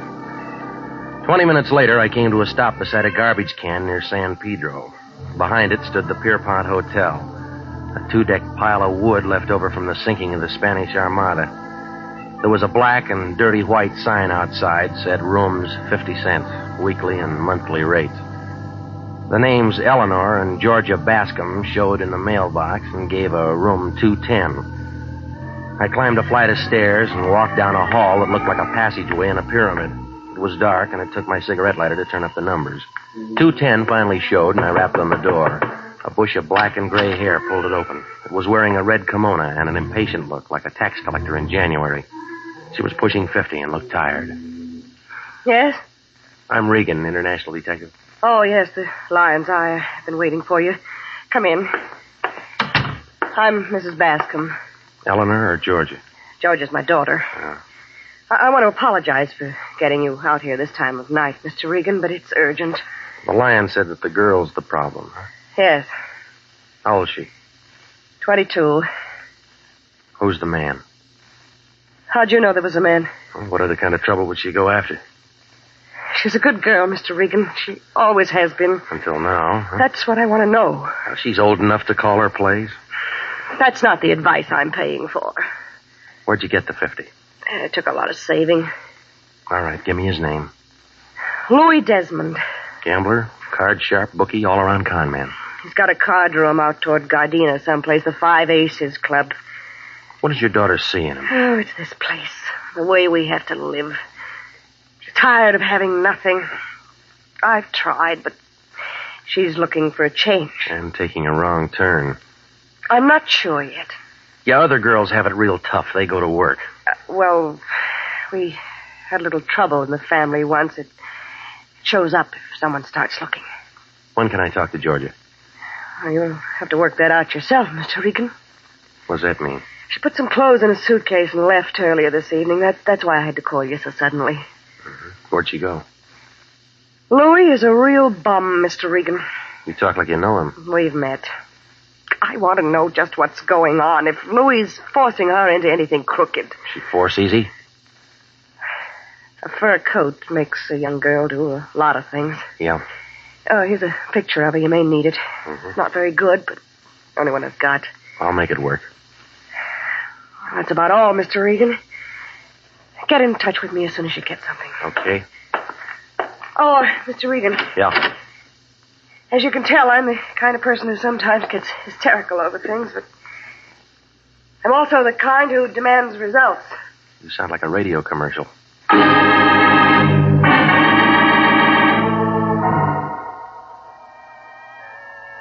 It was after midnight when I followed the fog out Vermont toward Gardena. The yellow lights were pressing, but they were doing about as much good as a pint of bourbon at a Shriners convention. I wound around the flatland for a while before the Five Aces Club turned up by a bend in the road. It looked like a blue wart with a neon sign. There was a front door and a back one, and a couple of pairs of shoulders standing at each. A little guy in a pinstriped gray was figuring the size of the wallets going in. Louis Desmond's office showed at the top of the stairway, and I moved for it. But a muscle looking down on 6 feet was playing frontman. He put a knotted hand on my arm, and when he spoke, it sounded like a gear factory doing double time. Slow down, Pilgrim. The room you're looking for is the other way. Yeah, well, this one says office. That's the trouble with you guys who read. Can't take hints. Spell it out. Beat it. Not until I see Louis Desmond. What's your business? I'll tell it to him. You owe him some dough? No, I don't. Then he ain't interested. He will be. Listen, Junior, Come on, get him off of me, punk. Hey. What's all the noise, Patsy? Sightseer without a ticket. My name's Regan. Cup? Maybe. You want me to bounce him down the stairs, boss? Maybe. What do you want? Talk. That's always a waste of time. Not if it's about Georgia Bascom. Come on in. Never saw you around here before, Regan. No, I can't afford it. Oh, don't say that. Some people go out of here with more than they come in with. Yeah, you. Guess you're right at that. Cigar? No, thanks.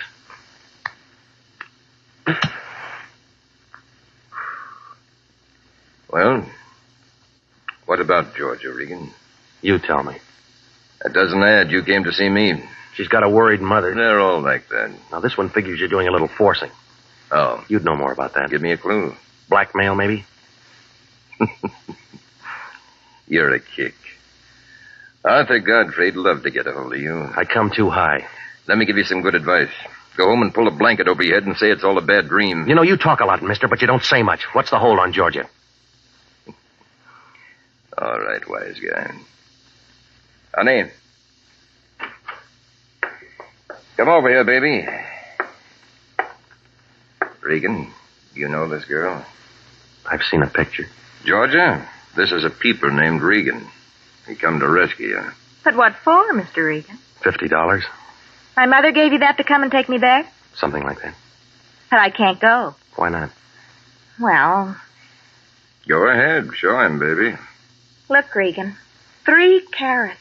With a wedding band to match. On what dice table did you pick those up? Stop the noise, Regan. Congratulate the lady. Not on a bad mistake. Listen, Shamus. Oh, never mind him, Louis. He doesn't matter. When did the furs come? Louis said soon. Tell Mama we're married and not to worry. We're going away for a few days. Ensenada for some gambling and fishing. You won't enjoy it. Sure I will. You'll be in L.A.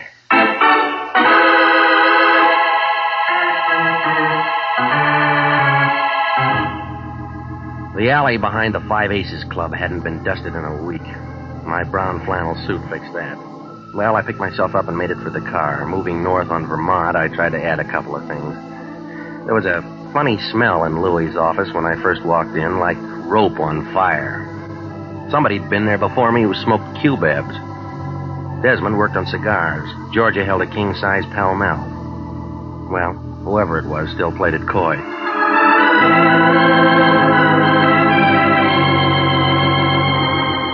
About 1 o'clock, I started raising a small campaign with the Lion's door knocker. His dream must have been a real good one because it took him 10 minutes to get to the door. He was wearing a nightgown, and he looked like a poor imitation of the Fisk tire ad. All that was missing was the candle.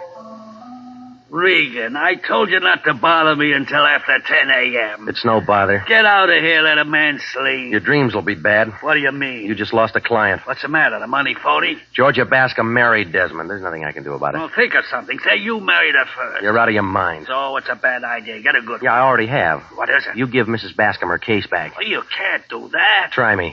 Think a minute, Regan. She's come to us for help. A lonely woman with no place to turn entrusts her trouble to International. You got that 50 spent? It's not the money, it's the moral obligation. Oh, stop it, will you? You don't give blood anymore since you found out somebody pay for it. You're getting out of line. You're the only guy in town who can turn a shaving cut into a bankroll. That's enough. Well, let's do it this way. You go over to Mrs. Bascom and give her the lowdown. Let her decide if she wants you to carry on or not. You sure go to a lot of trouble for a 50. I need a lot of new stuff around the place. Well, it's close to Christmas, right to Santa Claus.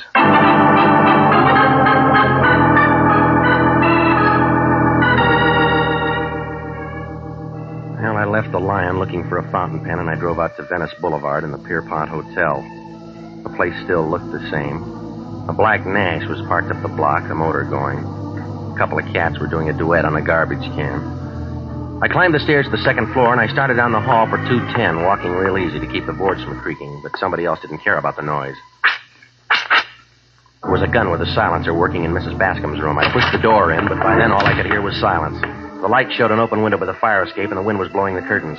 Mrs. Bascom lay face down on the bed, real still, and the holes in her blanket were turning wet. The Lion really lost a client that time.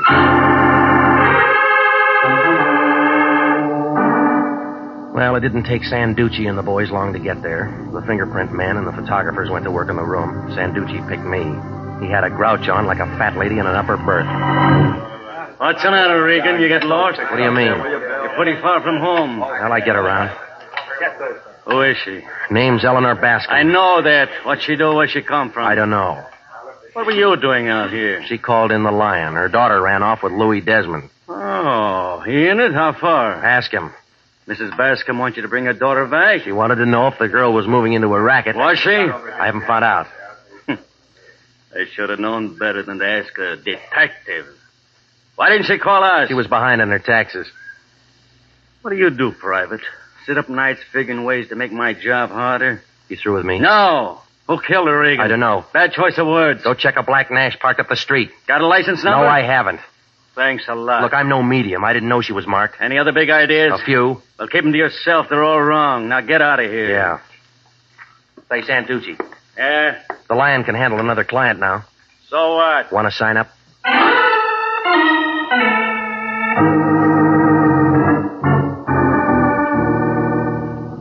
Well, I went home and slept.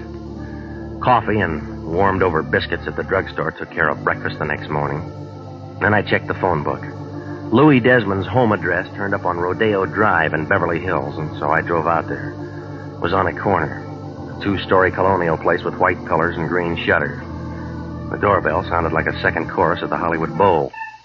The Japanese maid let me in, and I waited in the anteroom. That's when I caught that peculiar smell again.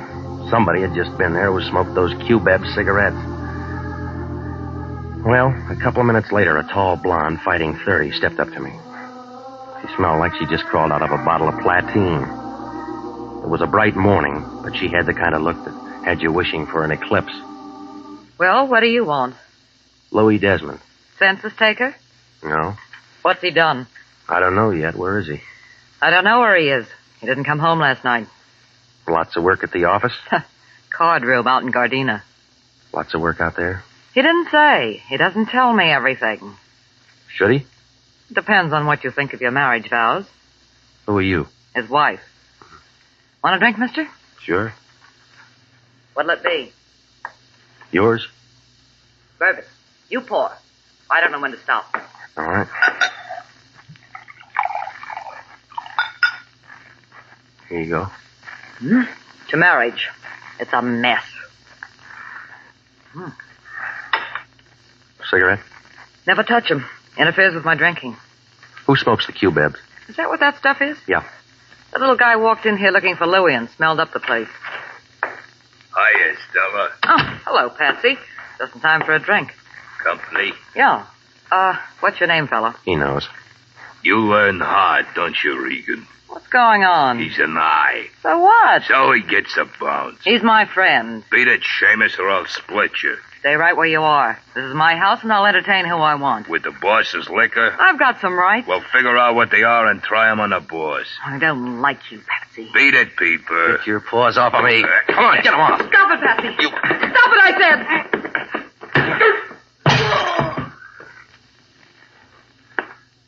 Well, you hit him pretty hard, lady. No, I didn't. His head's soft.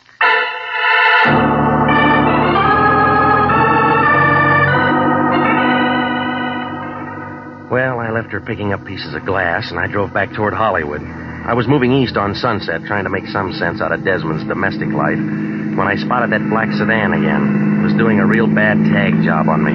I pushed the pedal closer to the floor, but the sedan had better gas. It caught me going around a bend past Beverly Glen and started pushing me. Oh, it was a great place for a boulevard stop, but none showed. All it did was a reflection in my rearview mirror of the driver in the black sedan. It was feminine, and the voice spelled out Georgia Bascom. That's when she moved in for a closer look.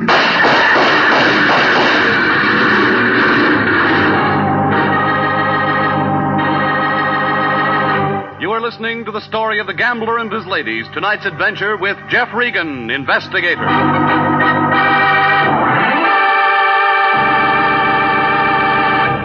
Listen, this is good news. Good news for you if you're between the ages of 20 and 26 and a half, married or single, a high school graduate, and want to fly for the United States Air Force. Yes, the Air Force Aviation Cadet Program is offering you the opportunity to become a pilot officer in the mightiest Air Force in history. You can be one of the Air Force's men of renown. And there's more offered than the pride you feel in being a member of America's flying team. For after your 52 weeks of training, you'll graduate as a second lieutenant in the Air Force with an income of more than $300 per month. Remember, the Air Force offers you what it offered General Jimmy Doolittle, General Carl Spaatz, and General Hoyt Vandenberg, now at 42, the Air Force Chief of Staff. Call at your local Army and Air Force recruiting station tomorrow. Apply to become an aviation cadet. And now, back to the story of the gambler and his ladies and Jeff Regan, investigator.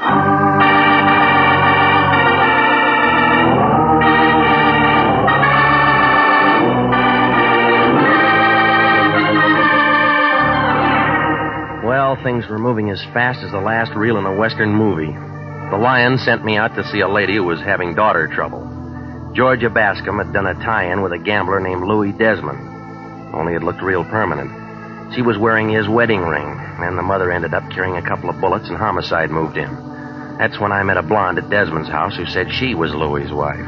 Well, I was working on the mess when a black sedan with Georgia at the wheel ran me off the road, and the slugs began to fly. I peeled myself off the side of the hill, and I got in touch with the police. Sanducci took over and invited me to headquarters for some more talk. He put me in a little room with pale green walls and sat behind a big desk chewing a dead cigar. He was taking me all in like a Hoover vacuum cleaner on a dirty rug. Well, how do you feel, Regan? All right. You shouldn't. Why not? Looks to me like from here on in you're a marked man. I'll get along. It'll be real interesting to see how. All right, now look, have you got something to say? Maybe. Well, let's hear it. Relax, Regan. You're not going anyplace. You can't hold me. I was the one who got shot at. Well, that's enough. I'll work out a way to hold you for creating a disturbance. It won't work. Listen, you. The bullets we pulled out of your upholstery matched the ones in Mrs. Bascom's. So what? So we figure she was knocked off because she knew something somebody didn't want said. We also figure that applies to you. Yeah, well, that gets you nothing. All right, Regan. Play it your way this time. You'll come running back when the haters close in. Don't make book on it. Well, if you gotta get yourself knocked off, don't mess up our city streets. Yeah, I'll be real careful. Oh, and wear a dark suit that save our morticians a little trouble. That all? Yeah, go on, beat it, sure. Oh, Regan. Yeah. E buffi de tuo padre. What's that mean? Your father's mustache.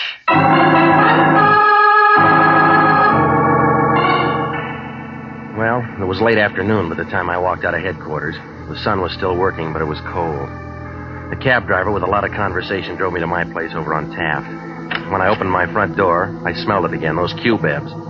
A small face was sitting on my sofa sucking on them. It belonged to a guy who had to stand on a box to see over a fox terrier. When I shut the door behind me, he ground a cigarette into an ashtray and turned on a nervous look like a pig in a football factory. Your landlady let me in, Mr. Regan. I hope you don't mind. I have to talk to you. We met before. We did? I don't remember. Just me and your cigarettes. Huh? Oh. You mind if I smoke? You just finished one. Oh, yes, so I did.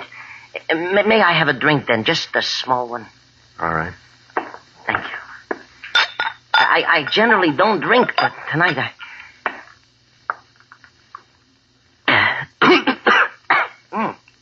Yeah, thank you. Now, I barely know where to begin. Well, you better figure it out. You haven't got much time. Yes.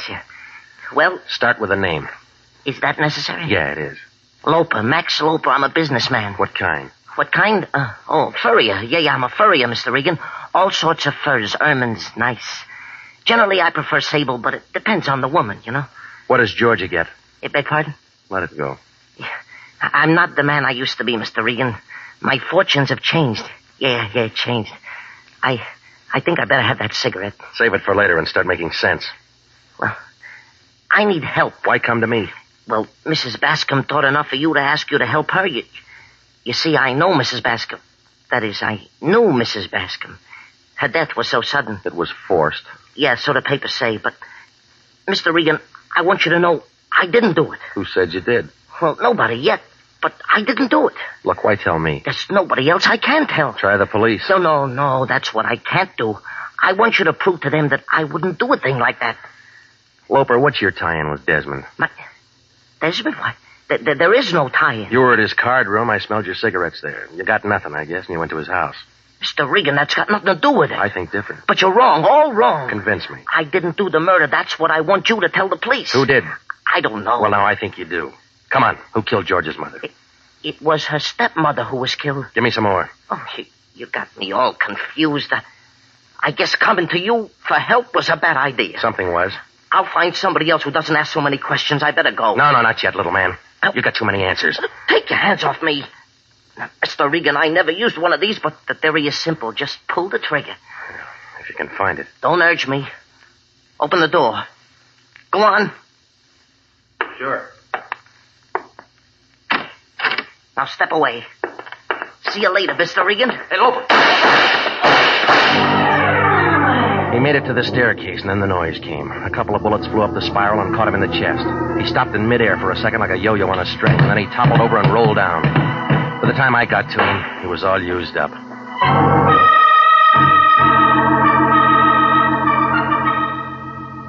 Well, a call into homicide brought some of the boys out, and they took care of him.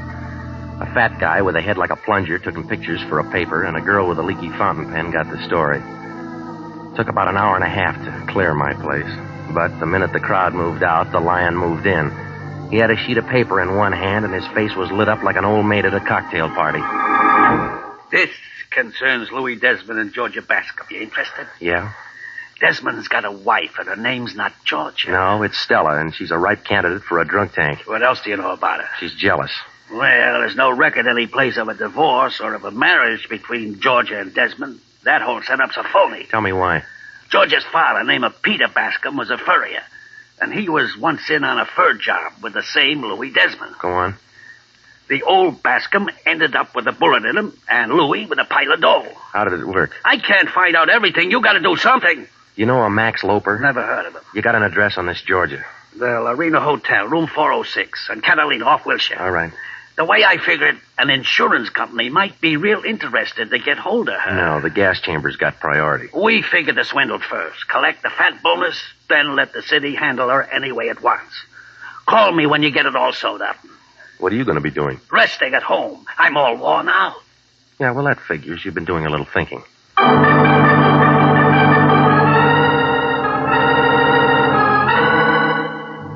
The Lorena Hotel, 6 stories of plush carpet and gold paint. It was night when I got there and the neon was on. The buzzer brought the door open and Georgia Bascom stood there carrying an overcoat. She had her purse under her arm and it figured she was leaving. When she saw me, she turned on a surprised look. Oh, Mr. Regan. Moving out? Just a little errand. It'll keep. Shut the door. Now, see here. Shut up. Well, that's a lot of nerve. Don't let it bother you. There are bigger things. Like what? A fur job you and Louie are working on. What are you talking about? And a little murder. Throw your purse on the sofa. I will not. Come on, lady. It's getting heavy. Now open the closet door. Come on. There. I hope you're satisfied. I'm not much on fashions. Read them to me. 3 ermine, 3 sable. 10,000 apiece. More. Max loafers. Yeah. Well, you can't wear them all. You got a friend? I don't need one. All right, sis. What is it? Nothing. That's your version. You could be wrong. When'd you marry Desmond? Last week. Bad answer. He's got a wife named Stella. Bigamy will get him in trouble. Well, that's his problem. No, it's yours, too, if the courts can prove you knew. All right, I didn't marry him. Then why the wedding ring? Hey, you ask a lot of questions. Yeah, I do. Why don't you get out of here? Louie's not new on fur jobs. He knows how much work it is to palm him off. You're talking to yourself. Loper never got to outlive a double cross. What are you going to do with that? Nothing. Homicide will work it out. I didn't kill anybody. You'll work up a sweat proving it. Louis did it, honest. He killed my stepmother because she knew how the job worked. He gave it to Loper, too. He would... Hiya, friends. It must be raining. The worms are coming to the top. Hello, Louis. Regan's got it figured. I was just stalling him till you got here. Sure, Georgia. I know. Honest, Louis, honest. I didn't mean to say you did the knockoffs. We'll talk about it later. You better finish it now. You're not going to be around. We'll see. They got a spot all staked out for you up north. Isn't that interesting? Regan, I got a set of instructions for you. I want you to be real nice and follow them. What's in it for me? You kill me, Seamus. I'm holding all the cards. You want to rake in the pot. I better get going, Louis. We shouldn't be seen together right now. Slow down, baby. I got something for you, too. But, Louis, Big mouth. Big mouth.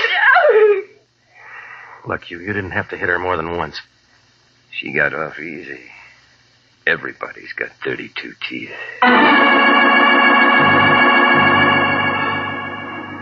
Desmond moved us out of the apartment and down the hall. Georgia was beginning to sob, but Desmond wasn't impressed. He held the gun under his coat and walked behind us careful, like an elephant on a crate of eggs. The button brought the elevator, and the 3 of us went in. And then it started down. When the door swung open on the first floor, a whiff of bourbon came floating in, packing a .32. Louis turned white. Stella! Stella! I told him if he kept messing around, he was going to have trouble at home. You want to give me the gun? No. What's your name, girlie? Georgia. Were you in love with Louis? I don't know. Well, go find out.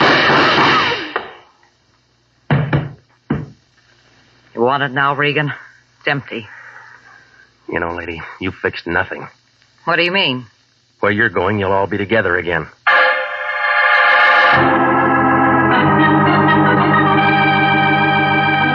Well, it was all over fast, like a $1 dinner. The coroner's office sent out some boys for Georgia and Louis, and Sanducci picked up Stella. Desmond had himself a pretty good thing. Do a tie-in with a furrier and move the furs across the border with nobody making a fuss. Oh, it was slow work, but $10,000 a week's pretty good pay, and it was real safe. Loper wasn't going to say the furs were even stolen until they were turned into money. Of course, he never got to say it at all. Everything would have been all right if Stella didn't see green every time Louis saw blonde. Well, the insurance company thanked us for what we did to expose the fraud. The Lion was unhappy. He said they should have shown their gratitude with something more lasting. They gave it to him, a 1949 pocket calendar.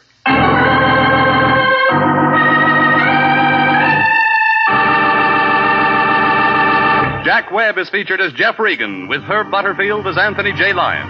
It's CBS at the same time next week for more hard-boiled action and mystery with Jeff Regan, Investigator. Written by Larry Roman, produced by Sterling Tracy. Included in tonight's cast were Mary Lansing, Marvin Miller, Pat McGeehan, Lorette Philbrandt, Jack Petruzzi, Yvonne Patey, and Sidney Miller. Original music for this program is by Milton Charles. Bob Stevenson speaking. This is CBS, the Columbia Broadcasting System.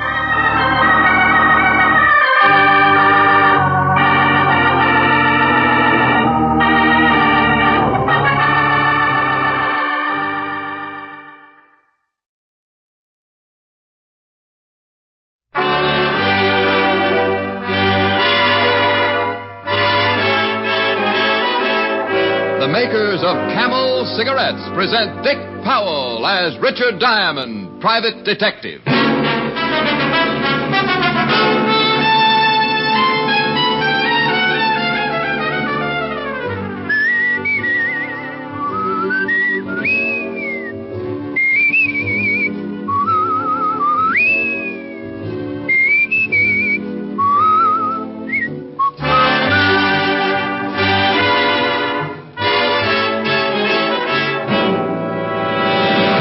More people smoke Camels than any other cigarette. Yes, Camels are the favorite cigarette of people in all walks of life. Among them are singing stars, actors, announcers, people whose voices are their fortunes, people whose cigarette must be mild. Make the Camel 30-day test and see how mild a cigarette can be. Puff after puff, pack after pack. See why more people smoke Camels than any other cigarette.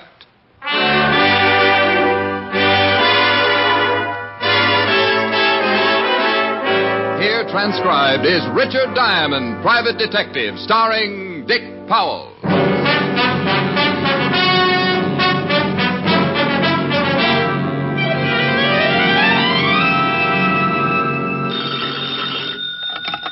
Diamond Detective Agency. We make homicide pay for $100 a day. Oh, that's pretty terrible. Oh, you should catch me on a bad day. Nothing. Am I going to see you tonight? Not if you keep turning out the lights. Who turns out the lights? Oh, well, what difference does it make? It's fun. I'll expect you at 8 and you be here. Honey, of course. How's business? Oh, about as dull as 50 miles of dirt road. We'll have dinner home. Bless your little pointed head. And your empty pocketbook. Uh-oh. What? Mr. Diamond? Yes, sir. Come right in, will you? Pull up an old bank book and have a seat. Thank you. Client? Well, keep a good thought, honey. You may be gorging yourself at 21. Bye. Bye. I'd like to hire you, Mr. Diamond. Well, I'd love every minute of it. I charge $100 a day in expenses. All right. He reached for his wallet. While he was counting his money, I was looking at him. This was the biggest man I'd ever seen. I was getting a nosebleed just trying to see over the second button on his vest. He had a pair of shoulders that looked like the mayor should lay a cornerstone for them, and the muscles under his coat stood out like smuggled shot puts. My name is Collins. I'm B.E. Rollins, private secretary. Oh, is that the B.E. Rollins? Yes, he's a very wealthy man. Well, there's an understatement. He wants to retain you to find his brother, Martin. He does, huh? Would you mind coming with me? Mr. Rollins would like to see you in person. Well, tell me a little more about Rollins' brother. I'd rather let Mr. Rollins do that himself. I'd rather hear some of it from you first. I don't want to see Rollins if I'm going to turn down the job. Very well. Mr. Rollins' brother Martin was released from prison 5 days ago. Mm-hmm. Yesterday, he sent a letter threatening Mr. Rollins' life. Oh, and your boss wants me to find his brother before he makes good the threat. Is that it? That's it, exactly. Well, why doesn't he call the police? Show them the letter and get the protection he needs. It'll certainly be a lot cheaper than hiring me. Mr. Rollins doesn't want any more bad publicity. There was enough of it when Martin was sent to prison. And why did Martin get sent to prison? He embezzled $100,000 from the company funds. Did Rollins try to save him? He was guilty. Mr. Rollins prosecuted him to the full extent of the law. Was the money ever recovered? No. Goodbye, Mr. Collins. You won't take the job? Oh, now you've guessed. But why? Mr. Rollins is prepared to pay you handsomely. Well, I don't doubt it at all, but it's too pat. Martin's killing mad because his brother sent him to prison. Rollins receives a threatening letter, but won't call in the police, yet he wants Martin found. Why? I told you. He doesn't want any more bad publicity. So I take the job and maybe find Martin. Then B.E. Rollins is a potential killer in the house. What you going to do? Try and keep his mind off of things by letting him shrink heads in the basement? Remember, Mr. Diamond, they are still brothers. So were Cain and Abel. You mean you think Mr. Rollins intends to kill his brother, and that's why he wants you to find him? Well, that's a little crude, but it's certainly a possibility. That's utterly absurd. Maybe so, but no one would blame him. You better try Hearthstone of the Death Squad. Now you're being ridiculous. Mr. Rollins is a highly respectable businessman. His reputation is spotless. Well, then this looks like too good a time for him to start getting dirty. Goodbye, Mr. Collins. He got up, started to say something, but changed his mind. He turned and walked to the door, ducking his head as he went out. Someday he was going to forget the duck and take the whole wall along with him. 10 minutes later, I got a phone call. Yeah. Is a man named Collins in your office? But he was. He just left. Did you take the job? Who's this? If you didn't take the job, you're fortunate. If you did, you'd better catch up on your insurance payments. Oh, I think so, huh? I think so. This is a family matter, so leave it that way or you're liable to get yourself killed. Look, would the Sherlock and me show if I deduced your name was Martin Rollins? Hello? Hello? When I brushed Collins out of my office with a quick no, I wouldn't have taken the job he'd offered me for a share in Manhattan Island. But when somebody starts threatening me, it's like telling a 5-year-old kid to stay away from the cookie jar. The quickest way to get me to do something is to tell me not to, and try pushing me around. I looked up the Rollins address, and in 20 minutes, my cab pulled up in front of a big old English house that looked like the summer training camp for the U.S. Mint. Yes? Why, Mr. Diamond. Tell Mr. Rollins I want to see him, will you? Come in. I'm happy you've changed your mind.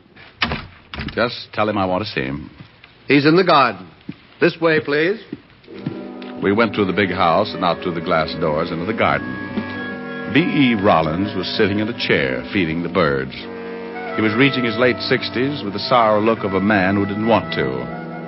As he threw the breadcrumbs out on the gravel walk, a big diamond on his little finger flashed in the afternoon sun. Mr. Rollins? Huh? Oh, Collins. Who's that with you? The detective you sent for, Mr. Rollins. Oh, yes. Pull up that chair and sit down, young man. Oh, thank you. Just feeding the little birds. Here, Birdie. Been doing it for some time. Oh, swell. Well, what are you standing around for, Collins? I want to talk to this detective in private. Yes, sir. If you need me, I'll be in the library. I won't need you. Here, you feed the birds for a while. Makes you feel good. Oh, sure. Here, Birdie. Birdie? That's fine. What's your name, young man? Diamond. Richard Diamond. Oh, hey, gotta love that little fella. He's grabbing enough crumbs to stuff a pheasant. He's the greedy one. Always does that. Reminds me of some people I know. Yes. Well, Mr. Diamond, I suppose Collins told you why I wanted to see you? Yeah, and I can't say I wanted the job at first. So Collins tells me. What changed your mind? A phone call. I think it was from your brother, Martin. He told me not to work for you. And you don't like being intimidated? Good. I think we'll get along, young man. Tell me, have you got the letter he sent you? Have it right here. Read it. I'll take over with the birds for a while. Oh, thanks, sir. My dear brother, I spent 5 years hating you, but I learned a trade. I used it drawing blueprints for your shroud. Signed, Martin. Well, this'll never get the Pulitzer Prize. Martin always did go in for the dramatic. Well, do you think you can find him? Was this the first you've heard from him since he went to prison? Yes. I will admit the letter has me worried. Aside from the dramatic, Martin has always been a hothead. Since boyhood, he's envied my get up and go. We never got along. It was even too much for my mother. She died very young. Probably overworked from knitting straitjackets. Don't be flippant, young man. Well, will you take the job? $100 a day and all hospital expenses. Fine. See Collins. He'll take care of the fee. Now, tell me one more thing. Can you think of anyone who might know where your brother is? Only one, and I'm not sure if she's even still in New York. She was going with Martin when he was caught. I only met her once, but I will say, if nothing else, my brother showed good taste. Yes, indeed. Well, that's nice. What was her name? Carter. Virginia Carter. Lived someplace in the village, I think, but that was 5 years ago. All right, thank you. Now, what about your secretary, Collins? Can you trust him? Collins is above reproach. He's been with me for 15 years. Knows everything about me. Almost a member of the family. Does he know anything more about Martin? No more than I do. Now I'm getting tired, and I want to finish feeding my birds. Good day, young man. Here, Birdie. Birdie! I left the old man sitting with his friends. He'd have one good deed to take along with him anyway. I went back to the glass doors, and a butler showed me the way to the library. But the cupboard was bare. Collins wasn't around. Collins! The shot had come from the direction of the garden, and I went back out in a hurry. Mr. Diamond! Mr. Diamond, over here! What's wrong, Collins? It's Mr. Rollins. He's dead. B.E. Rollins was sitting in the chair with a bullet hole just over the heart. His head was resting on his chest, and he still held the breadcrumbs in his hand. He seemed to be smiling like he knew he was going to be able to feed the birds for a long time now. Martin did it. He did? I saw the whole thing. I thought you were supposed to be in the library. I started out of the library and came around the other way. As I rounded the corner of the house, I saw Martin standing behind that tree. I started to yell, but he fired and climbed over the wall. Mr. Rollins was dead when I reached him. Let's call homicide.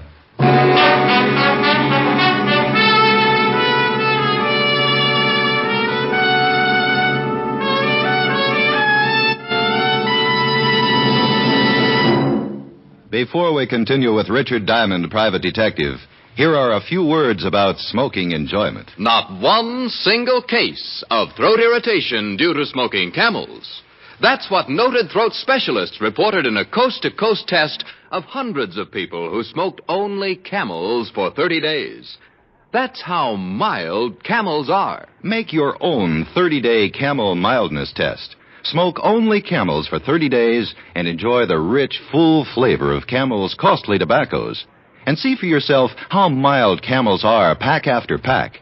See how well Camels get along with your throat week after week. Yes, that's the sensible test of cigarette mildness. For only by steady smoking can you judge the day-in, day-out mildness of a cigarette. Start your own Camel 30-day test today and see how mild, how flavorful, how thoroughly enjoyable a cigarette can be. You'll find out why people say, once a Camel smoker, always a Camel smoker. How mild, how mild, how mild, how mild, how mild can a cigarette be? Make the Camel 30-day test and you'll see. Smoke Camels and see. And now back to Richard Diamond, Private Detective, starring Dick Powell.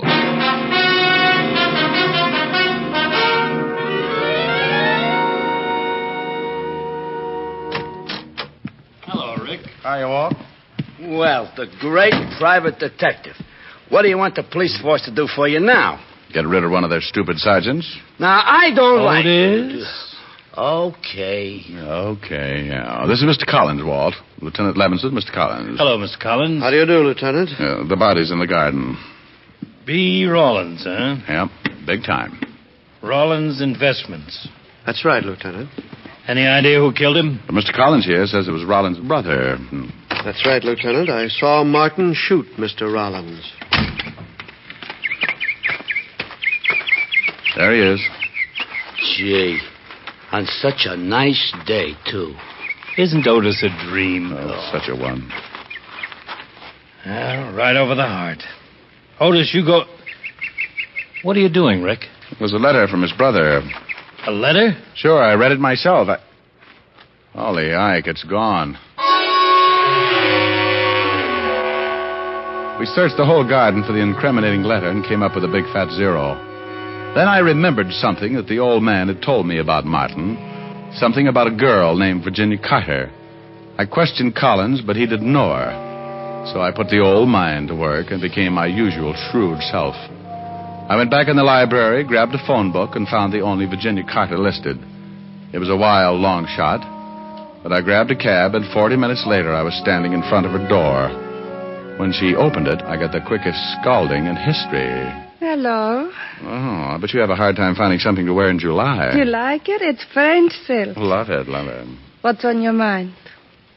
Now, Virginia Carter? Mm-hmm. Now, if you'll stop panting long enough, maybe you'd like to tell me what you want. Well, I'd like to know about Martin Rollins. Oh, I have not seen him in years. Maybe you've got a picture of him? I've got lots of pictures. Mm-hmm. Maybe there is one of Martin someplace. Well, let's look through the whole flock. I've got lots of time. Before I let you in, you better tell me your name. I don't want you to steal anything from me. Maybe if anybody stole something from you, they get their fingers burned off at the elbows.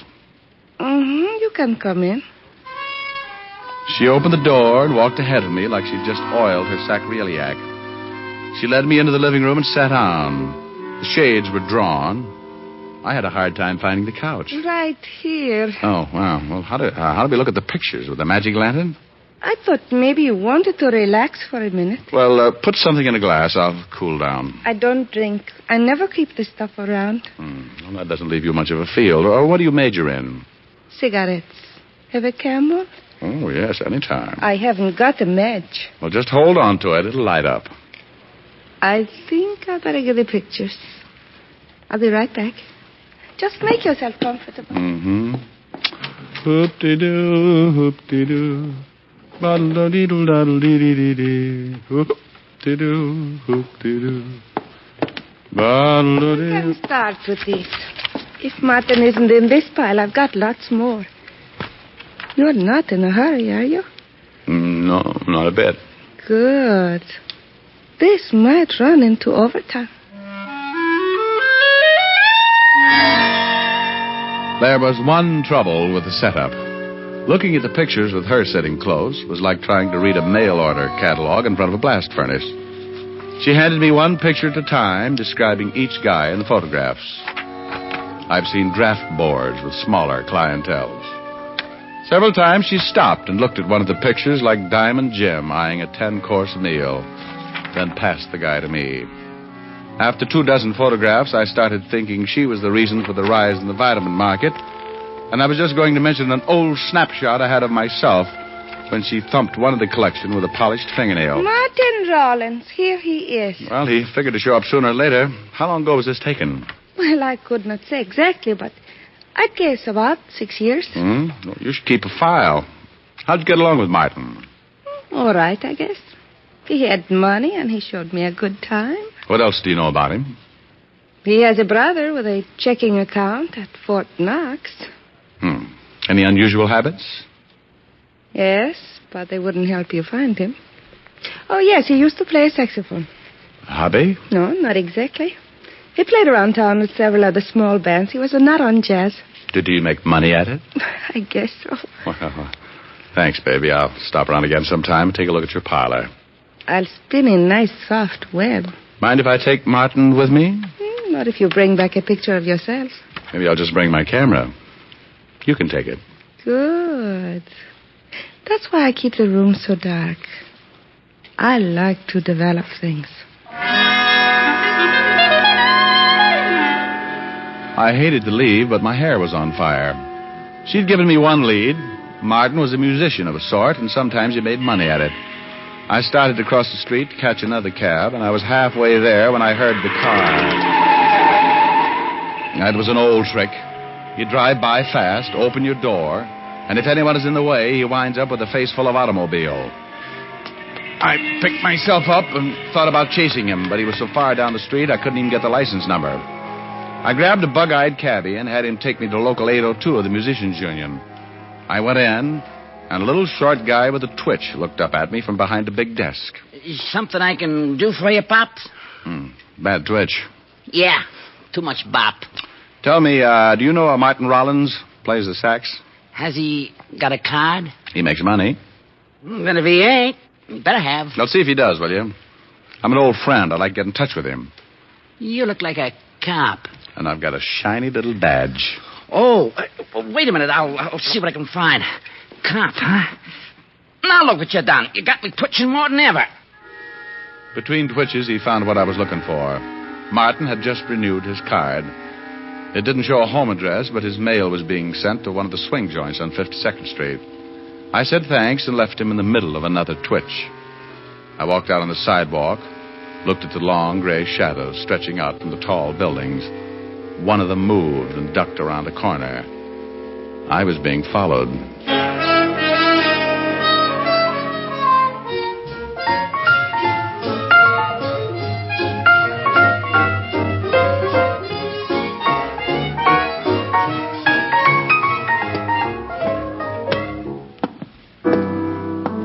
Fingers, gonna bother you for a minute?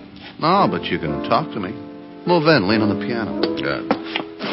You know a Martin Rollins? Well, sure, he blows here. Which one is he? He's off tonight, got a phone call and took off. You know where he lives? Yeah. Well, here's 5. Come down and remember the address. What do you want him for? Here's another 5. What difference does it make? Solid. It's got a little pad on 5th Street, 59 East. Now, don't put me on, Dad. You got troubles? I'm going to ask him. Crazy. I like your style. And when you got time, drop back and listen to the band. I don't think I could stand the altitude. Crazy guy. I went out fast, and 10 minutes later I was standing in front of Martin Rollins' apartment. I tried my knuckles and waited. I tried again and put my ear to the door. I didn't hear it at first because it was so faint. A light scraping sound like rope over wood. I tried the door.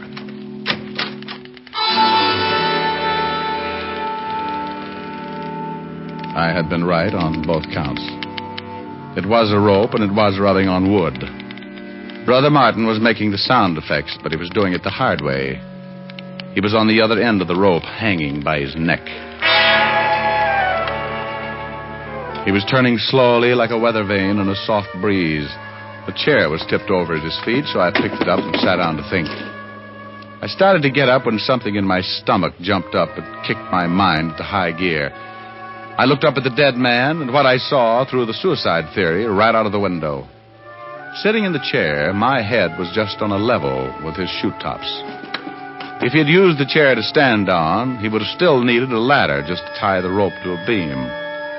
I've seen a couple of guys who hanged themselves, but never one who jumped 4 feet in the air to do it.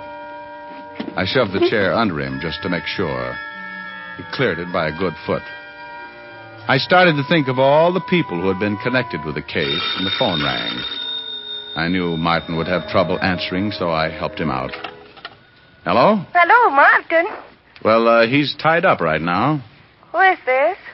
Well, hello, honey. Still collecting pictures? Oh. Hello? Hello? Antisocial.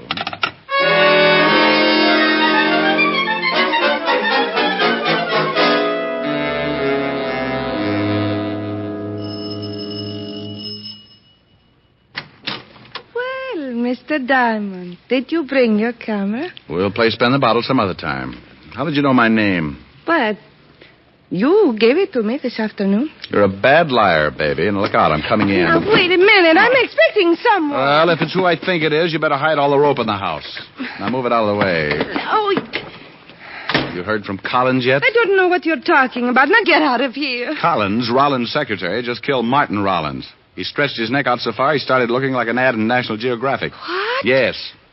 He strangled him first, then stood on a chair and hung the body to a rafter. How do you know Collins did it? Because he forgot he's a foot taller than most guys. He gave Martin a boost and left him hanging too high. What's that got to do with me? Well, I think Collins knew I'd come to you. I think he promised you the moon if you fingered Martin Rollins. He wanted to get Martin, but he wanted someone else to do it for him. He knew old man Rollins would remember you and tell me. You're crazy. Oh, well, we'll see. How much did Collins promise you? He didn't promise me a thing. You don't think he's going to let you go on breathing when he finds out the law is after him?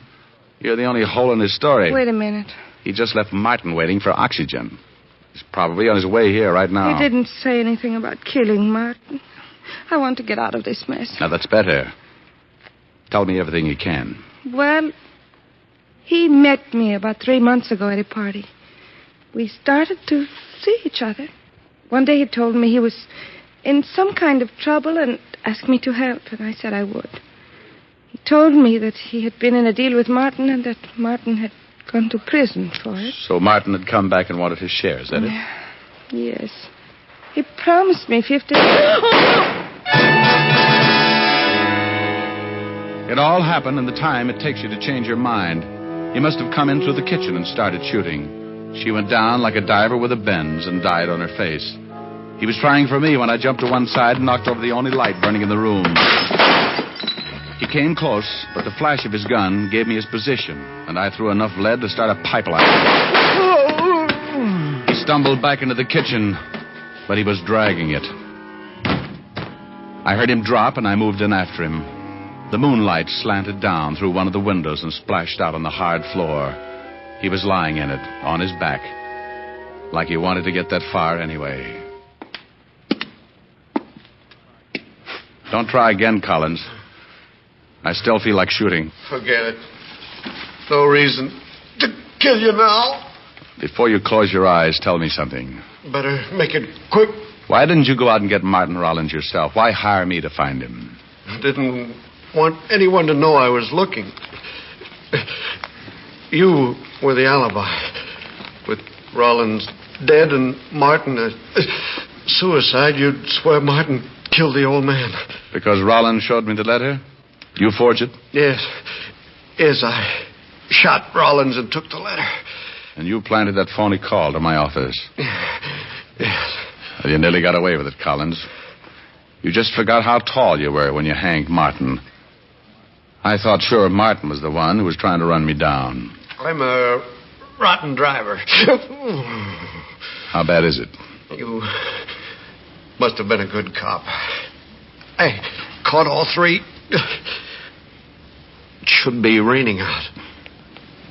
Too nice a night to die. Not a cloud in the sky. Must be nice to look at. No. Keep standing up. You'll never see it from down here.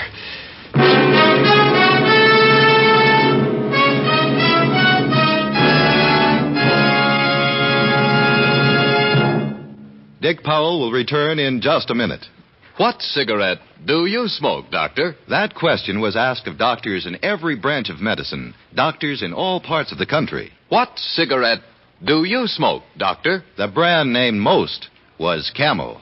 Yes, according to this recent nationwide survey, more doctors smoke Camels than any other cigarette. Camel's costly tobaccos are properly aged and expertly blended for your smoking enjoyment. Make the sensible cigarette test. Not just a puff, not just a sniff. Smoke Camels for 30 days and see how mild, how flavorful, how enjoyable a cigarette can be. How mild, how mild, how mild, how mild, how mild can a cigarette be? Make the Camel 30-day test and you'll see. Smoke Camels and see. Here's Dick Powell with a special message. Thank you. Ladies and gentlemen, as a tribute to the men and women who have served our country, the makers of Camel cigarettes send gift cigarettes each week to hospitalized servicemen and veterans. This week, the Camels go to veterans' hospitals, Fayetteville, North Carolina, and Des Moines, Iowa.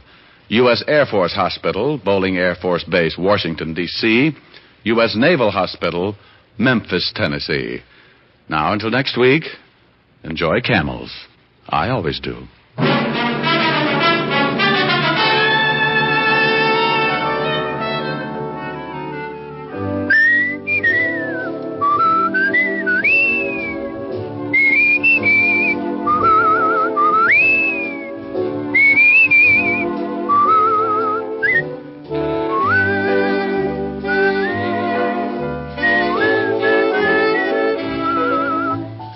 Tonight's adventure of Richard Diamond, starring Dick Powell, was written by Blake Edwards. Our director is Helen Mack. Featured in tonight's cast were Virginia Gregg as Virginia and Ted Osborne as Rollins. Tom Tully was Collins, Arthur Q. Bryan as Lieutenant Levinson, and Wilms Herbert Otis. Men, pack your pipes with Prince Albert. The rich flavor and natural fragrance will tell you why PA is America's largest selling smoking tobacco. Prince Albert's choice tobacco is specially treated to ensure against tongue bite, and it's crimp cut to smoke cool and even. Get Prince Albert. It's the national joy smoke. Listen next week for another exciting transcribed adventure of Richard Diamond, starring Dick Powell. This is your FBI. The official broadcast from the files of the FBI follows immediately. Stay tuned. This program came to you from Hollywood. This is the American Broadcasting Company. Time now for Rocky Jordan.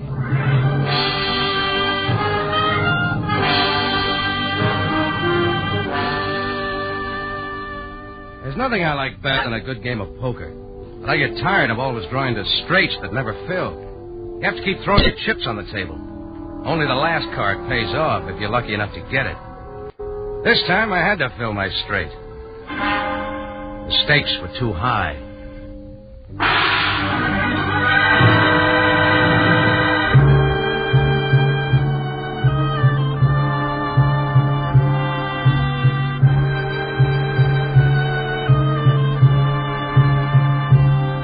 Again, we bring you a story of adventure with Rocky Jordan, proprietor of Cafe Tambourine, which stands in a narrow street off Cairo's native quarter within sight of the Mosque Sultan Hassan. The Cafe Tambourine, crowded with forgotten men from the world's waterfronts, alive with the babble of many languages.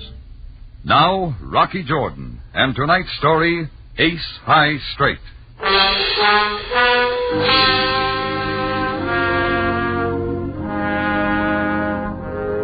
I'd spent half the night before in a poker game, and I always kept drawing straights that didn't fill.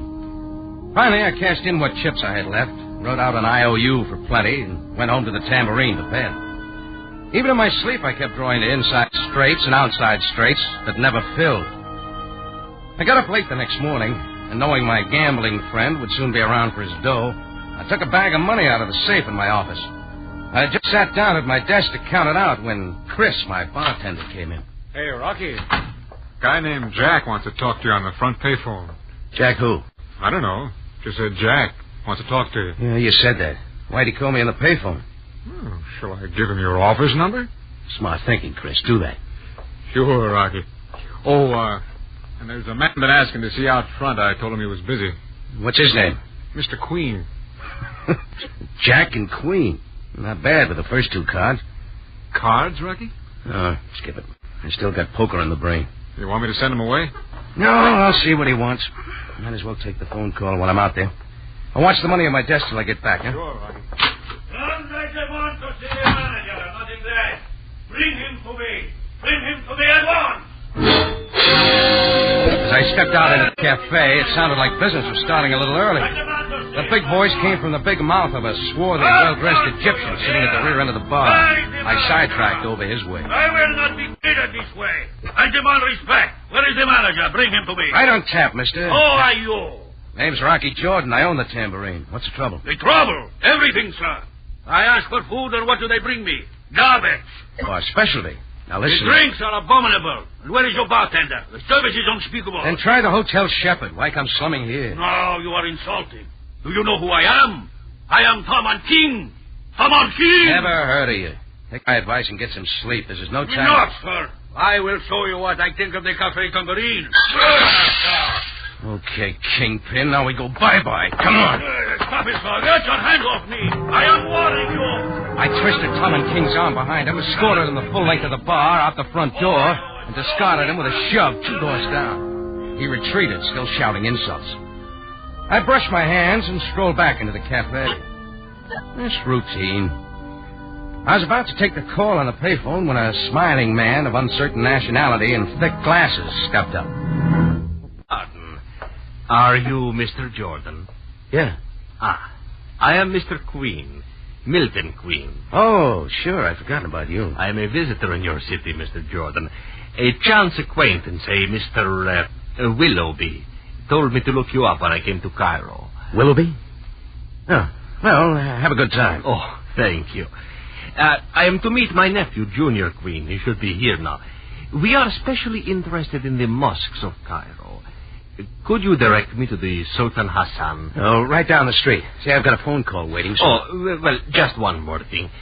Perhaps you can also tell me how to get to the Mosque El Azhar. Oh, sorry, I lost my tourist book. Did you know the Mosque El Azhar is the first known Egyptian use of the pointed arch? Interesting? Oh, very, very. Look, what you need's a guide. You'll find at least 3 hide behind every lamppost. Oh, yes. Perhaps you are right. But you being a resident here, my friend suggested that you might... If you'll excuse me, that phone call... Oh, of course. Thank you very much, Mr. Jordan. You have been most kind. Most kind. I dragged myself away from Queen and went over to the payphone. Whoever Jack was, he must have gotten tired of waiting and hung up. I didn't blame him. Before the smiling tourist with the thick glasses could buttonhole me again, I headed for my office. I couldn't help thinking how well my poker hand was filling out. A Jack, a Queen, and now a King. Then I opened the office door. Lying face down on the floor, an ugly lump the size of an ostrich egg just behind his left ear, was Chris, my bartender. The money was gone from the desk, and the back door to the alley swung open. I ran out into the alley and up to the narrow side street. There was no one in sight except a native woman. Her somber brown eyes gave me a startled look. She quickly drew a veil over her face and limped away. I've been around Cairo long enough to know not to look at a native woman twice. So I got back to the office, and while the help tried to bring Chris to his senses, I called the police and reported the robbery. It took 6 pitchers of water and a gin sling, but Chris finally sat up. Hey, Rocky, you all right? Hey, of course I am, Chris. What happened? I don't know. Well, come on, you got to remember. I left you here to watch the money on my desk. Huh? Oh, yeah. Well, I heard the yelling out front, so I thought you needed help. So I put the money in the safe. In the safe? Sure. Then I heard somebody come in the door behind me. I stood up and somebody grabbed me. I stepped back on somebody's foot, I think. Hard. Did you see who it was? No, I guess that's when I got slugged. You sure you put the money in the safe? Oh, ain't it there? We'll have a look.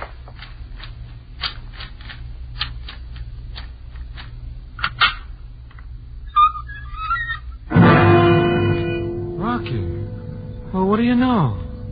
The money was all there. Every cent of it. We had a look around the office, but so far as we could tell, nothing had been touched. There was a knock at the door, but before I could answer, in walked Sergeant Greco of the Cairo police. The usual sour look on his face. What's this all about, Mr. Jordan? Greco. Where's Captain Sabaya? Captain Sabaya's busy. He sent me to get the details of the robbery. Sorry to disappoint you, Greco, but it was all a mistake. One moment. I must make a full report. Now, how much money was involved? Oh, a few £100, more or less. But it's all here. Then what has been going on here? Nothing. Forget it. We do not take slugging so lightly, Mr. Jordan. Chris stumbled over his own foot, or somebody didn't like his ugly face. Those things happen around here. Yeah, I didn't get a chance to turn around, but If somebody... you please.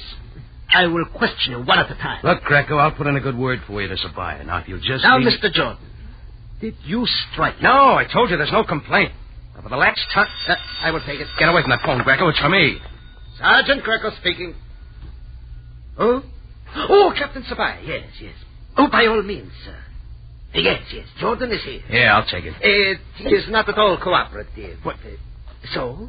Yes, I will ask him, of course. You can depend on me completely. Yes, I will handle everything at once. Don't hang up that phone. Let me talk to him. Well, Jordan. What did Sabaya want? Jordan, when did you last see Ace Warner? Don't tell me I drew an ace. Answer my question. I played poker with him till about 3 o'clock this morning. Remind me not to send him a greeting card this year. Why not? No, you won a little too easily, I thought. But I asked for it. I'll pay him off. You won't, Jordan. Ace Warner was just found in his casino, shot to death. Maybe somebody will give me a black tie for Christmas. I believe you own a .45 caliber automatic, Jordan. Now, look, Greco, you can do better than that. I am instructed to conduct a routine investigation. Let me see the gun. Okay. I keep it in my desk drawer. Haven't touched it in 6 weeks. Well, Jordan? Here you are, Greco. And you'll find my fingerprints on it. Thank you. Having fun, Greco? He has not been fired recently. Oh, disappointed? Now, what is in this other drawer? Greco, get out of those drawers or get a search warrant. Another gun, Jordan. What? How did that get there? Let me see it. Don't touch it. Mm-hmm. A definite smell of cordite. 2 shells missing. This automatic has been fired within the last 12 hours. So bland if I ever saw one. I would deliver this gun to Captain Sabaya for his inspection. And under the circumstances, you, Jordan, will accompany me to the Cairo jail.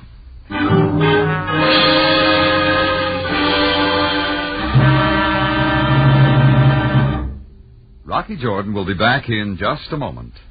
Remember, over your CBS station every Sunday night, you'll hear not only Rocky Jordan, but Sam Spade, Dashiell Hammett's Great Private Eye, and The Whistler, one of the most popular shows on the air. Remember, this half hour each Sunday evening is the time for Rocky Jordan.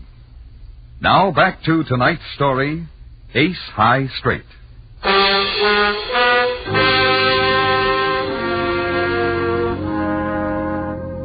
I was on my way to an Ace High Straight. A phone call from a guy named Jack who didn't wait for me to answer. A loud Egyptian named King and a smiling tourist named Queen. And finally, a murdered gambler named Ace. I wondered when the 10 would show up to fill my straight. It was no secret that Ace Warner had my IOU for plenty of money, won in a poker game the night before. But when a .45 automatic, recently fired, turned up in my desk drawer, I was taken to headquarters. Captain Sam Sabaya sent the gun to ballistics 2 doors down, kept me in his office. Jordan, I had hoped there would someday be a murder in Cairo in which you were not involved. Just keep trying, Sam. Now, you were about to give me one of your fantastic theories. Nothing fantastic about it. The killer knew I owed Ace Warner too much dough after that poker game last night. So he planted his gun in my desk to throw the blame on me. You seem quite certain that gun killed Ace Warner. What's your idea, Sam? Never mind. Go on. Somebody contrived to get me out of my office while his accomplice entered it from the alley. He didn't count on finding Chris. Where was I? Calm yourself, Jordan. Ballistics must fire the gun to compare bullets. Sure. Jordan, supposing you are right, can you suggest who contrived to get you out of your office? It could be any one of three. Somebody named Jack called me on the front payphone just before this happened. Jack who? I don't know. By the time I answered, he'd hung up. Then a swarthy Egyptian named Tom King started a phony one-man riot in the cafe. I had to throw him out. Tom King. And the third? Well, after I got rid of King... Sam, how many times do they have to... Go on, Jordan. Well, a tourist with thick glasses named Milton Queen buttonholed me at the door. I had trouble getting rid of him. Any one of those three could have given the accomplice plenty of time to get in the alley door to my office. One moment. Sabaya speaking. You are sure? No, not at present. That will be all. Caught him out, Sam? Jordan, Ace Warner was killed with the gun found in your desk drawer. I'm surprised. Now suppose you continue your story, all of it. I told you everything, Sam. How about talking to Chris? For one thing, he thinks he stepped on somebody's foot. He's a big fella. I have his statement. Jordan, I will release you for the present. In the meantime, let me suggest... Did I give up a weekend at my country estate? Sure, Sam. I'll stay in Cairo. Watch me. I got out quick before Sam could change his mind and was on my way back to the tambourine. Now all I had to do was find a 10 spot to fill my straight. I also wanted a better look at a couple of cards named King and Queen. As I walked into my cafe, Chris nodded his head painfully toward a man sitting at a front table. The man got up and drooped his way toward me, like an underfed dog with its tail between its legs. The Egyptian one-man riot, Tom and King. Mr. Jordan, I've been waiting to see you. Get the glasses off the bar, Chris. No, please, Mr. Jordan, I want to apologize. Why didn't you bring your whole card with you? I don't understand. Your helper who delivered the gun. Mr. Jordan, I am afraid you are confused. I created a disturbance here this morning. My actions were inexcusable. I could phrase it a different way. See, I had been drinking all night. There have been things on my mind. Like murder? Oh, please, worries. Why I came to the tambourine, I do not know. A lot of people wonder that. Mr. Jordan, I am a respectable person. It's one man's opinion. You can understand why I would not want a disgraceful affair like this to reach the papers. I did considerable damage. I wish to pay for everything. Would £100 be sufficient? 100? That's your last offer? I realize that I am in no bargaining position.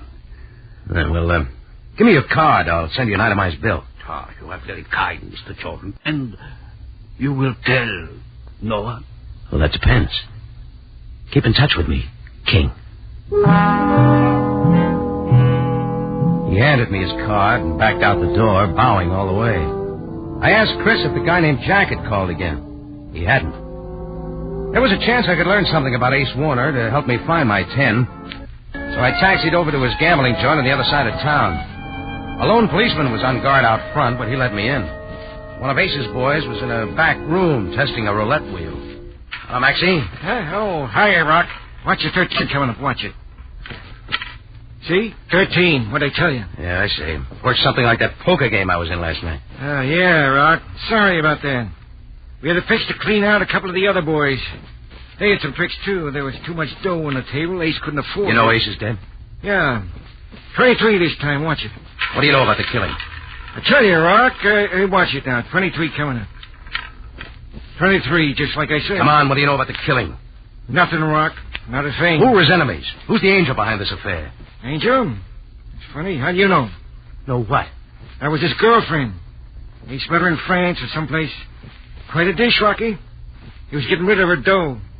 Why? He got most of it anyhow. She's too jumpy. Scared her husband show up. You know what the husband's name was? Let's see, no, I forgot it.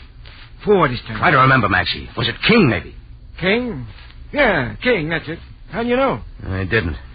Where's Angel hiding these days? Got no idea. Hey, wait, Rock. Watch this. Sorry, Maxie. Time for the next deal. Things were beginning to gel now, but I still needed a 10 to fill my straight. I figured I'd find it back-to-back with a King. Tom and King had given me his address down toward the river on the other side of the bazaar. It takes a taxi all day to get through the bazaar, so I walked. Ordinarily, I like to take in the bazaar, get a kick out of the snake charmers, who always play a little louder when a tourist walks by. I tossed a tattered musician a couple of piastres, and I saw a familiar-looking veiled native woman coming up from behind. She limped, like the one I saw on the side street off the Tambourine that morning. I wasn't sure she saw me, so I dodged into a booth and waited for her to pass. Effendi, you like my rod? Yeah, sure, but not this time. Only 2 Egyptian pounds, Effendi, for this. Feel of it. No, not interested, sorry. I see you bargain well, Effendi. Only for you 1 pound. Look, I got a rod. Now, don't bother me. Effendi, you will ruin me. Half a pound and 40 piastres. I'm not buying anything. Let it go of me, will you? Very well, but only for you, Effendi. Half a pound. No less, not a million less. Wait, come back. Fire! By the time I got out of the booth and shook the excited peddler off, the veiled native woman was way down the street. I thought I saw her turn in somewhere, but I wasn't sure. Anyhow, I couldn't have followed her. Like I said, a foreigner doesn't look at a veiled woman twice if he values his life. So I hurried on down the street. As I passed an open-air cafe, I changed my course again. Another one of my cards had turned up. He sat at a secluded table sipping tea. Across from him sat a shy, brown-eyed boy of uncertain age. I went up to that table. By Mr. Jordan. Mr. Milton Queen, I believe. This is a pleasure. May I present my nephew, Junior Queen? How do you do, sir? Oh, yes, we've met. We have? Why, oh, no, I was to meet him this morning, but he had not arrived when I talked to you. Oh, yeah, of course. A logical mistake. Ever played poker, Mr. Queen? Poker? No, I'm so sorry. It's so kind of you to invite me. I just thought you might know Ace Warner. Warner? Ace? No, I'm afraid not. But I would enjoy meeting him. There are so many friendly people in Cairo. Oh, Mr. Jordan, I must confess a very foolish mistake. You must? You will recall I said the Mosque El Azhar was the first Egyptian example of the pointed arch? I was wrong. It was the Ahmed Ibn Tulun. Stupid of me, but... Think nothing of it. See you later, Mr. Queen. You too, Junior. Goodbye, sir. Oh, won't you have some tea with us, Mr. Jordan? Tea? No, thanks. Kills the taste of the lemon. As I left the table, I wondered why I said I had met Junior before. I thought I had a good memory for faces. Well, I found Tom and King's address, a large brownstone modern apartment house, but King wasn't in. The clerk said he'd been out most of the day. I waited around the lobby for a while, then stepped into a phone booth and called the Tambourine.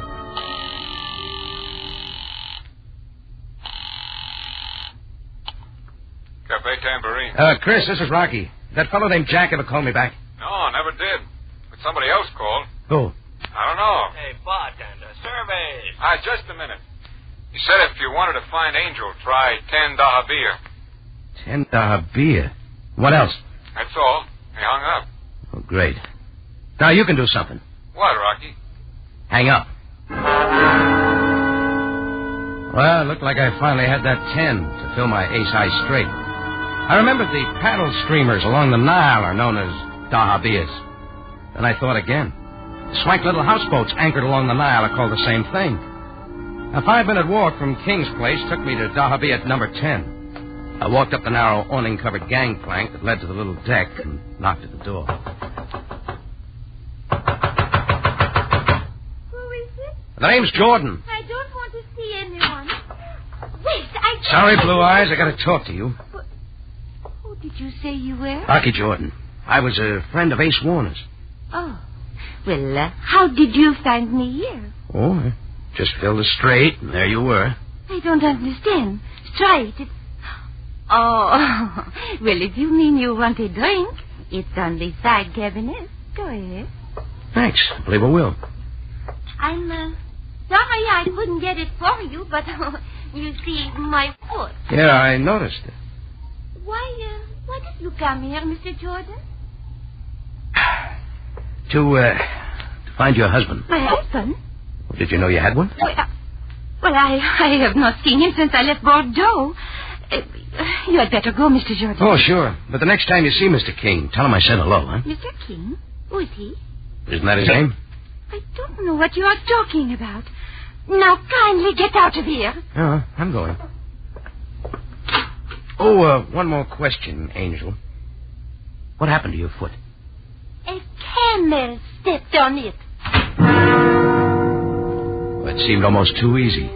But just in case Sam Sabaya hadn't already found the answer, I figured I'd throw in my 2 bits. So at the nearest payphone, I put in a hurry-up call to headquarters. Captain Sabaya speaking. Sam, it's Rocky.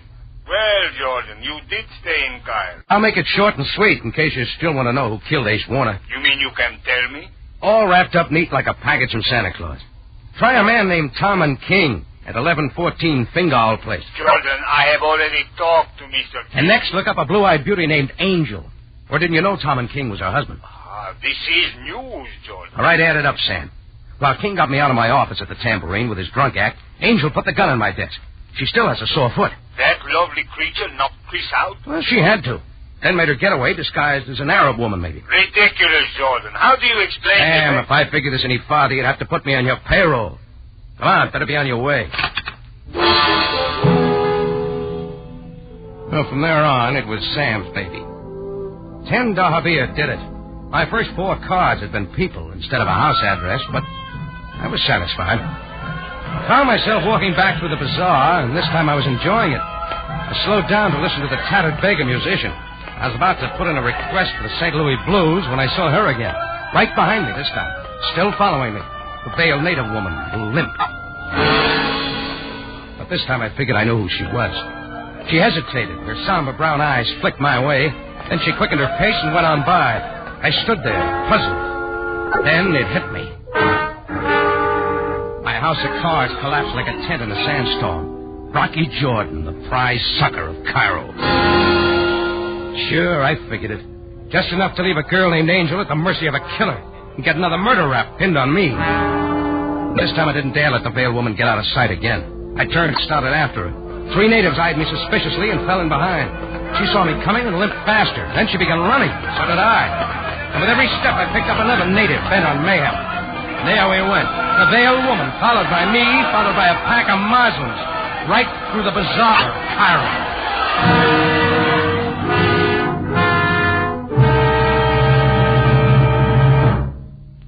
Rocky Jordan returns in a matter of seconds with the ending of tonight's story. Here's a note of importance to you listeners who like top-flight adventure mysteries. Rocky Jordan joins Sam Spade and the Whistler to make this CBS threesome the best mystery adventure listening on the air. Remember that this is the time you'll hear Rocky Jordan every Sunday night. And you'll want to hear, too, Sam Spade and the Whistler, top-notch mystery on CBS. Now for the ending of tonight's story, Ace High Straight.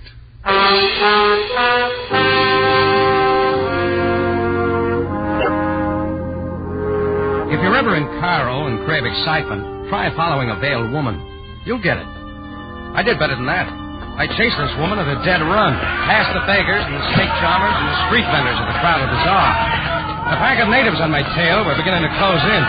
One big boy tried to block my path. I bowled him over and gathered speed again. I picked up 3 blocks and 30 more natives when I caught her. She gave me quite a tussle. Let go! Let go of me! Turn around and face me. No! My veil! Coming off quick and everything with it. Yeah! Look her over, folks. She's not a native, and she's not a woman. He's Uncle's little nephew, Junior Queen. Right then, the cop in the corner came pushing through the crowd. I turned Junior Queen over to him for safekeeping and gave him a message for Sabaya. Within 2 minutes, the pack of natives had faded away like a snowman in the desert. But I kept moving. I backtracked through the bazaar, grabbed a roving taxi, and directed it to Dahabia 10 on the double. We got there in record time. I hit the pier running, crossed it, and went up the canopied gangplank that led to Angel's little houseboat on the Nile. I didn't stop to knock. Seems I was just in time. Rocky, you are here. Close the door, Mr. Jordan, and lock it. This is most convenient. I see you found another gun, Queen. Oh, Rocky, Milton, what Shut was up, Angel. Yes, I know. Maxie's memory was bad. Your husband's name is Queen, not King. Oh, yes. A natural mistake. Now that you know, it makes no difference. Naturally. You killed Ace Warner. And he wants to kill me, Rocky. And I will. Oh, no. The husband doesn't appreciate his wife leaving him. Especially when she takes his last cent and gives to a no-good gambler. No, but So you killed him and planted the gun in my office. Then you sent me here to Angel's planning to kill her after I left. You're a little slow, Queen. Not at all, Jordan. Now that you are here, it will be even more simple. I don't know why you came back. Oh, just to clear up a mistake, Queen. I thought Angel's address filled my straight. I was wrong. I should have known I was holding the Joker all the time. A very wild Joker. Joker? Yeah. Junior Queen. Your shy little nephew. Yes. He is not my nephew. No. You hired him to disguise himself as a native woman, knowing I wouldn't dare follow him. He planted the gun on my desk. But when Sapphire released me, you had Junior keep up the masquerade and tail me just in case. You narrate quite well, Jordan. What comes next? When you introduced me to Junior in the bazaar, I was sure I'd seen that brown-eyed face before. I finally remembered. It was the face on the native woman in the side street off my cafe this morning. Junior was careless with his veil. I will reprimand him. The police will enjoy such an incredible story, Jordan.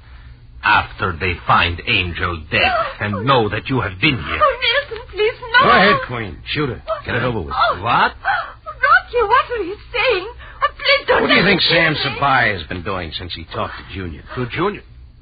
Where is he? Locked up in the Cairo jail? No. The police know everything, Queen. If you doubt me, look out the front window. Oh, I told you. It's an old trick, but it worked. As Queen turned toward the front, I reached out and knocked off his thick glasses. Oh! He whirled and started firing blindly. I grabbed Angel and dived her to the floor, but the bullets didn't hit anywhere near us. Just then, Sam Sabaya started pounding on the front door. Queen dropped the gun, ran through the back room. The last I saw him, he was disappearing through an open window.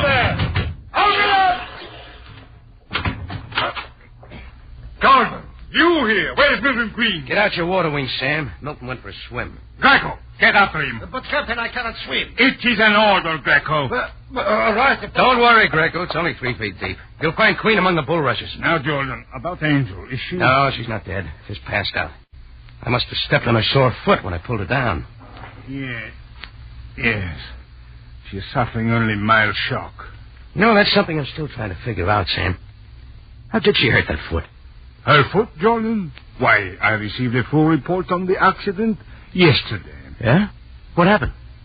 A camel stepped on it.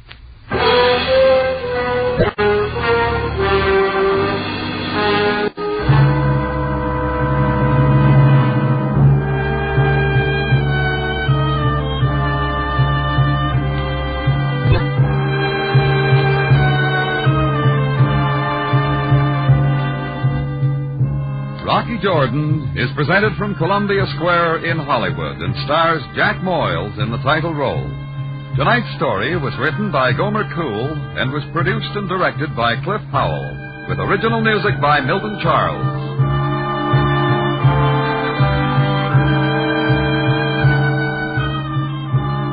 This is CBS, the Columbia Broadcasting System.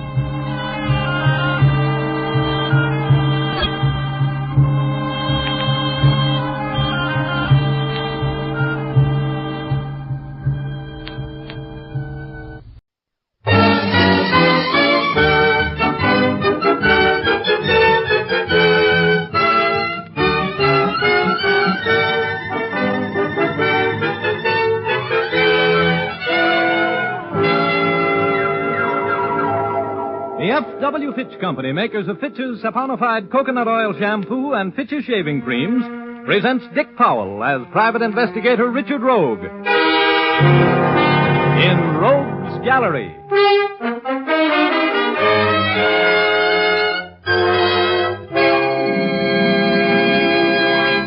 Rogue speaking. You know, there's something about me that is to trouble what molasses is to flies. I never go around looking for trouble.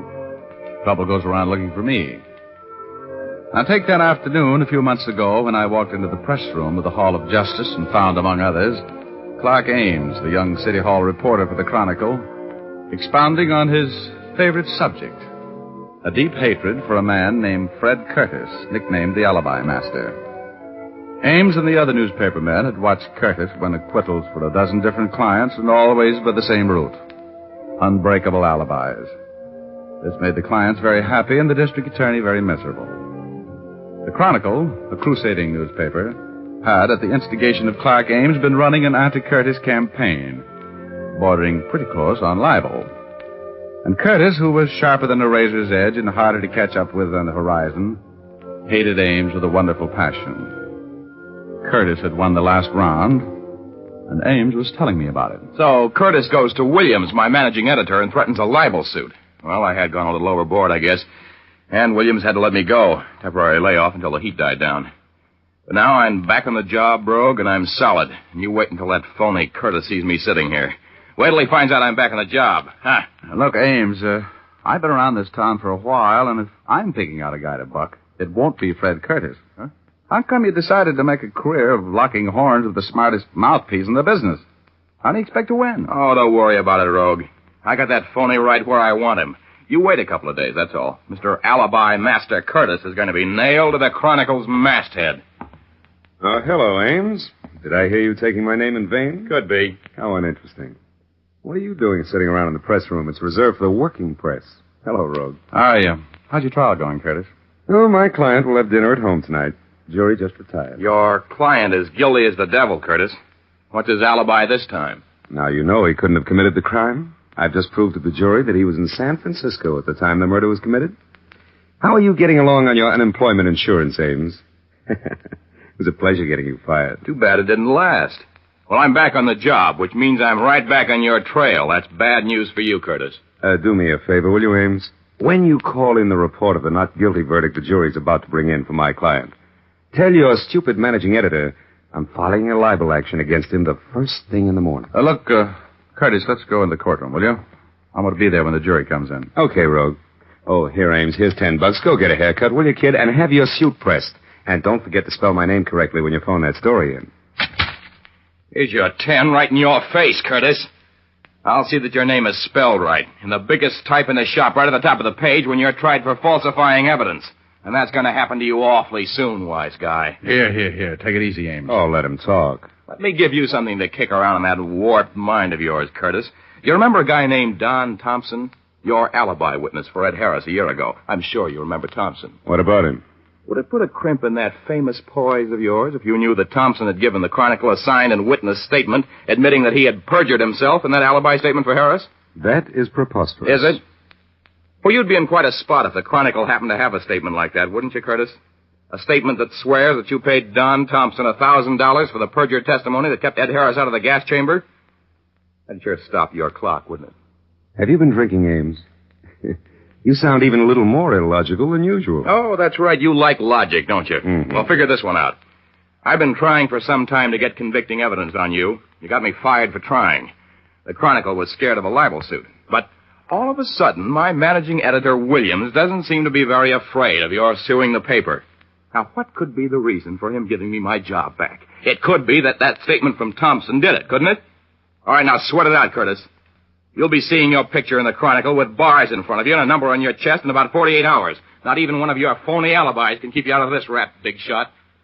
I suppose I should be annoyed by such juvenile threats, but I just don't seem to be able to take you seriously, Ames. And the next time I give you my attention, you'll never work on a newspaper again. Coming with me, Rogue? No, not now, no. I think I'll stay here and use the telephone.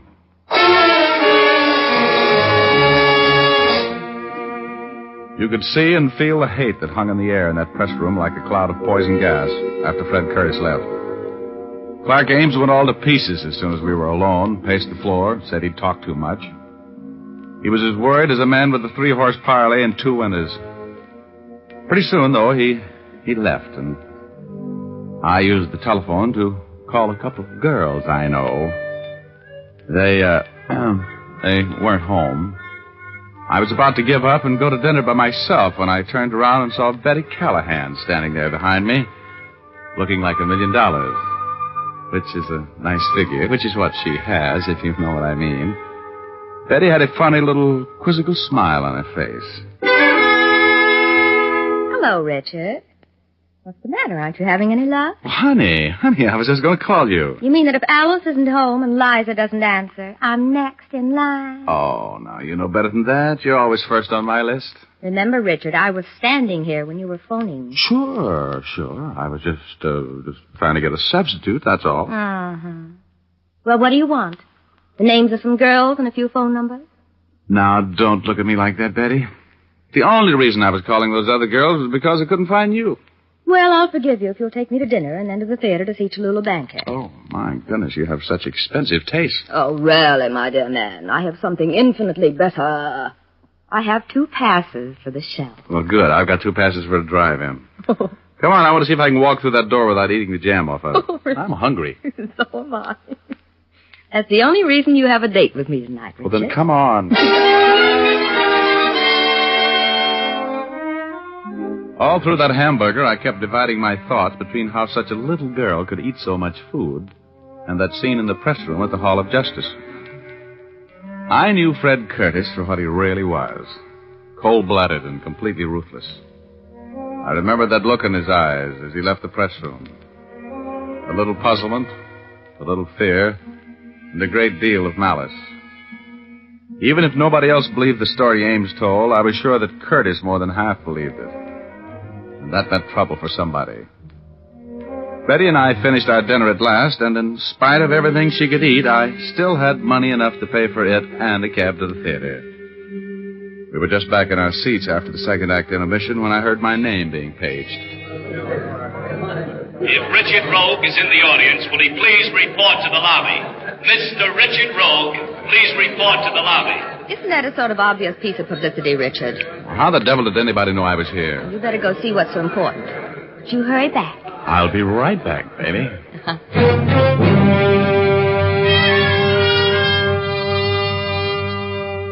I had a bad hunch as I walked up that aisle.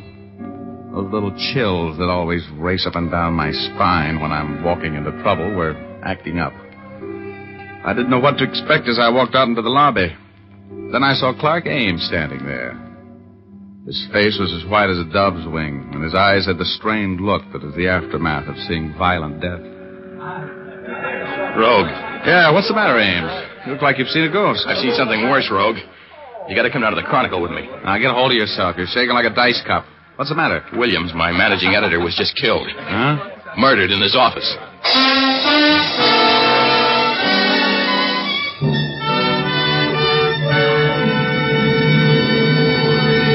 Well, that's the beginning of our story. We'll continue in just a moment, but first, here's Jim Doyle. Romance and soft feminine glamour are back in style. Women are taking off the bandanas they donned in war plants and are again letting their hair reflect moonbeams and stardust. That's why Fitch's saponified coconut oil shampoo is in more demand now than ever. Because Fitch's saponified shampoo brings out the radiant beauty of your hair. Its fragrant, creamy lather cleanses so thoroughly and rinses out so completely. Fitch's saponified shampoo contains its own patented rinsing agent, so no special after rinse is needed. And best of all, you can wash your hair as often as you like with Fitch's saponified shampoo, and it will never become dry or harsh feeling. That's because this shampoo is made from pure, natural oils that keep your hair ever soft and lustrous. Ask for Fitch's saponified shampoo the next time you're at your beauty shop, or buy an economical bottle at your drug or toilet goods counter. And now we return to Dick Powell as Private Investigator Richard Rogue in Rogue's Gallery.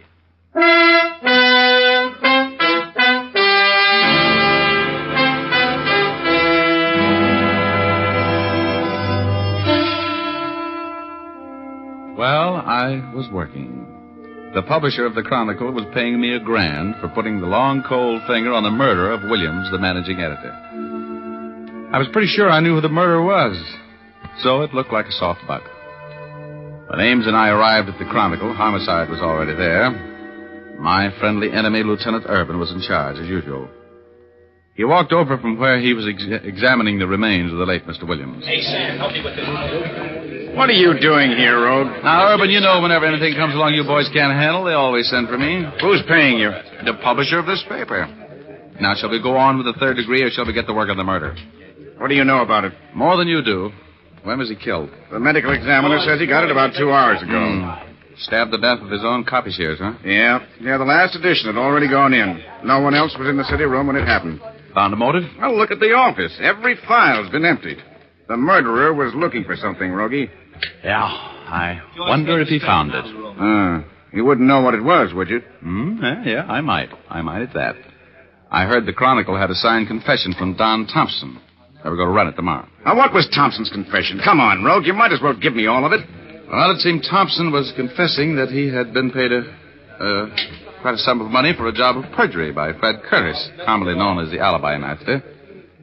In words of one syllable, so you can understand it, Irvin, Thompson sold the Chronicle information which would have put Curtis away for about 10 years. Curtis, eh? Well, looks like this is going to be a simple case. Could be, yes. Hey, Ames, you know where Williams kept that Thompson confession? It was in the top drawer of this file. It's gone. Uh-huh.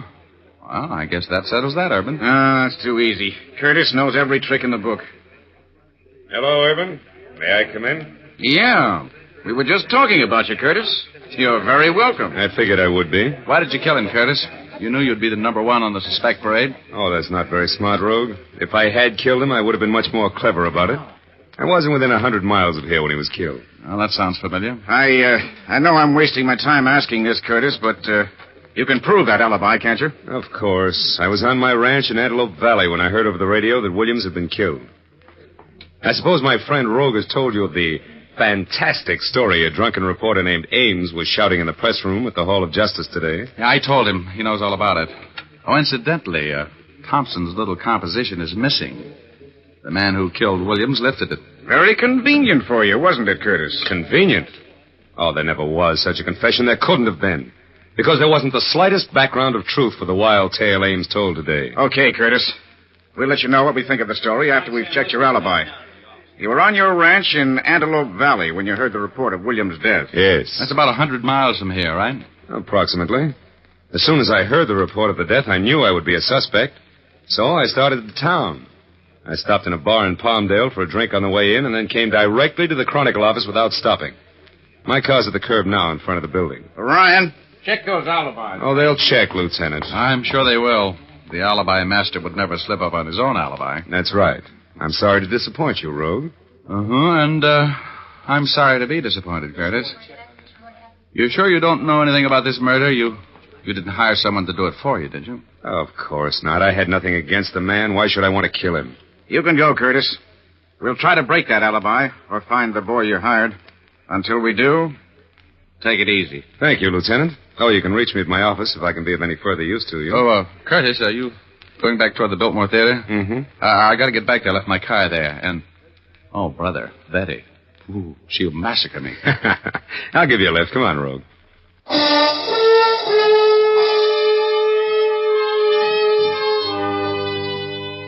This Curtis guy was strictly the deluxe type. His car was a long, sleek black job a few sizes smaller than the Queen Mary, but with approximately the same amount of power. We got in. Curtis turned on the ignition, and the gas gauge swept clear across to full. Curtis had said he drove directly from the bar in Palmdale to the Chronicle office without stopping. About 70 miles. Mr. Curtis's carefully planned alibi was not so carefully planned. I was enjoying a short ride with a murderer. He saw my eyes on the gasoline gauge, followed them with his own, and then put his hand in his coat pocket. I knew there was a gun in it. As we drove away from the curb, I picked up a copy of the Chronicle, which had been lying in the seat beside me. I thought perhaps if I could hide my thoughts a little better, if I pretended a great nonchalance, with no part of which I felt. Curtis was not sure that I'd attached the proper importance to the story the gas gauge told. He was being nonchalant, too. I had a little dough riding on Prevaricator 7th today when I came out. Ought to be in that paper. Final results. Where'd you get it? I bought it in Palmdale. You did? This is the Bulldog edition. Oh. The Bulldog edition is sold only on the streets in Los Angeles. Yeah, that's right. I'm afraid I made a mistake, huh, Ron? Yes, I'm afraid you made two of them, Curtis. This paper and that full gas tank. You didn't drive 70 miles in this gas eater without stopping and arrive here with a full tank, did you? You're very observant. Looks like you're cracking my alibi, huh? You killed Williams, didn't you? Yes, I had to. I had to get that confession of Thompson's that would have ruined me. I owe that impetuous reporter a great debt for tipping me off to the Chronicle's plans for crucifying me. You, have any plans for me? Yes. Yes, I think I have it worked out. I'm going to drive you out to the suburbs to a spot I know that's probably deserted by this time. Now, if you were found there, shot... Aren't you overlooking something? If I'm found there, shot, Urban is going to pick you up fast. You're going to do better than that, Curtis. Well, if there were signs of a struggle and your wristwatch had been set an hour ahead and smashed to set the time of death, and I was at Lincoln Heights Jail talking to a client at the time the police would figure the murder took place, that might do it, don't you think, Rogue? No. It's no good, Curtis. You're slipping. In the first place, there's always the possibility that a shot would be heard. The district I have in mind is deserted by now, or will be before I consummate my plan. And Urban is no fool. You'll be awfully suspicious. Might give you the paraffin test on your gun hand. You know, I don't think you're going to handle the situation that way, Curtis. As a matter of fact, I'm going to be kind of hard to handle, even for you. You know, Rogue, it's amazing how fascinating crime, I mean the actual act of committing a crime, can be. Have you ever killed anybody? No. Now, look, Curtis, I suppose you know that you're going to get caught. I know nothing of the kind. Successful crime is nothing more than planning, careful planning. Oh, I'll grant you, Rogue, that I'm going to be suspected of your murder. But I'll never be convicted for it. I won't take any chances. You're wrong, Curtis. You talk like a sick man. You can't beat the law. If you commit a crime, you're going to pay for it. Let's go down to police headquarters and talk this thing over with Urban. What do you have to win by adding another murder to your score? Mr. Rogue, I love life too much, and I love success too much to let anything stand in the way of my life as I live it. You just can't understand that, can you? You think that a man of my background and position must be horrified at the thought of taking the life of another human being. Well, you're wrong, Rogue. I have my own code, my own ethics. You know and I know hundreds of reputable businessmen in this town who spend their days and nights, their lives, grasping for money, for power over the lives of more and more people. Well, when one of them wrecks another man's life for his business, it amounts to a victory, which is celebrated by the wrecker at his club that evening. If the victim commits suicide, and he often does, they're sorry. That's all. It's just business. What are you trying to prove, Curtis? I'm explaining why I killed Williams. Why I have to make sure that you and the knowledge you have of my affairs are disposed of. It's a matter of business, Rogue. No, you're crazier than a coot. You know that, Curtis. You're not talking like a rational person. You're going to pay for this crime. Don't move. Put your hands back in your lap. I think you know that I won't hesitate to kill you here on the road if it becomes necessary. Set your watch up an hour. 1 hour, Mr. Rogue. Okay. You got a new plan? Yeah. We're on the outskirts of town. I'm going to stop the car when I come to an advantageous place. Then I'm going to knock you unconscious with a tire iron, smash your watch, throw you onto the road and run over you. To all appearances, your murder will be the result of a hit-and-run accident. I will have an alibi which will make it impossible for me to have been in the vicinity at the time of the accident. That, I think, is a perfect plan. It's full of holes. In the first place, Urban will check the tread in your tires, and in the second, he'll never fall for that smashed watch trick. You'll never get away with it, Curtis. You've been buying up juries and alibis and evidence for so long that you forgot that they're honest people. People who can't be bought. Urban's one of them. He'll stay with you until he gets you for killing me, Curtis. Now, you'll have to come up with a much cleverer scheme than what you've thought of so far. Maybe you're right, Rogue. What are you doing? What I'm going to do now, Mr. Rogue, won't need any alibi. Look out, you fool. Curtis! Curtis, give me that wheel. Sit back there, Rogue. Get your foot off that accelerator. You're going to hit... Turn that wheel! Give me that wheel, Curtis! Goodbye, Mr. Rogue. Let go of that wheel. Let go or I'll shoot!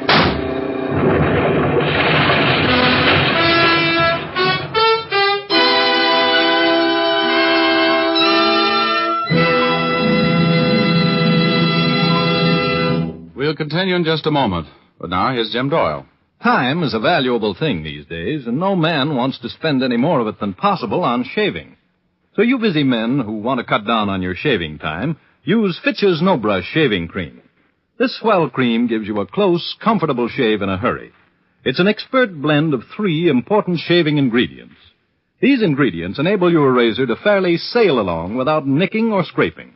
The creamy, non-greasy texture of Fitch's No Brush saves you time, too, for it won't clog your razor or the drain. And with all your speed in shaving, you'll find that Fitch's No Brush leaves your face feeling smooth and cool. You men who prefer a lather cream will find Fitch's Brush Cream also gives quick, comfortable shaves. It makes lots of rich lather that stays moist all during the shave, then rinses off easily. Both Fitch's Brush and Fitch's No Brush shaving creams come in generous 25 and 50-cent sizes. For shaving speed and shaving ease, switch to Fitch.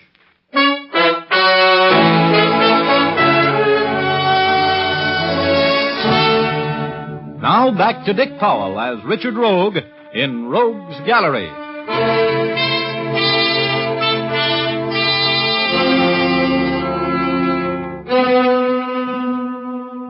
When I saw what that madman Curtis was going to do, I knew I had nothing to lose. He had that big, powerful car wide open and heading straight for a stone wall. I tried to grab the wheel and turn it. He fired at me just as we crashed into the wall. I only remembered turning the wheel enough to deflect the shock a little. And then I was on cloud number 8. Hugo was there, waiting for me. Hello, Chief. You had a close call there. Hey, Hugo, where have you been? Well, I had a little trouble with the OPA about Cloud 8, and I had to go and see them. Oh. Then I had a tough time getting a reservation back. But I'm glad to see you, Rogie, with your usual bump on the head. Oh, am I dead? Only the good die young, Rogie. Hey, you got company. An old friend of yours is up here. Look, over on Cloud 9. See him? Oh, Curtis. He isn't dead either, huh? Oh, no. But I sure thought I was out of a job when I saw you slamming into that wall, Rogie. You ought to take better care of yourself. Than me. Yeah. Look, I gotta get out of here, Hugo. How badly am I hurt? Oh, you're okay. That car was built to take it. You won't be playing any gin rummy for a while, and you can't collect on your insurance. Give me a little boost over the side. Will you, Hugo? I gotta get downstairs before Curtis does. Sure, Chief. Here you go. So long, Rogie.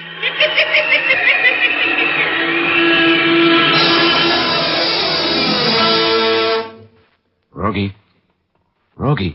Hello, Irvin. Fancy meeting you here. Receiving hospital? Yeah. What have you been up to? What were you trying to do? Kill yourself? No. Is Curtis here? Yeah. Now, I'll ask the questions. What happened? How badly is Curtis hurt? Leg broken, that's all. He's still unconscious. Look, Urban. He killed Williams. He tried to kill me. He admitted it, eh? Yeah, after I caught a couple of flaws in his alibi. You got enough dope on him to make it stick? I don't know. It would be my word against his. But I got an idea. An idea that might cinch the deal. Every once in a while, you do have a good one. Get the chief surgeon over here, will you? I'm going to need his help. Okay. Here. Lie down there. I don't want anything to happen to you, Rogie. I was worried about you. You're such a pest, I'd miss you like the devil. I'll get the doc.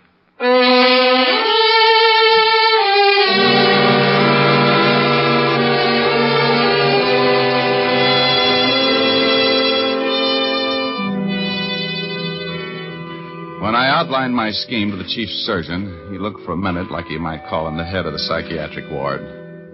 But with Urban's help, I finally got him to agree to play it my way. He bandaged Curtis from head to foot, put constricting straps across his chest, and cinched him down like a saddle on an outlaw horse. Then they put him in an oxygen tent and brought him out of shock. Urban pulled out all of the stops as he stood by the side of the hospital bed and talked to the murderer, like a father. Curtis, can you hear me? Yes. Who is it? Lieutenant Urban. Did the doctor give you the bad news yet? Yeah. Crushed chest.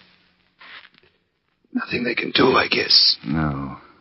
You haven't got long to live. Anything you want to tell me? Might as well go with a clear conscience. Did you kill Williams? Yeah. Yeah, I killed him. I had to do it. I killed him. I killed him.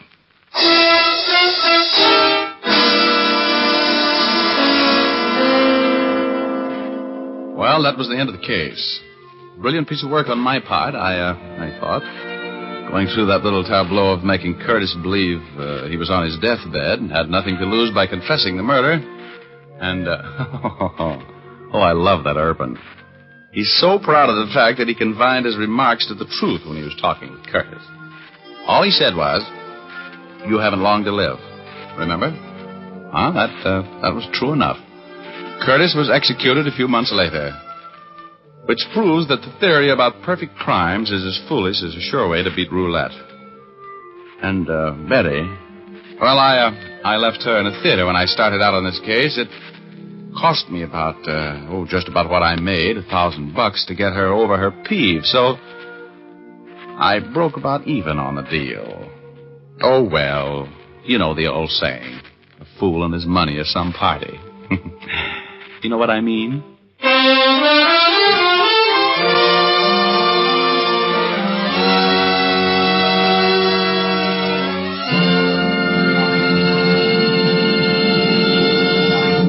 This is Dick Powell again, ladies and gentlemen. Hope you enjoyed our story tonight.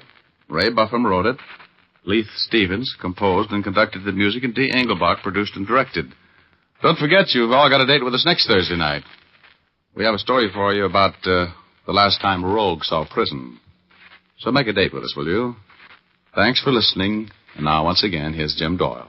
Be with us again at the same time next week. Oh, and be sure to see Dick Powell in his latest RKO picture, Cornered, at your local theater soon. Remember, tune in next Thursday, same time, same station, when you will again hear Dick Powell as Private Investigator Richard Rogue in Rogue's Gallery.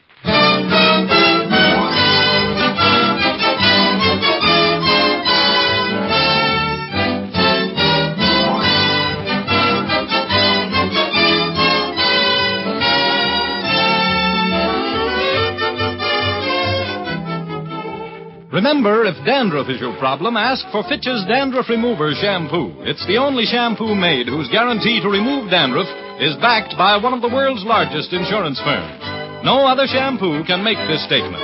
Ask for Fitch's Dandruff Remover Shampoo at your drug or toilet goods counter, beauty or barber shop. Fitch is spelled F-I-T-C-H.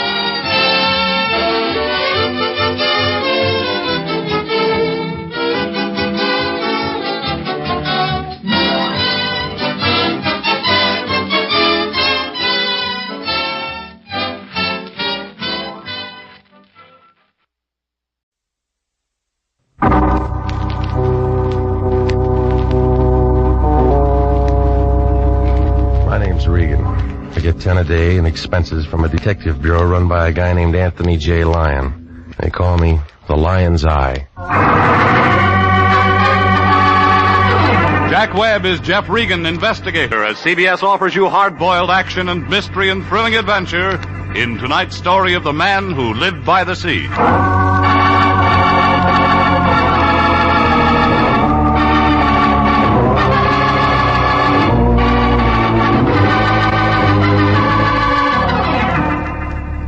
The next time you're out for a drive, pick up Olive Street along about the 700 block. You can't miss it. It's a big building made out of white granite. The Cosmopolitan Building. Anthony J. Lyon, the guy I work for, rents an office there. International Detective Bureau, Suite 308.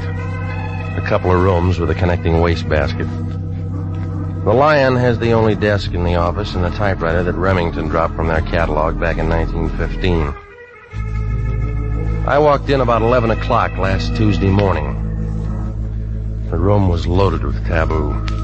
She was a tall girl with a flock of black hair and a mink coat. The kind you see driving a Nash convertible down Sunset Boulevard on warm Sunday afternoons. No wonder the Lion's cigar was out. It was wet on both ends. He had one arm around her shoulders. He knew by this time that coat was the real article. There wasn't any music, but he didn't seem to mind. Come on in, Regan. Not much room to dance. We got business. She's your date. This is Mr. Regan, Miss Kara. How do you do, Mr. Regan? Mr. Lyon tells me you're just the man I want. Well, he said the same thing to a mortician last week. Miss Kara is associated with the famous psychic consultant Prince Nemo. I help the prince look into people's minds. Well, that ought to be fun if all your customers are under 6. You don't believe in thought transference, Mr. Regan? Do you? Prince Nemo sent Miss Kara to retain an operator. Why didn't he come himself? Prince Nemo never appears in public. He misses some good ball games. He has television. Yeah. The prince prefers to spend his time in meditation and thought. I handle all of his outside contacts. Regan, I want you to drive out to Prince Nemo's home in Ocean Town with Miss Kara and speak to the prince. What kind of a retainer did he send you? We don't discuss finances in front of clients. Oh, this is another blind spot. You don't know what this guy wants. He said it's a very delicate matter, and he wants to explain it to you himself. Oh, sure. She waltzed in here with a check, and you'd sell your grandmother to a glue factory for $2. Is there any way I can reassure you, Mr. Regan? Buy me a battleship. You got a license and a contract with International. You want to tell me about it, lady? Prince Nemo was very excited this morning. He called me in and told me to make the arrangements. It's not enough script. He never tells me anything. I just work for him. Will you please? Yeah, all right. Here's a nickel. Call me and tell me what's up. Suppose I can't. Then you got something for your piggy bank.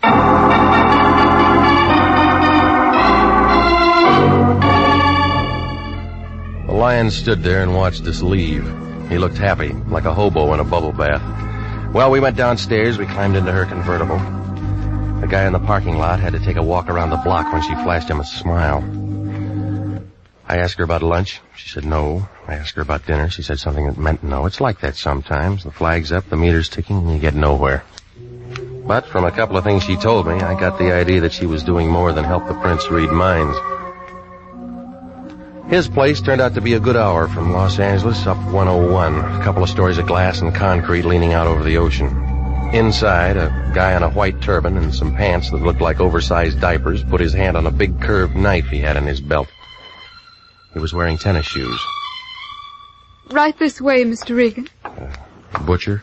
That's Guinea, the prince's manservant. He's from India. I bet the Indians were glad to get rid of him. Guinea's harmless, tongueless, and he doesn't hear. I like you, Mr. Regan. And this is the prince's study. Come in. Oh, come in. This is Mr. Regan. Of course. Welcome, sir, welcome. The Lion's Eye. I'm honored, sir. Please sit down. That will be all, Lena? Of course. I'll be in my office. Charming girl, Lena. She handle all your outside contacts? Except for those matters I must attend to personally. Mr. Regan, I'm in trouble. It's paid for. I want you to save my life. You look healthy. I am healthy, let me assure you. But my life has been threatened. They got police departments. I thought you understood. This is a delicate matter. We aren't here to discuss me. Who's the guy? It's a lady, Mr. Regan. A very beautiful and lovely creature. And she'd like nothing better than to see my carcass go out with the tide. How do you know? She's erratic, ill-tempered, and ruthless. Any more? Yes, she called me this morning and told me what she intended to do. You got a chance to reach for your gun. To reach for you, Mr. Regan. Now, I feel the entire matter could be settled amicably if you were to call on her and inform her you are my personal bodyguard and that you are here to protect my life. What makes you figure she'd go for that? It's worth a try. And besides, I'm paying. Mm-hmm. Now tell me how long you've been blackmailing her. Blackmail? What do you mean? Oh, your racket might last 6 months, a year, but not long enough to build a place like this. The answer's blackmail. My dear fellow, Okay, so I should have told you. Give it to me.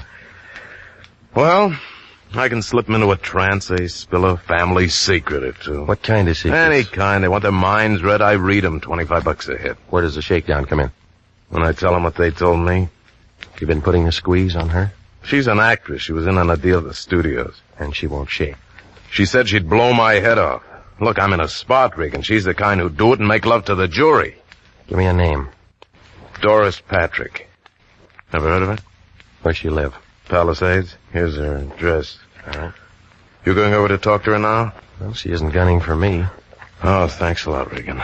You know, I've been sweating. It's real good for a cold. Yeah, I'll try and catch one. You guys yell real loud when they answer back. I'm just thinking of my future, Regan.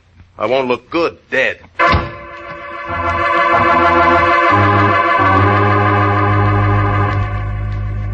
I left him sitting there scratching his bald head under his turban. He looked unhappy, like somebody'd fed him a Vaseline sandwich. Well, I climbed in my car and I followed the highway to the turnoff back to Sunset. The Malibu fog was coming in for the winter, and by the time I got to the address Nemo had given me, I was looking around for my hands. Doris Patrick's place was too big for a marble game and too small for football. There was a wire fence all around it and a sign every 15 or 20 feet or so that said, "Not to trespass." I parked in the boulevard and walked up the driveway. It was about then that a guy in a blue suit showed up. He was tall and heavy, and he thought a lot of his hat. He pulled down on the brim, blew smoke in my face, and kind of nudged me with his shoulder. Move on, Pilgrim. We don't want any. How do you know? We're waiting for the 49s. Scram, huh? You aren't even on the list. All right, we'll wait for the 50s. Blow. I came to see Doris Patrick. Yeah, what for? You her? Sure. What do you want? Business. Shop closed. You always like this, or you missed lunch today? Look, I don't know who you are, Pilgrim, but you don't understand English. Well, I know you. There's something about a guy in the lineup. Yeah? He memorizes easy. Cop? Private. Private or city, you all smell the same to me. Hunting season's over. You always carry a .38, do you? Oh, that's showing? Well, maybe you got a broken rib. Well, I met all kinds of funny guys. I said I wanted to see her. Ain't in. Watchdog? Now you're getting smart. Well, you aren't. What kind of crack is that? Just this. I'm going in. Trick I learned a long time ago. You shoot a guy in the knee and he don't ever walk straight again. Never done it, punk? Oh, sure. That's how I learned. That's when I learned, baby.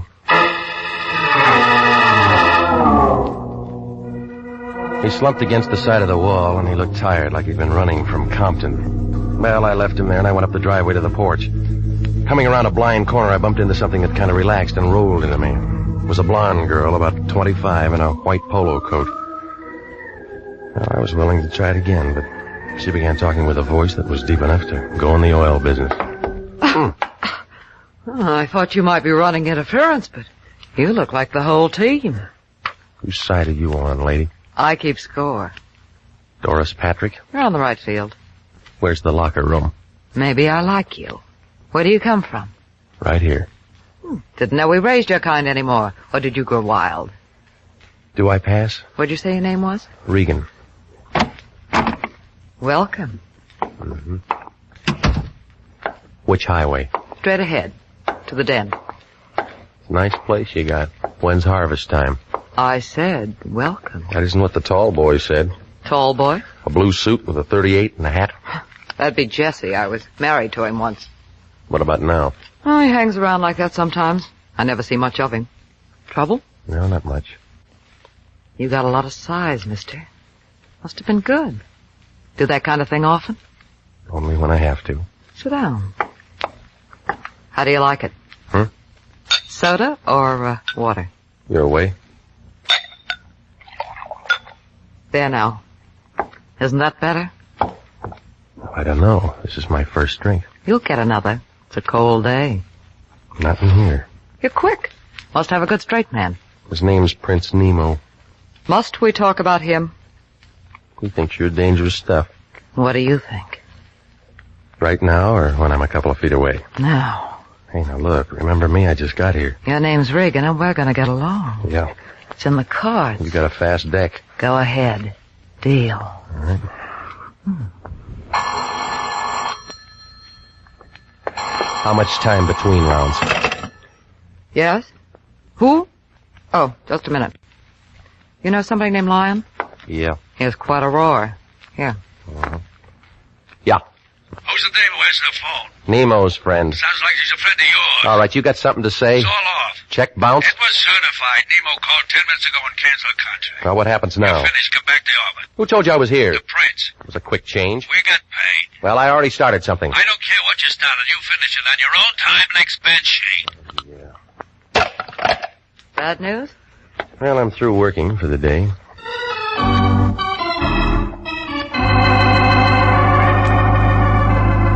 Well, I was an old friend of the family when I left. She didn't want me to go, but I was thinking about Prince Nemo and the way that nothing made sense. Oh, the whole thing looked phony, like an undertaker in a white derby. It didn't take 20/20 vision to see that somebody was getting anxious to make a play. By the time I got home, I figured I was out of it. But my company had other ideas. It was Jesse, and he had friends. You should lock your door, Regan. Why? You'd crawl under. All right, fellas. Friends? Hey, I just hired him. You got a parade permit? Stan, say hello to Regan. Hello, stupid. What about Skinny? Hiya, Grogan. Name's Regan. He's a detective. Isn't that right? You're pretty good with your women, Regan. You know, you look lonesome, Jesse. You got something to say? Stay away from it. You're shaking. You want a drink? Already had one. Stan, Skinny, set him on a bed. Let go. Oh, Regan, once more. Once more. Stay away from her. You said that before. I want to make sure you understand. Stan, Skinny, hold his arms. I've said all the right words. Maybe my punctuation's bad, huh? Lay off. Period. Lay off. Period. Lay off. Period. Okay. Okay, leave him on the bed. Hey, he rolled off. Oh, that's fine. Fine. Now he won't have to change his sheets. Oh, Jesse was good. When I got up, my face looked like a relief map of Pasadena. He was wearing a signet ring. He left out some of the boulevards, but the Rose Bowl was right out in front. I found a drink in the cabinet, and I started for the mirror to see what was left. It was about then I heard a knock on the door. He was a little guy in a cab driver's suit. It figured that he got the job because they ran out of big uniforms. They double-crossed him on that cap. If it wasn't for his ears, he'd have been wearing his snood. Hiya. Yeah? Football? What do you want? Your name, Regan. That's what it says in the mailbox. I met a friend of yours today. Get to the point, will you? A dame. Named Lena Cara. Yeah, Lena Cara. Some dish. All right, you're in the register. Wait, that ain't all. She wants to see you. What about? Didn't say. Just said to see if you was home. You home? Yeah. I got her down in my cab. We'll send her up. I don't think she can make it. What do you mean? She looks kind of funny. Maybe you better come down?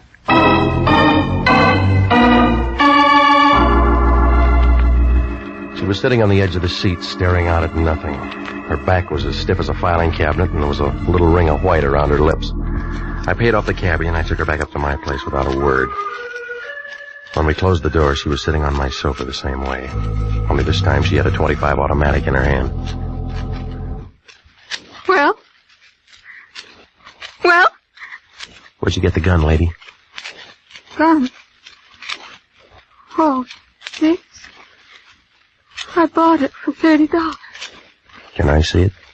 Oh, yes, Mr. Regan. I brought it so I could show it to you. Uh-huh. I paid $30 for it. Paid $30 for it. Yeah. It's brand new, isn't it? Oh, yes, of course. Did you know Prince Nemo was my husband? Since when? Long time now. Not many people know that. Did you come here to tell me that? No. No, I came to tell you that you don't have to worry anymore. About what? About what my husband hired you for? Well, I've already been called off. Oh. Oh, I didn't know that. Did you meet Doris Patrick? Yeah? And it was about her. What do you want, lady? Nothing. Nothing at all. Just that we don't have to worry anymore, do we? Tell me about the gun. Doris is very pretty, don't you think? I've seen her on the screen many times. And she's quite pretty. Could hardly blame the prince at all. Could hardly. Why'd you bring the gun? Imagine the air would be cleaner there, don't you? What are you talking about? It's really very humane, they tell me. Come on, stop it. It's just like sitting down and never waking up. I read all about it. Just walk in and sit down. If you don't try to hold your breath. Stop it, sis, stop it. Now listen to me. What is it? What have you done? What are you trying to say? Don't try to hold your breath. You go right to sleep, don't you? You're trying to tell me that you killed him? They don't make such a great deal of noise, do they? left him sitting there in his house by the sea. He looked very much alive, only...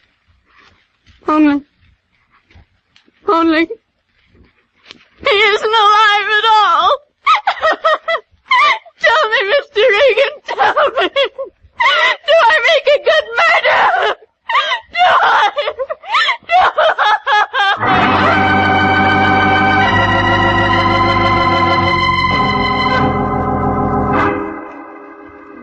Well, after she got through screaming, she settled down to a slow, even kind of giggle that started somewhere around her shoelaces and didn't get past her knees. Gave me a feeling like somebody was unwrapping an atomic bomb under a Christmas tree. Well, she wasn't going to do any more talking, so I went downstairs and brought back a doctor friend of mine named Sammy Wing. He had his little black bag with him, and he gave her a shot of something. She wilted like last night's orchid and went to sleep. Sammy wrote down a couple of things, and then he looked up at me. Some playmate. Wish I'd have been here for the party. How is she, Sam? You know her better than me. Oh, is she going to be all right? In 4 or 5 hours, she'll wake up and want some water. And then what? She might ask you what happened, or it might start all over again. By the way, what was it? I don't know. She came over to see me. I should have visitors like this. I've been working too hard. She said she killed a guy who was a client of mine. Maybe I'm lucky at that. Why the past tense? The Lion called me off the case. Official, huh? Yeah. You got nobody to protect. Where's the corpse? At a house in Ocean Town. Here, call the police. And you and me can go out and do our Christmas shopping. Oh, she said she used this gun. A .25, it killed people. Now, Sammy, there's a bullet jammed in the chamber. Dames don't know how to reload. It hasn't been fired. Ballistics got better ways of telling. She's pretty and she's nice, and I'll bet she looks like $1 million in a bathing suit, but if I'd have met her within the last 3 hours, I'd have run for help. Is that professional? Acute hysteria. The kind that pops off guns and people and does a lot of things they can't remember later on. Call Sanducci. Look, it doesn't figure she'd do it with this. Maybe she had another one. While you're at it, call the coroner. Tell him to go out there with some DOA forms. No, I'm going first. Corpse hunt? Just an idea. La Brucherie had an idea. Yeah. This dame's bipped somebody, and she's told you her story. Well, I don't like it. What do they do when a private eye messes up an open and shut murder case? Sammy, stay with her, will you? There's some bourbon out in the kitchen. Maybe both of us will get our pictures in the papers. I left him sitting there. He looked sad, like a water buffalo caught in a drought. I pushed through the fog for about 40 minutes, and I pulled up in front of Nemo's place in Ocean Town about 9:30. It was dark enough to give a ghost the creeps. I used that ring of keys that I'd taken from her purse, and I went inside. It smelled dry and still, like somebody was waiting for the world to fall apart. I clicked on my flash, and I walked down the long hall to his office. Well, he was there, just like she said. And there were 3 holes in the front of his shirt, close range, but it wasn't the laundry's fault. He'd been dead maybe 2 hours. The desk drawer showed some canceled checks made out to Doris Patrick. While I was thinking that over, I spotted a .38 Smith & Wesson on the floor by his hand. Lynn had been carrying a .25. I broke it, and 3 cartridges fell out. From the looks of the holes in his chest, the .38 was the gun for the job. Well, that made her story and the .25 a fairy tale. While I was kneeling there, a light went on behind me. A fat man wearing a sheriff's star was standing by the switch. A tall leather jacket with a flashlight in his hand was in front of me. I began to feel helpless, like a trombone player with a short arm. Scavenger hunt, son? You don't talk, Charlie. Ain't much for him to say, is there, Cap? Guess not. Well, son? You're going to be calling me names. What do you like best? Killer, murderer, slayer? Papers use slayer a lot. I don't like any of them. Kind of breezy for a hot boy, ain't you? You mind giving me a name? Regan. I'm with the International Detective Bureau. It's Regan, Cap. He's with the International Detective Bureau. Got a card or something, son? Yeah. Here. Oh. This guy here, a friend of yours? My client once. What'd you do for him? Okay, tell me this. Why'd you plug him? There's another story. Any good? Better than the one you got. You'll have a hard time selling it. It's a fix. Oh, why you want to say a thing like that? How long you been on the force? Easy, Regan. Me and Cap's being nice. Phone call a little while ago. Funny kind of voice. Said we'd find a stiff here. Didn't say we'd find you. Yeah, you're extra. The dame who worked for him told me. You tell homicide? No. That was a mistake. Where's this girl now? Name? Charlie. Call a coroner. Oceantown is just a small place. Only me and Charlie around. We borrow from the county when we get something like this. Well, I can find you a real answer in an hour. You got ideas? Lots of them. You can tell me all about them later. We got a corpse, we got a suspect. You know that's good. Even a weapon. I'll have an alibi when you check the time of death. We'll worry about that later on. All right, son, let's go. Well, I had about as much chance as an elephant in a tea room if those two locked me and booked me. I leaned back into his gun, spun around, knocked his wrist down. He pulled the trigger. But I'd already hit the light switch, and he was making rockets in the dark. I left my car there and cut across the highway and doubled back up the hill. They spread out in the wrong direction.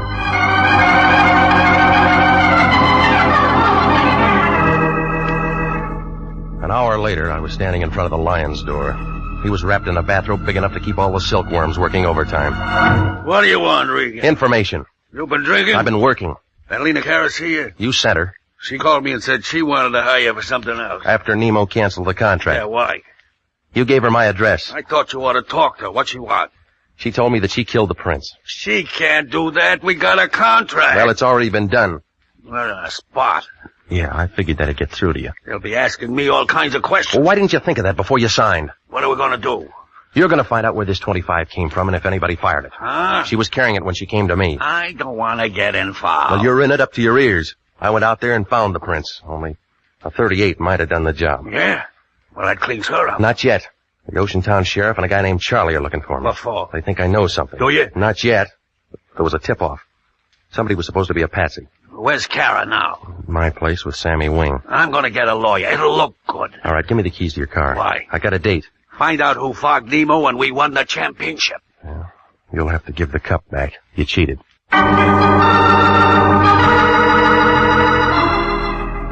I drove back out to Doris Patrick's place in the Palisades, and I rang the bell and waited. It took her a while, but she showed. She was wearing a filmy kind of a thing that made a spider's web look like canvas. I began to feel warm, like a sun lamp on a picture set. We had a date at 9 o'clock. I broke my watch. Come in, I'll see if I can fix it.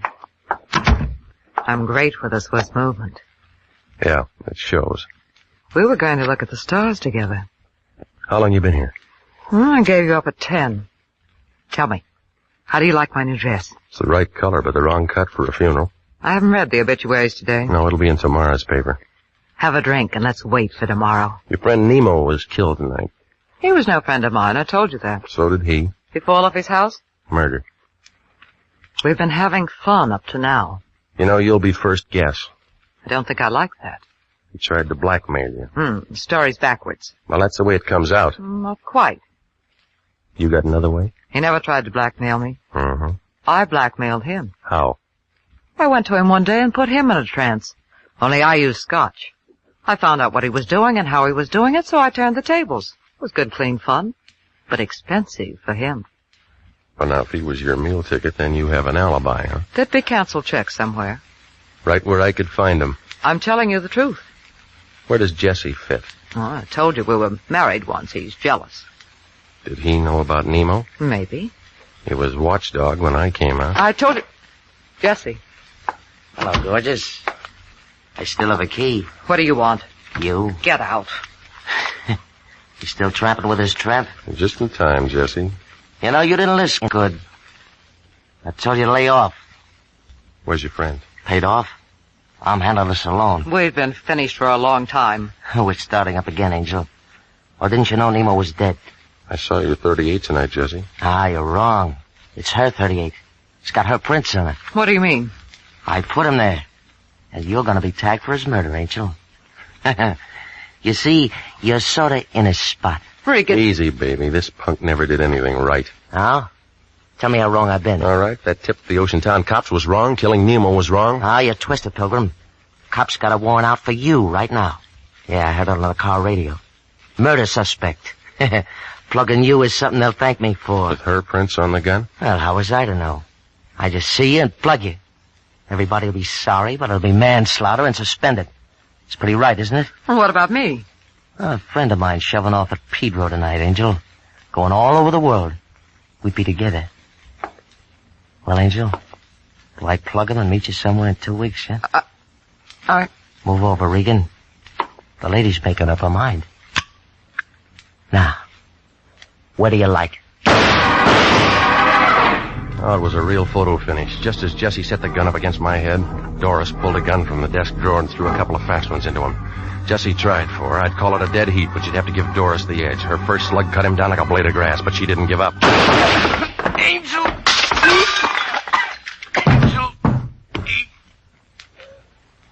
Well, he's all used up. Never shot anyone before. You look like a professional. Give me the gun. He deserved to die. Didn't he? Didn't he? I don't know, lady. You knew him better.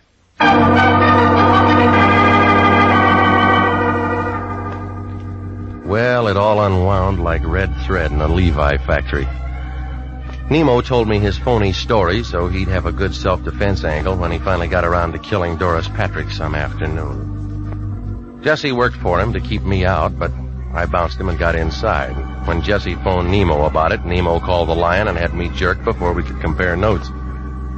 I guess Jesse went kind of crazy when he saw how well we got along. He got an idea and killed Nemo and made Doris a patsy with those fingerprints. Lena Cara? Well, she went kind of crazy, too. She found Nemo dead and got the idea she did it. It took 3 doctors a couple of days to tell her what really happened. And the Lion was mad when he found out there wasn't any money in it. But then when he saw Doris Patrick's picture in the paper, he got kind of curious. He asked just one question.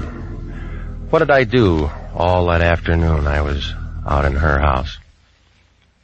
Well, I didn't even bother to answer him.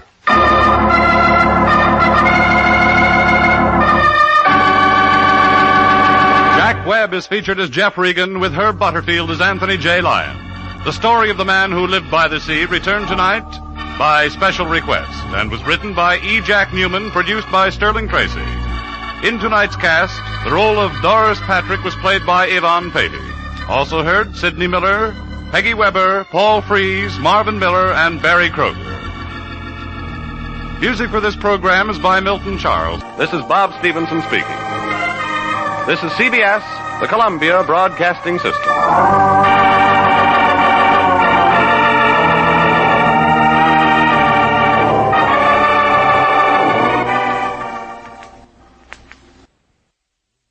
The Adventures of Sam Spade, Detective. Brought to you by Wild Root Cream Oil Hair Tonic, the non-alcoholic hair tonic that contains lanolin.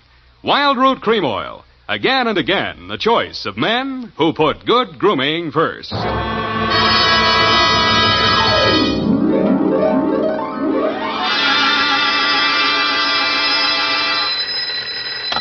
Sam Spade Detective Agency. Sam, sweetheart.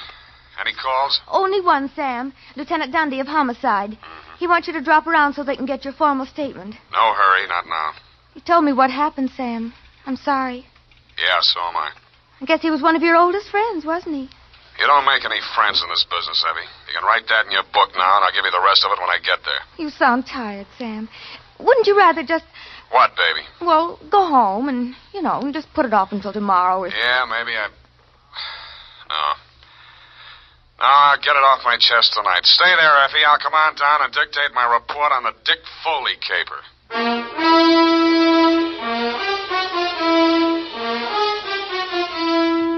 Dashiell Hammett, America's leading detective fiction writer and creator of Sam Spade, the hard-boiled private eye, and William Spear, radio's outstanding producer-director of mystery and crime drama, join their talents to make your hair stand on end with the adventures of Sam Spade.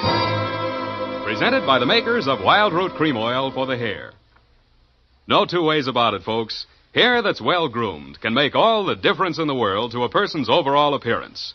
That's why so many men, women, boys, and girls are turning to the famous non-alcoholic hair tonic with lanolin, Wild Root Cream Oil. Wild Root Cream Oil grooms your hair neatly and naturally, relieves dryness, removes loose dandruff. If you haven't tried it before, you'll want to get Wild Root Cream Oil in a new 25-cent get-acquainted size. Yes, get Wild Root Cream Oil. Again and again, the choice of men and women and children, too. And now, with Howard Duff starring as Spade, Wildroot brings to the air the greatest private detective of them all in the adventures of Sam Spade.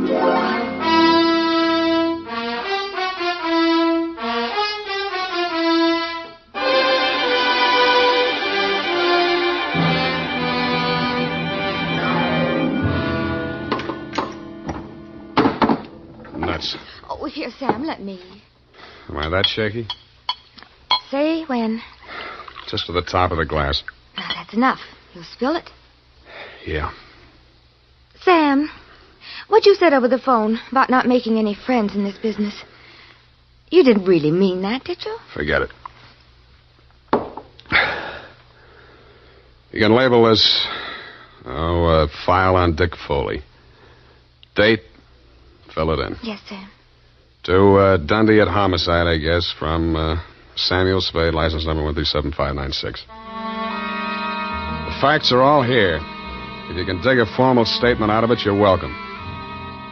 I'd known Dick Foley ever since I took out my license. We'd worked several big capers together back in my days as a Continental Lot. He and Mickey Lanahan and I. Then he and Mickey opened their own office, Foley and Lanahan, Private Investigations. 5 years back, Mickey stopped the slug, and since then the sign on the door read Dick Foley Detective Agency. I'd seen Dick maybe 4 or 5 times in the last half a dozen years just to have a drink and chew the fat about the good old days. He never talked about his private life. I assumed he didn't have any. So when I went to his office the day before yesterday in response to his call, I was surprised to find him in a clinch with one of the most beautiful nails I've ever seen. Oh, Sam.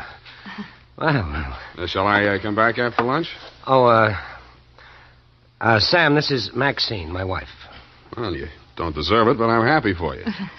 I'll return the compliment, Sam. I've wanted to meet you for years, but Dick wouldn't introduce me. Now you know why. Well, you run along, honey. Sam's here on business. All right, Dick. You can bring Sam home to dinner if you like. There's plenty. If he's not too busy, but don't count on that. Well, try anyway, won't you, Sam? I will indeed. Bye now. Draw up a chair, Sam. Sit down. Oh, yeah. What's on your mind, Dick? You remember Claude Spicer, that grifter I sent over for that jewelry store hike back in 43? You never told me you were married, Dick. I'm very happily married. Now, please pay attention. Claude Spicer, yeah. Yeah, I remember the caper. Wasn't there a dame involved? Well, Spicer had a girlfriend, but the cops gave her a good bill of health. Spicer went up for a 5-year stretch. They sprung him last month. Whatever happened to that dame? Now, look, about Spicer. He gunning for you? You hit it. How scared of him are you? Well, enough to ask you for help, Sam. What's eating him? Just revenge? Sam, I wouldn't tell this to anybody but you. But all the facts of that caper didn't come out at that time. I saw to that. How come?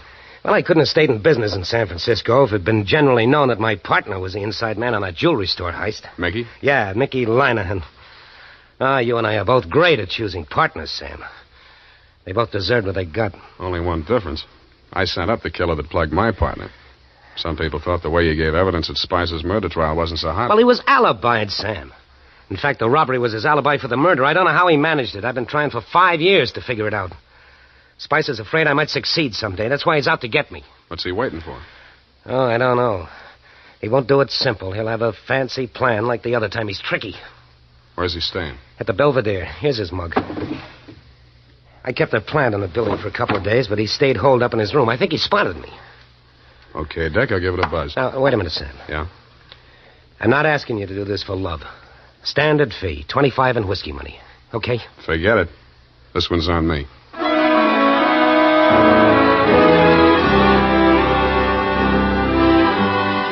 In the elevator on my way out, I studied the picture of Claude Spicer on the old police circular Dick had given me.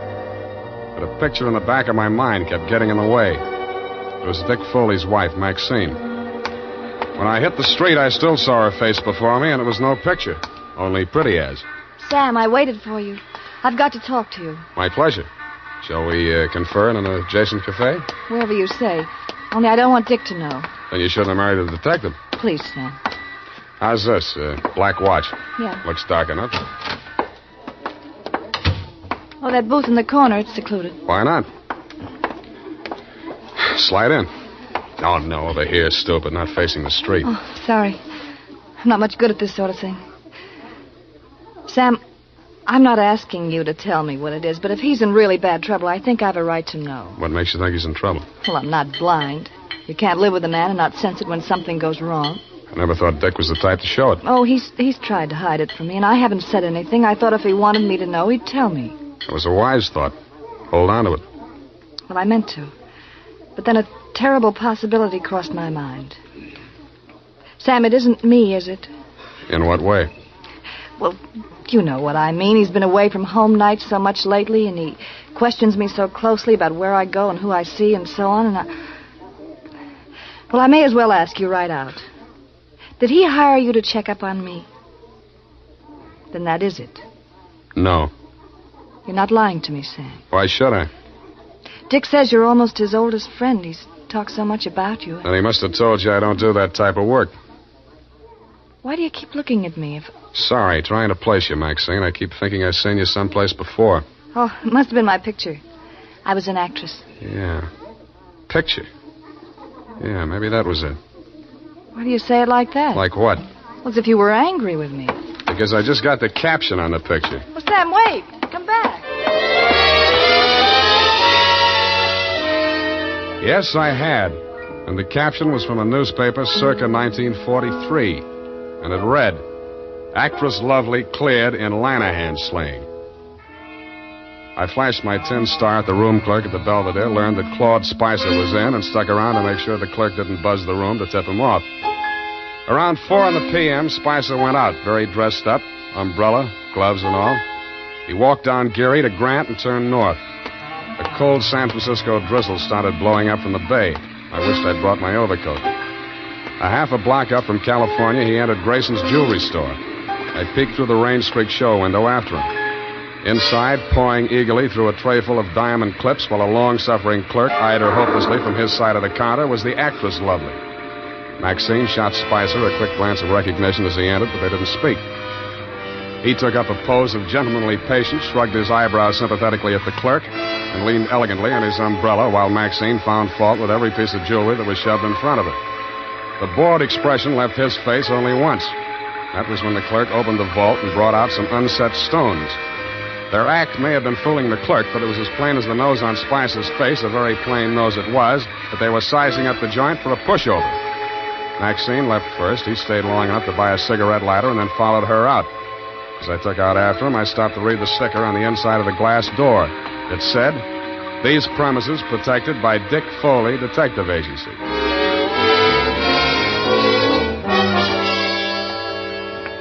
Maxine was waiting for him at the corner. I grabbed up a Chinese newspaper and used it to listen behind, but I needn't have bothered. They didn't seem to care. Well, are you happy? Ought to be about $1 million. Why are you so disagreeable? You ought to be feeling good. Feeling good?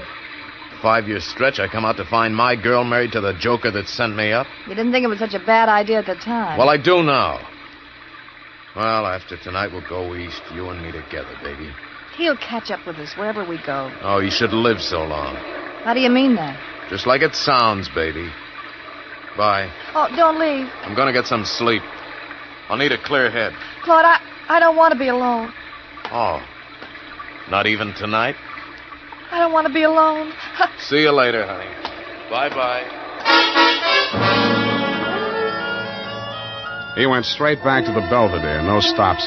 Picked up his key at the desk, no messages, took the elevator to the 8th floor. Let himself into room 809, hung out the Do Not Disturb sign, closed and locked the door behind him. I kept a plan on it till around midnight.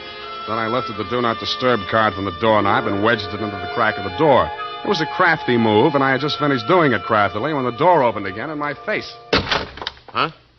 Who are you? What are you doing here? Nothing, sir. I'm making a survey. What? I'm from the Trotter Pole. Trotter Pole. It's like the Gallup Poll, but we're not in so much of a hurry. Yeah? Just kindly answer this question. As a Democrat, do you believe... Dewey, huh? I picked up the Do Not Disturb card and wedged it back into the crack of his door. As any house dick knows, except, of course, Tiny Stover, the night peeper at the Belvedere, if anybody opens a door like that, the card will fall out, and somebody will always hang it on the knob. Another thing Tiny doesn't know is never to draw to an inside straight. We played 9 different kinds of poker until 5 a.m. when I thought I'd go up and have another look. All was quiet on the 8th floor. From the elevator bank, I could see room 809. The morning paper was shoved under his door, and my Do Not Disturb sign was apparently where I had planted it. I tiptoed up to make sure. Huh? Who are you? What do you want? Me? The paper boy, sir. Your morning paper. You get around. Well. Good news in the paper, sir? Interesting. Jewelry store heist up on Grant Avenue. Oh, yes, sir. Our paper only covers... What? I grabbed the paper from under 805. It was the headline I could have expected if Spicer had left his room without my knowing it. Grayson's Jewelry Store, the shop he and Maxine had cased that afternoon, had been taken for an estimated $1 million in uncut gems. But Spicer's door hadn't been opened, and there was no other exit. I sat down and thought. And what I thought of was that sticker on the front door of Grayson's said, "These premises protected by Dick Foley Detective Agency."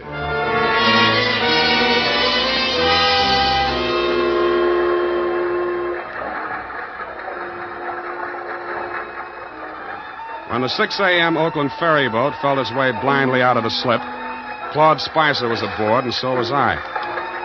Should have been getting lighter, but it wasn't. The fog was thickening over the harbor, and most of the passengers were inside drinking coffee. Spicer didn't go in. He climbed up to the boat deck and stood at the rail under the pilot's house. I planted between 2 wet paint signs and waited. Not for long. I couldn't make out any features on the man who came up and joined him. They stood face to face, not more than a foot apart, and talked in voices that couldn't get to me through the racket of the foghorns in the harbor. What spoke loud enough for me to hear was a gun.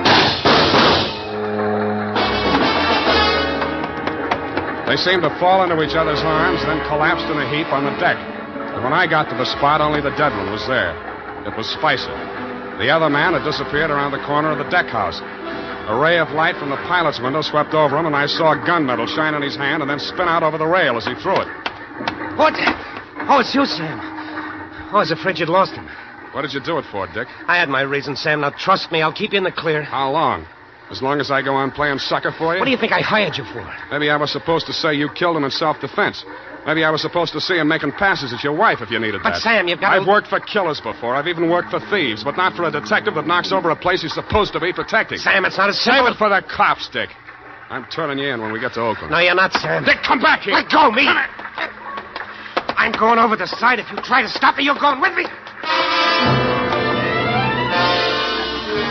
He fought away from me, got 1 foot over the rail, and kicked out at me with the other. It caught me on the point of the chin. I stumbled forward and grabbed out blind. I must have caught him by the belt just as he jumped. I remember something pulling me halfway over the rail and trying to get free of it. I did, but not soon enough. I was in midair, and the black water came rushing up to meet me.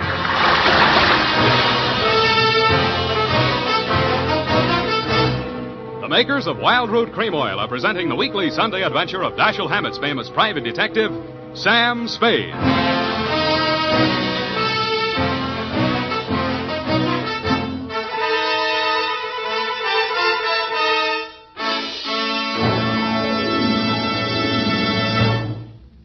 Now, here's important news on good grooming. If you want the well-groomed look that helps you get ahead socially and on the job, listen. Recently, thousands of people from coast to coast who bought Wild Root Cream Oil for the first time were asked, how does Wild Root Cream Oil compare with the hair tonic you previously used? The results were amazing. Better than 4 out of 5 who replied said they preferred Wild Root Cream Oil. Remember, non-alcoholic Wild Root Cream Oil contains lanolin. It grooms the hair naturally, relieves dryness, and removes loose, ugly dandruff. So if you want your hair to be more attractive than ever before, get the generous new 25-cent size of Wild Root Cream Oil, America's leading hair tonic, on sale at all drug and toilet goods counters. It's also available in larger economy bottles and the handy new tube. Get Wild Root Cream Oil. Again and again, the choice of men and women and children, too.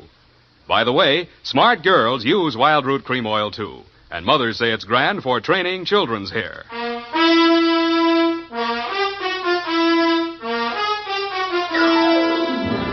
And now, back to the Dick Foley caper. Tonight's adventure with Sam Spade.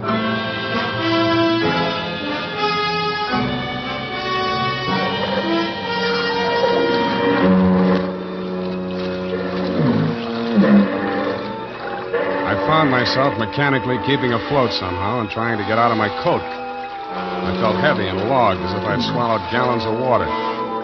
The murk hung low and thick. There was nothing else to be seen anywhere. I swallowed what felt like several more gallons before I got rid of the coat. From out of the misty fog blanket, from every direction, in a dozen different keys, from near and far, foghorns sounded. I stopped swimming and floated on my back, trying to determine my whereabouts. After a while, I picked out the moaning, evenly spaced blasts of the Alcatraz siren. But they came out of the fog without direction. Seemed to beat down on me from straight above. I was somewhere in San Francisco Bay, and that was all I knew. And I suspected the current was sweeping me out toward the Golden Gate. Then a light came up ahead of me suddenly. A boat passing a few yards away. I lifted my head and screamed. But the boat siren, crying its warning, drowned out my shouts. It went on past, and the fog closed in behind it. Then I heard a new sound. Seagulls. I swam towards it, and it seemed to get lighter. Part of it was the dawn light beginning to cut through the fog blanket. But there was also a strange-looking man standing on the water and waving a green lantern back and forth. I yelled at him to wait for me, and a seagull got off his hat and flew away. When I got closer, I saw that it was not a man, but only a buoy, channel type. I used all the strength I had left to drag myself up on the base of it and let it rock me to sleep.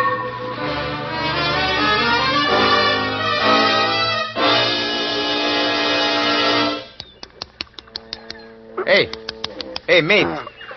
Pour some more of the brandy into him, Gus. Yeah. Here. Get some of this down.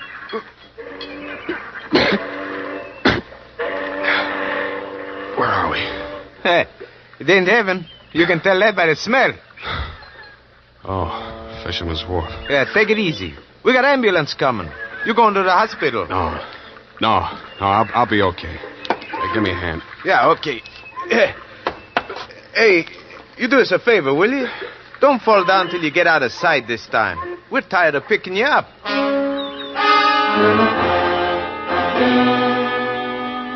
I thanked the two kindly old fisherfolk for their interest in my welfare, totted up the pier, fell into a taxi, and went home. While I soaked out some of my aches and pains and chills, I did some stewing about the caper so far and stewed up enough anger to carry me through to the finish. I checked the Coast Guard for news of Dick Foley. They told me his body hadn't been recovered yet. I got dressed and went over to his office. The cops hadn't been there. I went through the file cabinet. And what I found under Foley Private had me so interested that I didn't hear Maxine come in until she closed the door. What are you looking for? You, baby. I'm for you. Sam. Come here. Oh, Sam. Nice. Oh, you dirty... Now, don't be mad, Maxine. A gun makes a woman bulge in the wrong place. It's not my gun. We'll see. Sam, Shut up. Now, starting with the rap Spicer went up for, the same pattern. The way you worked this one tells me how you worked it the first time. You get something on a private detective. The first time, 5 years ago, it was Dick's partner, Mickey Lanahan. Yeah. I don't know what Spicer had on him, but I do know he forced Dick to knock over Grayson's jewelry store last night. I won't listen to you. Okay, I'll talk to myself. I'm not saying you killed Mickey Lanahan, but Dick did frame an alibi for you, didn't he? Didn't he? Oh, you're hurting me. Good. Try spending a night swimming around in circles in the middle of the harbor sometime. See how you like that. All right, it's true. Dick did help me out of that old jam. I'm not ashamed of it. I'm proud our love was that important to him. No, Spicer. That same old double-cross. Only this time I'm standing where Dick did 5 years ago. Dick was set up as a patsy the same way Mickey Lanahan was, but he got smart and pulled the trigger first. Stop it. Stop it. Where did that hurt? You fool. I loved Dick. Yeah. I loved him. That's something you can't understand. But it happens that way, no matter what people are. You sound as if you really mean that. But you're a little late, aren't you? He's not dead, I'm sure he isn't. If he's not, he's really in trouble. What do you mean by that? I found something here in the files that Dick left, just in case Spicer got to him first. What is it? A confession to Mickey Lanahan's murder. That's impossible. Were you there? What are you going to do with it? Turn it over to the police. But if he's still alive... It still counts, unless he shows and revokes it, but I don't think he will. Why? Because I won't back up a self-defense plea on the Spicer shooting. But you were Dick's friend. You were his friend. I wouldn't ask him to do it for me.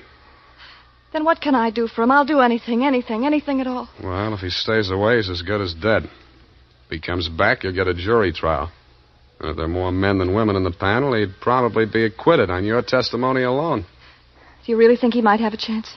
With a jury, there's always a chance. But where is he? How can I get word to him? Well, if he's not fish food by now, there's one sure way of smoking him out. Something I can do. Nobody else. Oh, please, tell me anything. Sign a confession of your own.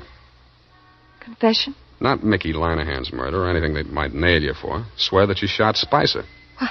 Now, you can always renege. Make both of you look good, sacrificing for each other. How about it? All right. Tell me what to write. I did. She signed it. I had Effie dispatch it to all the papers and news services, and then I brought it down to the hall. Naturally, you didn't believe a word of her confession, Dundee, but when I took you aside and explained my stratagem, you endorsed it heartily and had her booked. She pressed my hand and thanked me. The look of resignation on her face was so real it was hard to believe she was faking. When she turned her back to follow the matron down the corridor, I saw why.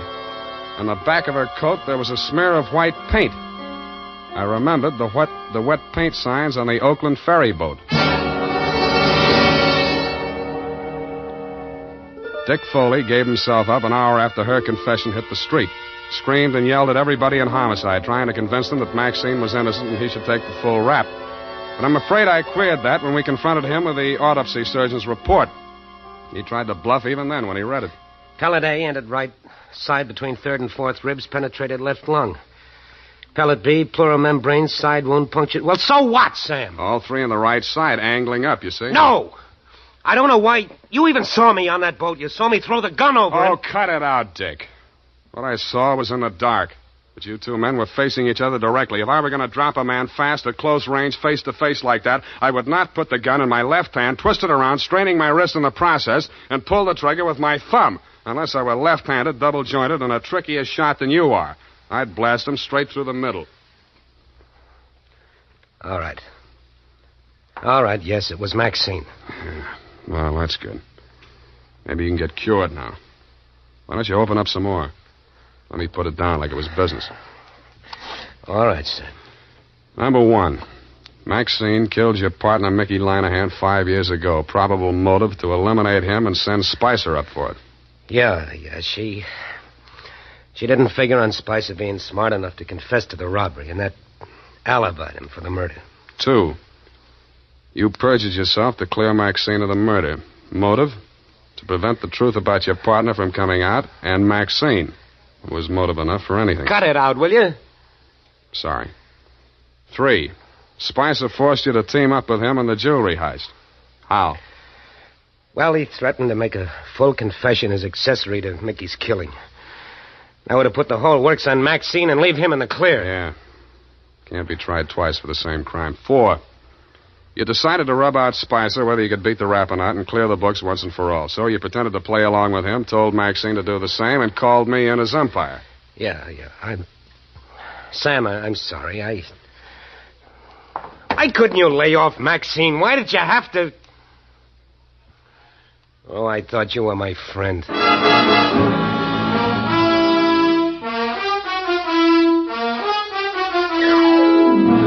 And that's about it.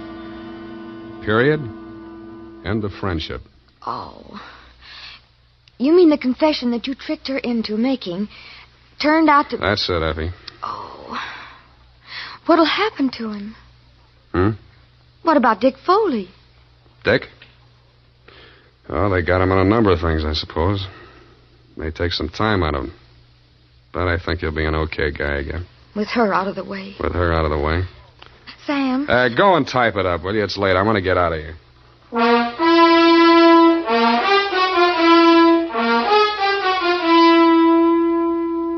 And now, listen to this.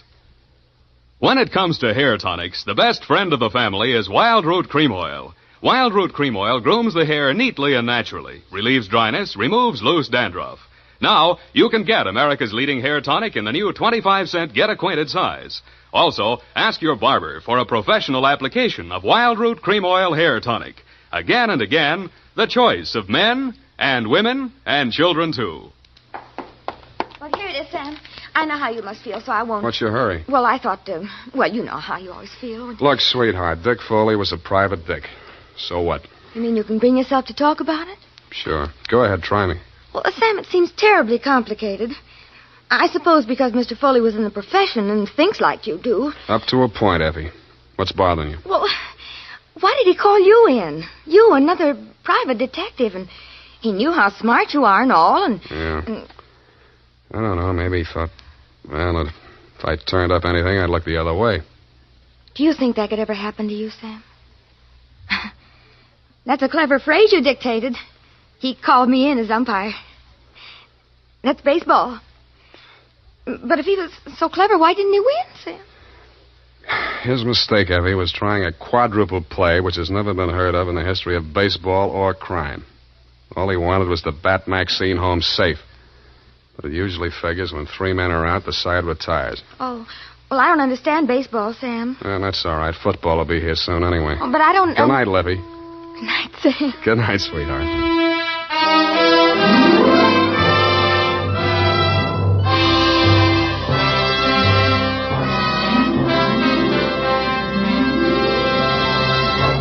The Adventures of Sam Spade, Dashiell Hammett's famous private detective, are produced and directed by William Spear. Sam Spade is played by Howard Duff. Lorene Tuttle is Effie. The Adventures of Sam Spade are written for radio by Bob Tallman and Gil Dowd. Musical direction by Lud Gluskin, with score composed by Rene Garrigang. Join us again next Sunday when author Dashiell Hammett and producer William Spear join forces for another adventure with Sam Spade. Brought to you by Wild Root Cream Oil. Again and again, the choice of men who put good grooming first. This is Dick Joy reminding you to... Get Wild Root Cream Oil, Charlie. It keeps your hair in trim. You say it's non-alcoholic, Charlie. It's made with soothing lanolin. You better get Wild Root Cream Oil, Charlie. Start using it today. You'll find that you will have a tough time, Charlie. Keeping all the gals away. Hiya, Baldy. Get Wild Root right away. This is CBS, the Columbia Broadcasting System.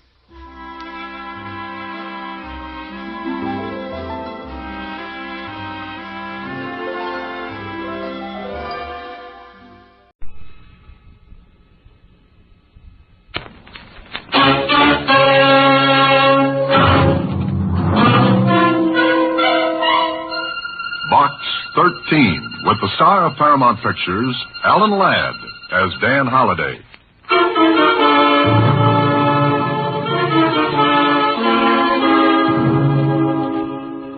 Dear Box 13, care of the Star Times.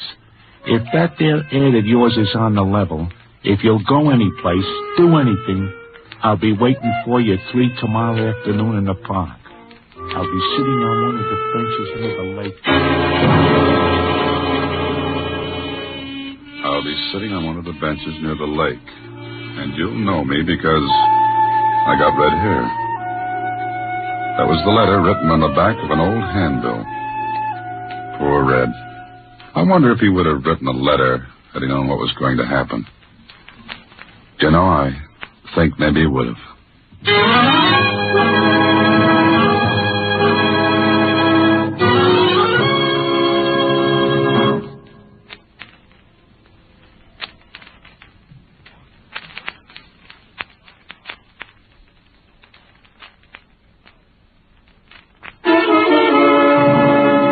And now, back to Box 13 and Dan Holliday's newest adventure, The Philanthropist.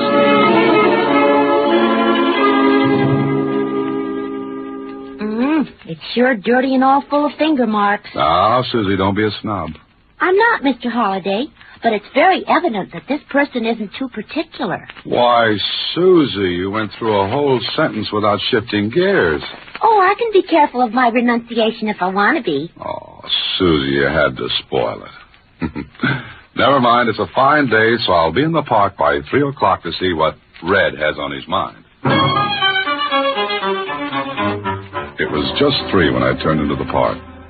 The benches by the lake were pretty well filled, and I looked around for one that was being held down by a person with red hair, and I saw him.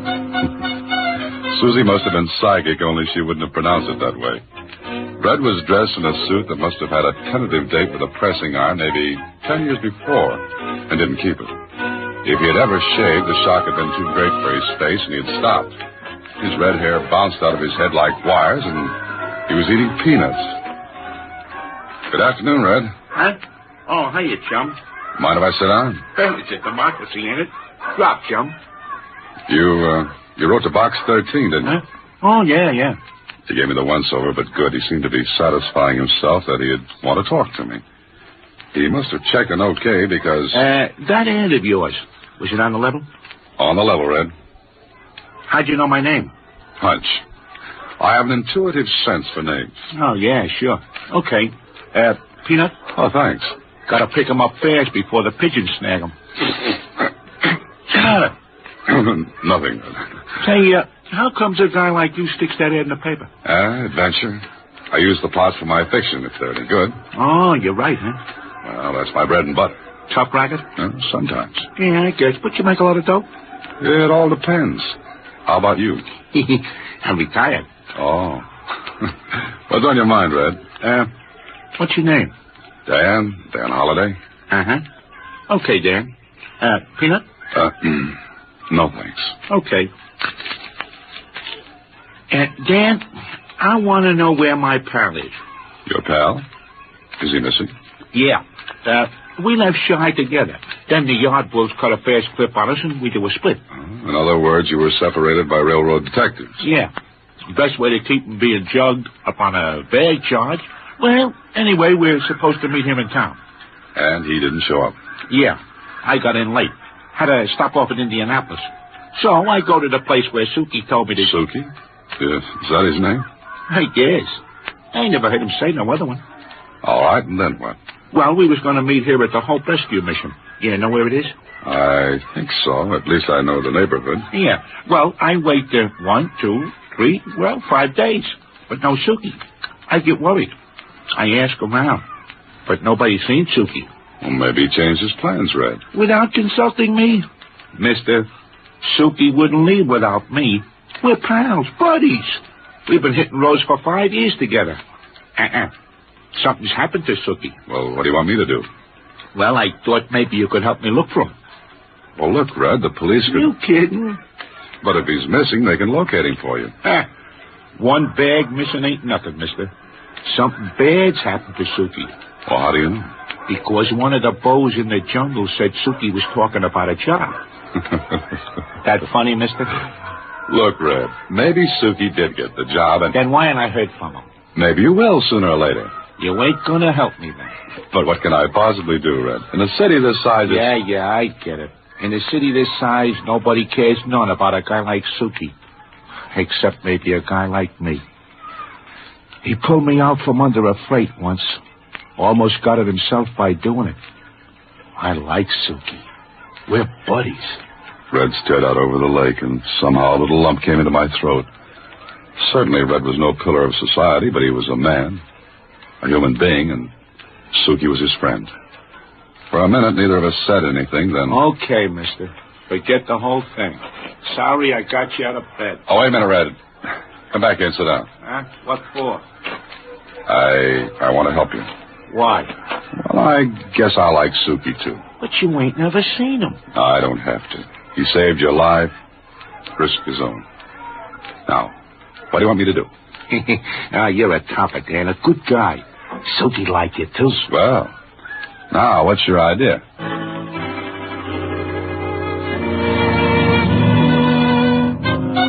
Well, Red had an idea that we could find out what became of Suki by going to the mission. But as Red put it, I'd have to dress differently. So that night I wore my oldest suit. I helped it along a little by dipping it in water and letting it dry. Oh, yes, and I forgot to shave. I had something to eat, then went to meet Red at the Hope Mission. It was typical of the missions that do a great job helping, well, men who need it. It was clean, neat. When I got there, the men were just sitting down to supper at a long wooden table. I was looking over the room when... Good evening. How are you today? Fine, thanks. You're just in time for supper. Sit down, won't you? Well, you see, Now, this is your first time here, isn't it? Well, yes, it is. Well, that's perfectly all right. You needn't feel embarrassed or ashamed. Now, you come and sit down to a nice hot meal. Well, that's very nice. My name is Work, Mrs. Work. I superintend the mission here. My name's Dan. Very well, Dan. Now just come with me. I followed her to the table. She made me sit down, then put a bowl of soup in front of me. I wasn't hungry. I'd There just you eaten, are, but- Dan. Now just you go to it and you'll feel better in a jiffy. Gentlemen, this is Dan. Dan, these are my boys. Hello, fellas. Is the soup all Glad to see you. What's the matter? Huh? What'd you say? Something the matter? No, why? Eat the soup, then. Well, I don't... You want to hurt her feelings? Well, of course not, but Then eat the soup, Bub. Look, I don't see how I can eat it when I just got... Look. You gotta eat the soup, Bub, and I'll show you how. Like this. It's easy, see? Now eat it. Okay, you start and I'll find the right key. There. Good, ain't it? Swell. New here, huh? Yeah. Where'd you pull in from? Shy. Good job. Oh, swell. You ain't eating the soup, Bub. It's hot. Blow on it. Okay. See Red this evening? Red? Yeah, Red. Oh, Red. Yeah, he was here. Was? You mean he left? Yeah, he picked up a letter that was here from him. A letter? You picked up a letter? What are you, a spy or something? I'm a friend of Red's. Oh, well, he was here. Like I said, he had a letter and beat it. Did you see where the letter was from? What am I, the postmaster? Shut up and eat your soup. Okay, but it's still hot. Well, I ate the soup, and I stayed in the mission until 10 o'clock. Red didn't show up, and that worried me, because I knew that for all his toughness, he was anxious and worried about Suki. Then when I decided not to wait any longer... All right, gentlemen, we're going to have our song now. You'll find the song sheets on the chair. Well, I'll see you later. Where you going? I got a date. It'll keep. You heard what Mrs. Work said. We're going to sing. But I've got to leave now. You're going to sing. You ate the soup and you're going to sing. What's the matter? You don't appreciate this, huh? Of course I do. I think it's a wonderful thing, but Well, then sing. Here's the song sheet. Now, we're going to sing number 4. Everyone has a sheet? Can you sing loud? Deafening at times. That's good enough. And keep on key. I don't like sour notes. Oh, I'll try to be operatic about the whole thing. Well, here, hold the sheet up. Until we can get a melodeon, we'll have to do the best we can. All right, here's the first note. Now, 1, 2, 3. Right in the corner where you are. Sing, Pup, sing. Right in the corner where you are.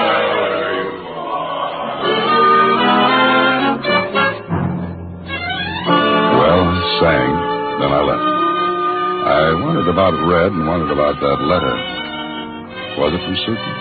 It wasn't until the next day that I got the jolt. I was in the office when Susie brought me the morning paper. Morning paper, Mr. Holliday, and the mail from Box 13. Oh, thanks, Susie. What's new in the world? Not much, and only 3 letters for Box 13. One from a lady who wants to know if you take babysitting. Oh, that's too much of an adventure. Then there's one from a man who wants you to leave your brain to science. Oh, great. This is great. Then here's one from a woman who wants you... Hey, What's the matter, Mr. Holliday? this item in the paper here.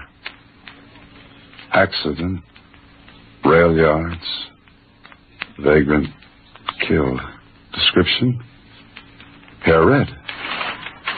Susie, I've got to leave for a while. I'll see you later.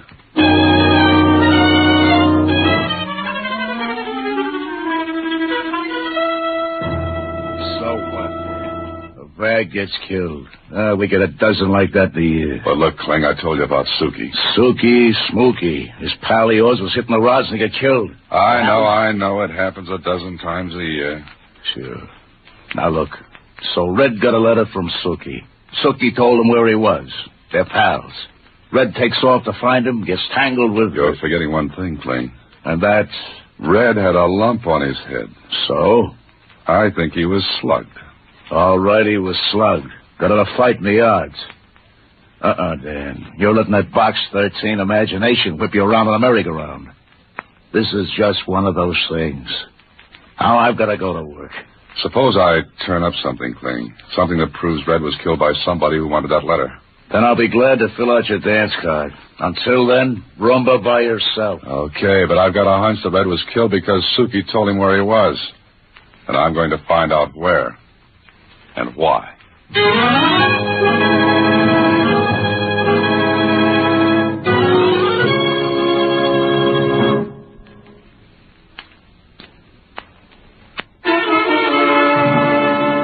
And now back to The Philanthropist, another Box 13 adventure with Alan Ladd as Dan Holliday. Sure, I was going to find out where and why.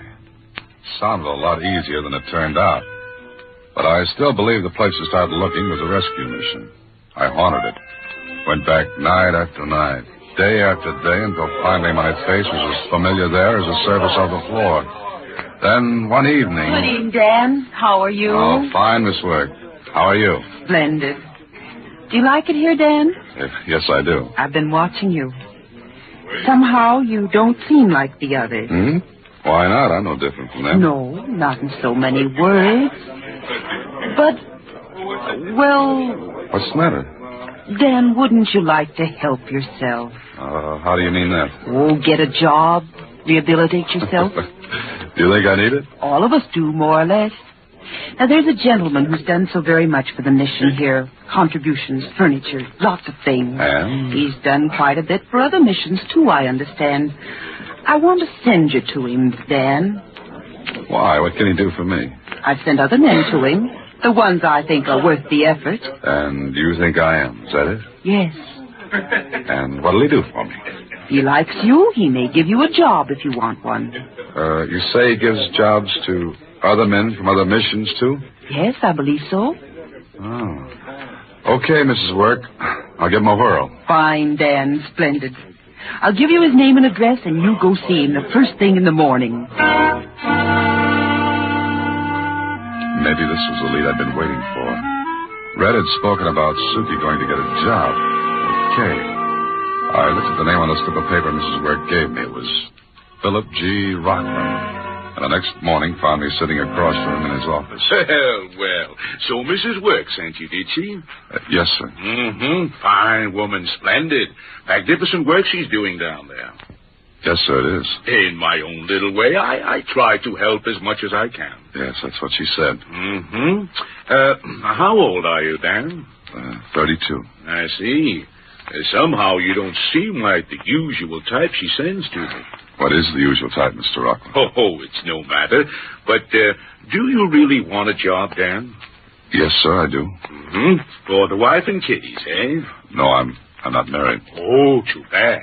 Then it's because you want to show your relatives that you can make a comeback? I have no relatives. Mm-hmm. That's what I wanted to hear. What? Well, you see, I never give jobs to men who have relatives. I feel as though I should be helping those who are out all alone in the world.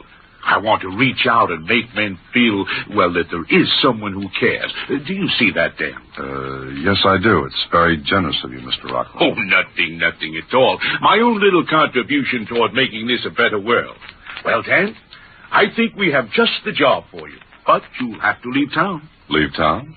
You mean the job's in a different city? Well, yes, it is. But don't you worry. I pay your transportation. Not first class, but you'll get there. And it just so happens that you'll be the last one to take this kind of job. It's all I have.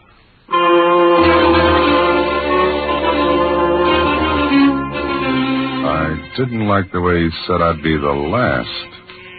If this was a racket, what kind was it? What was Rockland angled? There was no way to find out, so I went to the city he sent me to. It was far enough away from Rockland to be safe and close enough so that Rockland could keep his eye on it. It was the next afternoon that I walked to the address Rockland had given me and I knocked on the door. Yeah? Mr. Rockland sent me. Okay, come on in. Let me see the letter. Here it is. Okay, follow me, bud. I followed him down the hallway, and I took a good look at the place while I was doing it. I noticed something.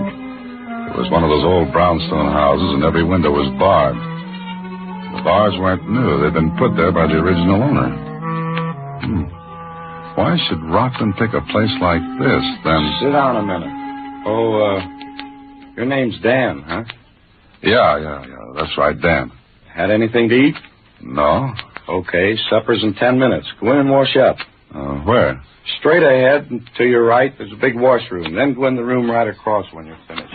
Sure, thanks.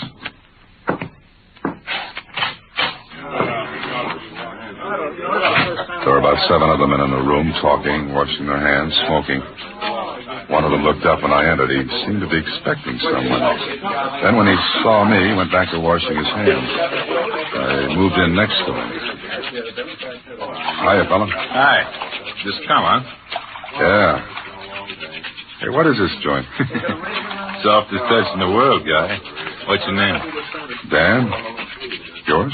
Call me Suki. Suki? Yeah, why? You a pal of Red's? Red. Hey, where is he? Why didn't he come? I've been waiting for him. Red's got to get in on this thing. Red was killed, Suki. What are you giving me? I told Suki about Red, but I didn't mention what I was doing in the game. When I finished... Red killed. He was coming to meet me here. I sent him a letter telling him all You sent him a letter from here? Yeah. I ain't supposed to do no writing or tell anybody about this, but Red's my pal. I wrote the letter and snuck it out, but... Suki, I think Red was killed because you sent him that letter. Huh? What are you yapping about? What are you... All right, you guys, supper's on. Come on. I'll talk to you later, Suki. Yeah, after supper in the sleeping room.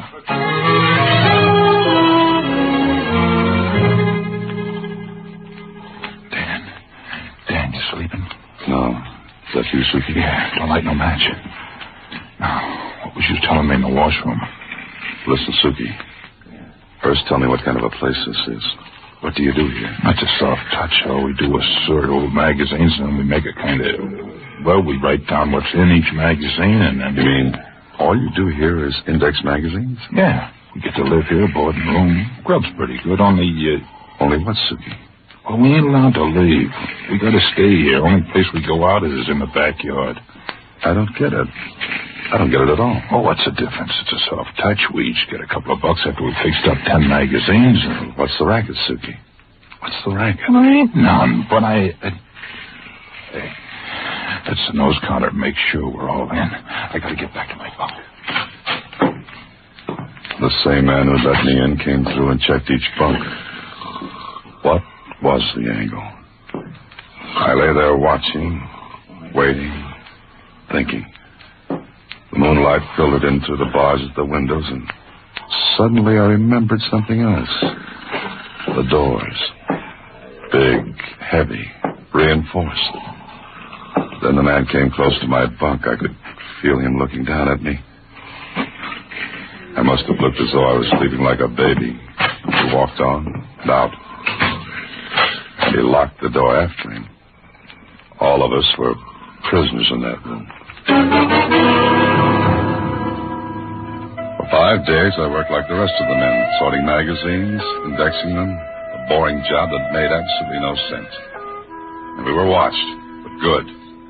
No letters in or out. Doors locked at night, windows all barred, 2 men watching us, checking us. And then one day I was taken to an office, one I'd never been in before.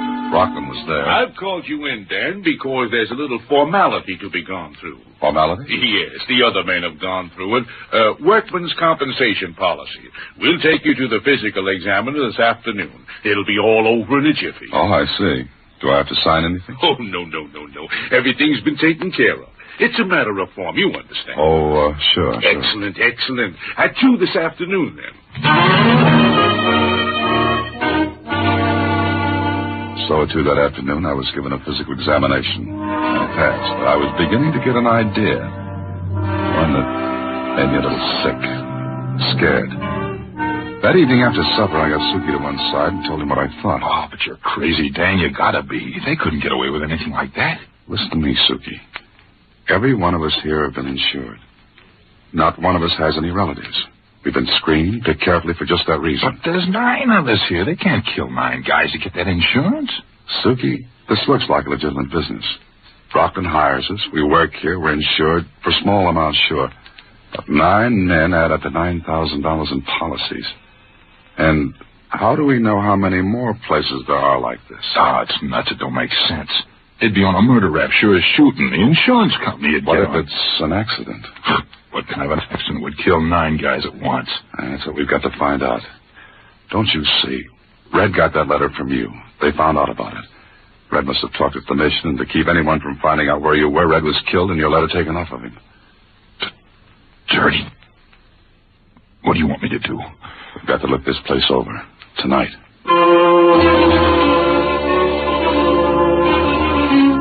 That night, Suki and I got out of bed before the checker came around. We made a quick tour and found out it was a perfect setup for a fire.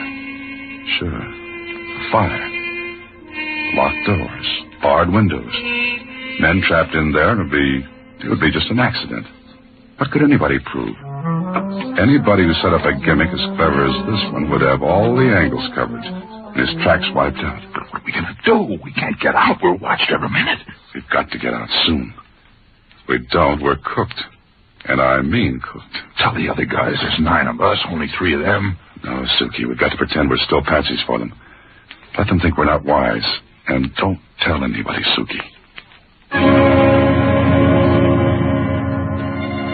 Suki and I worked out a plan. The bars on the washroom windows. Is it coming, Dan? Pretty good. Chipping away at stone with the nails. Slow work. Just 3 bars. Just get 3 bars loose. That's all we need.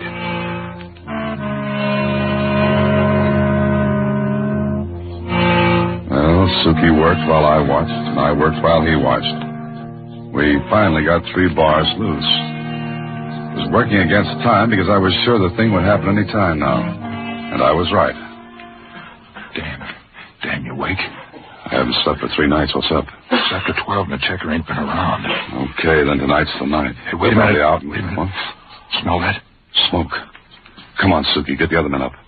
This fire trap will burn like tinder in 2 minutes. Hurry. Yeah. Hey, you guys. You guys, wake up. Come on, wake up. Listen, there's a fire. Fire! Wait a minute. There's a fire, but we'll all get out of here if you'll keep your heads. Suki, open the door. It's locked, Dan. All right, everybody, we've got to break that door in. Then go to the washroom. 3 bars are loose, and then take your time getting out, and we'll all make it. All right, let's go. Out of the washroom. The other door's too heavy for us. Come on. We got out not too soon. The fire was eating that old Trapezoid shoebox then. Hey, Dan, look. They're getting away. Don't let them. Hey, stop those men. Don't let them get to the car. Come on.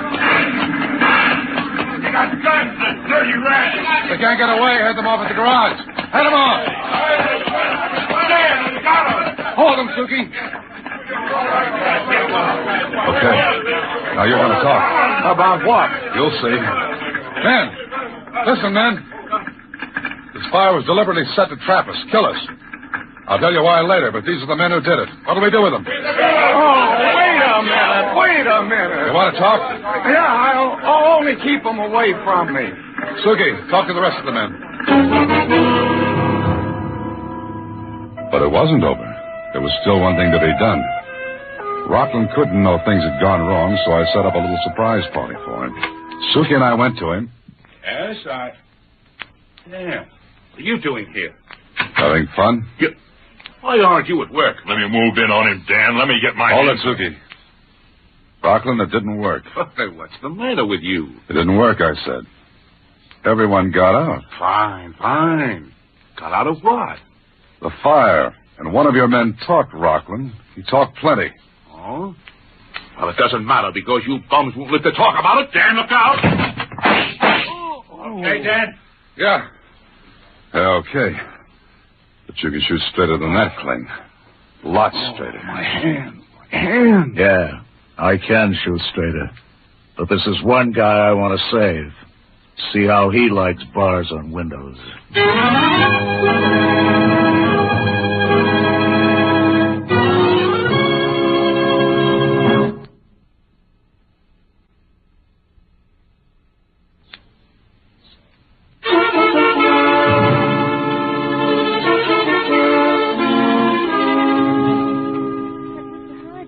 Couldn't any of those men have escaped from that awful house?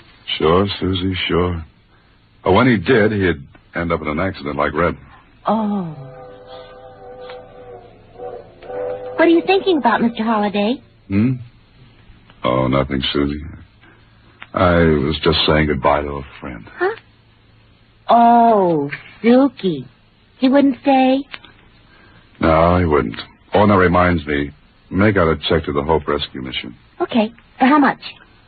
See, 2 weeks, room and board. I think that's what I owe. Oh, and Susie, tack on enough for a melodeon, will you? Uh-huh. Can I do it after lunch? Sure. Hey, what are we having? Soup. Huh? Oh, good night, Susie.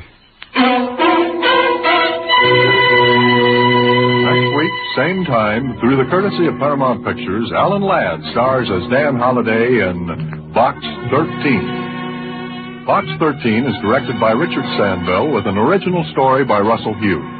Original music is composed and conducted by Rudy Straker. The part of Susie is played by Sylvia Picker, and that of Lieutenant Kling by Edmund McDonald. Production is supervised by Vern Karstensen. This is a Mayfair production from Hollywood. Watch for Alan Ladd in his latest Paramount picture.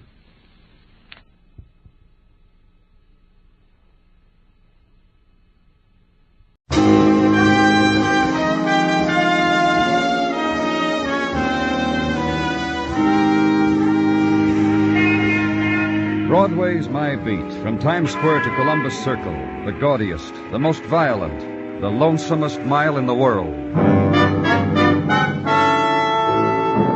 Broadway's My Beat, with Larry Thor as Detective Danny Clover.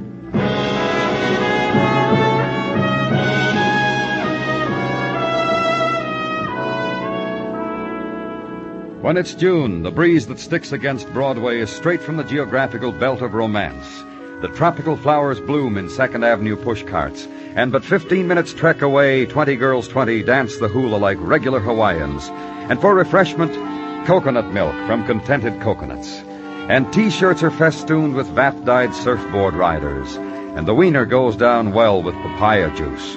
And authentic island music perfumes the air on an LP record. So take a trip to the top of the old Woolworth Pagoda. Look down at it. Inhale it. It all belongs to you. In the afternoon of it, where I was, Roxton Hotel and 4 flights up. Neat room in neat hotel, and neat man, groomed, in necktie and smoking jacket in precise center of bed, stabbed to death.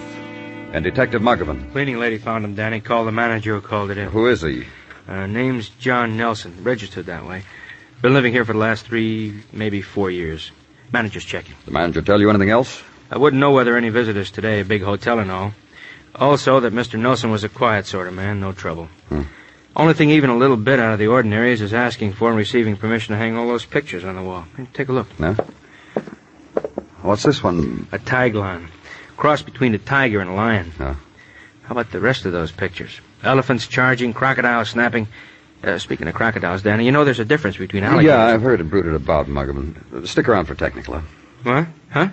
Oh, yeah, okay, Danny. I'll stick around for technical.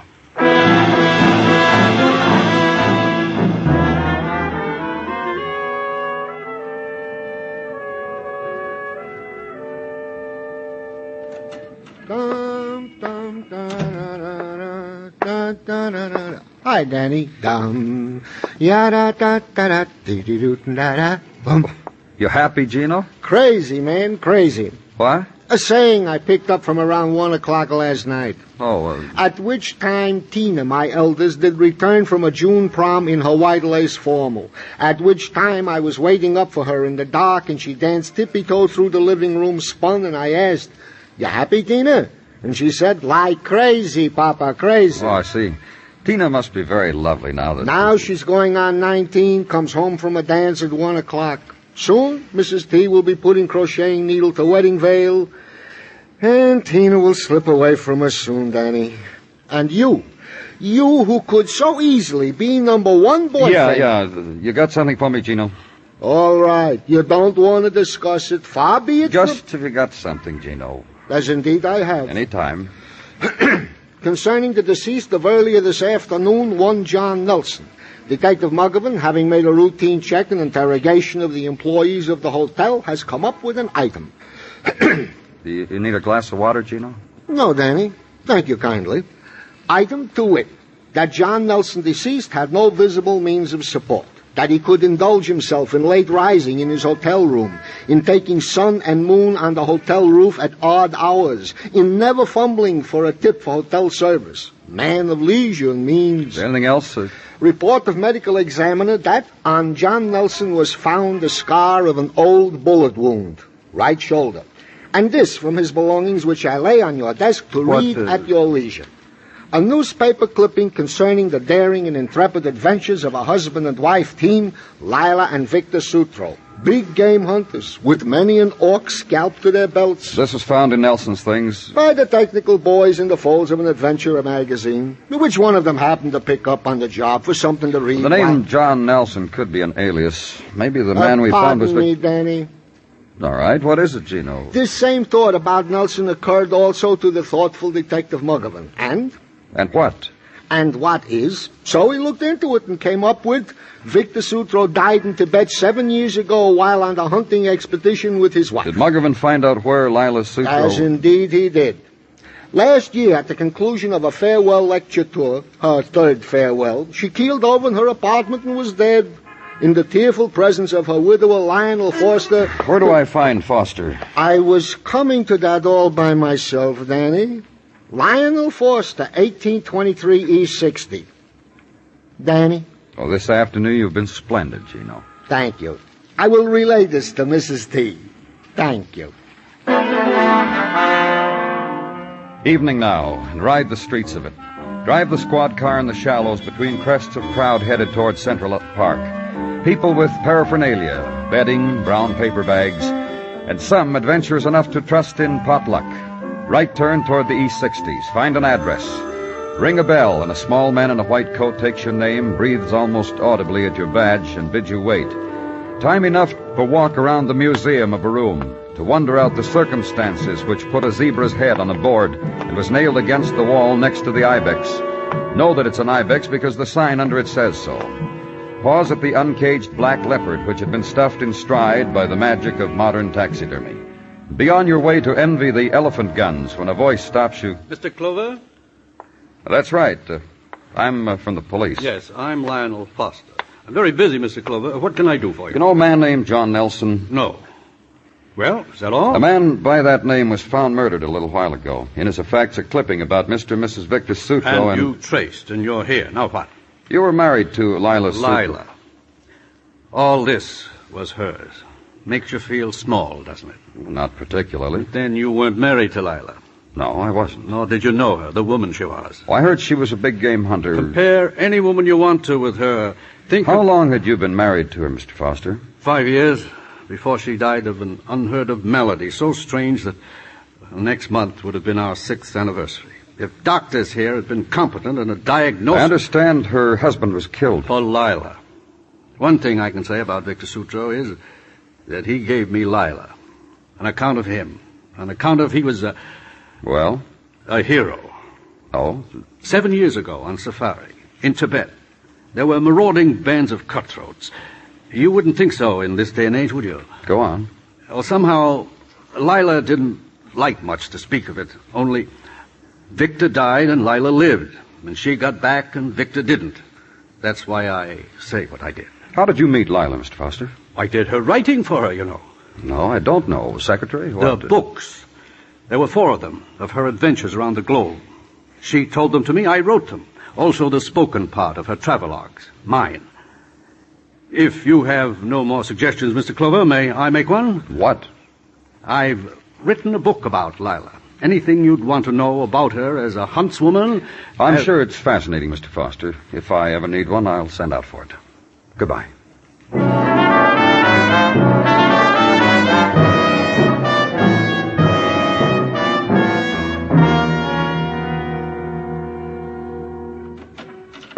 How's about it, Danny? You ready to go home? Nah, Muggavan.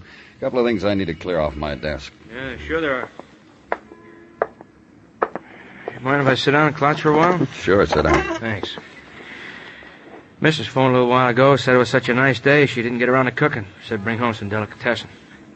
Hey, you want to come up? Thanks, no, Muggavan. I've some... Yeah, sure you have. Some other time. What's all that stuff you got? Well, these? Adventure magazines, a couple of books. All about that big game hunting man and wife combo. Lyle and Victor Sutro. Thought no one would mind if I took them home to read in bed. You mind? Have fun. I intend to. Oh, this stuff fascinates me. Yeah, I've been skimming through it. Man and wife living like that. Man and wife. Depths of the Amazon jungle, sitting around a jungle fire, watching natives dance native dances just for you. Sleeping on the ground. And against the jungle sky, the snow caps of the Andes. In July, you get a couple of weeks off, Muggavan. You and Shut up, will you, Daddy? Sorry. Now, you take that Lyle and Victor Sutro. They got an itch, they went to answer it. The Amazon, Borneo, Africa, Gold Coast, and what'd they get? Chiselers? Pitch boys? Winos? Penny Ante murders? No. No, they got tribes where women were 6 feet tall and walked like princesses. And wore materials no one ever heard of. They got pygmies who high jumped 7 feet. They battled it out with wild bandits, man and wife. Lieutenant Clover's office, Muggavan speaking. Yeah, I'll take it. I'll take it. Fingerprints, everything, you checked it thoroughly? Yeah. Yeah, I'll tell him. Well? Something they said to tell you. That guy you found dead this afternoon, murdered? John Nelson? What about him? Not John Nelson. That was the lab. They said your man wasn't John Nelson. They said someone else. Who? They said the corpse belonged to Victor Sutro. Positive identification. Guy's supposed to have died 7 years ago in Tibet, died last night in a hotel room on 43rd Street. Care for some adventure reading matter, Danny? You're welcome to it. Night, Danny.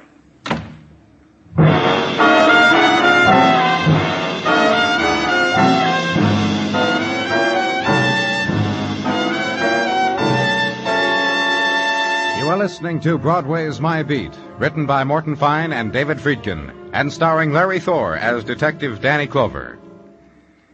Family Skeleton, premiere performance Monday night. Yes, this coming Monday, CBS Radio premieres a new 5-a-day-week dramatic series, starring Academy Award winner Mercedes McCambridge as Sarah Spence.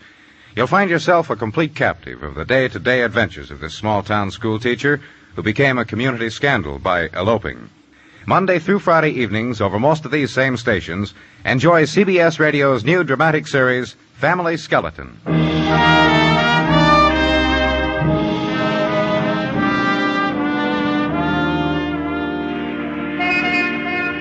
Sunlight of June drifts in from the sea, scans the city, touches the morning, warms it, and Broadway reacts, leans against the subway exit, with fists rubs the last dream of night out of its eyes, which was the reflection of a woman's summer laughter in a soaped bar mirror.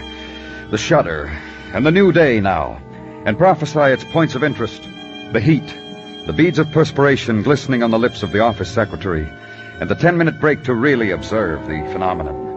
Old prophecy, tried, true. So flip the cigarette into the gutter, edge into the day of the comptometer.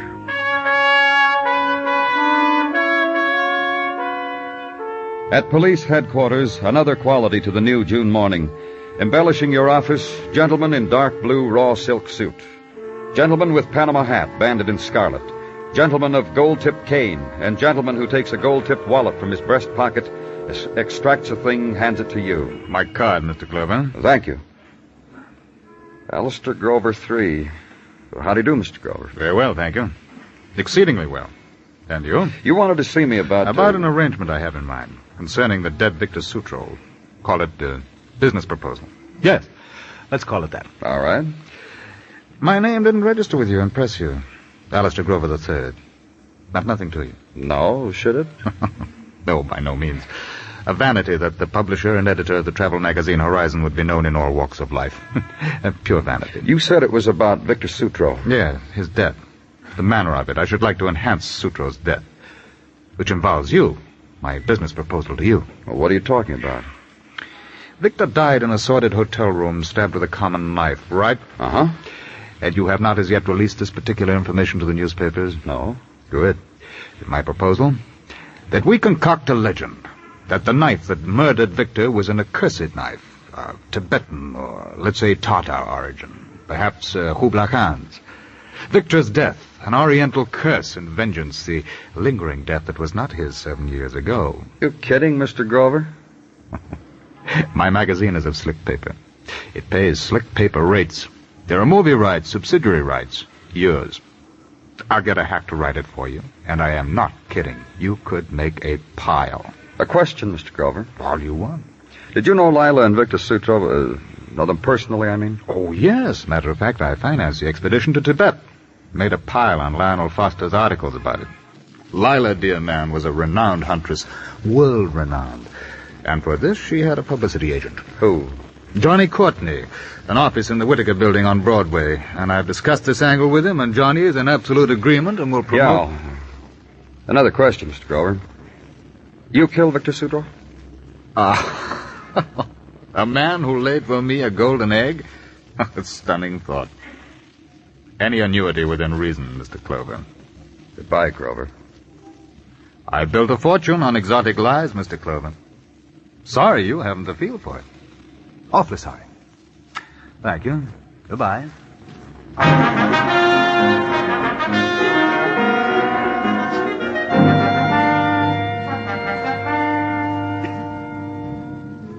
So Alistair Grover III made the proposition to you, huh? That's right, Mr. Courtney. You going to take it, Mr. Clover? No. I told Alistair he was out of his stupid mind. I told him no honest cop would fall for a phony setup like that. Mongolian knives, curses. You're leveling. You didn't take his dough. Permit me to shake your hand, Mr. Clover. Look, Mr. Courtney... You want me to level about Lila and Victor Sutro, don't you? Yeah. Victor, I got sympathy for. He wanted to be a hero. But together, phonies. 1,000% phonies. I got rich off them, and I hated them. Why? I told you, phonies.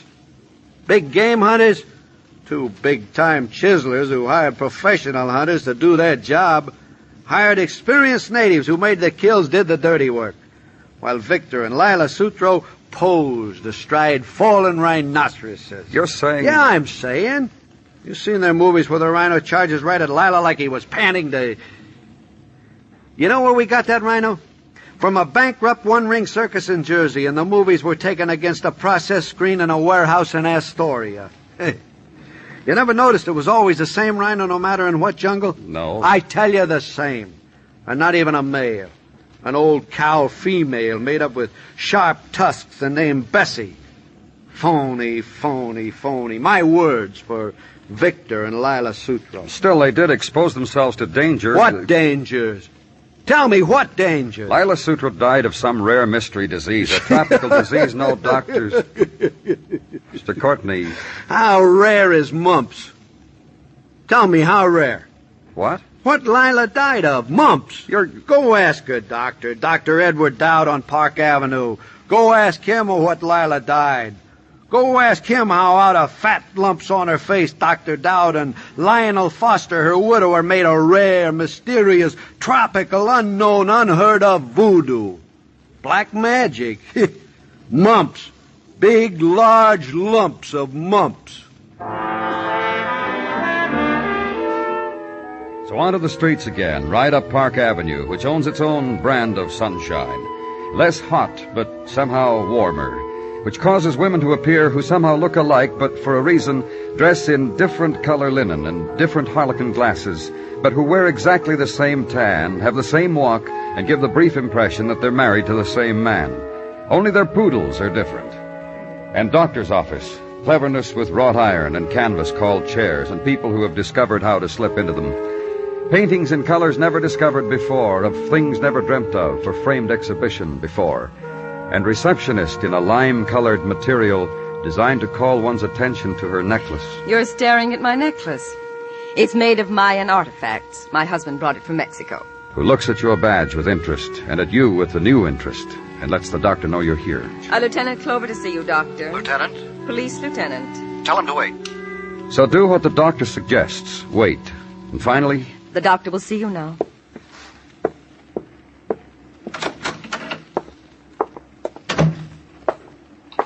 Lieutenant Clover? That's right. Please be seated, sir. Thank you. What can I do for you? How well did you know Lila Sutro, Doctor? She was a wonderful woman. Well, let me rephrase my question. Did you know her well? She was one in a million. You got along fine. I miss her. Right now, it's important that you be honest, Doctor.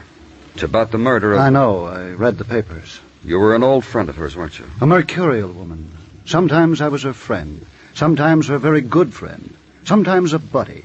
Sometimes she wouldn't even pretend I was alive. How about professionally? When she wasn't going off to all those places, a checkup once a month. Also shots before she would sail or fly or motor. Well, you know what kind of a woman she was. What she did, I mean. I understand she died of... A very rare disease, akin to encephalitis, but exhibiting not quite the same symptoms. I do not think medical science... I understand she contracted mumps. Complications set in, she died. How can you say it? I heard about it, so I'm saying it. I mean, how can you say Lila Sutro died from mumps? You see how ridiculous that sounds? A woman like that? A vital, dynamic... But that's what happened, isn't it? Yes. A reporter suggested that she died from something rare, something contracted on one of her journeys. I thought it wise for Lila's sake to perpetuate it. What about Victor? Who killed him? That's two questions. About Victor, his motivating emotion, his reason for being, to be worshipped, to be a hero. Who killed him? I have not the slightest idea. I didn't like him much, merely because I was out of my mind about his wife. But, well, you know. You married, Doctor? Definitely, oh yes. Well, thanks a lot, Doctor. Of course. Yes, what is it? I'm going out for coffee, Doctor. Very well. Well, Mr. Clover? Thanks again.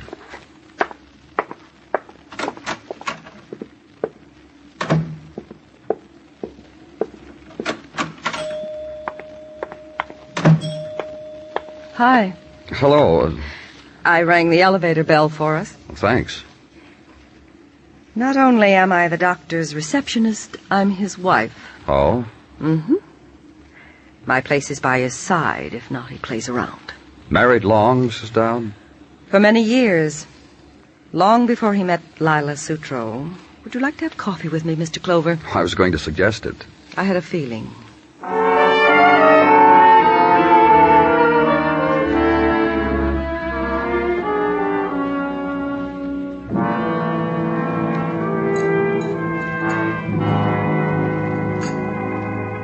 Two lumps, Mr. Clover? None, thanks, sir. Well, now, here we are. Cream? No, thanks. You're not going to like me.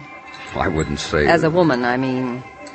Oh, I'm attractive enough, I know that, but completely frightened on account of it. It's possibilities, I mean. Aside from that... What are you trying to say, Mrs. Dowd? The unforgivable sin for an attractive woman. I'm malicious. I'm a talebearer. Even after the grave. You didn't like Lila Sutro, is that it? My husband and... He said so. Proudly? No, I wouldn't say that. Reverently, then. What about Lila, Mrs. Dowd? I hated her. Victor hated her, too. Did you know that? No, I didn't. Victor was frightened of her. Scared to death of her. But then Victor was a coward. Coward? You know about the man afraid of his own shadow? Victor was afraid of the man. He went on those trips because Lila made him. He was very nice, but he was a coward. And more than anything... Victor wanted to be a hero. Exactly. Because he was a frightened man. The fact that he won such a woman as Lila from Lionel Foster was a constant source of wonder to him. Lila knew Lionel before... Much before Victor. You might wonder how I knew so much about Victor. Well, I had to get back at my husband somehow, didn't I? More coffee?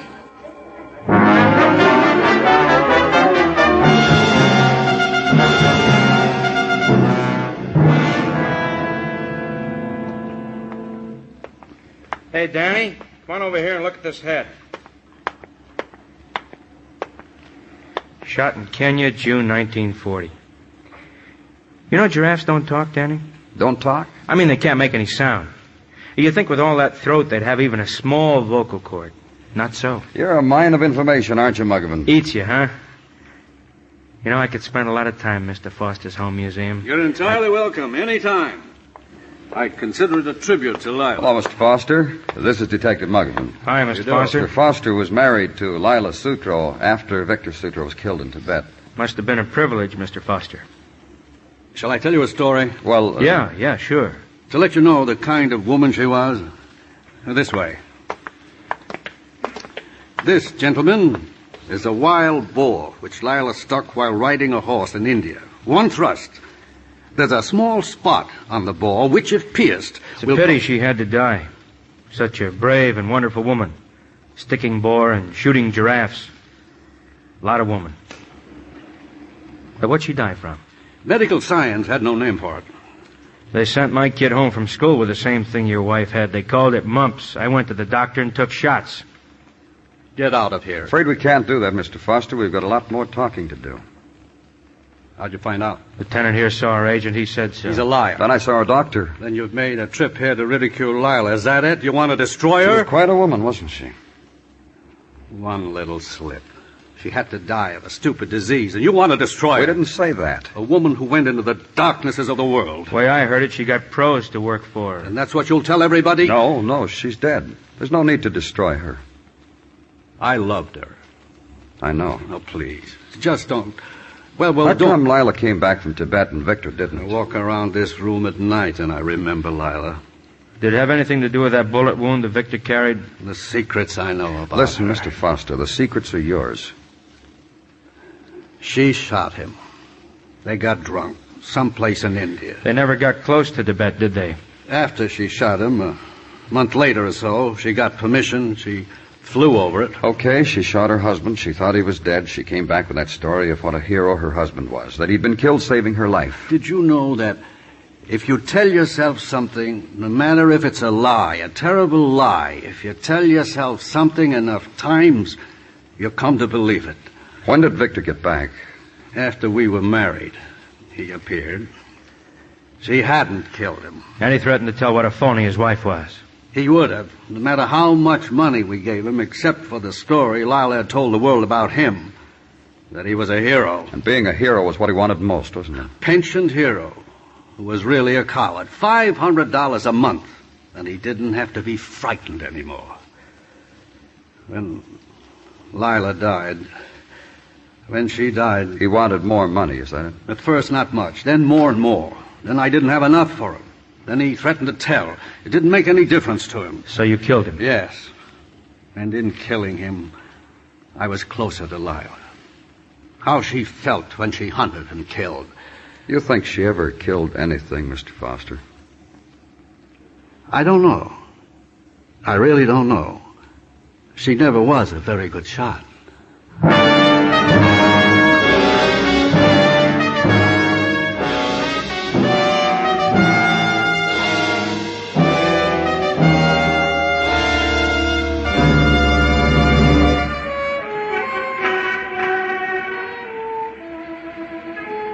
Night leaps down on Broadway, and the crowd swarms the street to embrace it. Laughter pours out of the shadowed places, and for a time, kid, no despair, just small shock, and sweet promise, and have a drink on me, for a while, just for a while. It's Broadway, the gaudiest, the most violent, the lonesomest mile in the world. Broadway, my beat.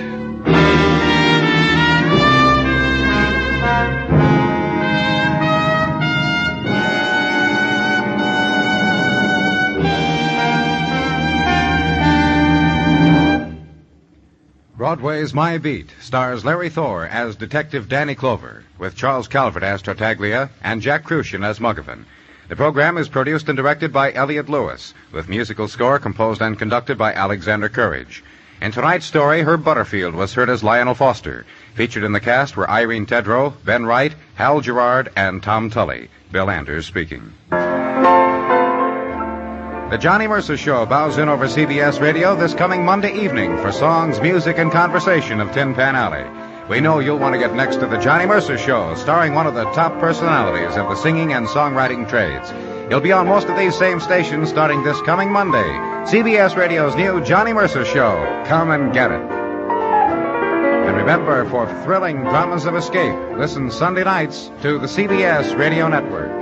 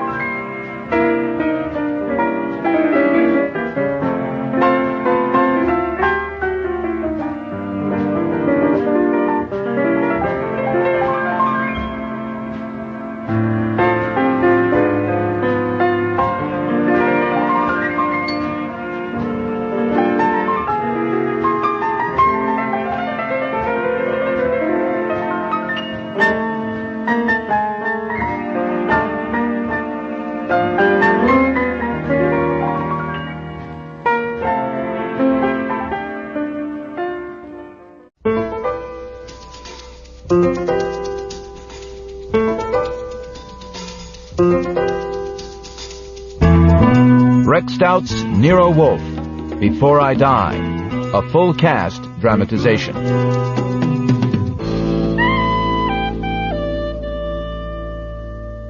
That Monday afternoon in October, life in the office of Nero Wolfe, where I work, was getting to be more than I could stand. What time is it, Archie? When you asked me 5 minutes ago, it was 3:25. It is now 3:30. And when you ask 5 minutes from now, it will be 3:35. But I won't be here to answer, because I am going out for a walk. A simple answer would have done. Indeed, it would have been all that was expected. Oh, boy. My walk will last for half an hour, by which time you will be upstairs with your orchids, which will give me a 2-hour break from seeing you in this pitiful state.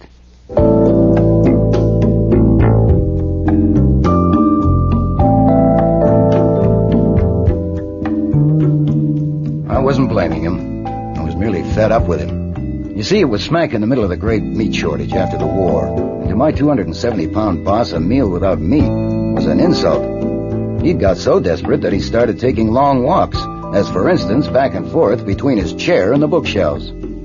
Anyway, I got my coat on and was just reaching for the front door. Your name's Archie Goodwin. Thanks. How much do I weigh? Come on out. Guy here in a car wants to see you. The black Cadillac? Yeah. Uh-huh. Hold it for a minute. Da, da, da, da. Who was at the door? A man with an embalmed face. What's this? You're taking your gun? I was asked to step down to the curb and see a man in a car. I recognize the man, since he is one of our most famous citizens, Tizio Parito, also known as Daisy Parrott. His latest title is the King of the Black Market. Look, when he phoned this morning, I told you I wouldn't see him. Yeah, and I told him. I guess Daisy Parrott doesn't take no for an answer. You're Archie Goodwin. And you're Daisy Parrott. What do you want? Hey, boss, he's got his hand on a gun in his pocket. Then he's a damn fool to let you stand behind him. Mr. Wolfe knows you're here. Now, what do you want? I want to see Wolfe. Nope. No, sir. I told you on the phone this morning that Mr. Wolfe is too busy to see you. He's got more work than he can handle now. I intend to see him. Bring him out here. Now, look. Don't think I'm laughing you off. People who laugh you off are apt to show up at a funeral playing the lead, okay? But whatever you have in mind, Mr. Wolfe wants no part of it. Now, that may make you sore, which I'd like to avoid if possible. Archie! My God. Archie, what does Mr. Parrott want? Nothing. He just stopped by. He wants to see you. Then confound it, Archie. Bring him in here. What? Bring him in.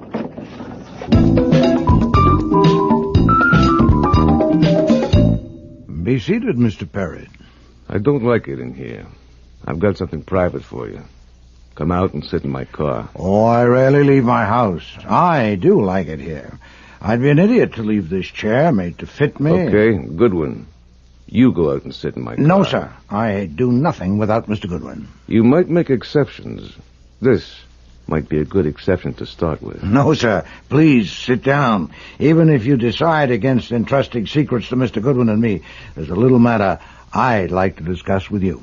What do you want to discuss? Well, in my own field, I am an expert. I sell expert information, advice, and services. I understand that you are also an expert in a different field. Presumably, you know where certain things are and how they may be got. I am, on the whole, a respectable and virtuous citizen, but like everyone else, I have my smudges. Where is some meat? You want a slice of the meat racket? No. I want slices of beef and pork. I want some meat to eat. Lamb, veal. Oh, you're just hungry. Yes, I am. Goodwin. Ring Lincoln 63232 between 7 and 10 in the morning and ask for Tom. Use my name. Ah, thank you, sir. Now for your business. Mr. Goodwin told you on the phone this morning that I was too busy to see you. Of course, that was flummery. What was in his mind was that while the occupational hazards are relatively high in the detective business, in your business they're substantially higher, and the combination of the two would be inadvisable. I must admit regretfully that I agree with him.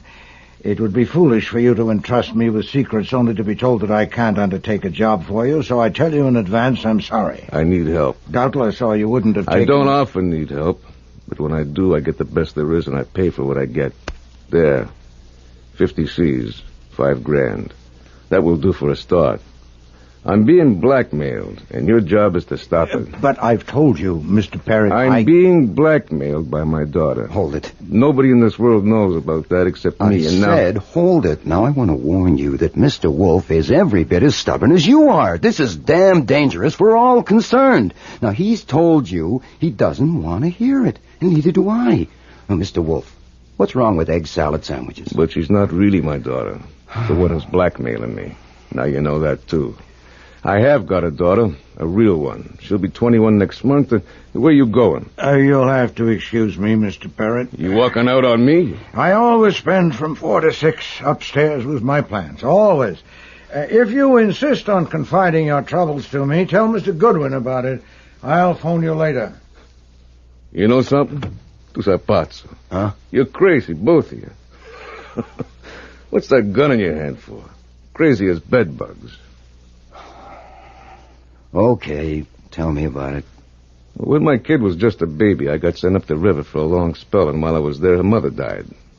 It took me nearly 5 years before I found the kid, never mind how. And by then, I decided it wasn't safe for her to know who her father was, or for anyone to know I had a kid. So I found a way to send money to her, keep her in schools and all. Uh-huh. And I got reports on her every 3 months, and everything was okay. It was working just fine till, Thumbs Meeker bitched it up. Thumbs Meeker? You heard of him? I've heard of him. And now he got his name. And Thumbs sent a punk to tell me that if there was any little favor he could do for my daughter, just let him know. Capiche? It was his way of saying he'd found out and he could put the screws on you. Yeah, but he hadn't. I mean, he found out I had a daughter, but he hadn't found her yet. So I had to stop. There's only one thing in the world I'm afraid of, Goodwin. Huh? That someone will find my daughter and tell her the truth. It's ruined my life having a daughter. Where she's concerned, I can't think straight, and I can't act straight. I mean, look at my coming here and spelling this. Worse yet, look what I did a year ago, April. I rented a penthouse, and I brought a girl there to act as my daughter. I knew it was dumb, but my brains wouldn't work, and I did it. Why? To draw Thumbs Meeker off. If he thought that was my daughter living in the penthouse with me, naturally he wouldn't look for her in other places, especially in colleges. I thought it would keep my secret sewed up. Everything seemed fine for a few months. Then the little bitch put the pliers on me. The phony daughter started blackmailing you? Yeah. First in small amounts. Then every month it got bigger. So far she's into me for $25,000. I don't get it. What? How do I put this? Most people would wonder, with your reputation, why she hasn't had an accident, like getting in the way of flying pieces of metal or something. That's all exaggerated. Yeah. Rumors start and everyone believes them. Well, why didn't you handle her or have her handled? My daughter? My own daughter? Wait, she isn't. As far as everyone knows she is. I would have to do it myself, and even then it would have to be very risky. She's got it all figured out. What if she disappears? How would Thumbs Meeker dope? I'd be right back where I started. They'd be looking for trails again. I've looked at it from all angles, and it's no go. Then you're stuck with an expensive daughter. Like hell I am. Last night she hit me for $50,000. That settles it. I've got to have help. I picked on Nero Wolf because from what I know of him, he's got brains, and mine won't work on this. That $5,000 is just for a start. I'll pay what it's worth, and it's worth plenty. Look, he won't touch it. Her name is my daughter, is Violet Parrott. Her real name is Angelina Murphy. She was on the jump in Salt Lake from a rolling and cleaning charge. I went out there and got her myself. You see, I doped it that I'd have her sewed up because the Salt Lake Fuzz would like to have her back if she got tricky. But it didn't take her long to realize that I couldn't unload her. Okay. You'll have to deal with her. Is it true Wolf never leaves the house? Absolutely true. So you see... Violet will be here at 9 o'clock tonight. Mr. Wolf will have to call you. Now, After he's seen Violet, there's another job he'll have to do. With my real daughter. You'll have to be very careful. Look, that can wait Her until name's Beulah. Beulah Page. I'll write her address down for you. Look, Mr. Parrott, there's no point... Hey, Goodwin. Yeah? I know I can trust you. I'll be in touch. Ciao. Ciao. Why are you disturbing me, Archie? I'll be down at 6 o'clock. This is urgent. A question for you to mull. Well? What color do you like in shrouds?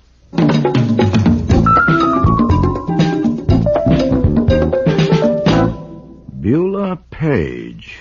This address is near Columbia University, less than half an hour away. Yes, sir. Get her. Now, if possible. But Parrott said... We don't even know there is a daughter. All we have is what Parrott told us.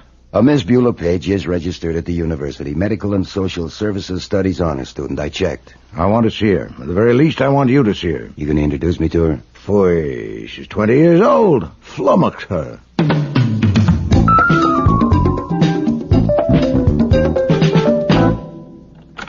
Hello. Hi there. I'm looking for Miss Beulah Page. Well, you found her. Are you a preacher? Well, no, I'm not exactly. My name is Stevens, Harold Stevens from Dayton, Ohio. May I have a moment? Sure. Only it's too bad you're not a preacher. It certainly is, if you want one. What I want to ask, I would like very much to have a talk with you this evening because, well, I'll only be in the city a short while, and I want to tell you about the Dayton Community Health Center. How did you know I was interested in health work? Oh, Miss Page, we keep our ears to the ground at all universities. Your outstanding record is known to us, and of course we've read your thesis. You've read my thesis? Indeed we have. It's outstanding, which is why I would like to have a talk with you. Oh, well, that's very exciting, but... Oh, come in, please. Thank you. This is Mr. Shane, Morton Shane. Mr. Stevens, is it? Harold Stevens, how do you do? Oh, well, I've got to tell him, Mort. The reason I asked you if you were a preacher. Oh, yeah. Because we're going to be married. Well. We just decided to, just before you knocked on the door. So, you see, you're the first to know. Congratulations. You're tiddly. Oh, no, I'm not. I'm happy. And if I'm a little tiddly, it's your fault. Oh, wait a minute. Who made the cocktail? Hasn't a girl got a right to make cocktails when she's engaged, Mr. Stevens? Oh, wait, there's a little left. You are good luck. You have to have one with us. Well, wait a minute. Wait, I've got a better idea. Now, I ought to be ashamed of myself for busting in on your celebration, especially right at dinner time. Why not let me help you go on celebrating? How about a betrothal dinner? Well, I don't know. Oh, that sounds just great. Morton, it's fate. Look, I'm staying with a friend in town who happens to be a very famous man, and he's also very hospitable. I'll call him up right now and tell him we're coming, all right? Well, after all, what's he famous for? Who is he? Come on. He's Nero Wolf, the detective. I've known him for years. Oh, Martin, sure... let's go have dinner with Mr. Wolf. Oh, please. You can't refuse my first request as your bride-to-be. Beulah. Oh, let's make him go, Mr. Stevens. He has a strong sense of propriety because he's in his last year at law school. He thinks lawyers are the guardians of everything from social conventions to moral righteousness. Not righteousness, right? There, he accepts. Let's go.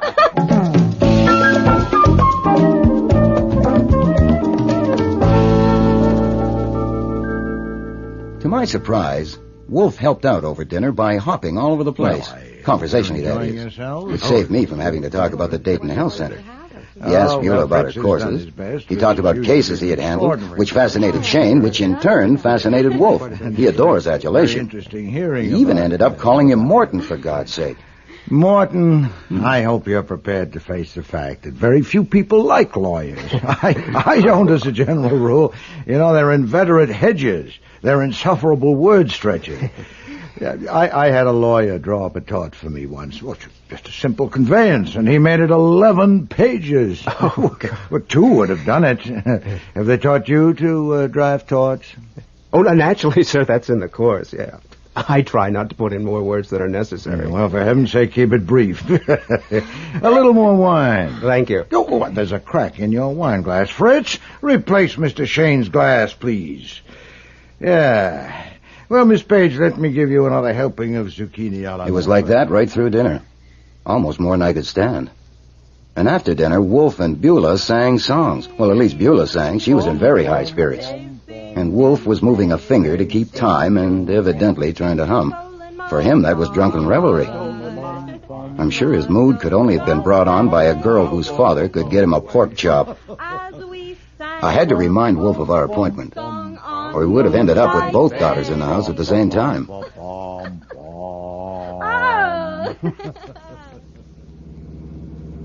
I finally got the 2 celebrants into the car and was driving them home. You know, you're a swell guy, Stevens. That was a swell idea you had. Hey, now I've got one. What do you think of this? You drive us to Maryland and we'll get married. Now! Now who's tiddly? Well, that's a good idea, isn't it? It stinks. Why? Look, I may not have any father or mother or even aunts or uncles, but I don't have to sneak off to Maryland in the dead of night to get a husband. I'm going to have flowers and white things and sunshine if I get a break. Anyway, what about that test tomorrow? You said it was important. Well, it is. Home, Stevens. Him first, because he has to study. And then you can come up to my apartment and tell me about your health center. You haven't said a word about it all evening. Well, I didn't want to spoil the celebration. Brides-to-be should not discuss business on their betrothal night. I'll phone you tomorrow, okay?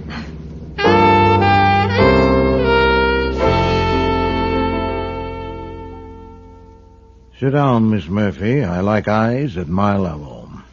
The name is Parrott. Violet Parrott. No, Miss Murphy, it won't do. Mr. Parrott told me who you are. I do not intend to prolong this. He hired me to make you stop blackmailing him. Aha! My father told you that? Mr. Parrott sat there. Daisy Parrott telling anyone I'm not his daughter? Now, you think I believe that? I think you find it difficult to believe, Miss Murphy, because you've misjudged his character. Ha! You haven't stopped to consider that his strongest feeling, stronger even than his feeling for his daughter, is his vanity. He cannot stand to have you diddle him. And how are you going to stop me? I don't intend to stop you. Then what am I doing Mr. here? Parrott made the same mistake you did. He misjudged a man's character. Mine. You have demanded $50,000 from him? Collect it. I don't get you. Within 24 hours after you receive it, you will pay me $45,000. You may keep 10%. What? What makes you If you think don't pay me, the Salt Lake police will come and get you. But, you goddamn fool, you can't do that to Daisy. He doesn't have to let you alone like he does me, you know. All I have to do is tell him. Naturally, I prepared for that. He won't believe you. I get it. I give it to you, and you hand it to him, and he gets off cheap. Well, now, wouldn't that be sweet? And Daisy thought I'd fall for that? Oh, I assure you, Miss Murphy, Mr. Parrott knows nothing of this. This is my own idea, and I intend to profit from it. So will you. You can keep 10,000 out of every 100,000 we get. Oh, look, come on. I've got more brains than that. And more guts than you give me credit for, too. Well, you think it doesn't take guts to stand up to Daisy Parrott? Wait, I'll show you. I'm wearing sleeves tonight. Here's why. He did that to you? That's not all. There's other places. But you'd have to pay to see them. And I took it. I told him, listen, I said, you can hurt me all you want, but don't think I'll just go, baby. And if you hurt me too much, well, I'm not dumb. I've taken certain precautions. What precautions? Just never you mind. But I've got Daisy Parrott all right, and I'm the only one that ever did that and lived to tell it. And now he thinks he can get most of it back with this lousy runaround? Well, you'll have to think this through. The point is that even if you're 99% convinced that Mr. Parrott arranged for me to take this line, dare you risk that 1%? What if I am acting on my own hook? You'll never know what minute or where you'll feel that hand on your shoulder. Suppose I wasn't there. Oh, you're not thinking straight. If you disappear, Mr. Parrott might possibly decide not to find you for obvious reasons. I wouldn't. I would find you. I am fully as vain as Mr. Parrott, and every bit as ruthless. And I will not be diddled. This interview is over. I'm sure you'll give it your best thought. My God, is he fat? You know, I admire you. Mm-hmm. No, you really stood up to him.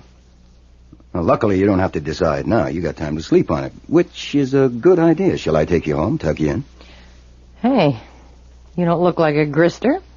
You look healthy and handsome. Inside, I'm clean but mean. I didn't offer to drive you home because I noticed you've got your own car, but I can go along just for the air. Air. Oh, boy, Dumpling, do I need air. We'll share it. 90% for you and 10 for me.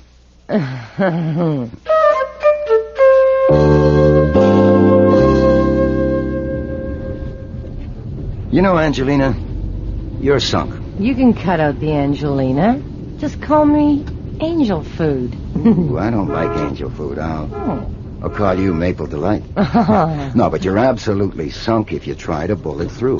Now, I speak frankly, because I admire you in more ways than one. Oh, Dumpling. And also because I enjoy life, and I don't care to leave it at this point. If you go on putting the B on Parrott and don't give Wolf his 9/10, Parrott will find out sooner or later. Then not only will Wolf get it, but I'm liable to get it too. Even if I'm not as healthy and handsome as you thought I was there for a minute, I do have my skin on straight, and I kind of like it that way. Just go on talking. You haven't said anything yet, but your voice goes right through me. I don't even want to drink. Look, to show you how selfish I am, I've got a suggestion. You haven't got a chance to clean up. Not one in a million. You're squeezed in between Daisy Parrott and Nero Wolf, and that's no setup for a Sherman tank, let alone a lady. You were going to make a suggestion? Tell Parrott, I'll do it for you, that the gyp is out. You're merely his loving and obedient daughter, but it would be nice to have an allowance of, say, $300 a week. $300 a week? He'd probably settle for that, no hard feelings. Wolf wouldn't be able to get a cut of it, and you'd be earning over $15,000. That's more than a U.S. senator gets today. Hey, you know, I usually hate to be driven by a woman driver, but you're good. I thought you would be. You're very good. I can turn corners and back up. Yeah, that's my building just ahead. You wouldn't con me, would you, Dumpling? If you still think Parrott and Wolf framed it, you're batty. You don't know Wolf. I don't know you either. So, let's see what we can do to fix that up now, huh? We'll leave the car here. Later I'll come down and drive you home. Come on. Angelina, Miss Murphy, I don't think you... Dumpling. What? This isn't Halloween night, is it? No, it's not. Then why's that guy in the car wearing a mask? Get down!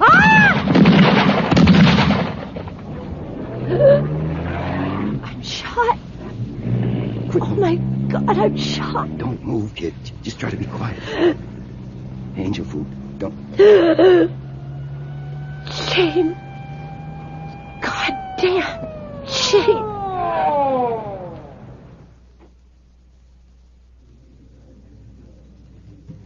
Okay, Goodwin, we lock you up. Oh, Inspector Kramer, you said that 4 times. I don't like the idea, and neither will Mr. Wolf or his lawyer, but I prefer it to more of this. Go ahead. Oh, damn you. Look, let me summarize it for you. Daisy Parrott came to see Mr. Wolf to consult him. If I had information for you on that, which I haven't, it would only be secondhand. Then in the evening, Parrott's daughter arrived, apparently to consult Mr. Wolf about the same thing as her father, and I've told you you'll have to get that from Wolf, too. And I've told you Wolf's door is bolted, and Fritz says he can't be disturbed. He's asleep. Try him after breakfast, say 11 o'clock. Of course, I won't be there to let you in if I'm in that cell. Then I escorted Miss Parrott home, with her driving the car. We arrived at her apartment building. Where is Daisy Parrott?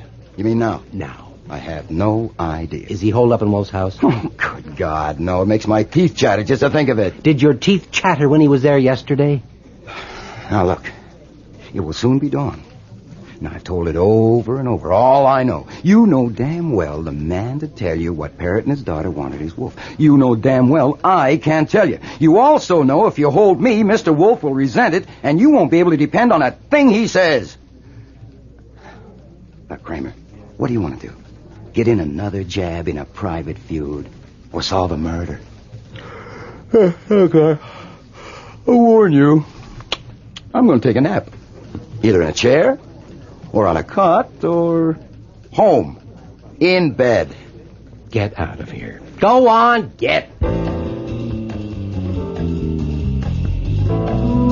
the cab on the way home, I was trying to add it up, but I couldn't even begin. Why had Parrot decided to erase Violet? And what was the big idea of dragging Wolf in? Not to mention me. I decided I would have to shoot Parrot. It wasn't merely a hangover from my sensation as I watched Violet die on the sidewalk. It was a realization of where Wolf and I were sitting. To be tangled up in a gang war between Daisy, Parrot, and Thumps Meeker wasn't taking a risk. It was checking out. But then as we pulled up to the house, I changed my mind. Killing Parrot was the worst thing I could do. The guy I really wanted to shoot was Wolf. All this for a pork chop. Hold it right there, Goodwin. Huh? No funny moves, Goodwin. That's a gun in his pocket. Is it the one he used last night? Don't be too smart. I want to ask you about last night. My car's around the corner. Go ahead. We'll come behind. We can talk here. I've often talked here. What do you want to ask me? Get going. I like it here. What's that? Taxi. Hey, we shouldn't be out in the open like this. I said get going, Goodwin. I was about to say I like it here. You can relax, Parrot. Even if I had ideas, which I haven't got my gun. They took it away. Hey, that cab! Get down, boss! I didn't duck or dive. I just dropped. This time I didn't see the man in the cab at all, even to see if he was wearing a mask. I was moving too fast, rolling to get around the corner to safety. When it was safe, I stuck my head around the corner and saw two forms as flat as mine. Only they were much quieter. I crawled over to them. Parrot and Face were never going to be dangerous to anyone again. Archie, is that you? I think so, Fritz. Do you need help? Just to get in, Fritz. Take the chain off the door. Did you kill somebody? Archie! What the devil is it now?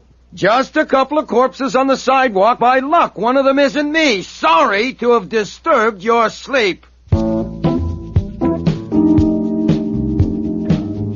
So Kramer didn't have to wait till after breakfast to see Wolf. He and his squad of scientists arrived within minutes and stayed for hours. Wolf told him almost everything about Parrot's visit, but he saved items like Violet being a phony and the kind of lever she had in her father. The real daughter was left out entirely. And when the company finally left, the sunlight was entering the window beyond Wolf's desk. That may have well been the longest night I ever spent. I hope to... Nero Wolf's office. Archie, Saul here. I want the bus. Hold on. Saul Panzer. Good. Go up to your room and look at your face. It needs washing. So would yours. You spent the night rolling around on site. You mean you have private business with Saul? Have you got him working on something? Certainly, Mr. Parrott's job. Since when? I phoned him last evening when you were escorting Miss Murphy home. Why? Because of something that had been said that aroused my suspicions. If you're out of it, Archie, you won't have to lie to the police when you go downtown to sign your statement. Go and wash your face. Yeah, well, I'll be damned. Excuse me. Oh, by the way. Yes?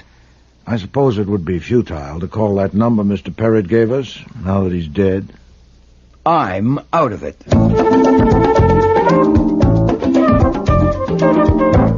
My breakfast was interrupted 4 times by phone calls, and that went on all morning.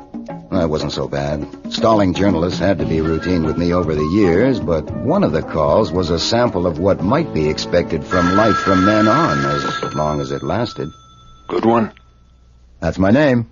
I'm a friend of Daisy Parrott's. I want to ask you a couple of questions. Be at the 7-Eleven Club this afternoon at 2 o'clock. I'm tied up at the office, but if you'll give me your name and number, I'll ring you if I find I can make it. It's too bad you wasn't tied up at the office last night. When Wolf is upstairs with his orchids, every morning from 9 till 11, he does not like to be disturbed. So I buzzed to tell him about that call. That's all? You interrupted me to tell me that? Yes, sir. Oh, and another man called. Said his name was Schwartz, and he's Daisy Parrott's lawyer. He wanted to see you immediately. I told him 11 o'clock. But if you regard him as out of it, too, I can ring him and tell him not to come. No, 11 will do. Archie, did you try that Lincoln number? Mr. Parrott said between 7 and 10. No.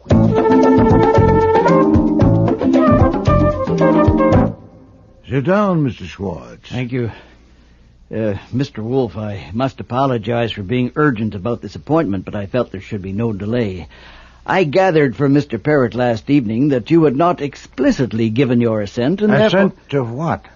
Why, to your appointment in his will as executor of his estate, in effect the guardian of his daughter. Huh? Did you? Utterly preposterous. I was afraid of that. It will complicate matters. You see, there is a question whether the $50,000 provided for that purpose will go to the executor if the executor is not you. Did you say 50,000? Yes. Tell me about it. In the past, I have attended to a few matters for Mr. Parrott of a minor legal nature, but last evening he came to my office, my apartment, he has never been to my office, and asked me to draw up some papers at once in his presence. What time was this? Oh, he arrived about 9. Was there until after midnight. I'm afraid it took a long while. You understand, it's a difficult business, extremely difficult to convey property by testament to a daughter without naming or identifying her in any way. Your functions are limited strictly to the legacy of his daughter. There are only 2 other provisions in the document under consideration. $50,000 to you as executor, and the same in amount to me. Let me see it. In a moment, yes, sir. I should explain that the large sum left to me was not to compensate me for drawing up some papers. It was to pay me for not opening this envelope addressed to you and examining the contents. I must say he misjudged me entirely. 1/10 that amount, 1/50th would have sufficed. So, having said that, there is the will, and this is the envelope. Thank you. Well, at least we know where Parrott was when the police couldn't find him last night. Yes. Mr. Schwartz, considering the circumstances, I think Mr. Parrott would expect me to let you know this much. Archie, would you read this page to Mr. Schwartz? Yes. To Nero Wolf, if this is a wrong one I'm pulling, it's the worst mistake I ever made, but I think I can count on you after seeing you today and sizing you up. I don't think I'm going to die, but what if I do? That's my problem. My daughter has got to be protected. I mean, she has got to get what belongs to her, and that's my problem. Thank you. The envelope also contains a marriage certificate and a birth certificate. Put them in the safe, Archie. Then you accept the office? I do. In that case, I have a question. With the daughter dead, how do you propose to perform the functions of your office? A reasonable question. I had Archie read you that page because I wanted to understand why I cannot give you an answer. Since Mr. Parrott trusted you, he would expect me to give you this much satisfaction. The daughter is not dead. Beyond that, Mr. Parrott left it to me, and so will you. I see. I hope you'll forgive me if I mention another detail. I understand that Mr. Goodwin here was present when Miss Parrott was killed. Yes. He was also present when Mr. Parrott and his companion were killed. Yes. But Mr. Goodwin was not injured. Only my pride. Mr. Wolf, I don't know whether you fully realize the inferences that will be drawn by Mr. Parrott's associates when they... Nero Wolf's office. Archie, can he talk to me now? Hold on a moment, I'll see. It's the man who called earlier. The one who wouldn't leave his name. I'll take it. Nero Wolf speaking. Your name, please? Oh, I'm sorry, sir. I never speak to people without a name. Just a moment. Fabian. Thank you. Hold the line a moment, please. Mr. Schwartz, have you ever heard of a man called Fabian? Yes. So have I. Yes, Mr. Fabian, what is it? I see. I must tell you I never make appointments outside my house. No, indeed. I assure you I'm not frightened at all. Yes, I realize that, but I seldom go out for... If you... Well, I have a suggestion. Why don't you come to my office, say at 2 o'clock this afternoon? Did you have the address? Good. Mr. Wolf, I was about to say when the phone rang that Mr. Parrott's associates are men of action. To put it baldly, they will kill both you and Mr. Goodwin the first chance they get. Now, I was about to suggest certain precautions... Mr. Fabian says he wants to ask me something. But great heavens, do let him in. If he is really dangerous, and if he has drawn the sort of inferences you fear, my own office is the only safe place to meet him. This business has to be settled sooner rather than later, doesn't it? Shall we continue? Nero Wolf's office, Archie Goodwin speaking. You said your name was Harold Stevens. Oh, boy, just what I needed. Actually, at the moment, the name is Mudd. Harold Mudd here. That's not funny. Certainly isn't. Look, actually... I want to know about the man that got killed and how you happened to be... Hold it. Wait a minute. Start again. What have you seen, heard, and done? I've seen pictures, just now in the Gazette. Oh. One of a man named Daisy Parrott, and I know him in a certain way, and he's been killed. And for a certain reason, that's bad news for me. Another picture is of you, and it says your name is Archie Goodwin. That's right. And you work for Nero Wolf. That's right. And it says you were with Daisy Parrott when he was killed. So I want to know what... I'm coming over there. No, don't do that. You stay where you are. I'll come over and pick you up. I'll be right over. It's the friend of the law student. Very upset. I gathered. You can leave at once. I can finish my business with Mr. Schwartz without you. Yes, sir. And Archie, arrange it carefully. That's why I'm picking her up, sir.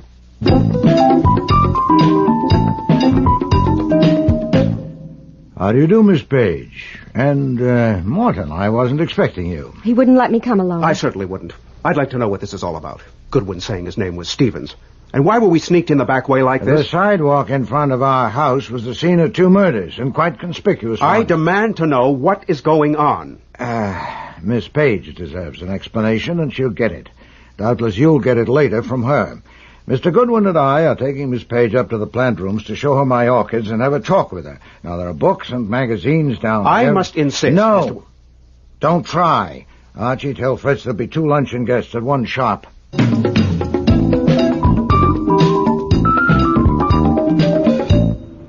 My God. You're impressed?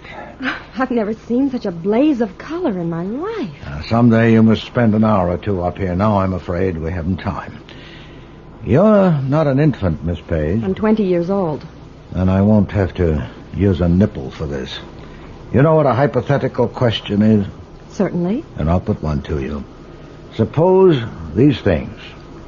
That with me as intermediary, your father has arranged to make available to you a considerable sum of money. That he is not in a position to disclose himself to you, and cannot ever be expected to do so. That he has put it wholly within my discretion whether you shall be told his name and your mother's name, and that the circumstances are such that it will be one deuce of a job to keep you from guessing his name and guessing it right. Now, supposing all that, here's something for you to think over. Yes? You want me to tell you the names or not? I don't need to think it over. I want you to tell me. Oh, that's an impulse. Oh, good Lord, an impulse. If you only knew what I want to know. What if your father is, say, a convicted pickpocket? I don't care what he is. I want to know. Then you should. Mr. Parrott, your father, died last night out there on the sidewalk. I knew it. The devil you did. I knew it. Oh, good God. Deal with this, Archie. Miss, Why haven't you got the sense to go, too? Now, look, the room just under this one is mine. It's unlocked, and it has a bathroom with a mirror. There's no hurry. We can wait.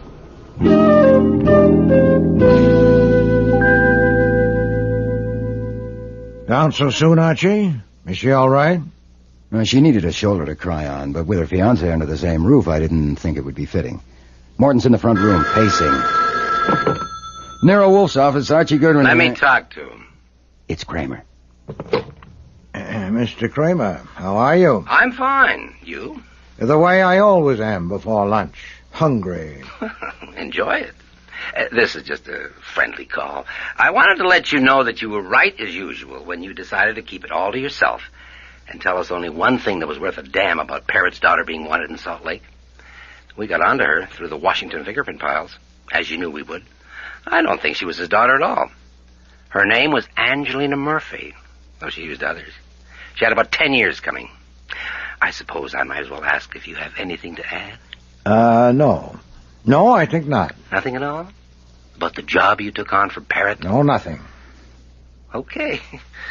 I didn't expect it. Enjoy your lunch. Well, at least I heard that before I died. What? Well, Kramer knowing you've got things he could use and merely telling you to enjoy your lunch. Do you know why? Yes. It was, in effect, an obituary. If I were a sentimentalist, Archie, I'd be touched. He thinks we haven't got long to live. Yes. What do you think? I think we should enjoy our lunch.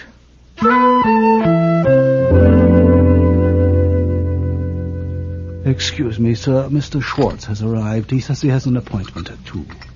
Thank you, Fritz. Well, I must apologize for ending the meal so abruptly, but callers are expected.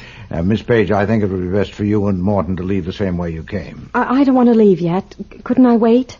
There are things I'd like to ask. Certainly. You may wait in the plant rooms if you wish. Morton, too? No, wait. I don't like the way things look here. I don't know what explanation you've given Miss Page. These callers you're expecting, are they connected with Miss Page or her affairs? With Miss Page? No. With her affairs, yes. Who are they? One of them is a man called Fabian. Another is named Schwartz, a lawyer, a member of the bar.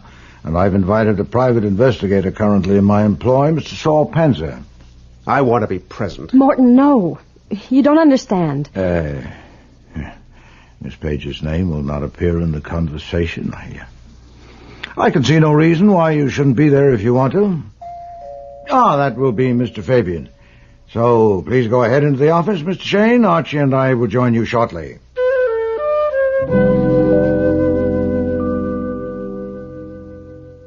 Mr. Fabian, it is part of your legend, sir, that you never go anywhere unarmed. Are you armed now? Yeah.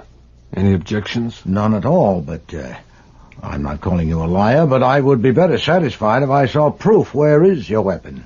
Easily available? It's available. Would you mind showing it to me? Comedy. Here. I could have had it out and in again 20 times. I came to get some proof from you and Goodwin here. Excuse me. We'll go into the office and sit down. This way, sir. You know, I must apologize to you, Mr. Fabian, for appropriating a few minutes of your time, but this will only take a few... Fritz has got it, sir. You're Schwartz. Yes, Mr. Fabian, you may remember. Yeah, I remember. Archie, you can't go in. Fritz, Are you all right? How are you gonna stop me? Fabian, what you doing here? I got you covered, Tums. Not here and now, Fabian. Who gave you the steer? Nobody. I came on business. Lift them up. Oh, Tommy Rot, this is preposterous. Besides you two, there are 5 people in here. What do you expect to do, shoot all of us? It's nonsense. And who the devil are you, sir? What do you mean bounding into my house like this? That's Mr. Thumbs Meeker. Mr. Wolf, sir. You heard me, Fabian. Not here and now. He's right. I came on business. You came on business? What business? Who are these guys? Well, they're here on business, too. What's yours? I want to know if it's true that you told the cops that your punk put a finger on Parrott and his daughter for me. No. They seem to have that idea. It isn't true. Oh, I'm a liar? I don't know whether you're a liar or not, but if the police have made any such statement or intimation, they are. I would have expected you to be sufficiently familiar with police methods not to come running to me with anything as silly as that. You didn't tell him that? Certainly not. You're Goodwin. Yeah? Did you? No, am I a half-wit? Mr. Meeker, now that you're here, I suggest that you stay. Please, be seated. I was about to tell these people who killed Mr. Parrott and his daughter, and how and why. It will be doubly interesting because the man who did it is present. I wouldn't want to miss that. Hey, I'm present. Yes, sir, but it wasn't you. Sit down. I don't like to talk to faces on different levels. And you too, Mr. Fabian. Yeah, that's better. Now then, first about Mr. Perrett's daughter. The police know that the young woman who was killed last night was not his daughter, but they don't know that he actually has a daughter. I do, and I know who and where she is because Mr. Perrett told me about her in this room yesterday. At this very moment... Go slow. If you please. No power on earth, Mr. Fabian, not even the kind of primitive power you rely on, will keep me from telling this properly. You could shoot me, but you're not going to, so don't interrupt. Mr. Perrett's real daughter is at this moment in this house, upstairs looking at my orchids. He told me... That's a lie. She doesn't think so, Mr. Shane. And don't you interrupt me. Mr. Perrett entrusted her interests to me, and I intend to guard them. Some 18 months ago, he discovered that you, Mr. Meeker, had learned of his daughter's existence and were trying to find her. So he tried a finesse. He went to Salt Lake City and arranged with a young woman named Murphy, a fugitive from justice, to come to New York and live with him as his daughter. Go slow. Oh, don't be absurd, Mr. Fabian. The police know all that. The arrangement was made, and Miss Murphy came to New York and became Miss Violet Perrett. But before long, she began demanding sums of money, increasingly larger, with the threat that she would make a disclosure if he didn't pay, and he paid. That's crazy. Daisy Perrett would never pay blackmail. Oh, but he did, Mr. Fabian, because, you see, Miss Murphy had somehow found out who and what and where his daughter was, and that put his daughter in jeopardy. Daisy would never have put up with that. He would have handled it. Mr. Perrett couldn't handle this because Miss Murphy had taken precautions. To protect herself, she told someone else. Someone else? With Mr. Panzer's help, I have discovered the identity of that person. Who? Who was it? Miss Murphy, out west, had been attached to a man in some of her unsavory enterprises. That man came to New York, I don't know when, but it may be surmised that it was about the time Miss Murphy began demanding money from Mr. Perrett. Who is he? That man decided on a stroke of his own. Unknown to Miss Murphy, he contrived to meet the daughter, to pursue a friendship with her, to ask her to marry him, and to be accepted. He had enough temerity to masquerade as a law student. And indeed, his temerity was unlimited. He didn't even bother about an alias. He became engaged to marry Mr. Perrett's daughter under his own name, Morton Shane. That's a lie. No, Mr. Shane, that is the truth. I know it. I can prove it. What I don't know yet is why. Why did you shoot and kill Miss Murphy and Mr. Perrett? Merely to clear the track to get them out of the way since the daughter was betrothed to you? Possibly, but I doubt it. More probably, something had happened. You'd become aware of some deadly threats. Had Miss Murphy, by any chance, discovered your association with the real daughter? You lead all of this, you fat, lying son of a bitch. I'm going. Stay where you are. You got anything else? Nothing but proof.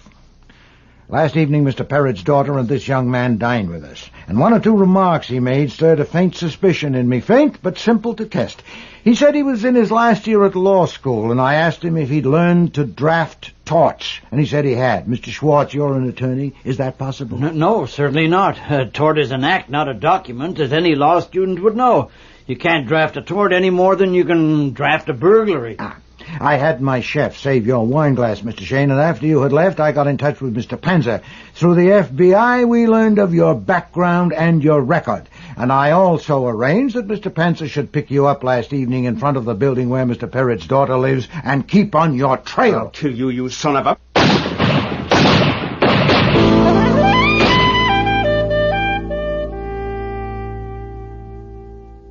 The paper says the DA's decided not to charge Meeker or Fabian because a man has a right to defend himself. And all the witnesses agree that Shane shot first. Oh, perfectly sound. Yeah. I hate to disturb your reading. Then don't. But I would like to make it clear that I don't believe Saul was on Shane's tail that night. I think you put that in to make Shane go for his gun. That's not sound at all. Uh-huh. Mere conjecture. You knew Fabian would get Shane, and you had to do it that way because you knew you couldn't pin the killings on Shane. Indeed. You had no proof. As a responsible guardian, you had a problem. Your ward was engaged to a murderer, And you were afraid that she was so wired to him that she might take him. Now, that's where you made your mistake. Oh, yes? Oh, yes. You see, once Beulah laid eyes on me, Shane was right out of the picture. Oh, shut up, Archie. Yes, sir, in an hour or so. Now, I am willing to be chastised, too, because on one count I have it coming. I told you that just before Violet quit for good, while I was kneeling there beside her, she said, "It's a shame." A shame. Of course she didn't. What she said was, "It's Shane." Shane. See, I fumbled that one. And hereafter, I'll wash my ears better. Archie. Okay, go on and read. Go on. Because I'm going up to change my shirt. I'm taking your new ward out to dinner tonight, but don't jump to the conclusion that I'm thinking of marrying her. I don't want you dragging Fabian and Thumbs Maker down here on my account.